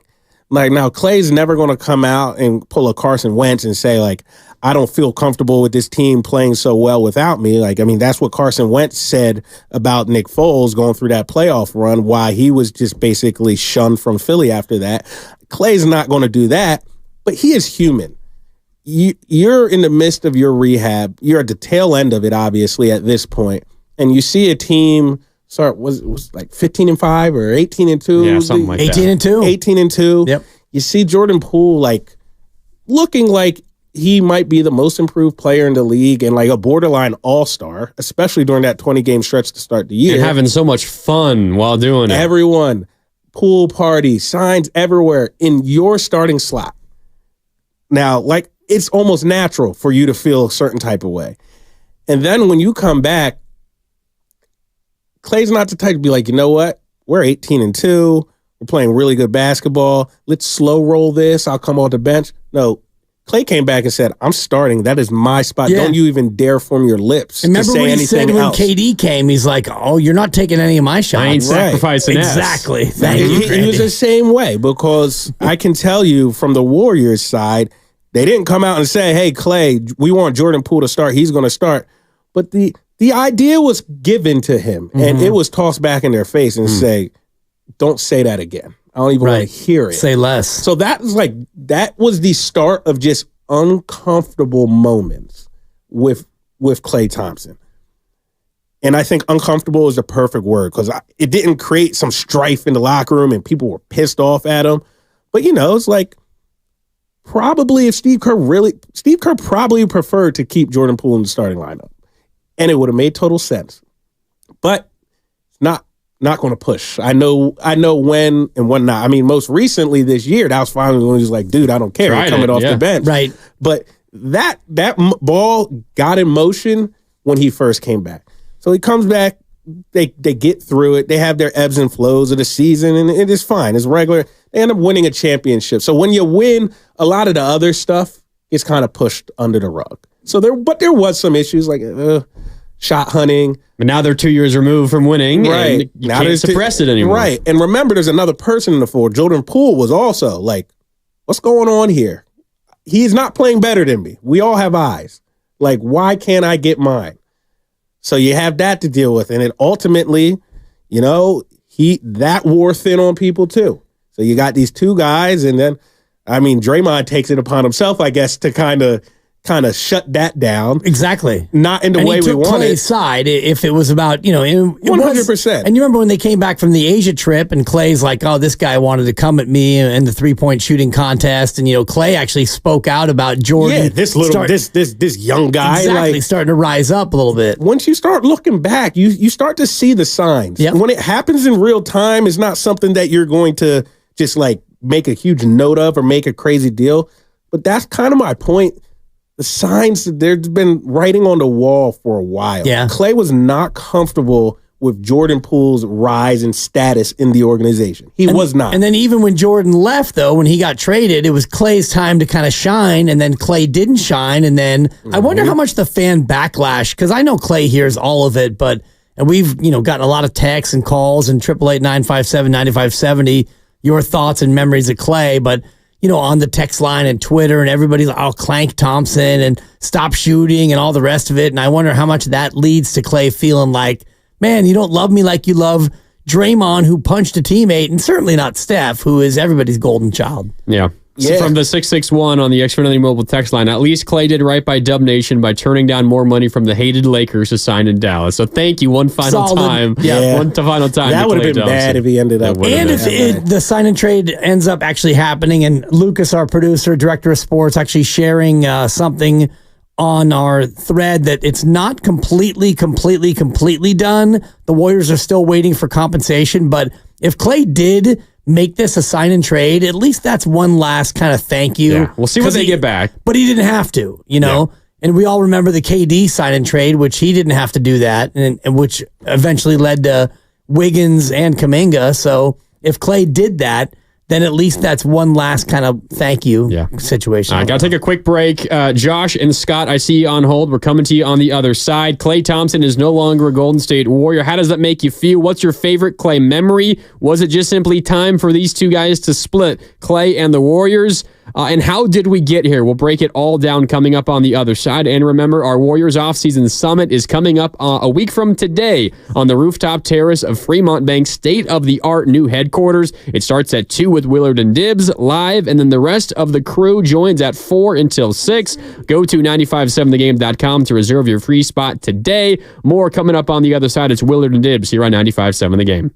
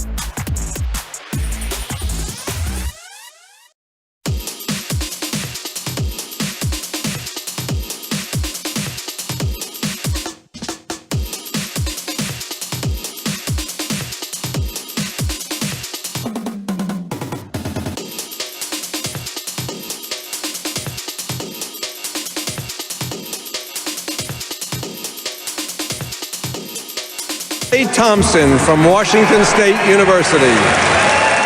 Now, back to Willard and Dibbs on 95.7 The Game. So late great David Stern calling out Klay Thompson's name, 2011 NBA draft, the 11th pick overall. It's why Klay Thompson wears number 11, and I'm sure to this day he's still upset that he went 11th because he knows he's better than most of the guys that went ahead of him. Shout out to the Kings for picking Jimmer Fredette, allowing this whole Warriors dynasty to get off the ground in the first place. Welcome back to Willard and Dibbs here on 95.7 The Game. As you can tell, Willard is out. It's Dibbs along with Jason Dumas. I'm Mark Grandy. Of course, Jason Dumas, sports director over at Cron 4 TV, does a great job, is plugged in everything Warriors related, everything Bay Area sports related, but particularly the Golden State Warriors. Great to have Jason with Dibbs and I here on 95.7 The Game. And we're with you until 6 o'clock. Klay Thompson is no longer a Golden State Warrior. The sign and trade is not 100% official yet, but Klay Thompson will be a Dallas Maverick. We don't know yet what the Warriors are getting back. It is a 3-team trade. Josh Green, previously of the Mavericks, is headed to the Charlotte Hornets. Klay, of course, going to the Dallas Mavericks, and we don't know exactly what the Warriors are getting back. I would not hold your breath, Warrior fans. It's not going to be a player that makes a gigantic difference. We will wait and see exactly what it is. The reports, though, are that the Warriors are looking to not take any or maybe very little salary in return. So we'll see where they do go from there. But we're running through Warriors and Klay Thompson memories, how we got to this spot in the first place. And we're going to take a lot of your phone calls all day long here on 95.7 The Game, 888-957-9570. Let's begin by going to Josh. Josh is in the Bay. Josh, what's up? You're on 95.7 The Game. What do you think of Klay to the Dallas Mavericks? Hate it. I guess if I had to choose anything, I hate it. Feels like it's just another pillar gone. I think they called it the punch that ended the dynasty, and I feel like that's part of the equation to all this. And hey, just shout out to Dibber real fast, man. If it wasn't for you, Dibber Club, man, I've been listening to this since Joe Lowe and Dibbs, like, I don't know, however long ago you're doing that, 8 years ago? Yeah, boy, yeah. I don't know exactly, but it's been a while. Yeah, appreciate it. I just don't think that this is going to work out for the Warriors. There's big shoes. Klay has big shoes to fill. Like no player that they receive is going to be able to fill what he's done. So I think I'm going to touch on this. My favorite moment though was the 29 points in one quarter. That man shot 100%, and it was something to watch. It was 37 points in one quarter, Josh. You must have turned it off early, Josh. 37? Yeah, NBA record, 37 points in one quarter. Okay, I appreciate it, dude. I'll do your favor, and I'll take your answer off the air. You could have upticked. That would have been better, Josh. But Thanks, Josh. I actually just watched that quarterback recently. Oh man! Because we did a little thing here, and we were talking about like great Klay memories or whatever. And you watch that quarter, and he scored like 16 points in the final like minute or 90 seconds. It got to a point where they were shoveling him the ball, and everyone knew it. And every shot was a terrible shot, and it did not matter. Did not matter. 12 of 12 from the floor, and then he hit a couple of free throws late, but 37 points. 37 points in one quarter. So that happened. There's the 14-15 season. It happened in January 2015. Right. I remember it because not that anyone really cares, but I was a freshman at Oregon, the University of Oregon. That's adorable. And it was the third quarter. And it was the third quarter. I think it was the third quarter. Third quarter? Yeah. Because I remember I watched the first half, and the Warriors were up by like 15. At that point, they were one of the best teams in basketball, probably the best, and the Kings were terrible. So, all right, this game's over. I got a bunch of buddies who want to go to the rec and play some pickup ball. So I went and played some ball, missed the second half of the Warrior game. Oh, wow. I get back to my dorm room after, and I find out that Klay scored an NBA record 37 points in one quarter. And to this day, I'm still very upset I did not get to experience that live. The Klay Thompson that I remember is that game in OKC, which is like Game 6 Klay. That was before I lived here. I was living in D.C. I just remember that whole playoff run. Obviously it didn't end the way everybody wanted it to end, but I just remember them going down 3-1 against OKC, and then I remember that game in OKC. mind you, I'm just a sports anchor in Washington, D.C. I have no really emotional connection to the Bay Area. Don't know any of the players more than what I see on TV. So I'm able to be super, super objective. I'd like to say I'm pretty objective regardless, but now I don't even know anybody over there. So I'm just like, they're going to lose. They're not beating OKC. They were overmatched. I was like, this is over. I'm like, I am super surprised how this is ending. And I remember I was in a restaurant with my family. They were in DC just visiting me, quick 2.5 hour trip from Philly.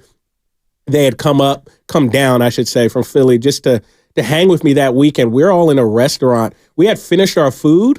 We had to leave our table and just go finish watching the game at the bar. We didn't even want to leave the bar. So we are standing up by the bar just watching Klay go insane. And that'll be a core memory of mine because it was just a fun night with my family. We have no rooting interest in either of those teams. Luckily, my mom, my little sister, both athletes too, we're all into sports. So we're just locked in. We're like, dude, he's carrying them. I mean, I love Steph, but Klay was the best player on the court. It was just an out-of-body experience for Klay, obviously. And then from an objective fan, that's when I was like, that's like the first thing I actually thought of when I got the job at Cron when they came and offered me. I was like, damn, I get to cover these guys. Like, I remember that Game 6 Klay. I get to see this in person. And you know, here I am 6 years later. I've got to experience 2 championship runs. One ended in the finals. The other one obviously won the finals. And you know, a lot of crazy stories I've covered, and Klay has been a bunch of them. Like his first game back, that was nuts. Yeah, I was in the stand. That dunk, like was that his first bucket too? Yeah, exactly. Was that his first one? Did he not? I think he made a mid-range first. He might have. I just remember him dunking, and that might be the loudest I've ever heard Chase. That was honestly, for the so many great Klay moments, the 37 points in one quarter, as our caller Josh talked about, is one of them. Game 6 in OKC is another. Remember when he scored 60 points against the Pacers in 3 quarters? Yep. On what was it, 5 dribbles? 60 points on 5 dribbles. Yeah. That was an incredible one. He hit 14 threes, an NBA record for a single game in Chicago. Bulls, right? Yep. Yeah, in Chicago. What you're talking about when he returned after 2.5 years off and he dunked on the Cavaliers in his first game back, that was maybe the most emotional I've ever been watching basketball. Tears rolling down my face because Klay's finally back and the ovation that he got, and you could see the emotion on his face and what it meant to him. As you talked about it earlier, Dibs, Klay Thompson getting hurt and tearing his ACL in the finals and then coming back out and shooting those free throws. There's so many incredible Klay moments that it's hard to pick just one, but the one you brought up, finally returning after 2.5 years off, that one for me, I think, takes the cake. Yeah, it's hard for me to look past Game 6 Klay because you think about what that meant in the moment and forget what would happen a couple weeks later when saving the 73-win season. Right, and I'm looking at the box right now. He was 14 of 31 from the floor, 31 shots. That's Iversonian, as you would know from your Philly days. I don't think Kevin Durant comes here if the OKC wins that series. No doubt. I don't think he comes OKC here. probably wins the championship. 100%. I mean, if they don't, I mean, it would be a good game against the Cavs, but that's besides the point. Like, I don't know if KD comes here. And have you guys ever heard Jeff Teague's podcast? No. Bits and pieces. It's funny. Yeah. YouTube Jeff Teague on Klay Thompson. He shares awesome stories about defending certain players. He was on that Pacers team when that's right. He was on that team when Klay went crazy. And hearing him tell the story, how 3 different people were like, "No, you guard him. No, you guard him," and they were just killing him. It's hilarious. Man, there's so many incredible Klay moments. And if you got a Klay moment, what you're going to remember him by, give us a call. We'll take your call all the way up until 6 o'clock on Willard and Dibs. Clearly, Mark Willard not here today. It's Dan Dibley, Jason Dumas, and Mark Randy with you. Let's go back out to the phone lines, 888-957-9570.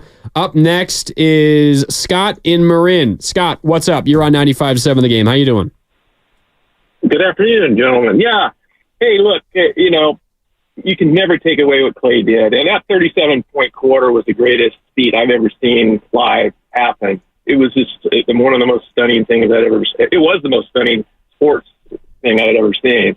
But by a single person. But, you know, I mean, he's 34 years old. He was clearly diminished. I mean, playing wise, I think he was done here. I mean, so I don't feel bad about that. And I'm glad he's going to someplace maybe he can win something. I don't think they can defend in Dallas. I don't see how they defend, but you know, I'm better than him to go into the Lakers. That's for sure. But I wanted to cover just one thing real quick. I heard you guys talking. You know, this Jordan Poole thing and the punch and all this. Jordan Poole was unplayable at the end of the 23 season. Absolutely unplayable. I mean, he was turnover city. You look at his stats from his Washington last year, and he was just as bad all year long over there. So they dodged a bullet, and I thought I really didn't have a problem with Chris Paul, what he did here. He did a pretty good job. I mean, he didn't stay healthy as much as we wanted, but at the end he was shooting better. He was much better at that second unit. Poole couldn't even dribble the ball at the end of his tenure here, so I don't have any problem with that. And anyway, so I'm all in with Klay. I really appreciate what he did. You know, I'm old enough I saw Willie Mays get traded. I saw Joe Montana get traded. So you know, at the end of the day, everybody goes at some point. So, but you know, Klay did a great job here, and whatever the ending is, it is. You know, they offered him a contract he didn't want to take, and that's fine.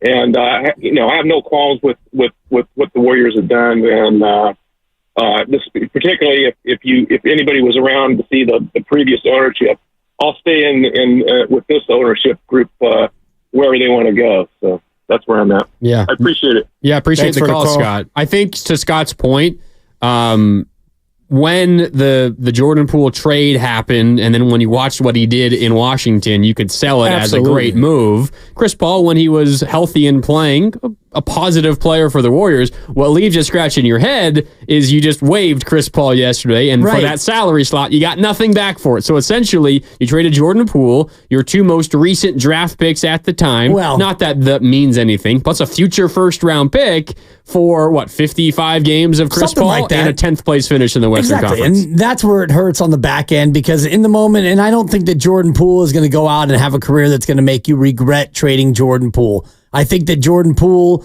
played his best basketball here, and then he got the bag, and I think that you're starting to see the Jordan Poole that he eventually will be. I liken him a little bit to Kemba Walker, Jason, a guy who is, empty calories. If he's your best player, if he's giving you 20 a night, you're probably going to be a 25-win team, because I don't think that he impacts winning the way that he probably could or should, and I could be wrong. He could develop into a more mature player and a guy who can learn to play winning basketball in the association. I don't see it right now, but the part that stings me is that you did all that to get Chris Paul for 3/4 of a year, and then now Chris Paul just walks and you get nothing for it.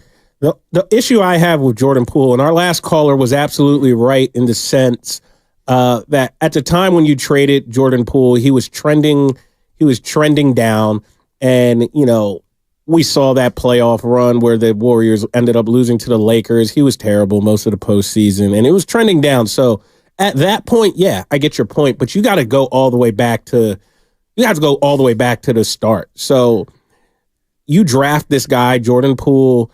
He was really, really bad in the beginning, and in fact, I didn't know if he was even an NBA player after watching him in the beginning during that COVID year. He was bad. But you develop him. You send him down to Santa Cruz. He played in the G League bubble. I know a lot of the people down on the staff in Santa Cruz. Anthony Vereen, one of them, who is now an assistant coach with the Warriors, but he was with Jordan Poole early in Jordan Poole's career in Santa Cruz. They built him up. They really built him up to the point of he was one of the best players on your team on a championship team. He was really good that season. Those are the wins that you want as an organization. A guy, you don't even take that high. You build him up to this point.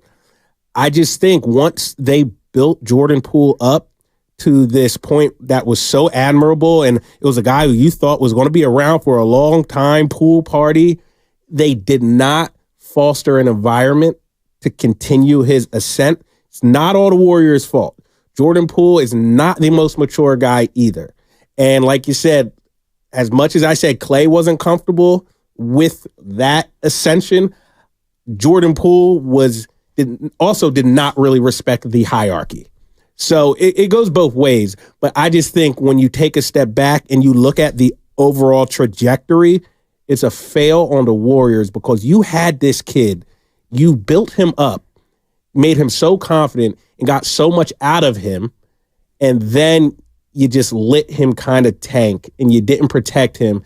And even once you didn't protect him and kind of saw how he tanked and crashed out, you didn't get anything meaningful for him. Yeah. The most meaningful thing you got was 58 games of Chris Paul. Right. So you have to look at the totality of the Jordan Poole experience, not just that last year. You had something great that you built up in-house and you let it crash out and then you didn't get anything for him.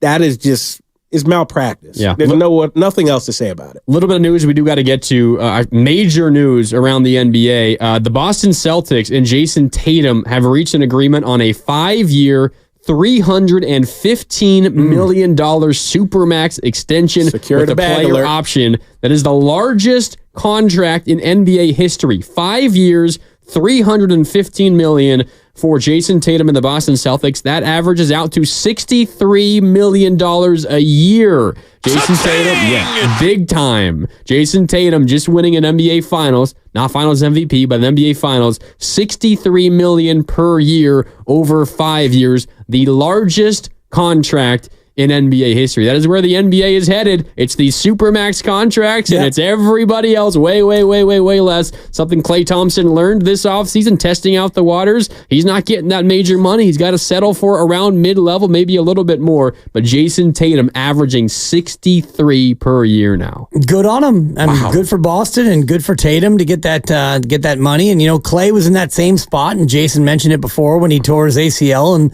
they went to the hospital famously and gave him the max contract when he was lying there trying to get better. So Klay doesn't have anything that he needs to be envious about. He's already gotten his money, but for Jason Tatum, one of the best players in the league and now an NBA champion, that's what you do. I mean, that's the cost of doing business. So for Boston now, they're gonna pay their way up above the second apron and try to go back to back. Yeah, it was predictable. I mean, Tatum will be the highest paid player in NBA history probably for like maybe a year. Right. Then it's going to be Luka's turn or whoever's next up in line for an extension. Just like quarterbacks in the NFL. Yeah, the new one every year breaks the record. Yeah, so it makes sense. I mean, it's well-deserved. I'm still surprised he didn't get Finals MVP. I don't think it was malpractice he didn't get it, but I was surprised that he didn't. But regardless, I mean, Boston's one of the, as much as I hate that organization just being a Philly guy, right? They are objectively one of the most well-run organizations in sports. Like from drafting, from development, they got over the hump. And the crazy thing is, the team is pretty likable. Jason Tatum seems like a good dude. Jaylen Brown seems like a good dude. They don't irk me. I love Drew Holiday. How can you not? Derek White. Most of them seem like likable guys. You just got a bag too. Yeah, So, good for Jason Tatum. By all accounts, I heard he's a great guy. Yeah, $63 million per year for Jason Tatum, a new record. 63 a year for the NBA. Could you imagine, bro? No, that's about $800,000 a game. Play or don't play. My gosh. And if you want to break that down by the minute, if you play, let's say 36 minutes a night, you're talking about, what is that, like $20,000 a minute?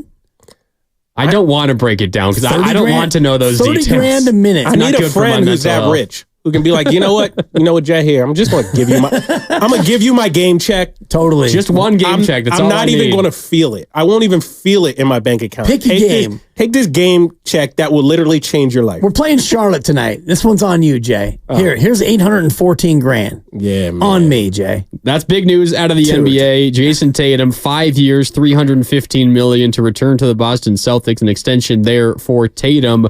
The biggest news of the day for the Golden State Warriors, though, is that Klay Thompson is no longer a Warrior. He intends to sign a 3-year, $50 million deal with the Dallas Mavericks. That's about $16.7 million per year for Klay to Dallas. The details there on that 3-team deal, the 3-team trade between the Mavericks, the Hornets, and the Warriors, not yet finalized, but Klay will be a Maverick, 3-year for $50 million, and we're reacting to it, and we're taking your calls, 888-957-9570. How will you remember Klay? What's your favorite Klay memory? Are you sad? Are you, emotional, but can you maybe understand why we got to this moment? How did we get to this moment? Is there blame for Klay for potentially being petty? Is there blame to the Warriors for not treating their franchise pillar like a franchise pillar? Any of your thoughts on Klay, they're welcome here on Willard and Dibs with Dan Dibley, Jason Dumas, and Mark Grandy with you. Mark Willard off this week.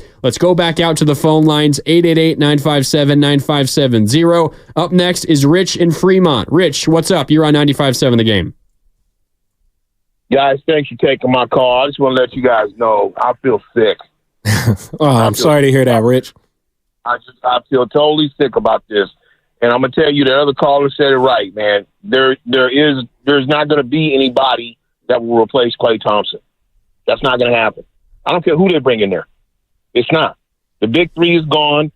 This may pretty much be the end of the dynasty, what everybody's been talking about, and the first domino fell. So, and I think the real question I have for you guys is, does this mean now that the Mavs are going to probably put together a dynasty? I mean, they have Luka, they have Kyrie, and now they have Klay Thompson. This is really, the tide is turned here. The Warriors are going to be a team, that anybody, with a decent jab can come in and smack these guys in the mouth, man, and leave. It's getting that way. And I don't want to see it because I'm a diehard Warriors fan. I actually met CJ, Charles Johnson, when I was 9 years old. He actually lived right around the corner from me in Redwood City. Took me into his house and showed me his trophy cases, man. He had so many trophies, I couldn't believe it. And he had his arm around me, and I looked at his hand, and he had a NBA championship ring on. And ever since then, I've been a Warriors fan. So this is just making me sick. It really is. Yeah. But I want to shout out, man, I will be at the summit. I love it, Rich. Week. Yep. There we go, and Rich. I appreciate you coming out to Fremont Bank before when we had our 60th anniversary grand opening. Rich came out for that, and it's going to be hot. The summit's going to be hot. A week from today. Yes, sir. You and Willard from 2 to 4, and then everybody from 4 to 6. Should be a ton of fun in a week. I don't know how much fun it'll be if the Warriors don't do something between now and then, because right now it feels like the sea is angry. It feels like Warrior fans are a little bit angry, and the frustration of Chris Paul, you got nothing for it. And the Paul George thing, we can get into how that all played out. And it kind of played out exactly as I thought last week. And, Mark Willard and I were having a debate over, what the Clippers would do. And he was saying that the Clippers would, be more desperate to try to get anything for Paul George as opposed to letting him walk. And I was saying that if I'm the Clippers, I'm not doing anything for the Golden State Warriors, and that's kind of the way that played out. Seemed like it, and we can dive into how we got to this situation. How did we get to the point where Klay was willing, potentially, to take less to leave the Golden State Warriors? How did we get here? Anthony Slater has answered that question on the TK show. Shout out to Tim Kawakami, part of the Odyssey family. We will hear from Anthony Slater. How did we get to the point where Klay Thompson was willing to leave the Golden State Warriors for less money? How did we get here? That's coming up on the other side. It's Willard and Dibs. Dibs, Jason Dumas, and Mark Grandy with you, filling in for Mark Willard this week. We'll be back in a couple of minutes. We're presented by Fremont Bank, celebrating 60 years of full-service banking with no compromises.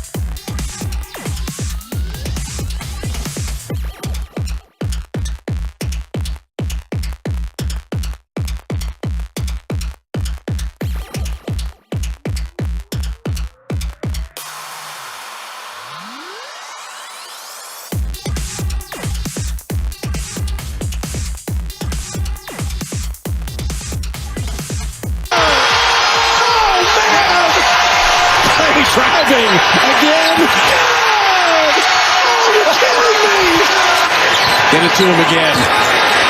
He's got it. His three. Have you ever seen anything like it? Him again. Play again, his three. Well, if you're wondering what the NBA record is for most points in a quarter, you just watched it. George Gervin at 33 and a quarter.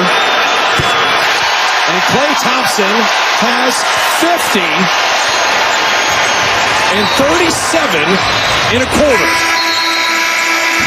Klay Thompson, I'm going to repeat that, 37 in a quarter. Now, back to Willard and Dibbs on 95.7 The Game. Well, if that doesn't give you chills, I don't know what would. 37 points in one quarter. Klay Thompson all the way back on January 23rd, 2015. That, of course, was Fitz and JB. Bob Fitzgerald and Jim Barnett back in the day doing a great job, and that was Klay. 37 points in the third quarter against the Sacramento Kings. It was an NBA record at the time. It still is an NBA record. Most points ever scored by a single player in a single NBA quarter belongs to Klay Thompson. 37 points in the third quarter against the Kings way back in January of 2015. Welcome back to Willard and Dibbs here on 95.7 The Game. It's Mark Randy and Jason Dumas in for Mark Willard alongside Dan Dibley, as always, here on 95.7 The Game. And we're reacting to the news that Klay Thompson is leaving the Golden State Warriors and signing a 3-year, $50 million contract with the Dallas Mavericks. The trade is not officially official and finalized just yet because it is a 3-team trade between the Warriors, the Mavericks, and the Hornets. The return to the Warriors is unknown and not locked down as of yet, but the deal itself is not in any jeopardy. Klay Thompson will be a Dallas Maverick in his 13-year run, the last 12 of which have been with the Big Three, Steph, Klay, and Draymond. That run is over, and we are reminiscing on Klay Thompson. If you have memories of Klay, things you remember, moments you remember, like that 37-point quarter, we want to hear from you. 888-957-9570. That's the number to call. It's also the Xfinity mobile text line. But guys, Dibbs and Jason, I wanted to focus a little bit here on how we got to this point with Klay, where he was willing to turn down reportedly more money from the Lakers, but also from the Warriors to play with the Dallas Mavericks. And Jason, I know you're very plugged in all this stuff, and we've talked about it a little bit already. I wanted to first hear from Anthony Slater, who was on the TK show, Tim Kawakami of The Athletic, part of our Odyssey family here as well, and Warriors insider Anthony Slater talking about how we got to this moment, why Klay felt the need to leave, despite potentially the Warriors offering him more money. Here's Anthony Slater. It became clear that like the market didn't really matter. The money didn't necessarily matter. Like he was unhappy enough last season, and he was kind of jilted enough by management's lack of communication and lack of what I think his side felt was like a genuineness to their desire to have him as like a core member foundationally into the future. Not that they weren't willing to have a contract offer now or didn't have a contract offer, obviously, extension time in the preseason, but wasn't a lot of warmth to the way they operated with Klay Thompson. And it's become relatively clear that was what was most important to Klay. Maybe it wasn't, $20+ million a year. Maybe it wasn't 3 years or 4 years, but it was just feeling that warmth and feeling loved and feeling supported and feeling respected. And whether the Warriors did so knowingly, they kind of pushed him away because he wasn't part of their plan A this offseason. Yeah, exactly. And like I said before, Klay Thompson is a prideful guy. And he wanted to feel that love. He wanted to feel appreciated. And he just simply didn't, Whether that was Golden State's intention or not is kind of irrelevant at this point, especially to Klay. But he just didn't feel that love. And, it just goes back to kind of the theme of the last couple of years where it was just like they're trying to find this happy medium of how they can please Klay and keep him happy while also making the best moves for the organization from a basketball standpoint. And that's a fine line. It was a fine line. It was hard to find that balance. And, a lot of walking on eggshells, a lot of sugarcoating stuff. And it's interesting because Anthony Slater, who covers this team better than anybody, he used an interesting phrase. He said that there wasn't a genuineness to the negotiations from Klay's side, that he didn't feel like it was genuine in what they wanted. But when you look at the Warriors side, I mean, they'll probably tell you, like, we're trying to walk this fine line where we want to respect you and what you've accomplished, but we also have to do what's right for us. So how do you say that, really, to somebody, given all the history and context? Like, there's no way to say that without upsetting Klay. Exactly. So it was a lose-lose. Like, that's what I mean. Like, I mean, yeah, what kind of genuineness do you want, Klay? They could be straight up with you. You're still going to be pissed at that answer. Right. Maybe it was outwardly, at every opportunity, Steve Kerr and Mike Dunleavy and everyone said, yeah, of course we want Klay back. Desperately we want Klay back. But then behind closed doors, It's like, we haven't heard- contract yeah, offer at all. Exactly. No, So you desperately want him back, but you want him back at a number that is comfortable for what you're still trying to do. And you also want him back after you go through everything else, after you try to get Paul George or Lauri Markkanen or Brandon Ingram or whoever else you're trying to get. Yeah, Klay, if you wouldn't mind waiting until July 7th or 8th, of course we want you back. And if you're Klay and you turned down 2 years and $48 million back last October, and now the contract that you're getting from the Warriors, even if there was one, is maybe half of that, or, the market's telling you that you're not $24 million a year anymore. The market told you that you were $15 to $17 or $18 million a year, and that hurts. And your own team is the one kind of telling you, yeah, we're going to go with the market on this one. And based on what we're trying to do, we're trying to get a big fish in here, Klay, and you're not that anymore. So the question to me then becomes, as you were talking about, Jason, whether or not this is purposeful by the Warriors. Was this a miscalculation? Did they miscalculate Klay's feelings? Did they feel like it was legitimately going to be an option for them to go back to Klay and he was going to be waiting and willing to come back?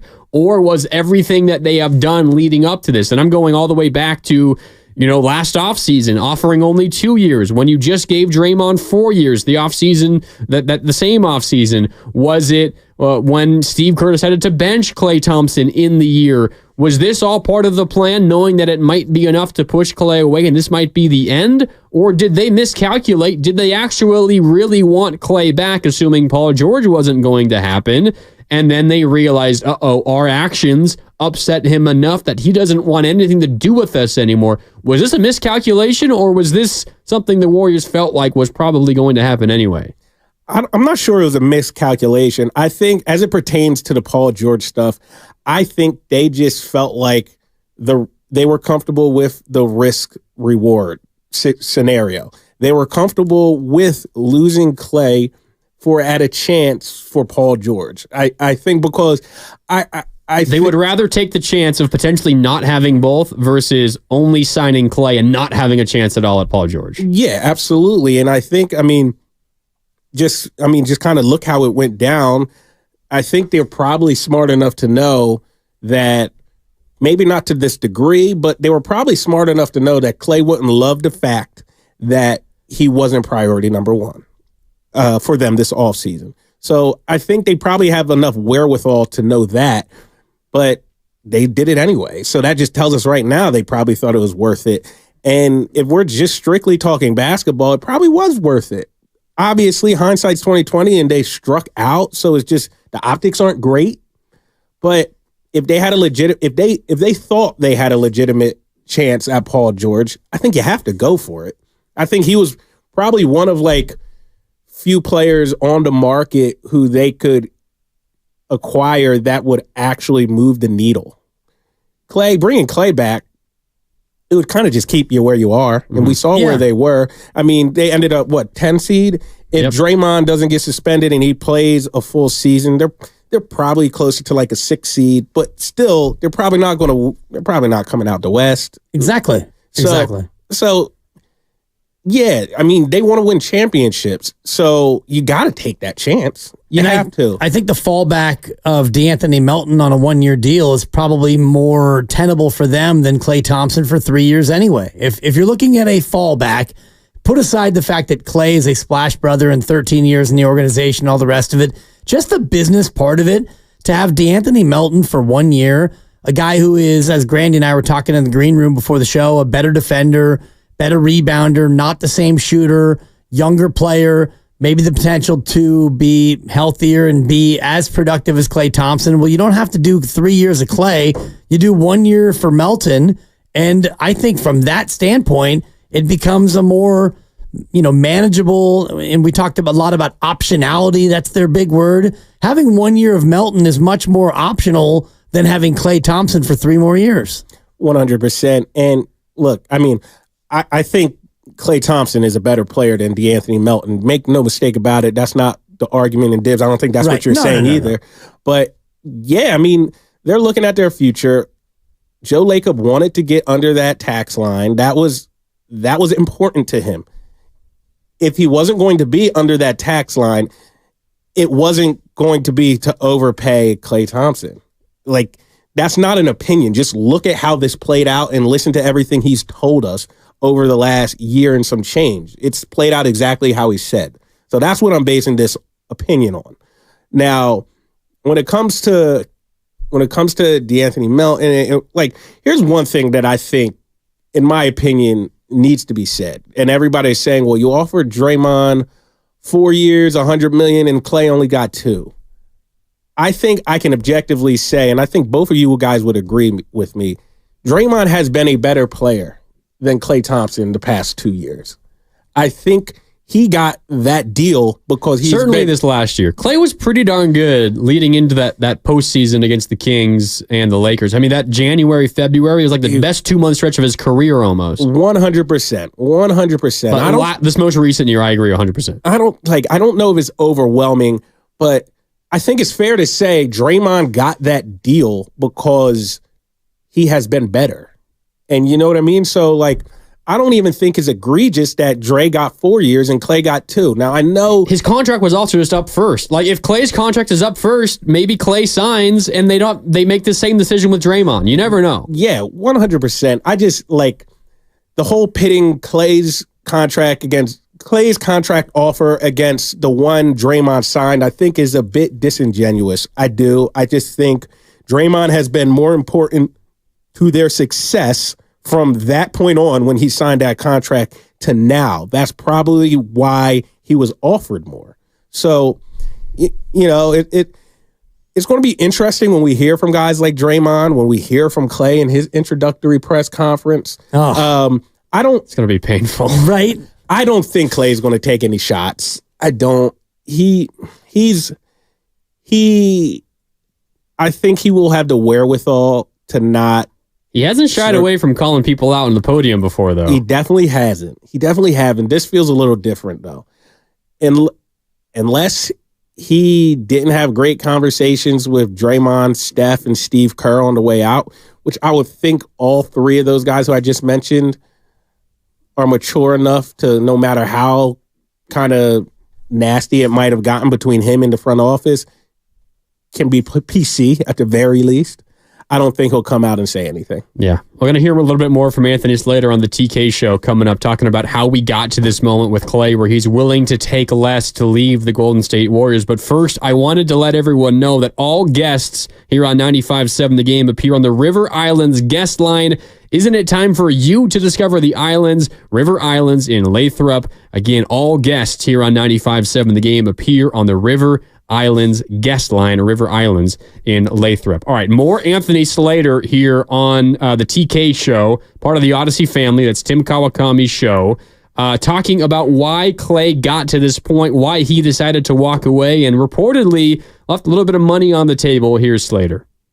One of the things that made me more sure he was leaving through this process was I do think from the Warrior side where they miscalculated was, Joe Lacob, really, the Lacobs, when they did this with the Andre Iguodala, the businessman Andre Iguodala, it was that CEO versus, businessman type negotiations. And really with Draymond Green last time too, where it was leveraged plays and each side was kind of playing this game of chicken and, who would blink first, how much money could the player get out of the team, all that. I was told on the Klay side, that's not how he plays. Once you make your leverage play and hardball him, he just has bye. And I know even when I put out the story that like, hey, like this is going in a really bad direction, I think people were like, oh, this is Klay trying to make the Warriors up their offer. And it was like, no, like he's just decided it's over. Yeah. He's not trying to play this game. He's looking for a new home. And, the truth is 2 steps back. I think we can both understand why the Warriors would not want to pay him a certain amount of money and prioritize other stuff. But it snowballed to this moment where Klay Thompson is just walking away. That's why I ask if this was a miscalculation by the Warriors. And maybe you think that he's just not a fit on this team, not good enough on this team anymore, then the Warriors won't really miss him on the basketball court itself.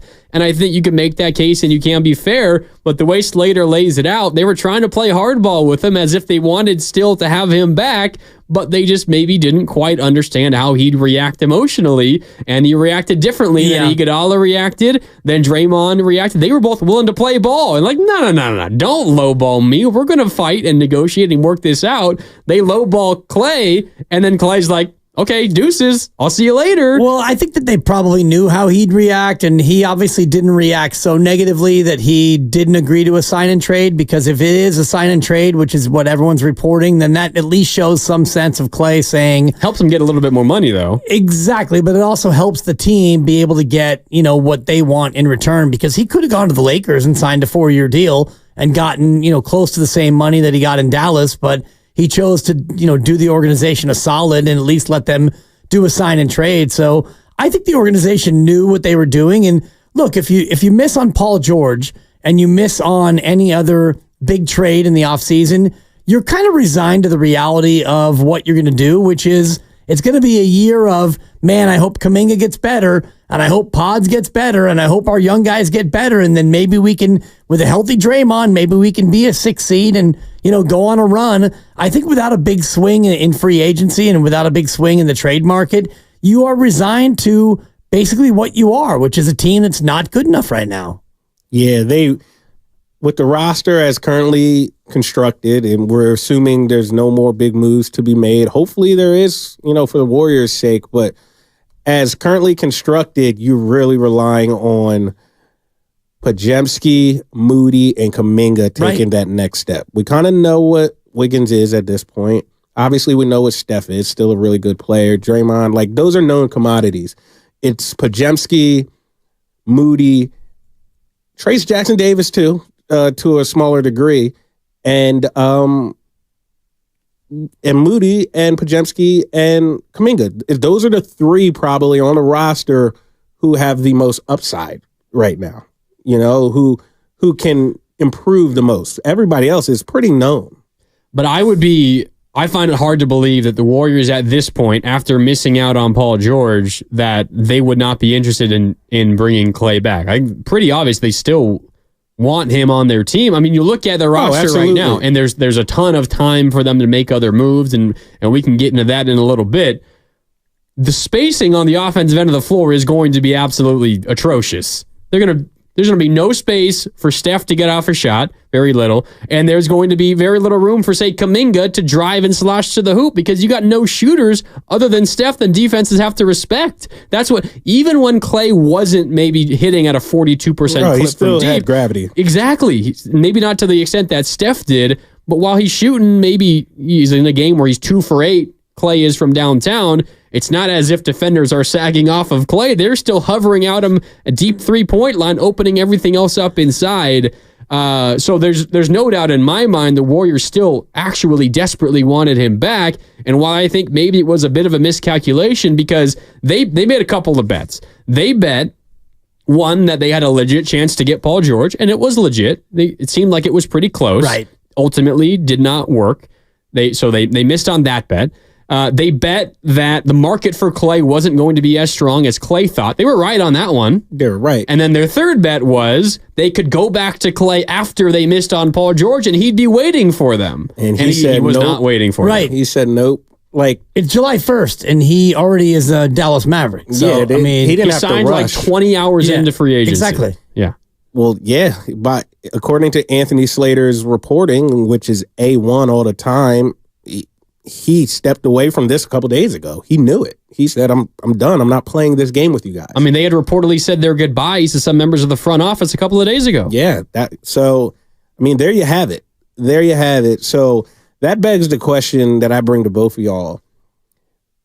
I'm not asking you guys if you think Klay has a right to do this. Of course, Klay can do whatever he wants. It's his life, his prerogative. He knows how he feels better than anybody.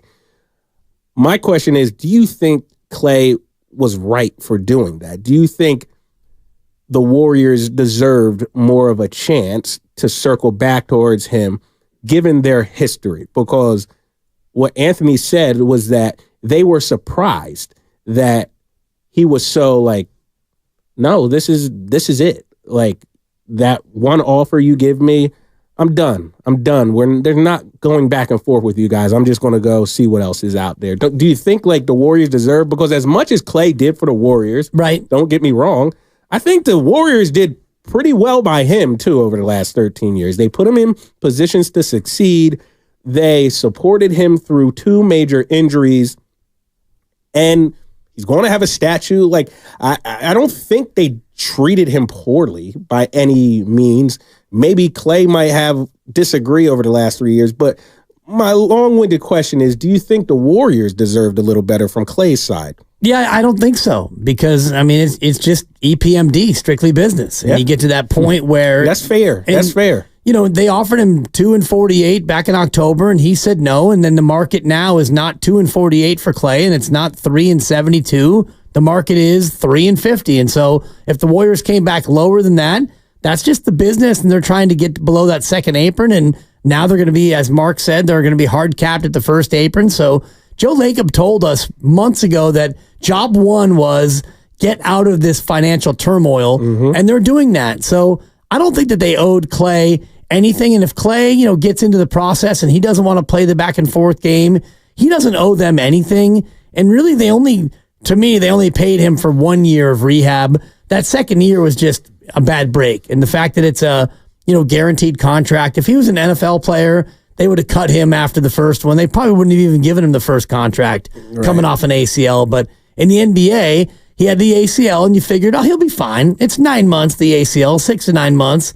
He'll be back, and then the Achilles happened, and so that's just bad. That's a bad break for the Golden State Warriors to have that happen. But I don't think that he owes them anything, and they don't owe him a sweetheart contract either. It's just the way that this one played out. Yeah, I think the way I'll put it is, you look at the Warriors situation entering this offseason, I don't really know what other option they had to deal with Klay other than the way that they did. But it's kind of like the perfect storm. The type of person Klay is, you're talking about his emotions. He's an emotional person, and that's not necessarily a bad thing. It's part of the reason why we love Klay, because he's so steadfast in his love for the game and how good he wants to be. It's part of what makes Klay Klay. But considering the situation they found themselves in, up against, luxury tax and salary cap hell, I don't know how else you go about it. But as I put myself in Klay's shoes, I can also understand him being really pissed off. Draymond gets 4 years and $100 million. You're going to look at me in the face and only offer me 2? And then play out a whole season where, okay, maybe I wasn't great, but it's not like I was a detriment to the team every single night. And you're not even going to offer me anything at that point until you swing and miss with somebody else who hasn't ever won anything in the postseason. And now you're going to come over to me and try to lowball me again. Like, if I'm Klay, I can totally understand his frustration and why maybe he feels like emotionally, mentally, it's best for him to just get the hell out of here. But I can also see from the Warriors side, maybe put aside the decisions that got them into this mess. But once they got into this mess, entering this offseason, I don't really know what else they could have done. Yeah, I totally agree. And it just reminds us this is a business. The Warriors felt like they did what is best for them, and Klay feels like he did what is best for him. And, if he felt like he should have got a contract offer online with Draymond, I disagree. But that's his prerogative. He can feel however he feels. And, now he goes to Dallas, and it'll be interesting to see that fit on the court, Klay and the Mavericks. I personally don't love it. Oh, I don't either. Which I feel like we're in the minority. A lot of people like it. Yeah, a lot of people love the matchup. I love the fit. No one other than Luka and Kyrie could score in the finals. They need someone else to just sit out there and hit a couple of shots. Right, sit out there. you're asking him to just sit out there because Luka Doncic, as much as he is a good passer, he's not a willing passer. And, Kyrie Irving, I think you're dealing with two really ball dominant players, and Klay is used to being in an offense where it's ball movement, it's player movement. You get things called for you. I don't think that they're going to see him as anything other than a third option. I think Klay is going to get relegated into JJ Redick and Kyle Korver mode. Yeah, we'll see. We can talk a little bit more about that on the other side. Got to hit a quick break. When we come back, more on Klay, your favorite memories. Lucky and Zach, I see you guys on hold. We'll get to you coming up in just a little bit. 888-957-9570. More coming up on the other side. It's Willard and Dibbs, Mark Randy, Jason Dumas, alongside Dan Dibley. More next on 95.7 The Game.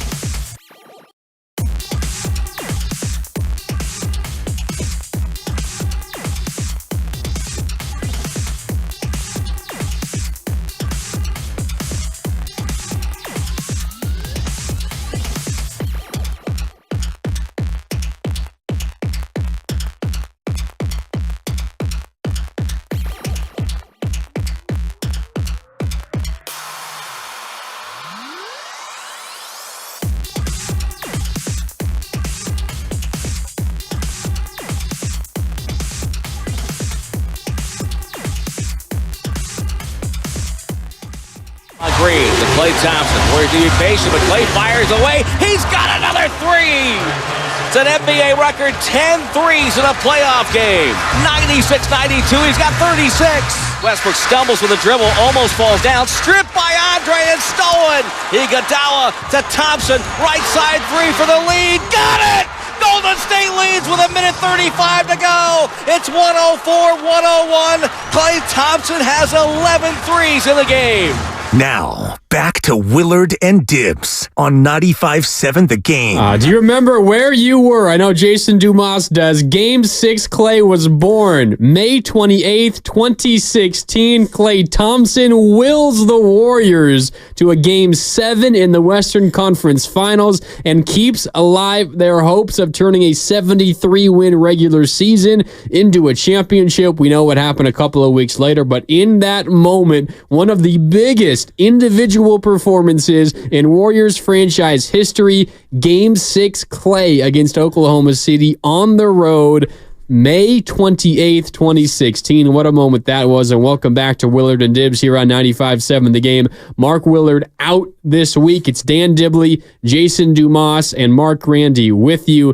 Dibs, that moment, Game 6, Klay, just incredible shot after incredible shot, and the Warriors needed every single one of them. For whatever reason, after the Warriors were the best team in the regular season by a mile, OKC, Kevin Durant and Russell Westbrook and everyone else on that team at that moment, Serge Ibaka, they had the Warriors' number, and it was an uphill battle. Every single one of those games in OKC, and it took a heroic effort from Klay to get them to the finish line, and they ultimately win the series after Game 7. The thing about that, guys, is that normally when you have a heroic performance, it leads to a championship, but this is one of the few that actually didn't lead to a championship, and it's okay. Like, Game 6 Klay is still a thing because it happened. He had 41 points in a game that they had to have, and they went on to win that series, but they didn't win the championship, and yet it doesn't diminish the fact that he did what he did, and that game still lives on. And if you ask people throughout the course of their 4 titles, that game from Klay, Game 6 Klay, ranks up there. And yeah, you won the game, but you lost the series. So even though... The next series. Right, but you lost the next series, so it wasn't like, because of Klay's Game 6, you went on to win the title and everything was great. You went on to lose the NBA title, yet it doesn't matter because that game was so transcendent. I know Jason already shared where he was for that game. You were with your family, right? Parents out at dinner. Washington, D.C. Did you remember where you were? Yeah, I was home with the family, with the ex-wife and my 2 kids down there in Oakland. And so that was a time when I went to every home game. I used to live about 4 miles away from the old Oracle Arena. And my routine was, the kids went down for the bed at about 8. So we'd do dinner at about 6:30, 6:45. And then I would leave the house usually about 7:10 and zip right down 73rd and get to the old Oracle Arena, in like 12 minutes, park, boom, pop up to my media seat. And that was kind of my routine. I went to 30, 35 home games that year because I could. And, I lived so close that you did dinner and then you did the whole thing. So I was deeply invested in those games. And that was a series where, I couldn't believe they were going to lose to OKC. Yeah, good team. Do you remember games 3 and 4 in OKC? The game was over at halftime both those games. And I had a terrible feeling because they won 73 games that year. And it's like, coming off a title and now you're 73-9. And I remember the start of that year when it was Luke Walton and, Steve was out with the spinal issue. And it's like, it doesn't even matter. I could coach this team, Well, Jason. they won the first 24? Yeah. So 24-0, yeah. So good. And might I add you, so obviously we talked about Game 6 Klay against Oklahoma City, which, just one of the best performances in NBA history, especially in an elimination game and the pressure-packed moment that night was. But I'm almost going to go off on a limb and say in 2019, Klay, for about 2 series, even up to when he tore his ACL, he was so good. It felt like he was their best player. It really did. Now, overall context, Steph is their best player, obviously. Steph creates so much attention that, he gives other people a chance to really take a harness and put themselves in the forefront. That's what happened for a couple of years with KD, especially during some of those playoff runs.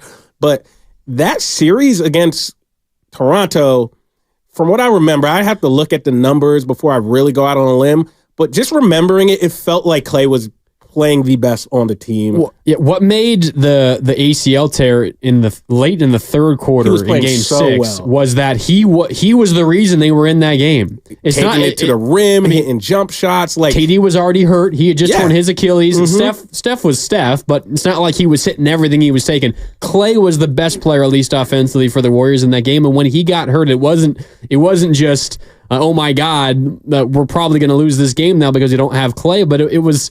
Klay is reaching a different level, and now we're going to be without him for a whole season. Absolutely. At that moment, it felt like, from the series, right? What was it? Portland they played before the Raptors? Yep. Yeah, it was Portland when they swept them. It was like a little cute little run for Portland. Without KD. Yeah, the Warriors Steph missed a couple of games. Yeah, they swept them. Like the Warriors just took their belts off and reminded Portland that there's levels. We run this conference. From that Portland series through the Raptors series, it really felt like Klay Thompson was the premier two-way basketball player in the world. Yep.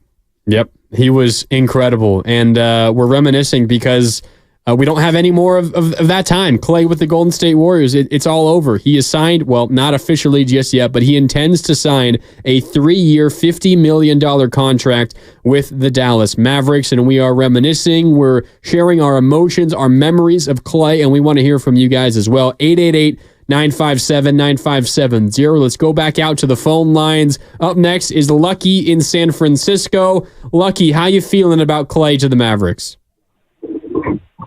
Oh, man, I'm sick, man. I'm depressed, man. I even tweeted Bonte and told him that, man.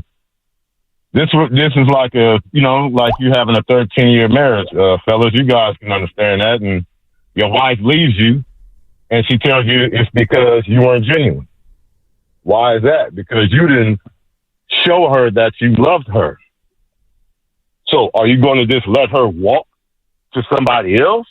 Or are you going to try to maybe give a last-minute pitch and show them that you love him so that he can finish his career as a Warrior, as he should, man? This is disrespectful, man, by Dunleavy and whoever else is running it, man. That's all I got to say. Yeah, I get that. And, I like your marriage analogy. It hits a little too close to home. Jason's on his way to the altar. Grandy's probably a little bit further away from that, but I know that when my first marriage ended, and it was 23 years, it was a great run, not unlike Klay and the Warriors, but it wasn't like all of a sudden one day, overnight, boom, it's over. It's a progression to this. And Jason, you mentioned it before about the last 3 years of Klay and the Warriors. It feels like we've been creeping toward this point over the time, over his disrespect, what he's feeling, him coming off the bench, him shot hunting and all the rest of it. And you get to a point where now he has a chance to be a free agent, and the offer that the Warriors either give or don't give is not quite what he wants. And so it becomes over. I don't know if you can look at Dunleavy and say, you did this, or Lacob, you did this, or Kerr, or anybody. I think it just was a natural progression of the relationship. What if there was actual disrespect, though? And I guess, Jason, this is where your expertise could come in, because we got Lucky here, and not everyone is plugged in and knows the inner workings of the organization, but claiming disrespect and as Dibbs was talking about, blaming Dunleavy, blaming Lacob, blaming the decision makers. Is this a case, Jason, of Klay maybe being a little emotional too emotional for his own good, or is this legitimate disrespect the Warriors organization is paying Klay Thompson? It's a hard question to answer, because who am I to say what is legitimate disrespect? I can't put myself in Klay's mind. If he tells me he feels disrespected for something, I could disagree with it, but it doesn't matter what I feel. It really only matters what Klay Thompson feels. But on the same token, you got to understand that it's a business. Like, I personally wouldn't feel disrespected if my employer checked in with Stephen A. Smith to see his availability, because Kron was like, Stephen A. is available. Objectively, Stephen A. would make more for Kron than Jason Dumas was, probably. You know? It's good third person right there. You know what I mean? Like, that's where self-awareness comes in. So Klay, before they got to you, they checked in on a top 12 player in basketball, someone who I think only 4 people hit more 3-pointers than, someone who is can score 25 points a night pretty consistently, someone who is probably right at the prime of his career. He might be coming down, but he still has years left where he can probably be an elite player. It's pretty, there's not really any argument that tells you have been better than him at basketball over the last 3 years. So I wouldn't take that super personally. In fact, I would you would hope Klay could even, like I said, this gets to the point where you're counting people's pockets and what he should take. I don't like doing that. Right. But, in an ideal world, Klay could even be get Paul George, circle back to me. We'll see what we can do. Maybe we can all make this work. I'll come back. Paul George come back. I'm not a numbers guy. I don't know the finances and if that's even possible. But I would be thinking from that point of view, because at the end of the day, it's not like the Warriors didn't want him back. They weren't we're done. It's over. We do want you back. We gotta see what else is out there though too, because at the end of the day, we're trying to be the best basketball team we can be. If we came straight to you and gave us no shot at getting Paul George when we have an idea that it could happen, that wouldn't be good business either. So do you think it's on, and this is for both you guys, do you think it's on Klay to understand the basketball side of it and why the Warriors would be interested in exploring other options? Is it on Klay to understand that and be hey, sorry, but we got to try something else. This isn't working right now. Maybe we'll get back to you later.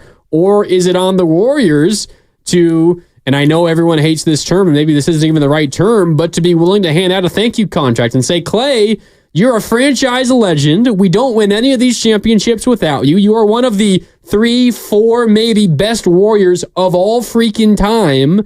You and Steph and Dre are the reason we got this fancy new arena in Chase Center. The other 2 are going to be here for at least the next 2 years. You're not even offering me anything. Is there any reason to believe that Klay, we could, as you said, anyone can feel any way they want, but I feel like there's a pretty easy path for most of us to be in that situation and feel disrespected. Well, it's not about disrespect for me. It's about the reality of the situation. And Klay knows full well that the Warriors have to get better between being a 10 seed and getting back to where they want to get. And getting better does not only include bringing back Klay Thompson. Klay understands that they needed to be better last year. They need to be better this year. So if Klay steps outside of his own reality, and I would imagine that he does because he's very smart and he's circumspect and he's been in the league for 13 years, and you look at your roster and you realize, well, Denver's better, OKC's better, Minnesota's better, heck, Phoenix was better, and we couldn't beat the Lakers 2 years ago. So we all know we need to get better. And if Klay can see that, he knows that the pursuit of Paul George, first and foremost, would be a long way for them to, quote, get better. So Klay, honestly, if he steps out of the ego part of it, he understands what the Warriors are trying to do. And the thing about a thank you contract, you can't do that in the NBA, especially when you're trying to get below that second apron. And Joe Lacob made it very clear that that is goal number 1. So if you're Klay, you're looking at the fact that you're not priority number 1. Paul George is, and you're going to have to sit there and wait for the Warriors to come back to you, and you don't want to do that, well, then the decision's been made for you. Yeah. That's the way I would look at it, honestly. Yeah, I think Klay, probably first and foremost, Klay just understood he didn't like what his role would probably be with the Warriors anyway. So that, before we even get into the disrespect and the semantics, he realized that he would be probably coming back to the Warriors in a bench role. He would not start. Podziemski's going to start, and Steph Curry is going to start, and then a combo of either Wiggins or Kuminga, and then Dre and Trace Jackson-Davis at the 4 and 5. Klay, there was not a starting spot for Klay. So that right there is something that Klay probably was not interested in. I don't know that for a fact, but I know he wasn't interested in it the past 3 years. He didn't love the idea. Finally, it happened. That wasn't a decision Steve Kerr came up to overnight. That was something they were trying to ease their way in for a bit. It finally happens. He wasn't that happy. So he probably knew that. Just like, that's the foundation right there.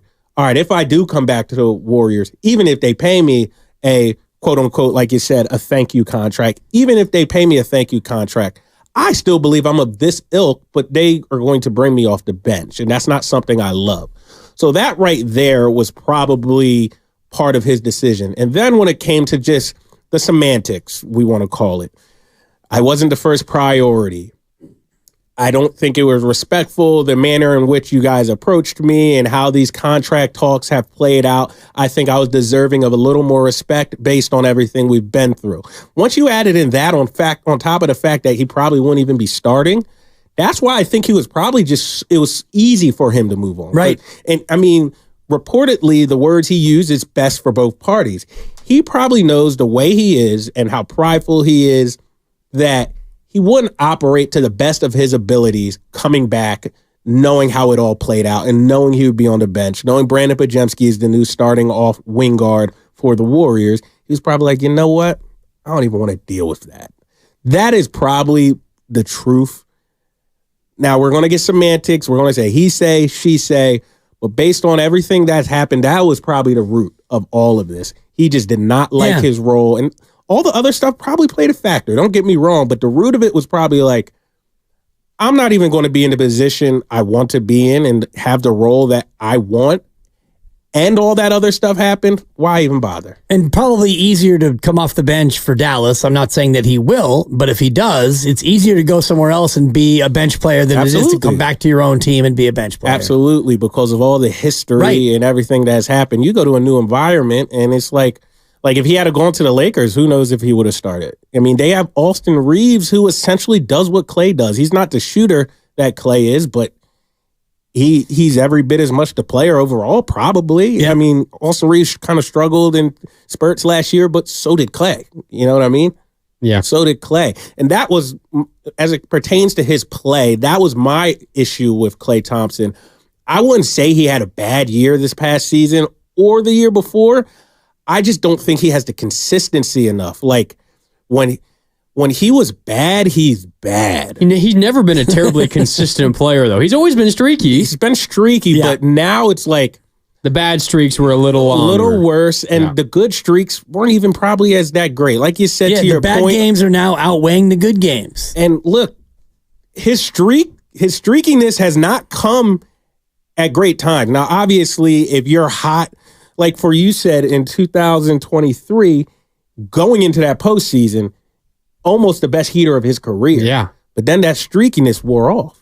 He wasn't good against the Kings. He was not good, terrible against the Lakers. Yeah. Is that, I mean, this year, what happened against, he was 0 for 10 against the Kings. Like, he hasn't even been on the heaters in the time where they really even needed it. You know what I mean? Yeah. So you got to be a little more consistent. And to go on everything you guys were talking about, his role here, and I know there was a report either last week or 2 weeks ago that the Warriors, even if Klay was back, were considering Podziemski as their starting guard. There's another report that just came out, according to Yahoo Sports' Jake Fisher. He's reporting the same thing. Even if Klay had returned, he would not be starting. So it almost seems like when we combine everything into it, first of all, Klay's play, what the Warriors had kind of envisioned for him, the rise of Podziemski, Klay's emotions, and how he takes everything the Warriors had done as disrespect, whether or not that's fair or not, it's for you to determine for yourself. I can understand both sides.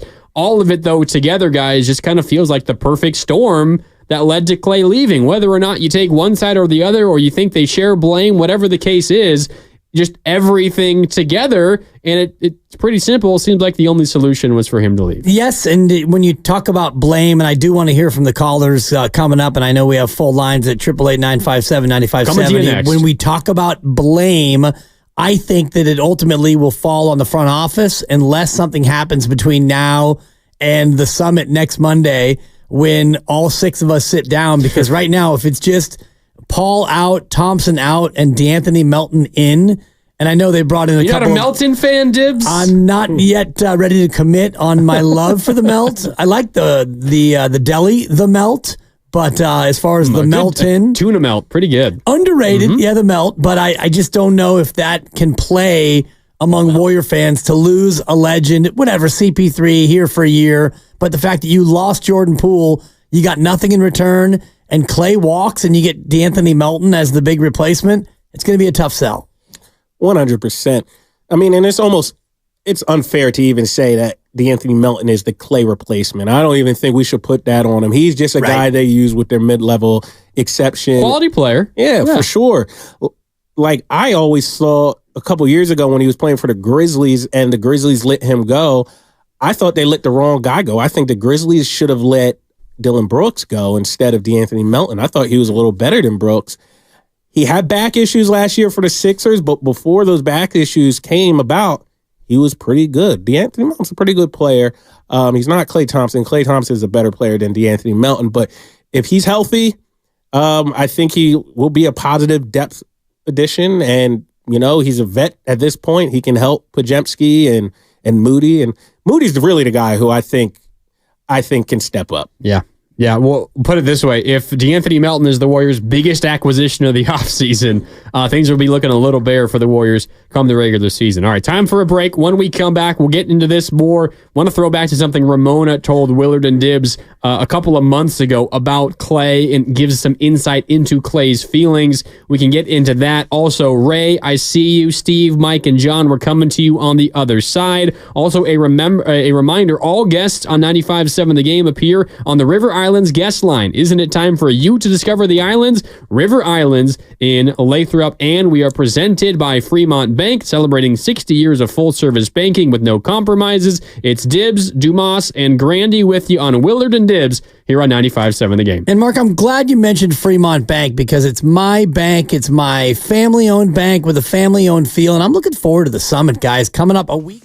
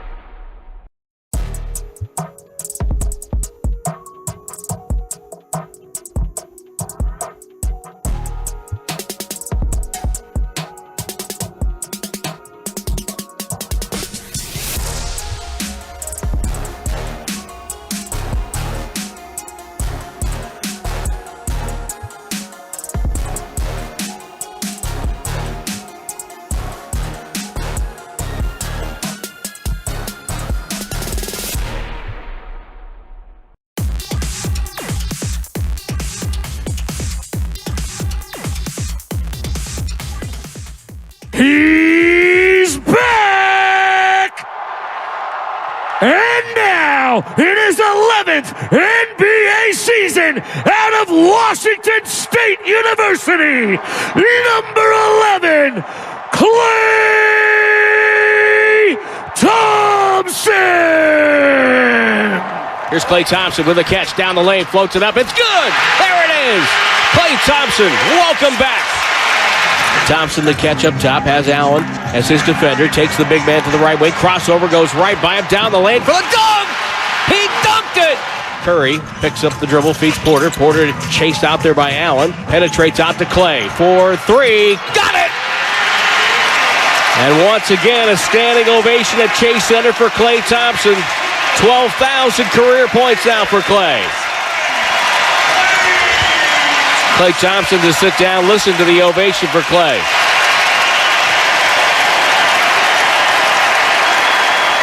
That was awesome. I mean, I love our Warrior fans. I know they were hurting for me the last 2 years, and that was special. I mean, I knew it was going to be electric tonight. I've tried to visualize this moment for years, really. Gosh, it was worth every second. I'm just excited to kind of get it out the way now, and I can get back in the rhythm of things because the last 2 years was different with rehab, and now, like a computer, I have to reprogram my approach to everything, and that's a blessing. So I'm very thankful for that ovation and the love they showered me with tonight, and I will never forget that. Now, back to Willard and Dibbs on 95.7 The Game. Well, I think I speak for most Warrior fans, Klay. We won't forget it either. That was January 9th, 2022, after 2.5 years. Missing 2.5 seasons. He came back against the Cleveland Cavaliers again on January 9th, 2022, and was his normal Klay self. He even dunked on somebody in the first quarter. It was an incredible moment. Jared Allen, right? I think he drove past Jared Allen and put him on a poster. Yeah. That's a pretty good defender there, too, Jared Allen. And Klay was never even really an above the rim guy, even pre-injury. So that was all adrenaline.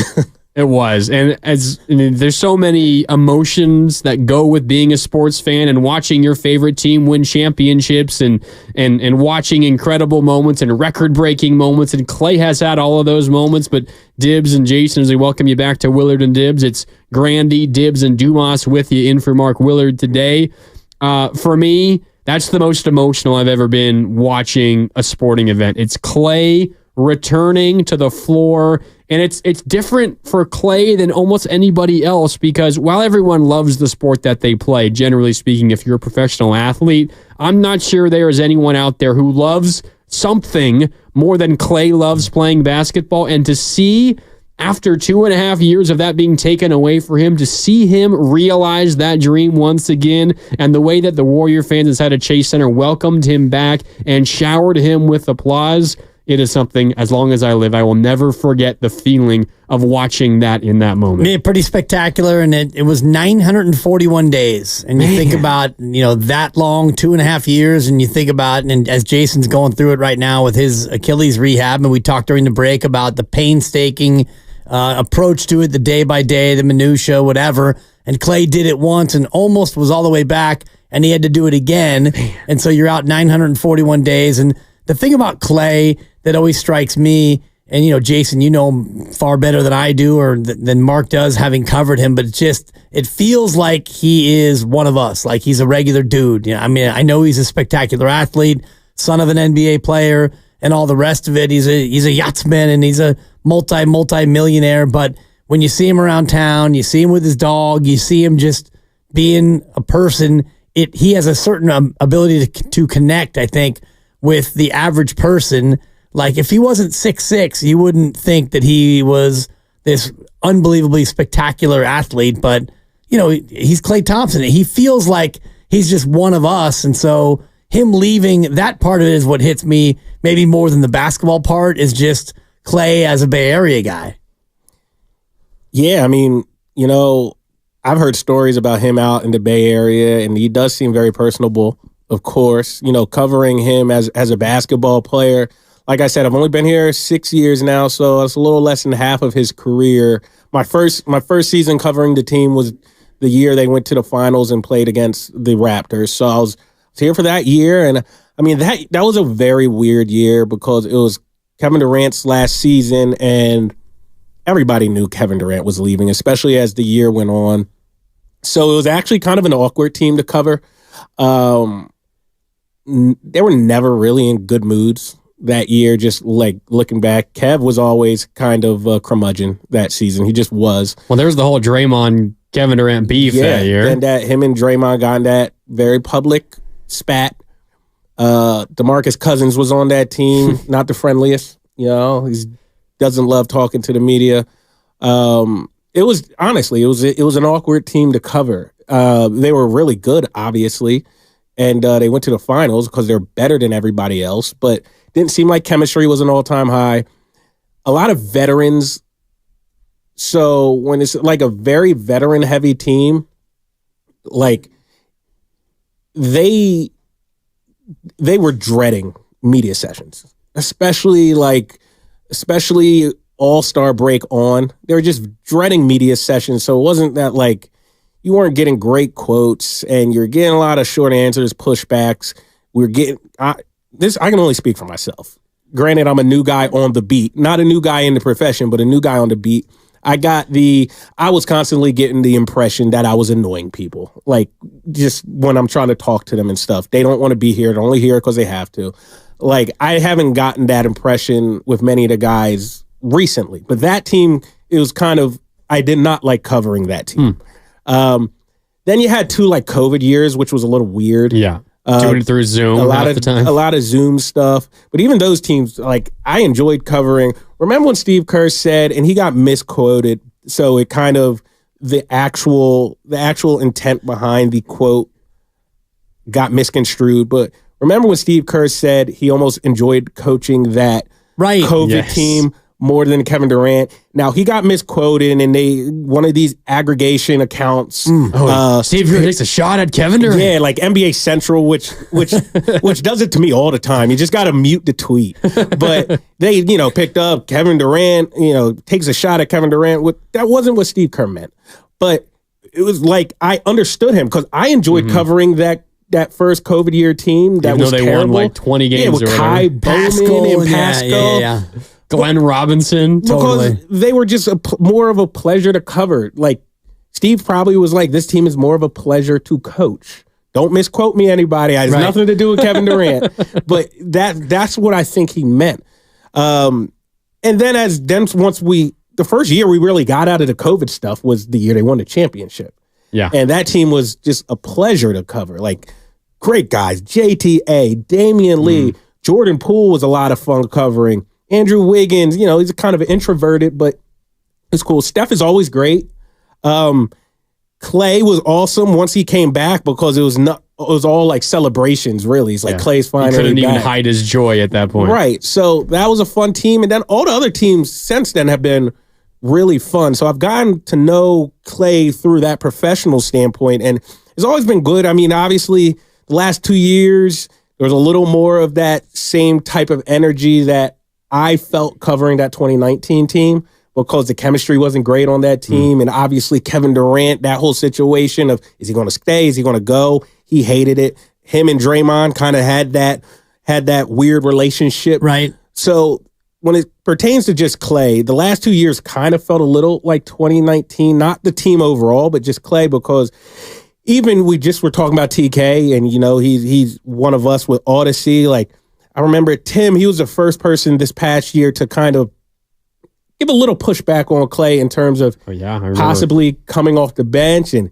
Klay just kind of snapped at him. So you're going to do bench me? Yeah, there was a lot of that. So, getting Klay up to the podium was not always the easiest. Now, this is just things I see firsthand. Hey, you got to do media.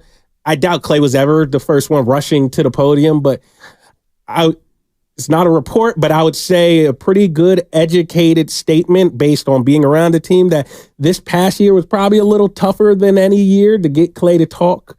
So, it's one of those relationships with Klay. I mean, I wish him the best, obviously. Right. I'm doing a job, he's doing a job, but that's where some of my comments stem from, where I say you can see the writing on the wall a little bit, because just the temperament up and down, never know what you're getting. The whispers that, they're trying to change his role and he's pushing back. So you can kind of when you look back at it, you're not thinking it in the moment in real time, but when you look back and It you all remember, starts to make sense. you're like, I remember that. Kind of putting puzzle pieces together. Yeah. And I get the frustration too. And you guys were talking before about the Toronto series, and I just was refreshing my own brain with the numbers. And he played in 5 of the 6 games. He missed game 3. He had the hamstring. He averaged 26 a game in that series, even though. Which series is this? This is the Toronto series, the one that you started 2019 on the finals. the 2019 finals. And you actually made the call before that he was probably their best player in that series. And, KD gets hurt in game 5, and then Klay famously goes out in game 6. And yet you still had a good chance to win that series. But Klay was unbelievable in that series, averaging 26 a game. So as we talk about his frustration, he thinks about like all he did for the organization, including helping them get one more title, the 4th title,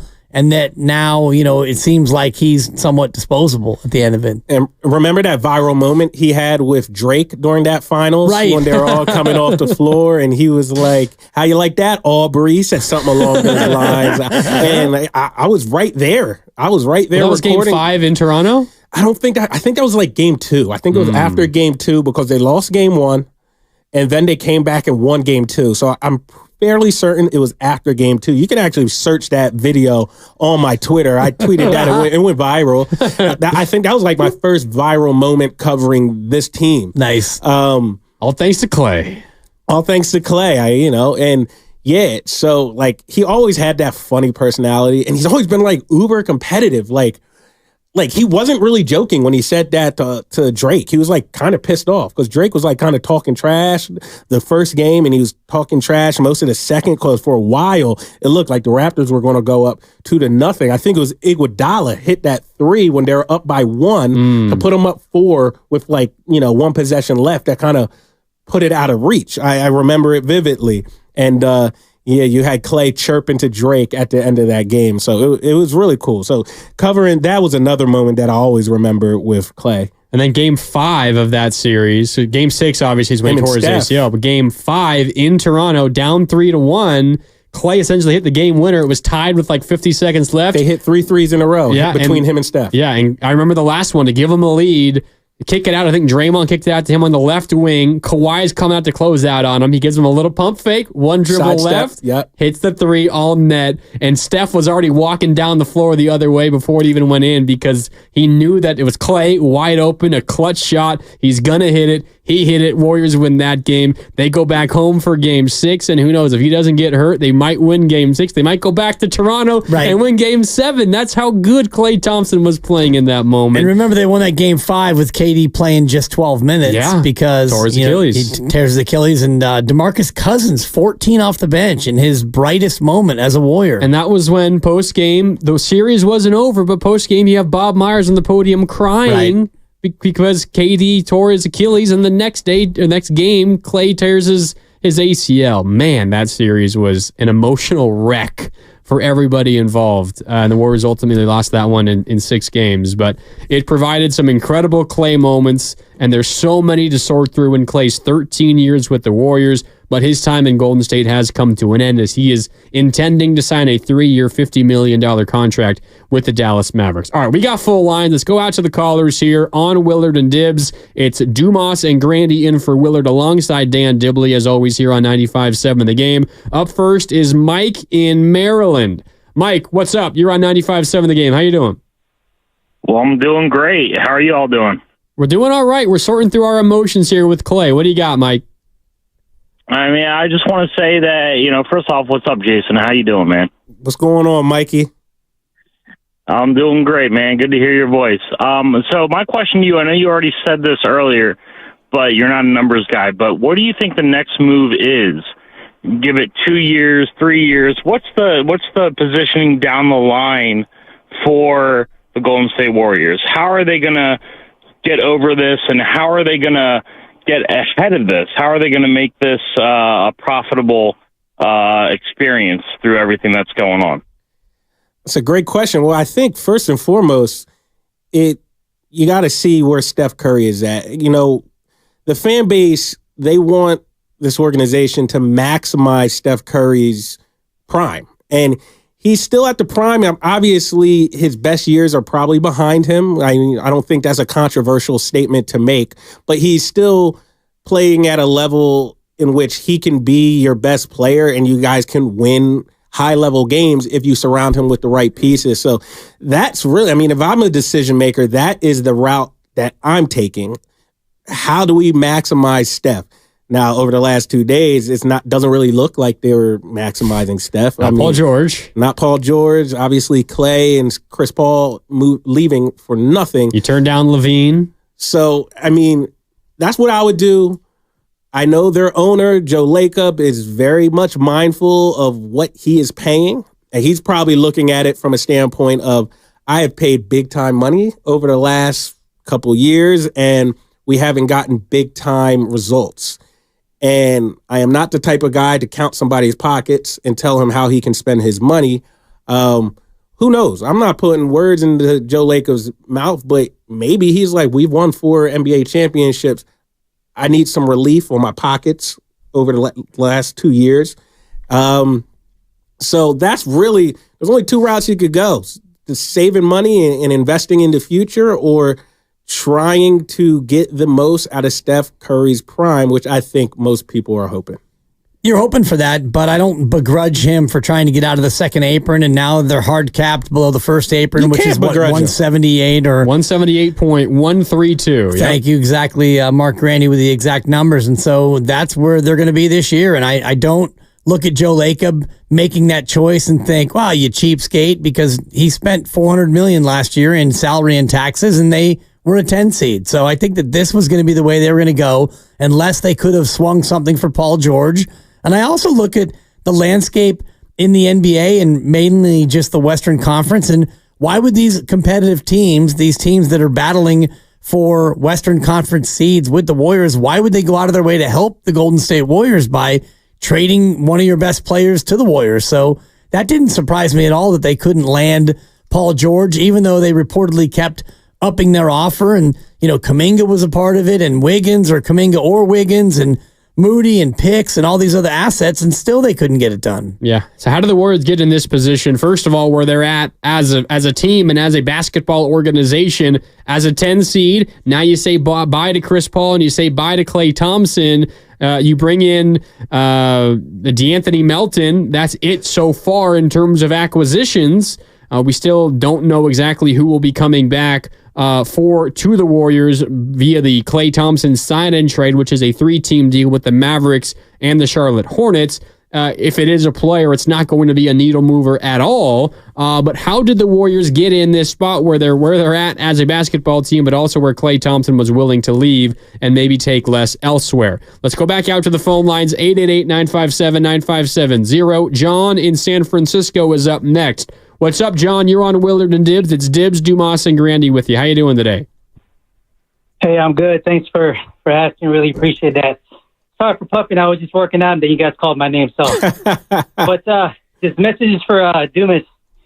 Since you work closely with the Warriors, and I've been a fan since back in Run TMC, Monte, and Steph Curry, what really pissed me off was the fact that they were going to place Klay Thompson as a 6-man and play Brandon Podziemski as a starter. Not because I hate Podziemski, because I like the guy, but man, we're going back to playing small ball, which doesn't win NBA championships, let alone playoffs. And so why not, Moody? Why not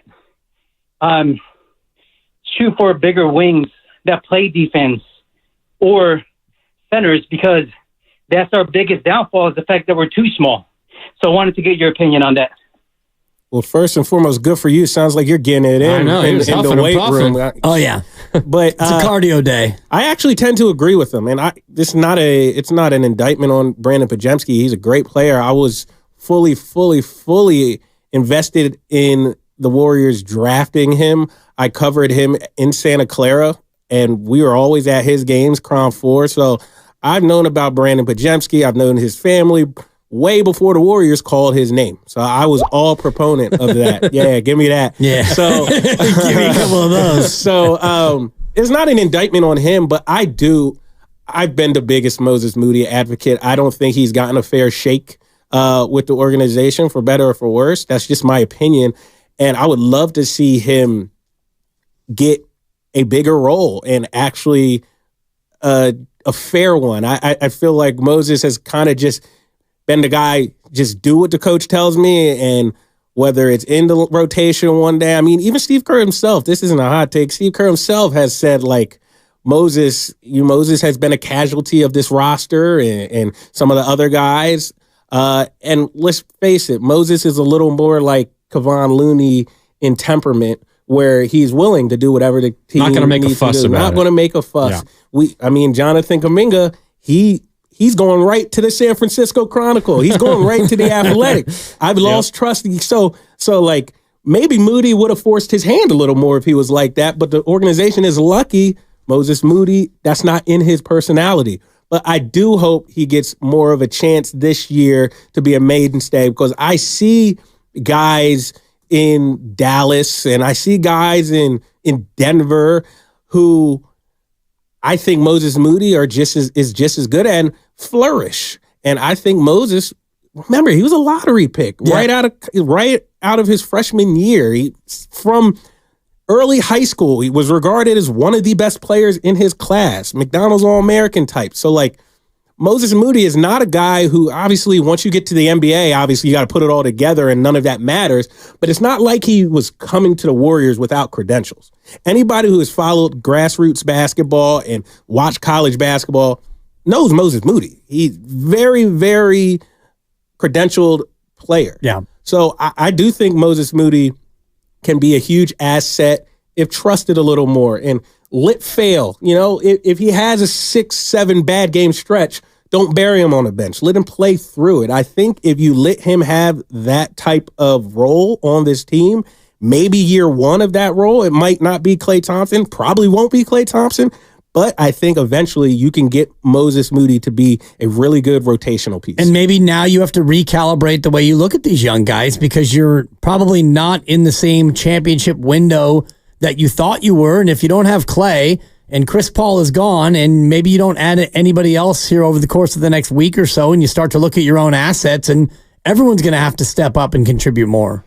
Who's going to be a backup secondary ball handler? Is it going to be Podziemski? But Podziemski's going to start. I don't know who the hell is going to handle the ball beyond Stephen Curry, and you like to have Stephen Curry off the ball a lot as well. That's when he's at his best at times, so that's a question the Warriors have to answer. Bottom line, if this team doesn't go out and make a major move, and we can get into this in a little bit, Lauri Markkanen potentially maybe on the block for the Utah Jazz. Depends what they want back. Danny Ainge, a noted stickler for making trades like this. He's going to ask for the world. If the Warriors do that, okay, that answers a question.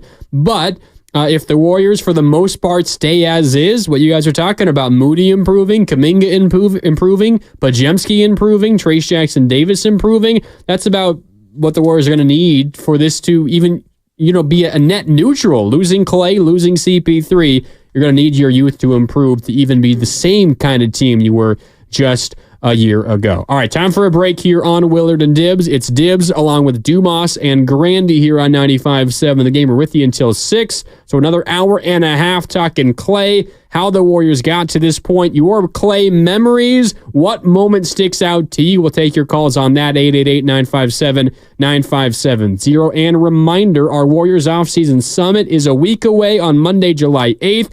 On the rooftop terrace of Fremont Bank's state-of-the-art new headquarters. It starts at 2 with Willard and Dibs, and the rest of the crew stops by from 4 to 6. Go to 957thegame.com to reserve your free spot today. More Willard and Dibs next on 95.7 The Game.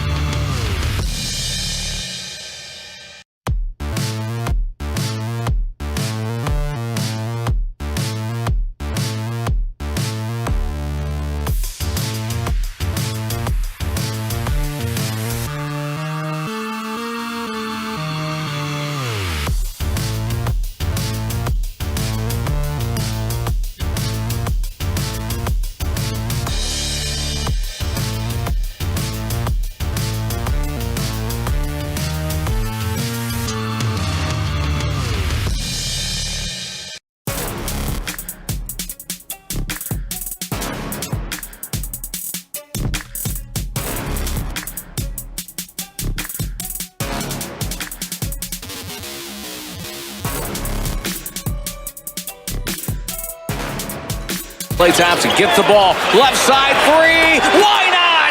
Why not? Thompson loads up a three and buried it in front of the Warrior bench. He cannot miss. Klay, the trailing three, buried it, money. The net's not even moving. It's not even moving. Back to Klay. It's a corner three, and yes, it is a swish. Ball comes inside. Thompson goes outside, catches and hits a three. Design play right out of the timeout. He just can't miss. Klay Thompson turns, catches, says, no, I'm going to hit a shot, and it's another three. Klay Thompson open three and rattled home another one. Curry, timeline, three-point line, finds Klay. Quick release and a splash! He's tied the NBA record, held by Curry with 13 threes. Right side, Klay takes a dribble. Now the three. Got it! An NBA record for Klay Thompson. 14 threes. Chicago calls time. And to a man, every player off the Warriors bench congratulates Klay Thompson, who is breaking Steph Curry's record. Now, back to Willard and Dibbs on 95.7 The Game. That was the great Tim Roy calling a historic moment for Klay Thompson in Chicago against the Bulls. That was October 29th, 2018. Klay Thompson, an NBA record, 14 made threes in a single game, passing Steph Curry's record of 13, as you heard Tim Roy talk about. And we're thinking about all these Klay moments, and there was the 37 points in the third. There was 60 points against the Pacers on like 8 dribbles or whatever it was over the course of 3 quarters. There was that where he made 14 threes. There was a game where he went 10 for 10 from deep to begin. He made his first 10 attempts from downtown. There was other moments, obviously, so many funny moments. But I think what gets to me the most, guys, and welcome back to Willard and Dibbs. It's Dibbs and Dumas, Mark Randy here as well, in for Mark Willard on 95.7 The Game. What gets me is in moments like that where Klay's making 14 threes or where he's scoring 60 points over 3 quarters, it's the joy of everybody around him just reveling in Klay's success. And it's Steph, no matter what the situation is. And Steph's the greatest shooter this game has ever seen.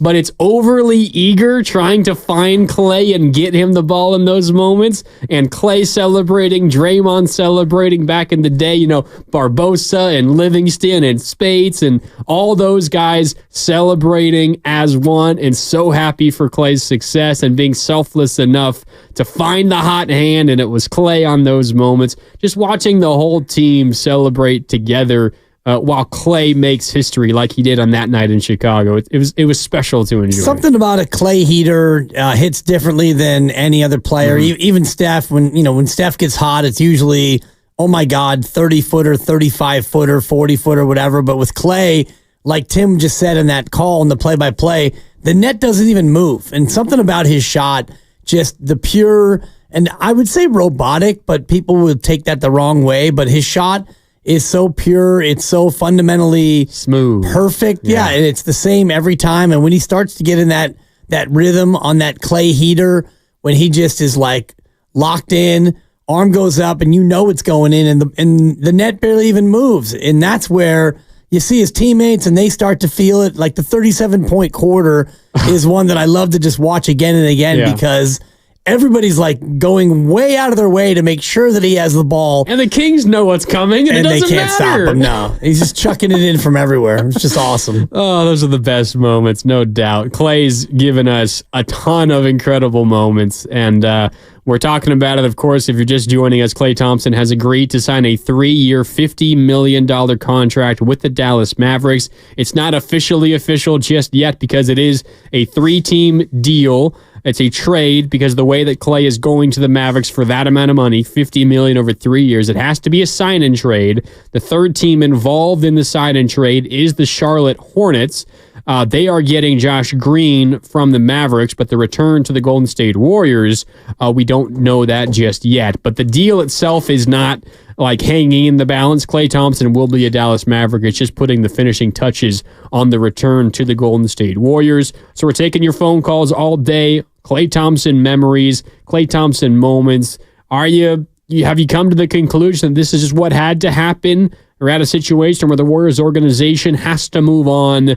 Who do you blame? Is it on Klay? Is he being petty? Is it on the Warriors for not treating him with enough respect? How you feeling in this moment? What are your emotions now that Klay Thompson is leaving the Golden State Warriors? More on that in just a second, but I did want to remind you that all guests here on 95.7 The Game appear on the River Islands guest line. Isn't it time for you to discover the islands? It's River Islands in Lathrop. Let's go back out to the phone lines, 888-957-9570. Up next, we've got Steve in San Jose. I know Steve wants to talk about Klay Thompson. Go ahead, Steve. You got the floor. All right, what's up, guys? How you doing? Good, man. How you doing? Good, man. Thanks for taking my call. I just want to give my little shout out to Klay, man. It's been a great decade, and like I said, the first time I went to a Warriors game was on my 8th birthday in '96. I watched Jordan and Kukoc, Pippen, Steve Kerr himself murder the Warriors. They couldn't even sell a ticket. So I just wanted to give a huge shout out to Klay. It's been the best decade of my life. Him, Curry, Green, everyone. God, it's been such a great run, and he deserves every nickel he can get. Man, it's a tough day. Hopefully there'll be a statue. I know there will be in front of the Chase Center. But it's just been a great run. It's bittersweet, man.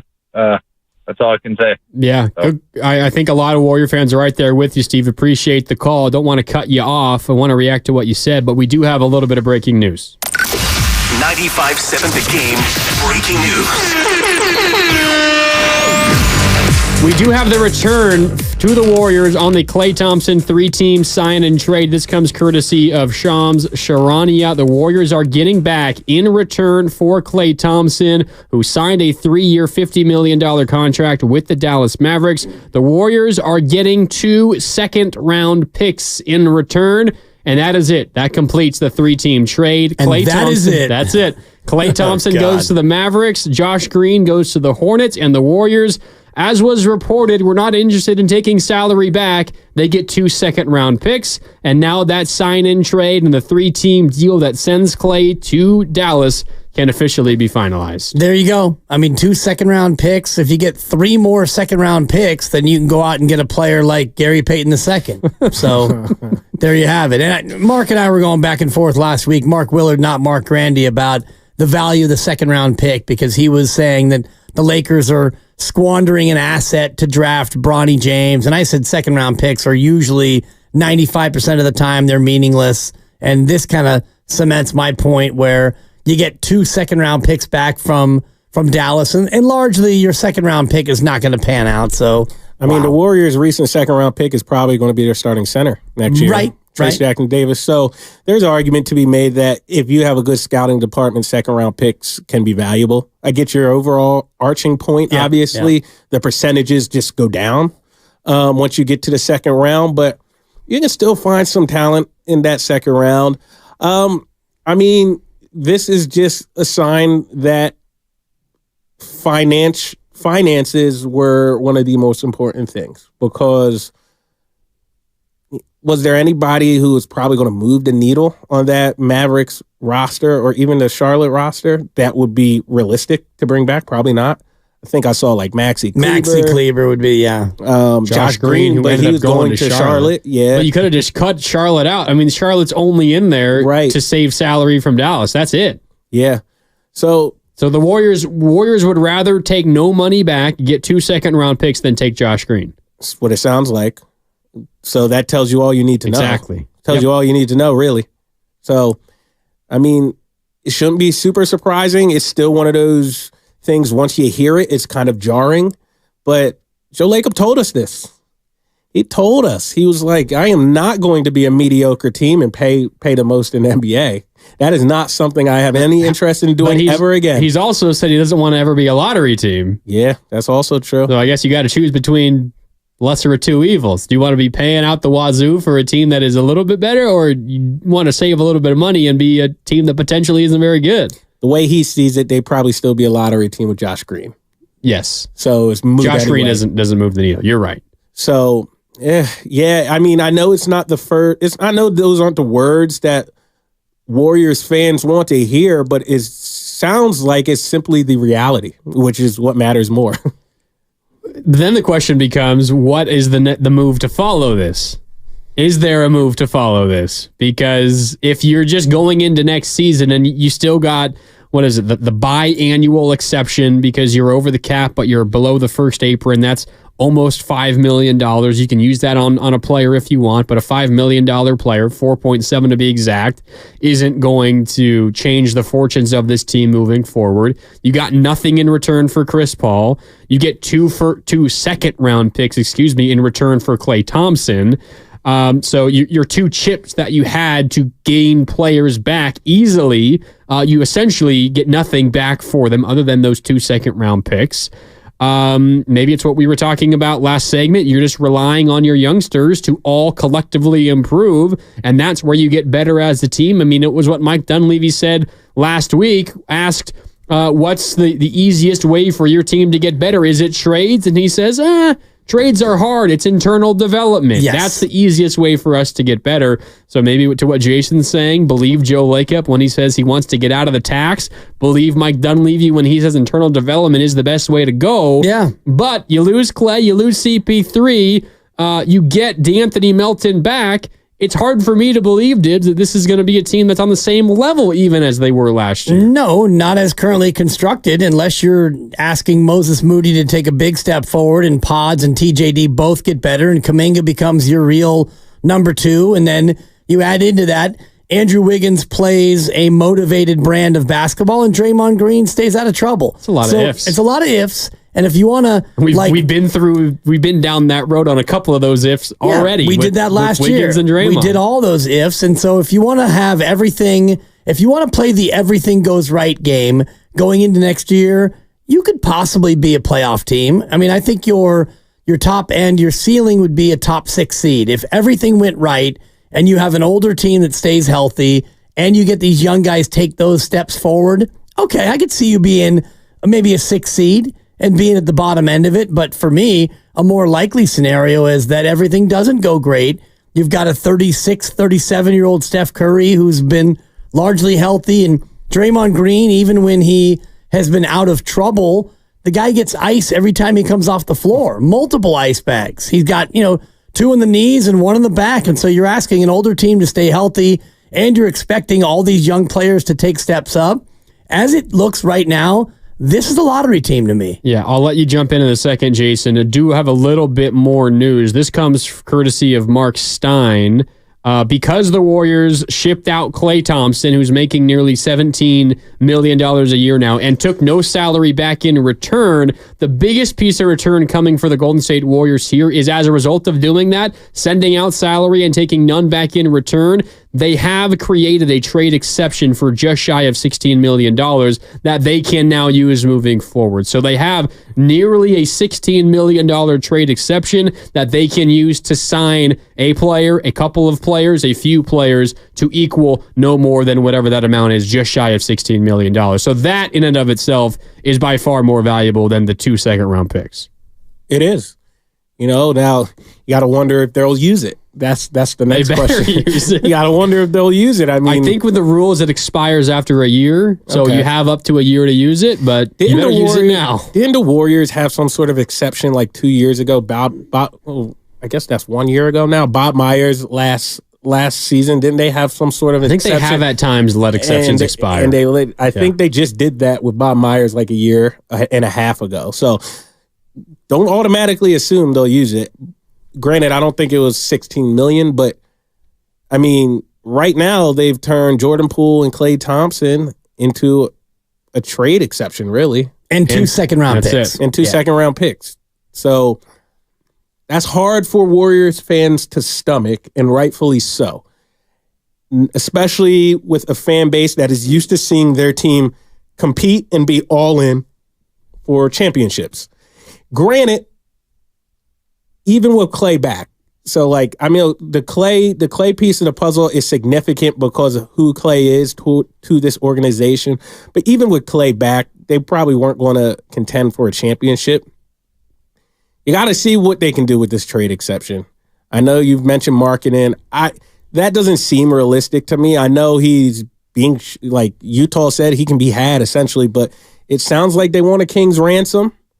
So who knows? But you got to hope Mike Dunleavy is working the phones to try to just upgrade this roster, because as is, this roster is not one that's going to compete.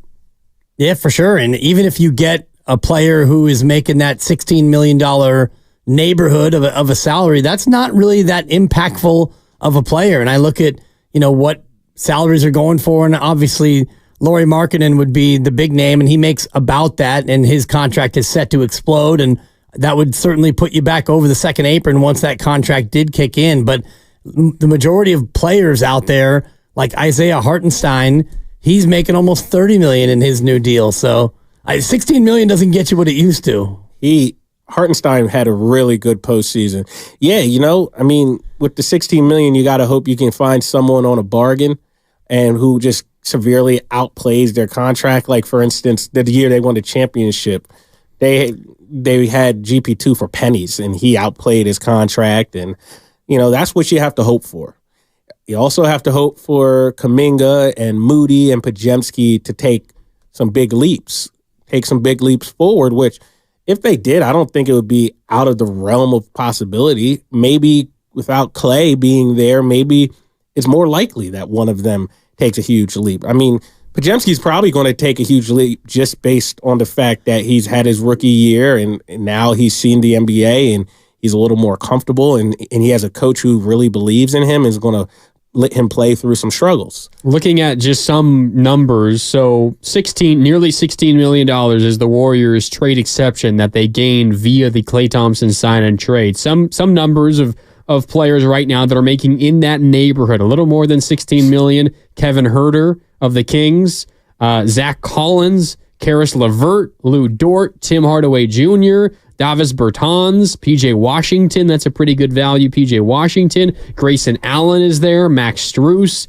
Dorian Finney-Smith, Luke Kennard, Mitchell Robinson, Jordan Clarkson. Those are kind of the quality of players that can be had at around the $16 million mark. And to your guys' points, while you can have, a quality player there and maybe you get lucky and you get a bargain, as you're talking about, you got one with GP2 back then, like Dallas has with PJ Washington, who's making in that area of money, it's still probably not going to be a guy that takes you from the 10 seed to the 5th seed in the Western Conference. Maybe to someone that takes you from the 10 to the 8th seed, maybe if you get lucky. But it's not like this is going to be the piece that moves the Warriors' needle so far forward. So for me, guys, as I look ahead, I got to believe there's a big move coming unless this Warriors team is one, either extremely confident in their youngsters, or two, is comfortable being under the assumption that they're not going to be competing for a championship this coming season.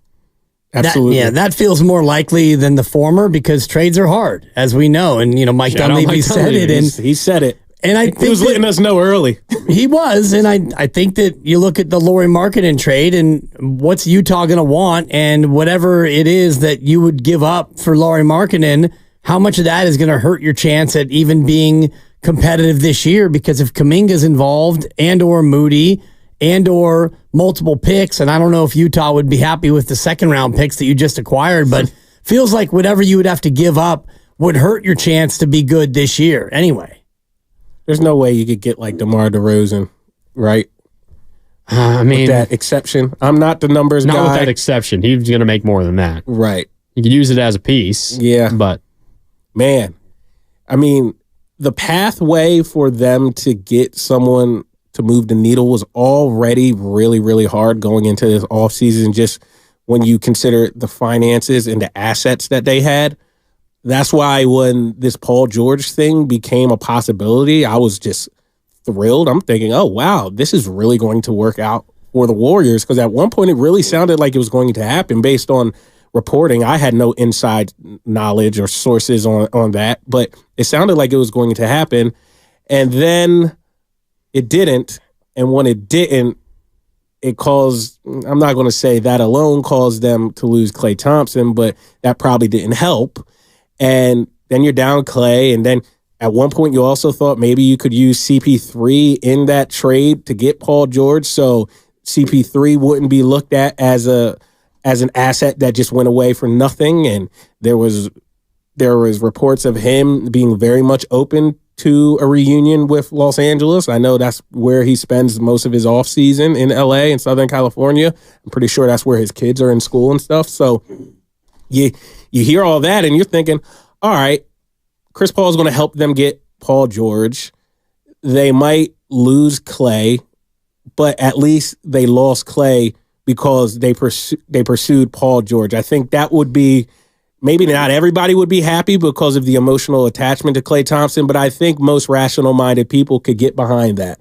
Man, it stunk we lost Klay Thompson, but we're getting Paul George. He's a very good player, and he's objectively better than Klay Thompson at this point in their careers. But once that move did happen, once you start trying to realistically think of a pathway for them to get a player who will help them move up the standings, it's hard. Can you think of anything? Because like Laurie doesn't seem like a realistic option. Not with how the Jazz has been viewing him in the trade market. Well, the reports were that their asking price is coming down a little bit, but their asking price to begin with was incredibly high. So it's still probably pretty high, but they were asking for what, like 4 or 5 first-round picks? I just saw a possibility, a proposed deal, which would be Kuminga, Moody, and 2 unprotected first-round picks. Now, would the Warriors be open to that? And you're making a face over there, Jason. I can see the computer working over there. It feels like the price is fairly steep. Markkanen is a great player. He's a difference maker. But you'd be giving up Kuminga and Moody, who I know you love Moody. You're the president of the Moses Moody fan club. I love Moody, but I mean, I wouldn't think twice about giving him up because I don't think the Warriors have valued him. So like, yeah, I love Moody, but the way Moody has been used the past 2 years, it's like, who cares if I love him? It seems like the guys who matter way more don't love him as much as I do, so it's almost like useless. So I don't know. I really like Kuminga too. I don't know. That's one of those things I would have to think hard about. I'd do it. Yeah, that's something I would put the onus on Steph. Sorry. I wouldn't have the gumption to make. I would go to Steph and be like, assuming Steph is cool with it and cool. I don't know why you wouldn't shipping off Kuminga and Moody. I'm doing it. Yeah, I'm doing it. Do whatever Steph wants, and I assume Steph wants the best chance to try to win right now. And I'm sorry, but Lauri Markkanen, 27 years old, has already been an all-star. I think he gives you a better chance to win than Moses Moody and Jonathan Kuminga do. But I get being hesitant to do it because you're giving up 2 of your valuable pieces for the future, and it would be a draft pick or 2 in the future as well. So I get the hesitation. We could talk more about that when we come back from a quick break. We also got some phone calls to clean up. Austin and Horace and Jonathan, I see you. We're coming to you on the other side. If you just missed it, Klay Thompson, the sign-in trade to the Mavericks is official. The Warriors get back 2 second-round picks, and they create a nearly $16 million trade exception, and Klay Thompson now is cleared officially to become a member of the Dallas Mavericks. Time for a break. When we come back, more on all of that. It's Willard and Dibs with Dibs, Dumas, and Grandy with you. We are presented by Fremont Bank, celebrating 60 years of full-service banking with no compromises. And it's days like this, guys, where you want to...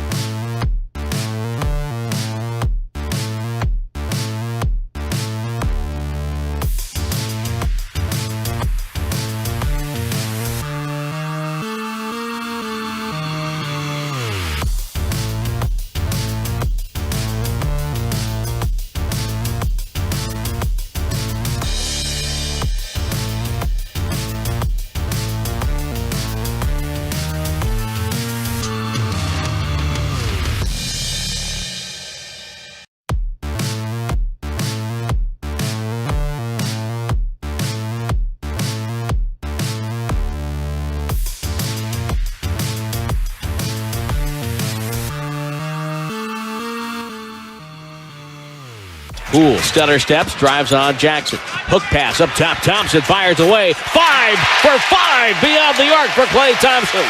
Looney gets the rebound to Curry. Looped it ahead to Draymond. Draymond accelerates to the rim. Finds Klay Thompson. Left corner. Fires away. Got it! 3-ball left corner pocket.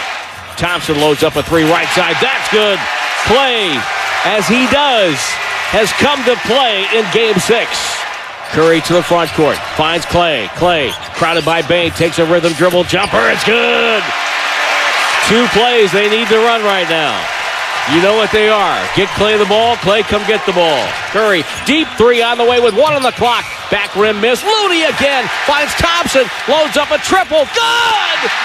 Now, back to Willard and Dibbs on 95.7 The Game. That was our most recent edition of Game 6 Klay. That was Western Conference semifinals against the Memphis Grizzlies in 2022, May 13th, 2022 to be exact. Klay scored 30 in Game 6 at home to help clinch that series against the Grizzlies, and that was a hard-fought series. Remember, that was the series where GP2 was injured by the hard foul by Dylan Brooks, and there was all that energy and all those, those Warrior fans and Warrior players were upset with the Grizzlies and Dylan Brooks. There was all that energy going on there. That was a toxic series online. There was Kevon Looney with 22 rebounds in those games. I think it happened in that Game 6 game, and the last 3 for Klay that you heard there came off of a Looney offensive rebound. That was a hard-fought series, and it was Klay Game 6, and there's the famous photo of Klay running back down the floor after one of those. He's holding up 5 fingers with one hand and one on the other. Game 6, Game 6, Game 6. That was the most recent edition of Game 6 Klay, and unfortunately, guys, the last edition of Game 6 Klay will get, at least in a Warrior uniform. Yeah, unfortunately, and now it's, as somebody said on the YouTube feed, now it's a race for 5, race for the 5th ring. It's Klay against Steph and Draymond. Who gets number 5 first? Does anybody get Who's the number leader 5? in the clubhouse right now? You would say that Dallas has a better chance going into next year. And, Klay's got a 3-year deal with Dallas. So Dallas over the next 3 years versus the Warriors over the next 3. I like Dallas's chances, unfortunately. And you hate to say it, but just from a pure objective standpoint, you look at their young core versus the Warriors' aging core, and hopefully the Warriors aren't yet done. I know it's just day 1 of free agency, so you can't look at it now and make a definitive judgment about anybody, but so far so bad for the Warriors. And this is kind of, Jason, what I was laying out last week as my nightmare scenario, which would be Chris walks, you get nothing for him. Klay walks, you get nothing for him. Apologies for 2 second-round picks. And the exception. The exception can be valuable. You're right. It can be. Nearly $16 million. This is feeling kind of like what I was laying out about nightmare scenarios where you wake up and you don't have nearly as good a roster as you did a week ago. So let me ask you this, Mark, because you seem to be a little more on top of the numbers and the actual rules. I should probably know them better. But with this trade exception, he's the big brain on Mark. Yeah. Right. With this trade exception, do you have to acquire a $16 million or a combination of $16 million worth of players via a trade, or can you sign somebody and go over $16 million of what you're supposed to spend? So in order, as far as I know, you can't trade a traded player exception. It's yours and you can use it or you cannot use it. You can use it to sign any combination of players, but they can't, their combined salaries can't exceed the traded player exception number. If you go over it, then you're stuck with the normal rules that you have to live with. This allows you, it's kind of like if you were trying to sign your own free agent, right? Like you could go over the cap to sign your own free agent. You can use this exception to go over the cap if the other rules allow you to do that. So it's just a way to get another player in to kind of alleviate some of the other pressures from the rest of the salary cap rules. But you can't trade it. The only reason the Warriors got one was because they traded away salary and they didn't take any back in return. So as a result, you create a traded player exception for the amount that you sent away, that you didn't take back. But you could sign one player and fit him in there. You can sign two players and their combined salaries fit in there, but you can't trade that away. Got it. No, my question, well, you answered it, but my question was not trading the exception, but can you get that $16 million back in a trade, or do you have to sign those players? But you said you can sign them. So my next question is, I don't have the free agent list on me right now. Is there anyone who is a $16-ish million a year player who you think would come over here and help? Now let's look at the list here really quick. Just to the naked eye, signing a player to like a 1 year, $16 million deal, prove it deal. I think you could get someone pretty talented. $16 million. I mean, that's what Klay Thompson is getting. Obviously, he's getting the financial security of a 3-year deal, rather a 1-year deal. But if you could sign somebody to maybe around that to get you some help, that would be great. Because like I said, as it stands today, you got to upgrade that roster. If you want to compete, that is. Now if Joe Lacob is simply in the frame of thinking of I just don't want an expensive team, then he's had a great offseason. He's had a great offseason. Who knows what he is really thinking? He seems to be way more competitive than that, even though he wants to. He did not want to be in that luxury tax level. He seems way more competitive to just be content with what this roster is right now, but you also got to quote Mike Dunleavy, making trades are hard. And that's the reality of the situation. And I do think that they were all in on Paul George. And when they realized that the Clippers were not going to trade them Paul George, well, now you're in a spot where you have to pivot. And so what's the pivot point? Is the pivot point Brandon Ingram, or is it Zach LaVine? Is it Lauri Markkanen? Because if you're going to try to deal with one of those players, well, they all come with their own individual flaws. I don't think Markkanen necessarily does, but Zach LaVine's a good example. So if you acquire him, good offensive player, health issues, and a contract that's a tough one to swallow if you're Joe Lacob, right? Because you're trying to stay out of the luxury tax area, and now you got a guy who's going to be making $150 over the next 3 years. That's not good. And Brandon Ingram is another player who I think is a little enigmatic.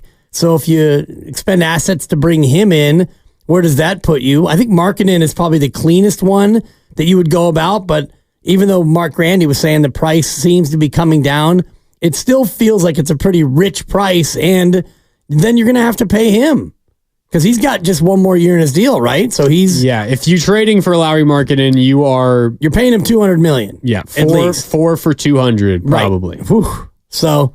I mean, but it wouldn't kick in until after this year. You get him for $18 million this year, and you and I have been talking a little bit off the air about it. You can still treat this year as not necessarily a reset in terms of competing. Say you have Lauri Markkanen, you get him in $18 million, and you trade away equal value because you're going to have to make it all work.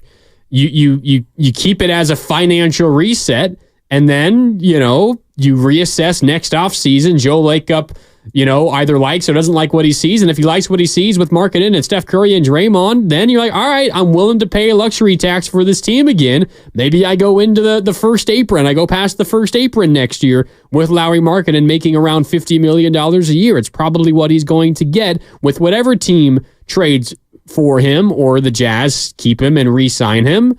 But that still would allow you to create kind of a financial reset year this season, even with him on your roster. Yeah. Atco Pest Control with a $2 super chat on the YouTube page. Kevin Huerter fits in, and he can replace Klay. Kevin Huerter. I'm looking up some numbers. I'll give you a couple of names for guys that are probably going to be worth more than the $16 million exception the Warriors now have access to. The first name I thought of is one that is going to make Warrior fans throw up in their mouth a little bit. Buddy Hield. Well, that was the first name I was going to say, funny. Too. He made about $19 million this past year. Yeah. Not like he was great in Philly after he got traded. He was pretty bad, honestly. Yeah. He was pretty bad in Philly. But he still might someone might give him more than 16. It was more contextual why he was bad, because they bring him in to be like someone who can help spread the floor for Joel Embiid. And as soon as they bring him in, Joel Embiid gets hurt. And then by the time Joel Embiid comes back, there was like no rhythm, no chemistry. So it just, I was actually interested to see if they would re-sign him to have them develop something together. But hey, I mean, Buddy Hield, he's hot. He's hot. He can hit shots. Yeah. How about as a backup point guard option, you could use your traded player exception the Warriors got by taking back no salary for the Klay Thompson sign-and trade. Tyus Jones might be able to fit in there. Yeah, is he a free agent? He's a free agent. Yeah, he's another player. I actually thought him and Jordan Poole were going to be way better together than they were. Obviously, they did not win many games, but Tyus Jones was really, really good in Memphis, backing up John Morant, and he started a lot because John Morant had his transgressions, waving guns and stuff and getting hurt. I really liked him when he went to Washington from Memphis. I thought he was going to be a great pickup for them, but obviously it didn't amount to many wins. A couple other names to throw out there. Someone like Malik Beasley could be a shooter off the bench. Sadiq Bey is a free agent, most recently with Atlanta. Kyle Anderson played well at times with Minnesota. Yeah, I love Bey, but he got hurt. Gary Trent Jr. Could fit in there. And you're getting now to a point where I don't think most of those guys would be making $16 million by themselves, but you could split up that traded player exception and get a couple of bench players under that. If you could like $8 million here, $8 million there, 7 and 9, whatever the number is, and work it out that way, you're free to use up those $16 million, and it's nearly $16 million, not quite, but you're free to divvy that up however you want. And it allows you to, bring in a couple other players when otherwise you might not have the ability. But I think the point is, no matter who you bring in with that, assuming the Warriors do use it, and they should, it's not going to be a franchise changer, and it's not going to be a guy that suddenly makes you feel like you're going to be able to compete. So if you're going to have a legitimate chance at competing, there's got to be a bigger move out there, unless the Warriors are maybe looking a year into the future, or so set on their youngsters taking giant steps forward and being the reason this team is suddenly competitive again. And I think it has to be a combination of the two. And, we've talked to Jason Dumas today about the young players taking that step forward. Do they have the faith to even let Moses Moody go out there and show you that he can take that step forward? And if that's the case, well, you may not have the option. You may rely on the 4 youngsters to all play more. And if they don't take a step forward, then it's really a non-starter unless you use a couple of them and make a big move. Right. Yeah, 100%. Like, obviously, Moses hadn't had the opportunities to really flourish the way that a lot of people think he could as of now. But you know what? Obviously, losing Klay is, I'm not looking at it as a good thing, especially losing him for only 2 second-round picks and a trade exception. Although, like Mark said, the trade exception is pretty significant if they use it the right way. But maybe with Klay being gone, it does give others some opportunities to grow. Like I said, Moses Moody, he came into the league with some pretty good credentials. He's always been viewed as a really good prospect. That's why he was a lottery pick after his rookie year, his freshman year at Arkansas. So him coming onto the scene and playing well would not be some crazy scenario that I just drew up. Like, most people projected him to be a pretty good role player in the NBA. So maybe that's somebody who can make a step forward where otherwise probably wouldn't have the opportunity, because last year the Warriors just had too many mouths they had to feed, and Moses Moody was, figuratively speaking, the casualty in that. Steve Kerr loved Podziemski, so he was going to get his run. Klay Thompson, obviously going to get his run. CP3, he's going to get his run. Even before he got hurt, GP2 was going to be getting some minutes, and he play him all over the place. So there was just a lot, and that's not even counting Kuminga and Wiggins. So there was just a lot of mouths to feed. And my thing with the Warriors going into this offseason, before Paul George was maybe a possibility, thinking Klay might even come back, because I always thought Klay was going to come back until like the last, maybe 2 weeks or so. My whole thing was they needed to consolidate the roster. They just had too many people that they had to play, but none of those people really moved the needle that much. You know what I mean? It's like yeah, you can go like 11 deep, and there's not much of a drop off. Like if Moses was playing instead of Klay, you got probably around the same place at the end of the season from the standings standpoint. You know what I mean? And that's where Moses was victimized a lot by being that 11th guy. When there were injuries, he'd play, and a lot of times he'd play well, right. And it felt like he had then earned more minutes and earned his spot, but then when everyone else would come back healthy, Steve Kerr would shuttle him down back to that same spot in the rotation. So, and he always praised him on our show. Steve comes on every week. Yeah, readiness, professionalism, and all the rest of it, which is great, and it's the kind of quality you want in a 8th man, 9th man, 10th or 11th man. But at the same time, if you're Moses, there's some frustration there because you play well and you get rewarded by playing less. Right. Absolutely. And maybe that aspect is not there next year because Klay isn't there. So it'll be interesting. And I mean, there's really not many great answers as it stands on July 1st because I think anybody can look at how the offseason has played out for the Warriors right now and say the team is worse than they were at the end of the season, and they weren't even that great at the end of the season. So we're trying to be realistic and kind of spin this into some positive possibilities, but the reality of the situation now is that they're just not as good as a team as they were at the end of the season, and that bar wasn't that high. It was not that high. You're right. They were a 10 seed, and you could say all you want about Draymond missing X amount of games, and if he's healthy, they're a 6 seed, they're a 5 seed, whatever. The reality is this was a 10 seed, and as of right now, they have not gotten better. They've gotten at least a bit worse. We'll see what the rest of the offseason holds. 888-957-9570 is the number to call. It's also the Xfinity mobile text line, and I'm seeing some questions about Warriors and where they are in the cap. Let's just reset with everything that's happened. And Horace, we'll get to you in just a second. Hang on. Give me a couple more minutes here. First of all, Klay Thompson is now a Dallas Maverick, signed a 3-year, $50 million contract to join the Mavericks. But with that sign-in trade that sent Dallas Klay Thompson, the Golden State Warriors get back 2 second-round picks plus a nearly $16 million traded player exception. Just essentially, it's a $16 million stimulus package to the Warriors that they can use to go out and sign someone that you might not otherwise have been able to. So, for example, they used the non-taxpayer mid-level exception to go out and sign D'Anthony Melton earlier today. Treat this as the same exact thing. The Golden State Warriors now have another exception. It's a little less than $16 million to go out and get that done, and they have the space to sign someone else because they can't go any higher than this. The first apron, and the first apron line is at $178 million this season. All the contracts that the Warriors currently have, including D'Anthony Melton, which is not yet official, the Warriors would be at $159 million there or thereabout. So you've got about $19 million to play with. That is the most the Warriors can do.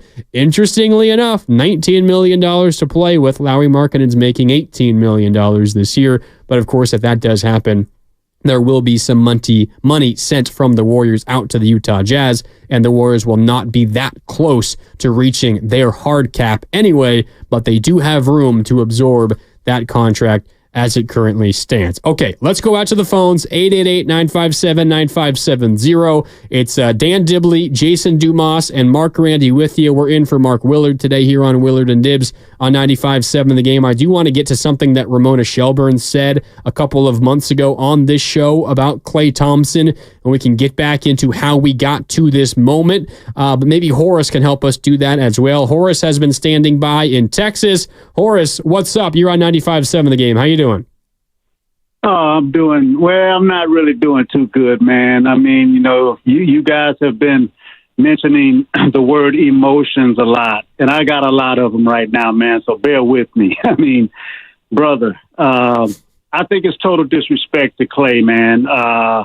What are we supposed to do? X out 12 years of outstanding basketball from this guy because he had a bad 2023 playoff series and an up and down 2024 season. A lot of the fans dogged him out. A lot of sports writers dogged him out. like he can't bounce back. And, you know, I'm curious as to what type of conversations did the organization really, really have with this guy, because he took a 3-year, $50 million deal and reportedly turned down a 2-year, $48 million deal earlier in the year. That tells me it's not about the money with this guy. It's about respect and the years. And then when you look at Draymond Green's antics over the years, and especially in the last 2 years, he almost single-handedly destroyed 2 seasons. And all you hear is, you can't win without great Draymond. You can't win without Draymond. You pay him a 4-year hundo. And if they would have handled the Jordan Poole situation the right way, we wouldn't have lost him. I'm talking about the good Jordan Poole, who fit perfectly, by the way, before the punch. We should have got rid of Draymond Green instead of Poole. Draymond Green has totally destroyed the Warriors' culture. Look, the Warriors got to fix their culture before they can even think about moving on. That's my thoughts, guys. Thanks for listening. Yeah, appreciate the call, Horace. Horace is not alone in that opinion. Not at all. That's actually a pretty popular opinion amongst the fan base, and it's hard to argue against it because, you know, I mean, we've all seen it with our 2 eyes. Draymond has even admitted it. Like, some of the instances can't happen. When he, I think it was overblown when he stomped on Sabonis's chest. Sabonis had grabbed his ankle. Get the hell off me. That's actually what happened. And, you know, that was more of a reputation thing. Whatever. The Gobert incident, I think that was the next incident in the beginning of the next season, right? Yeah, this most recent season. Most recent season. You can't do that. You just can't do it. Even if you don't blame, like, don't touch my teammate. I get the thought process behind it, but Draymond has to realize who he is, and perception is reality. So now if Steph Curry went and grabbed Rudy Gobert like that by the neck and choked him out, no one would think twice. He would get suspended probably for a couple games. Right. Because of the optics. You can't really do that, but no one would care at the end of the day. That did not reek of, I'm trying to get you away from my teammate. Right. That felt like I got a chance to break this up and get you into a chokehold, a guy who I notably don't necessarily love. So, and there was the choke, and then there was the drag too. Yeah, and then after that, then you had the Nurkic, the situation. Again, just it's the context. That's what matters. It's the context, because it kept happening over and over. It's hard to explain. Like, if these are isolated incidents and they're happening on one-offs with different players, they won't even be a topic. But it's all things considered. Yeah, you just can't do that. But, you know, I mean, when Draymond has been on the court, he's produced.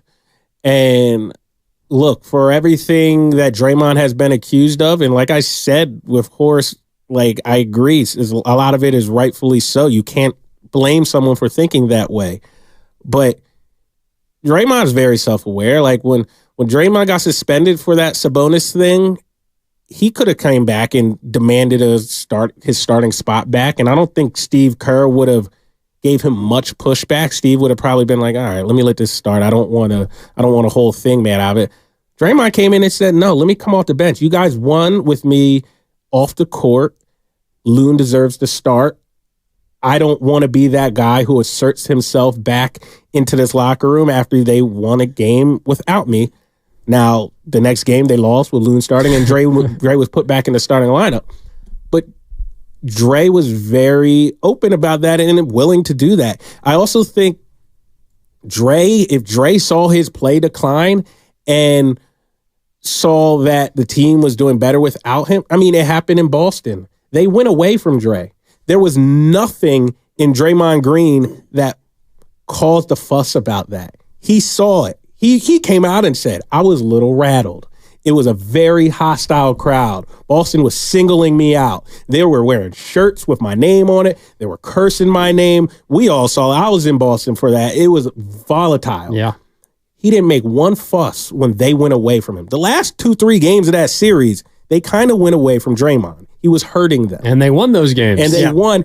You never heard a peep. He was supportive of Steve Kerr. In that situation, I'm not sure Klay Thompson would be the same. I am not. And it's not just that he was supportive of it. It's in moments like that, he actively goes to Steve Kerr and says, hey, I think it may be best to not play me. Right. Exactly. So people kind of look at me crazy when I say Draymond has self-awareness in those instances. He does. So for everything that Draymond might do that is clearly and objectively detrimental to the group, he is also not going to force himself into lineups. He has a high basketball IQ, and he very much knows when he's playing well, when he's not, and he will help the team, and he will sacrifice for the team to win. I think that matters. I just do. So, yeah, the optics are bad with some of the things that have gone down with Draymond Green, but more than not, when he's on the court, the Warriors are a better team, and when Draymond is struggling, he does not have this pride where he's going to force himself onto the court, into the lineup, just because he has this ego and thinks he should have to play because of who he is. Yeah. He will take a step back. The competitiveness outweighs the ego, and you're right, the self-awareness. And when it all comes down, he wants to win more than he wants to get out there and get his touches and get his minutes. And that's, I mean, very rare now. There's self-awareness and then there's self-control. And sometimes he doesn't have the self-control that he needs in those moments, but it's never for a lack of caring or a lack of wanting to go out there and compete and win. And so that's something where you take it back to Klay Thompson, and he didn't always seem to have that same level of awareness when it came time to maybe him coming off the bench in some of those games. I think to go back to Horace's point, talking about, you know, the way that the Warriors have treated Klay disrespectful, and then blaming Draymond for some of this stuff. And we can get away from the specifics of Draymond and where he's gone wrong. I think what is relatively obvious, there are 2 contracts that the Warriors have handed out recently that have severely hindered their ability to maybe, quote unquote, give a respectful offer to Klay Thompson. And that's the Andrew Wiggins contract and the Draymond Green contract. If the Warriors were rid of one of those contracts, Klay Thompson might still be a Golden State Warrior, and the Warriors might be willing to pay him a little bit more than they were. Maybe they offer him 3 years and $70 million at the beginning of this most recent season instead of 2 for $48. Maybe that's the difference, and maybe he signs it, and he's perfectly lined up with Steph Curry and Steve Kerr's final 2 years. Not that that's necessarily Draymond's fault or it's a reason to blame Draymond, but it's definitely a quick, like, path between why Klay is no longer here. It's because the Warriors last offseason decided to give $25 million a year for 4 years to Draymond Green, and you can relatively easy point to that as one of the reasons why Klay Thompson is no longer here. So maybe in that regard, you can blame, I don't know, the Warriors' belief and reliance on Draymond Green is a reason why maybe Klay Thompson is a Dallas Maverick. Well, and I think the Steph Curry part of it has to be acknowledged because, and I think you said this during the crossover, Jason, the idea of Steph being the biggest advocate for Draymond because of what Draymond does for Steph on the court. Nobody put Steph in a better spot in his entire history in the league than Draymond Green. Draymond does the dirty work. Draymond sets the screens. Draymond knows where and how and when to get the ball to Steph Curry. So I do think there was a big amount of Steph vouching for Draymond when it came time for his deal. And the Wiggins one I wouldn't put in the same bucket because they were coming off a championship where Andrew Wiggins was their second most valuable player. He had a chance to be the finals MVP. Well, it looks good now, or it looked good then. It looked good then because it was 4 years and $109 million. And we all thought, I don't know what you thought, Jason, but I looked at that contract and thought that's a bargain. For the way that he played in those finals? It was a bargain. It's not about you thinking. It was a bargain. But you can't deny it. Yeah. It looks bad now. At the time, it was a bargain. In fact, the news was like after that contract over the last 2 years, how Wiggins has been away from the team in certain spurts. People were even saying that it wouldn't be a good look on the Warriors to trade him after he took less to stay with them. So that's how that contract was looked at during that time. Now it's a different story. But look, at the end of the day, you can look at it one of two ways. Wiggins helped you win a championship. So you can look at it from the sense of it's all worth it because he helped you win a championship. If you look 2 years after, he's been wildly disappointing. I think that's pretty fair to say too. So you got to take the good with the bad. If you look at the totality of Wiggins' career, most people would probably say it's been a little underwhelming.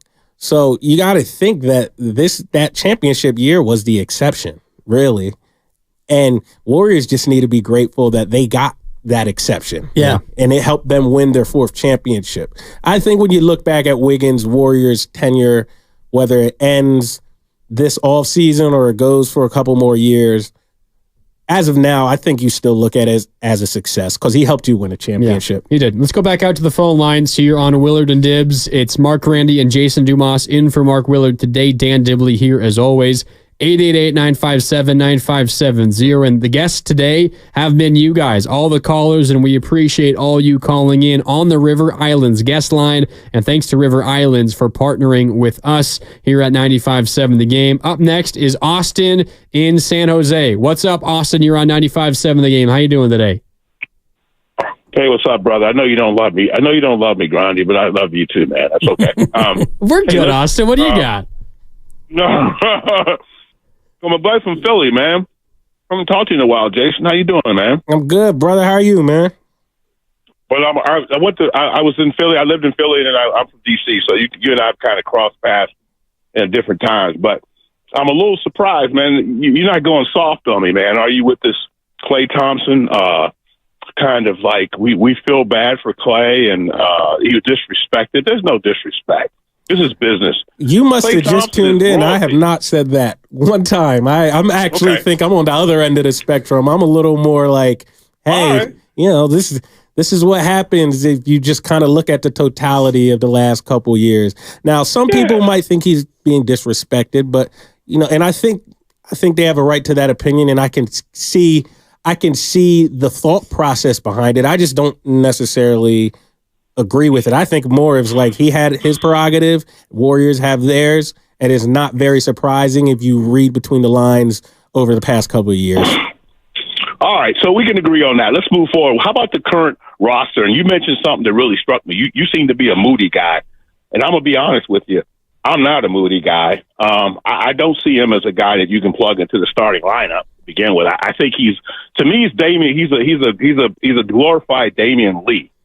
And Damian Lee was pretty good, right? But he was limited. So I don't see Moses Moody being much better than Damian Lee, to be honest with you. So I don't know why everybody's so crazy about Moody. I mean, and then the other part of it is if you go to Kuminga, I love Kuminga. I was one of the guys at the beginning that said, but Kuminga was the guy. But now I'm starting to wonder, do the Warriors believe he's the guy? I mean, Kerr said at the end of the year, Jason, that he said can he be a 3? He said, we need him to be a 3. We're not sure he can be a 3. And yet everybody's talking about him being off limits. I don't think the Warriors are sold on Kuminga. So I'm just kind of curious. And the last thing I want to throw in, which is really going to be weird, I don't believe, and it sounds like the Giants all over again, the San Francisco Giants. I'm not sure I believe that the Warriors were all in on PG3. It sounded like a smoke screen to me. Were they really all in? Or was it really a smokescreen to convince the fans that they were really trying to go after PG3? I'm not sure I believe they really were, man. What do you guys think? Thanks. Well, it's an interesting take. A couple points. I guess we'll start with the Moody one. I think Moody can be a good rotational piece in the NBA. Earlier in the show, I pointed to the Denver Nuggets and the Dallas Mavericks as examples. Denver has played Christian Brown extensively over the last 2 years. Now, 2 years ago when he was a rookie, he was in the rotation and they won a championship. He had some big finals moments. With him being a rotational piece. This year, they were a finals favorite and he had a huge role too. If they had to win on and win the finals, no one would have been surprised. Now you go to Dallas, you got PJ Washington. he was one of their best rotational pieces in a championship run. Of course, they lost in the finals. He's been around for a while too. He's been, he's been around, but this was the first year where he really called it and it put it all together. My point is, why can't Moses Moody be in the ilk of those two? Christian Brown and PJ Washington. Moses Moody can do that, in my opinion. He can become a rotational player on a championship team. That shouldn't be surprising. Now, that's not saying he's going to be, one of the one or two punches of the team, but when you get to a championship, you need like 7 guys who are all playing well. Moses Moody can be one of those guys. That's just my point. Yeah. I don't think that's me overrating him. I think he's capable of that. And I wonder how they view him internally. And, to Austin's call from San Jose, Jonathan Kuminga as well, because it feels like Jonathan Kuminga has been shopped a lot more than many people would have liked and is continuing to be shopped right now. And Moody's probably a part of that as well. It doesn't feel like Podziemski has been shopped at all in this trade cycle here in the offseason. But, how do they really feel internally about Kuminga and his ability to become a real featured piece on a championship team? And I'm with you, Jason. I think that Moses Moody can be a solid rotational player. He's got good length. He can defend. He can shoot somewhat. He's getting better from 3-point range. But he's the kind of guy who, if he's your 7th or 8th man, you could be a very good team. Yeah, he hasn't really been able to prove that consistently over the past couple of years of him being in the league. Obviously, this was just his 3rd season, I believe. But I also don't think he's gotten the opportunity. My argument is just, if you give him consistent minutes and you give him confidence to be able to work through some of what he's been going through, I think you have something there. I think he has all the tools in the world to be a good rotational piece in the NBA. And even in short spurts, he's shown it. He's just hasn't had opportunities to really plant himself in that lineup. Got to take a break here in a minute, but to go back to our other caller's other point, Austin talking about maybe the Warriors weren't actually that interested in trying to bring Paul George here. If that was the case, let's just play that out for a second. If the Warriors actively weren't trying to actually acquire Paul George, all they did was push Klay Thompson even further away and not get anything in return for it. So, and possibly alienate Jonathan Kuminga in the process. And maybe Andrew Wiggins too. You're right. And Moses Moody was also in those trade rumors. Right. So just ask yourself, what benefit? No benefit. That's a dangerous game if that really is the motivation. If that's what they were doing, then I don't know what the hell they're doing. They were trying to get Paul George. I'm more concerned that they got played by the Clippers, and the Clippers kept coming back to him and saying, well, you have to do a little bit more. And then Come on, Mike, give us another pick. Exactly. And Dunleavy takes the bait, and then they go back, well, I'm going to need a little bit more. And they kept moving the goalposts and strung you along a little bit. Yeah, I guess for the Clippers, the motivation was not only to not help a division rival, and maybe the Joe Lacob tax is kind of a phrase that's going on. You don't want to help the Warriors when they've been destroying the league for the last decade. But also, it's what you guys were talking about earlier, and what Steiny was talking about earlier, is the new CBA. And everyone is so scared of being over the first and second apron that the Clippers were willing to get nothing in return for Paul George just so that they weren't in the second apron anymore. They were fine getting out of the second apron and getting nothing back for Paul George and losing a star, losing one of the 15 best players in the league for nothing just so that they were out of that portion of the luxury tax. So there's a couple of things there for the Clippers. One of them is not helping the Warriors, but other one was completely intrinsically motivated, and it was to save themselves from the harsh realities of the new CBA. All right, time for a break here on Willard and Dibs. It's Dan Dibley, Jason Dumas, and Mark Randy in with you here on Willard and Dibs, in for Mark Willard. We've got one segment left. If you want to get in your Klay memories, your Klay moments, your emotions on Klay, you've got one final segment to do so.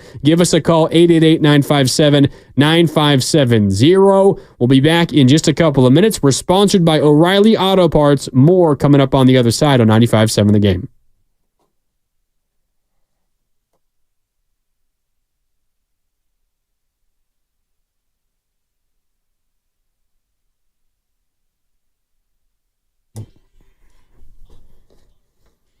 Dan Dibley here. Happy to be back on a Monday, coming off a great weekend of continual weight loss. And I'm still down that same 25 pounds. I've been able to maintain the weight loss thanks to AbundantLifeWeightLoss.com. You don't have to worry about any of the nonsense with some diet plans. You don't have to worry about counting points or calories.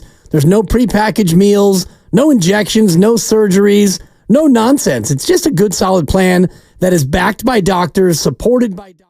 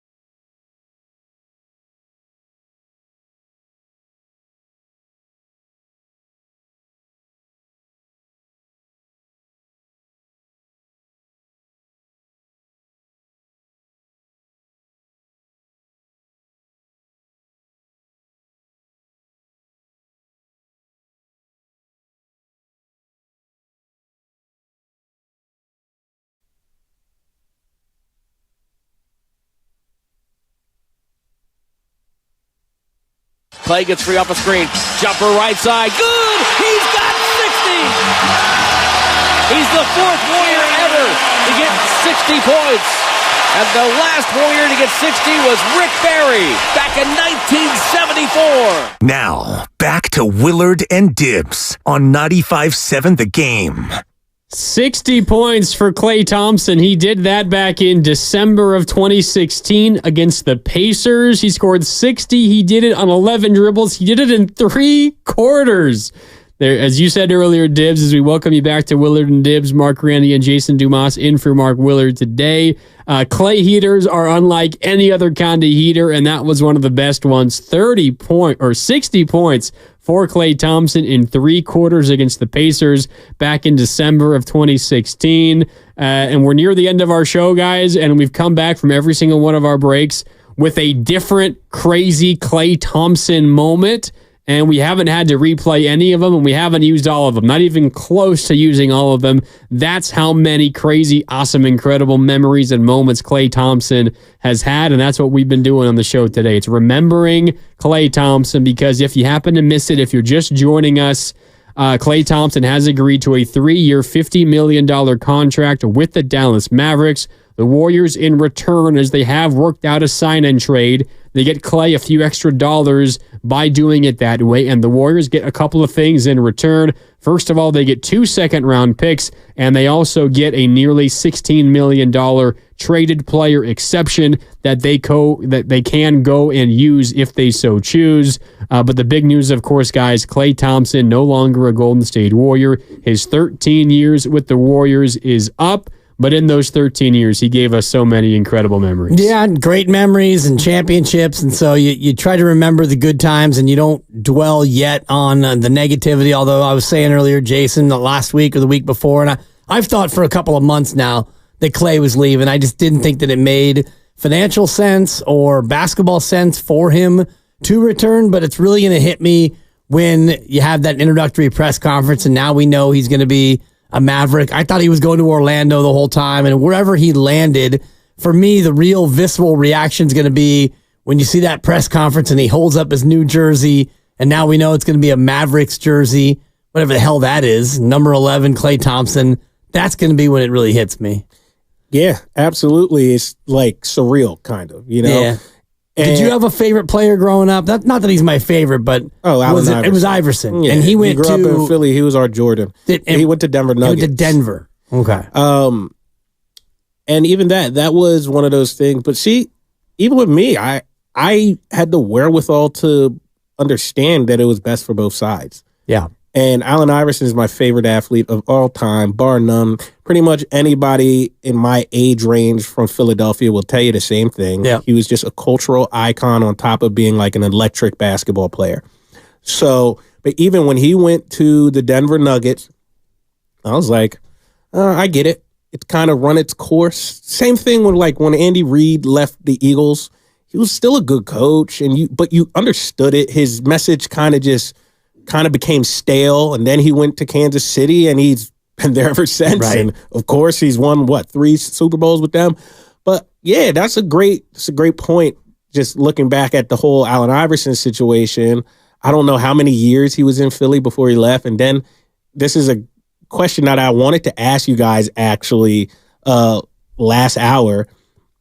Allen Iverson eventually made his way back to the Sixers and had one good year for Philly. Good relative, obviously. He was at the end of his career, but he had some great moments in his return to Philly.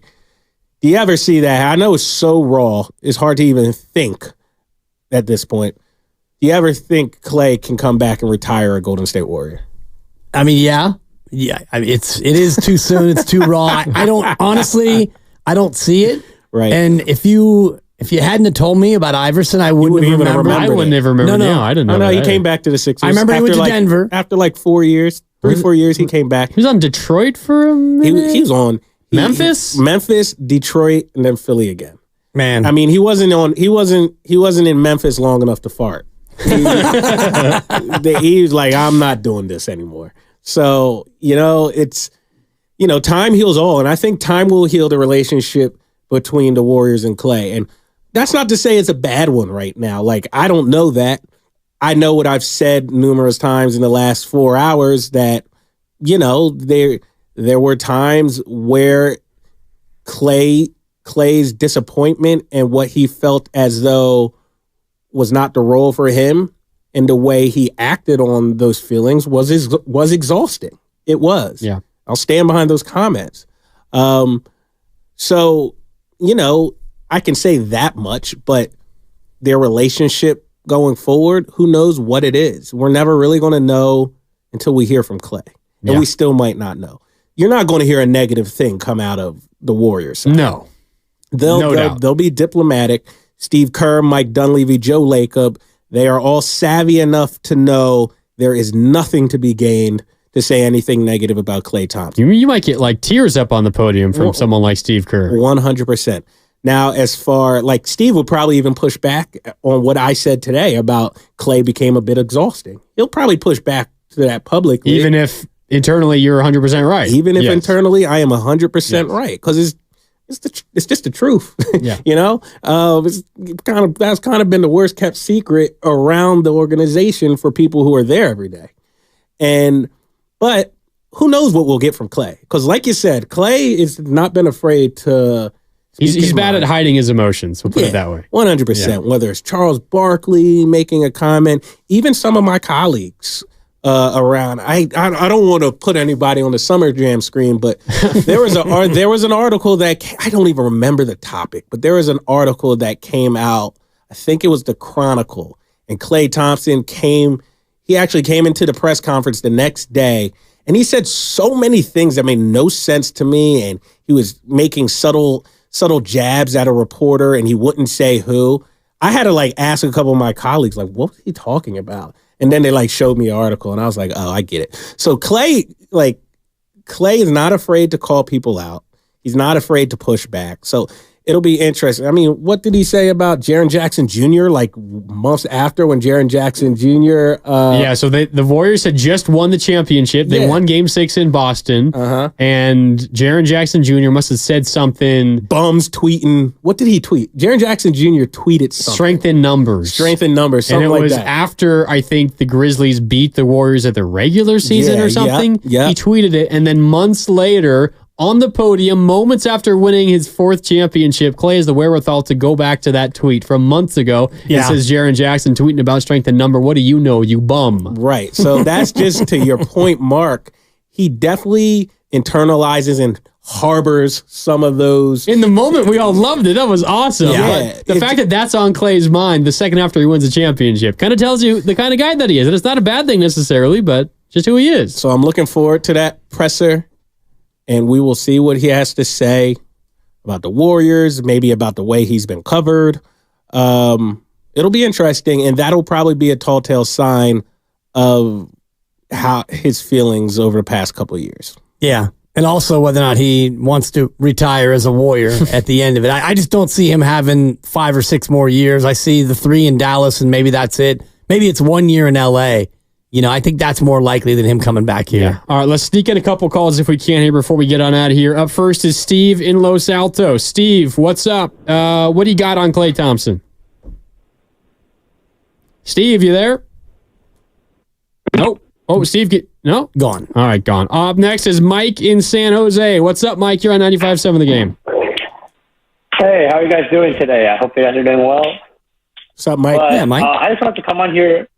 Yeah, I just wanted to come in here and say 2 things. I think, one, with the Klay Thompson situation, I feel like for the past year, ever since he rejected that $2 for $48 million, I feel like the writing was on the wall. And I think if Steve Kerr didn't want to see it or Curry didn't want to see it, that's kind of different. But I feel like Klay has been thinking about it from then, as reported. I feel like there are multiple people. But at the same time, I would like to say that, it's been reported. I mean, obviously, we heard from you guys, too, that Klay Thompson's antics played a part after especially late in the season after his benching and multiple other stuff in the locker room situation. But I would say that for Klay Thompson, after everything the Warriors did for him, I think the fact that he left for a Western... let me rephrase that. What I'm trying to say is Klay Thompson, when he decided, the Warriors decided that Klay Thompson was plan C, I feel like they should have had some sort of contingency plan. I feel like that's what upset a lot of Warriors fans. I think the fact that when they decide to talk to Klay Thompson at the end of free agency or like after they talk to Paul George, I feel like they should have known there would be some sort of disconnect there. And I feel like the fact the Warriors did not expect Klay Thompson maybe to walk the way he did kind of put bigger strain on a relationship, Yeah, I got you, Mike. I think you hit the nail on the head.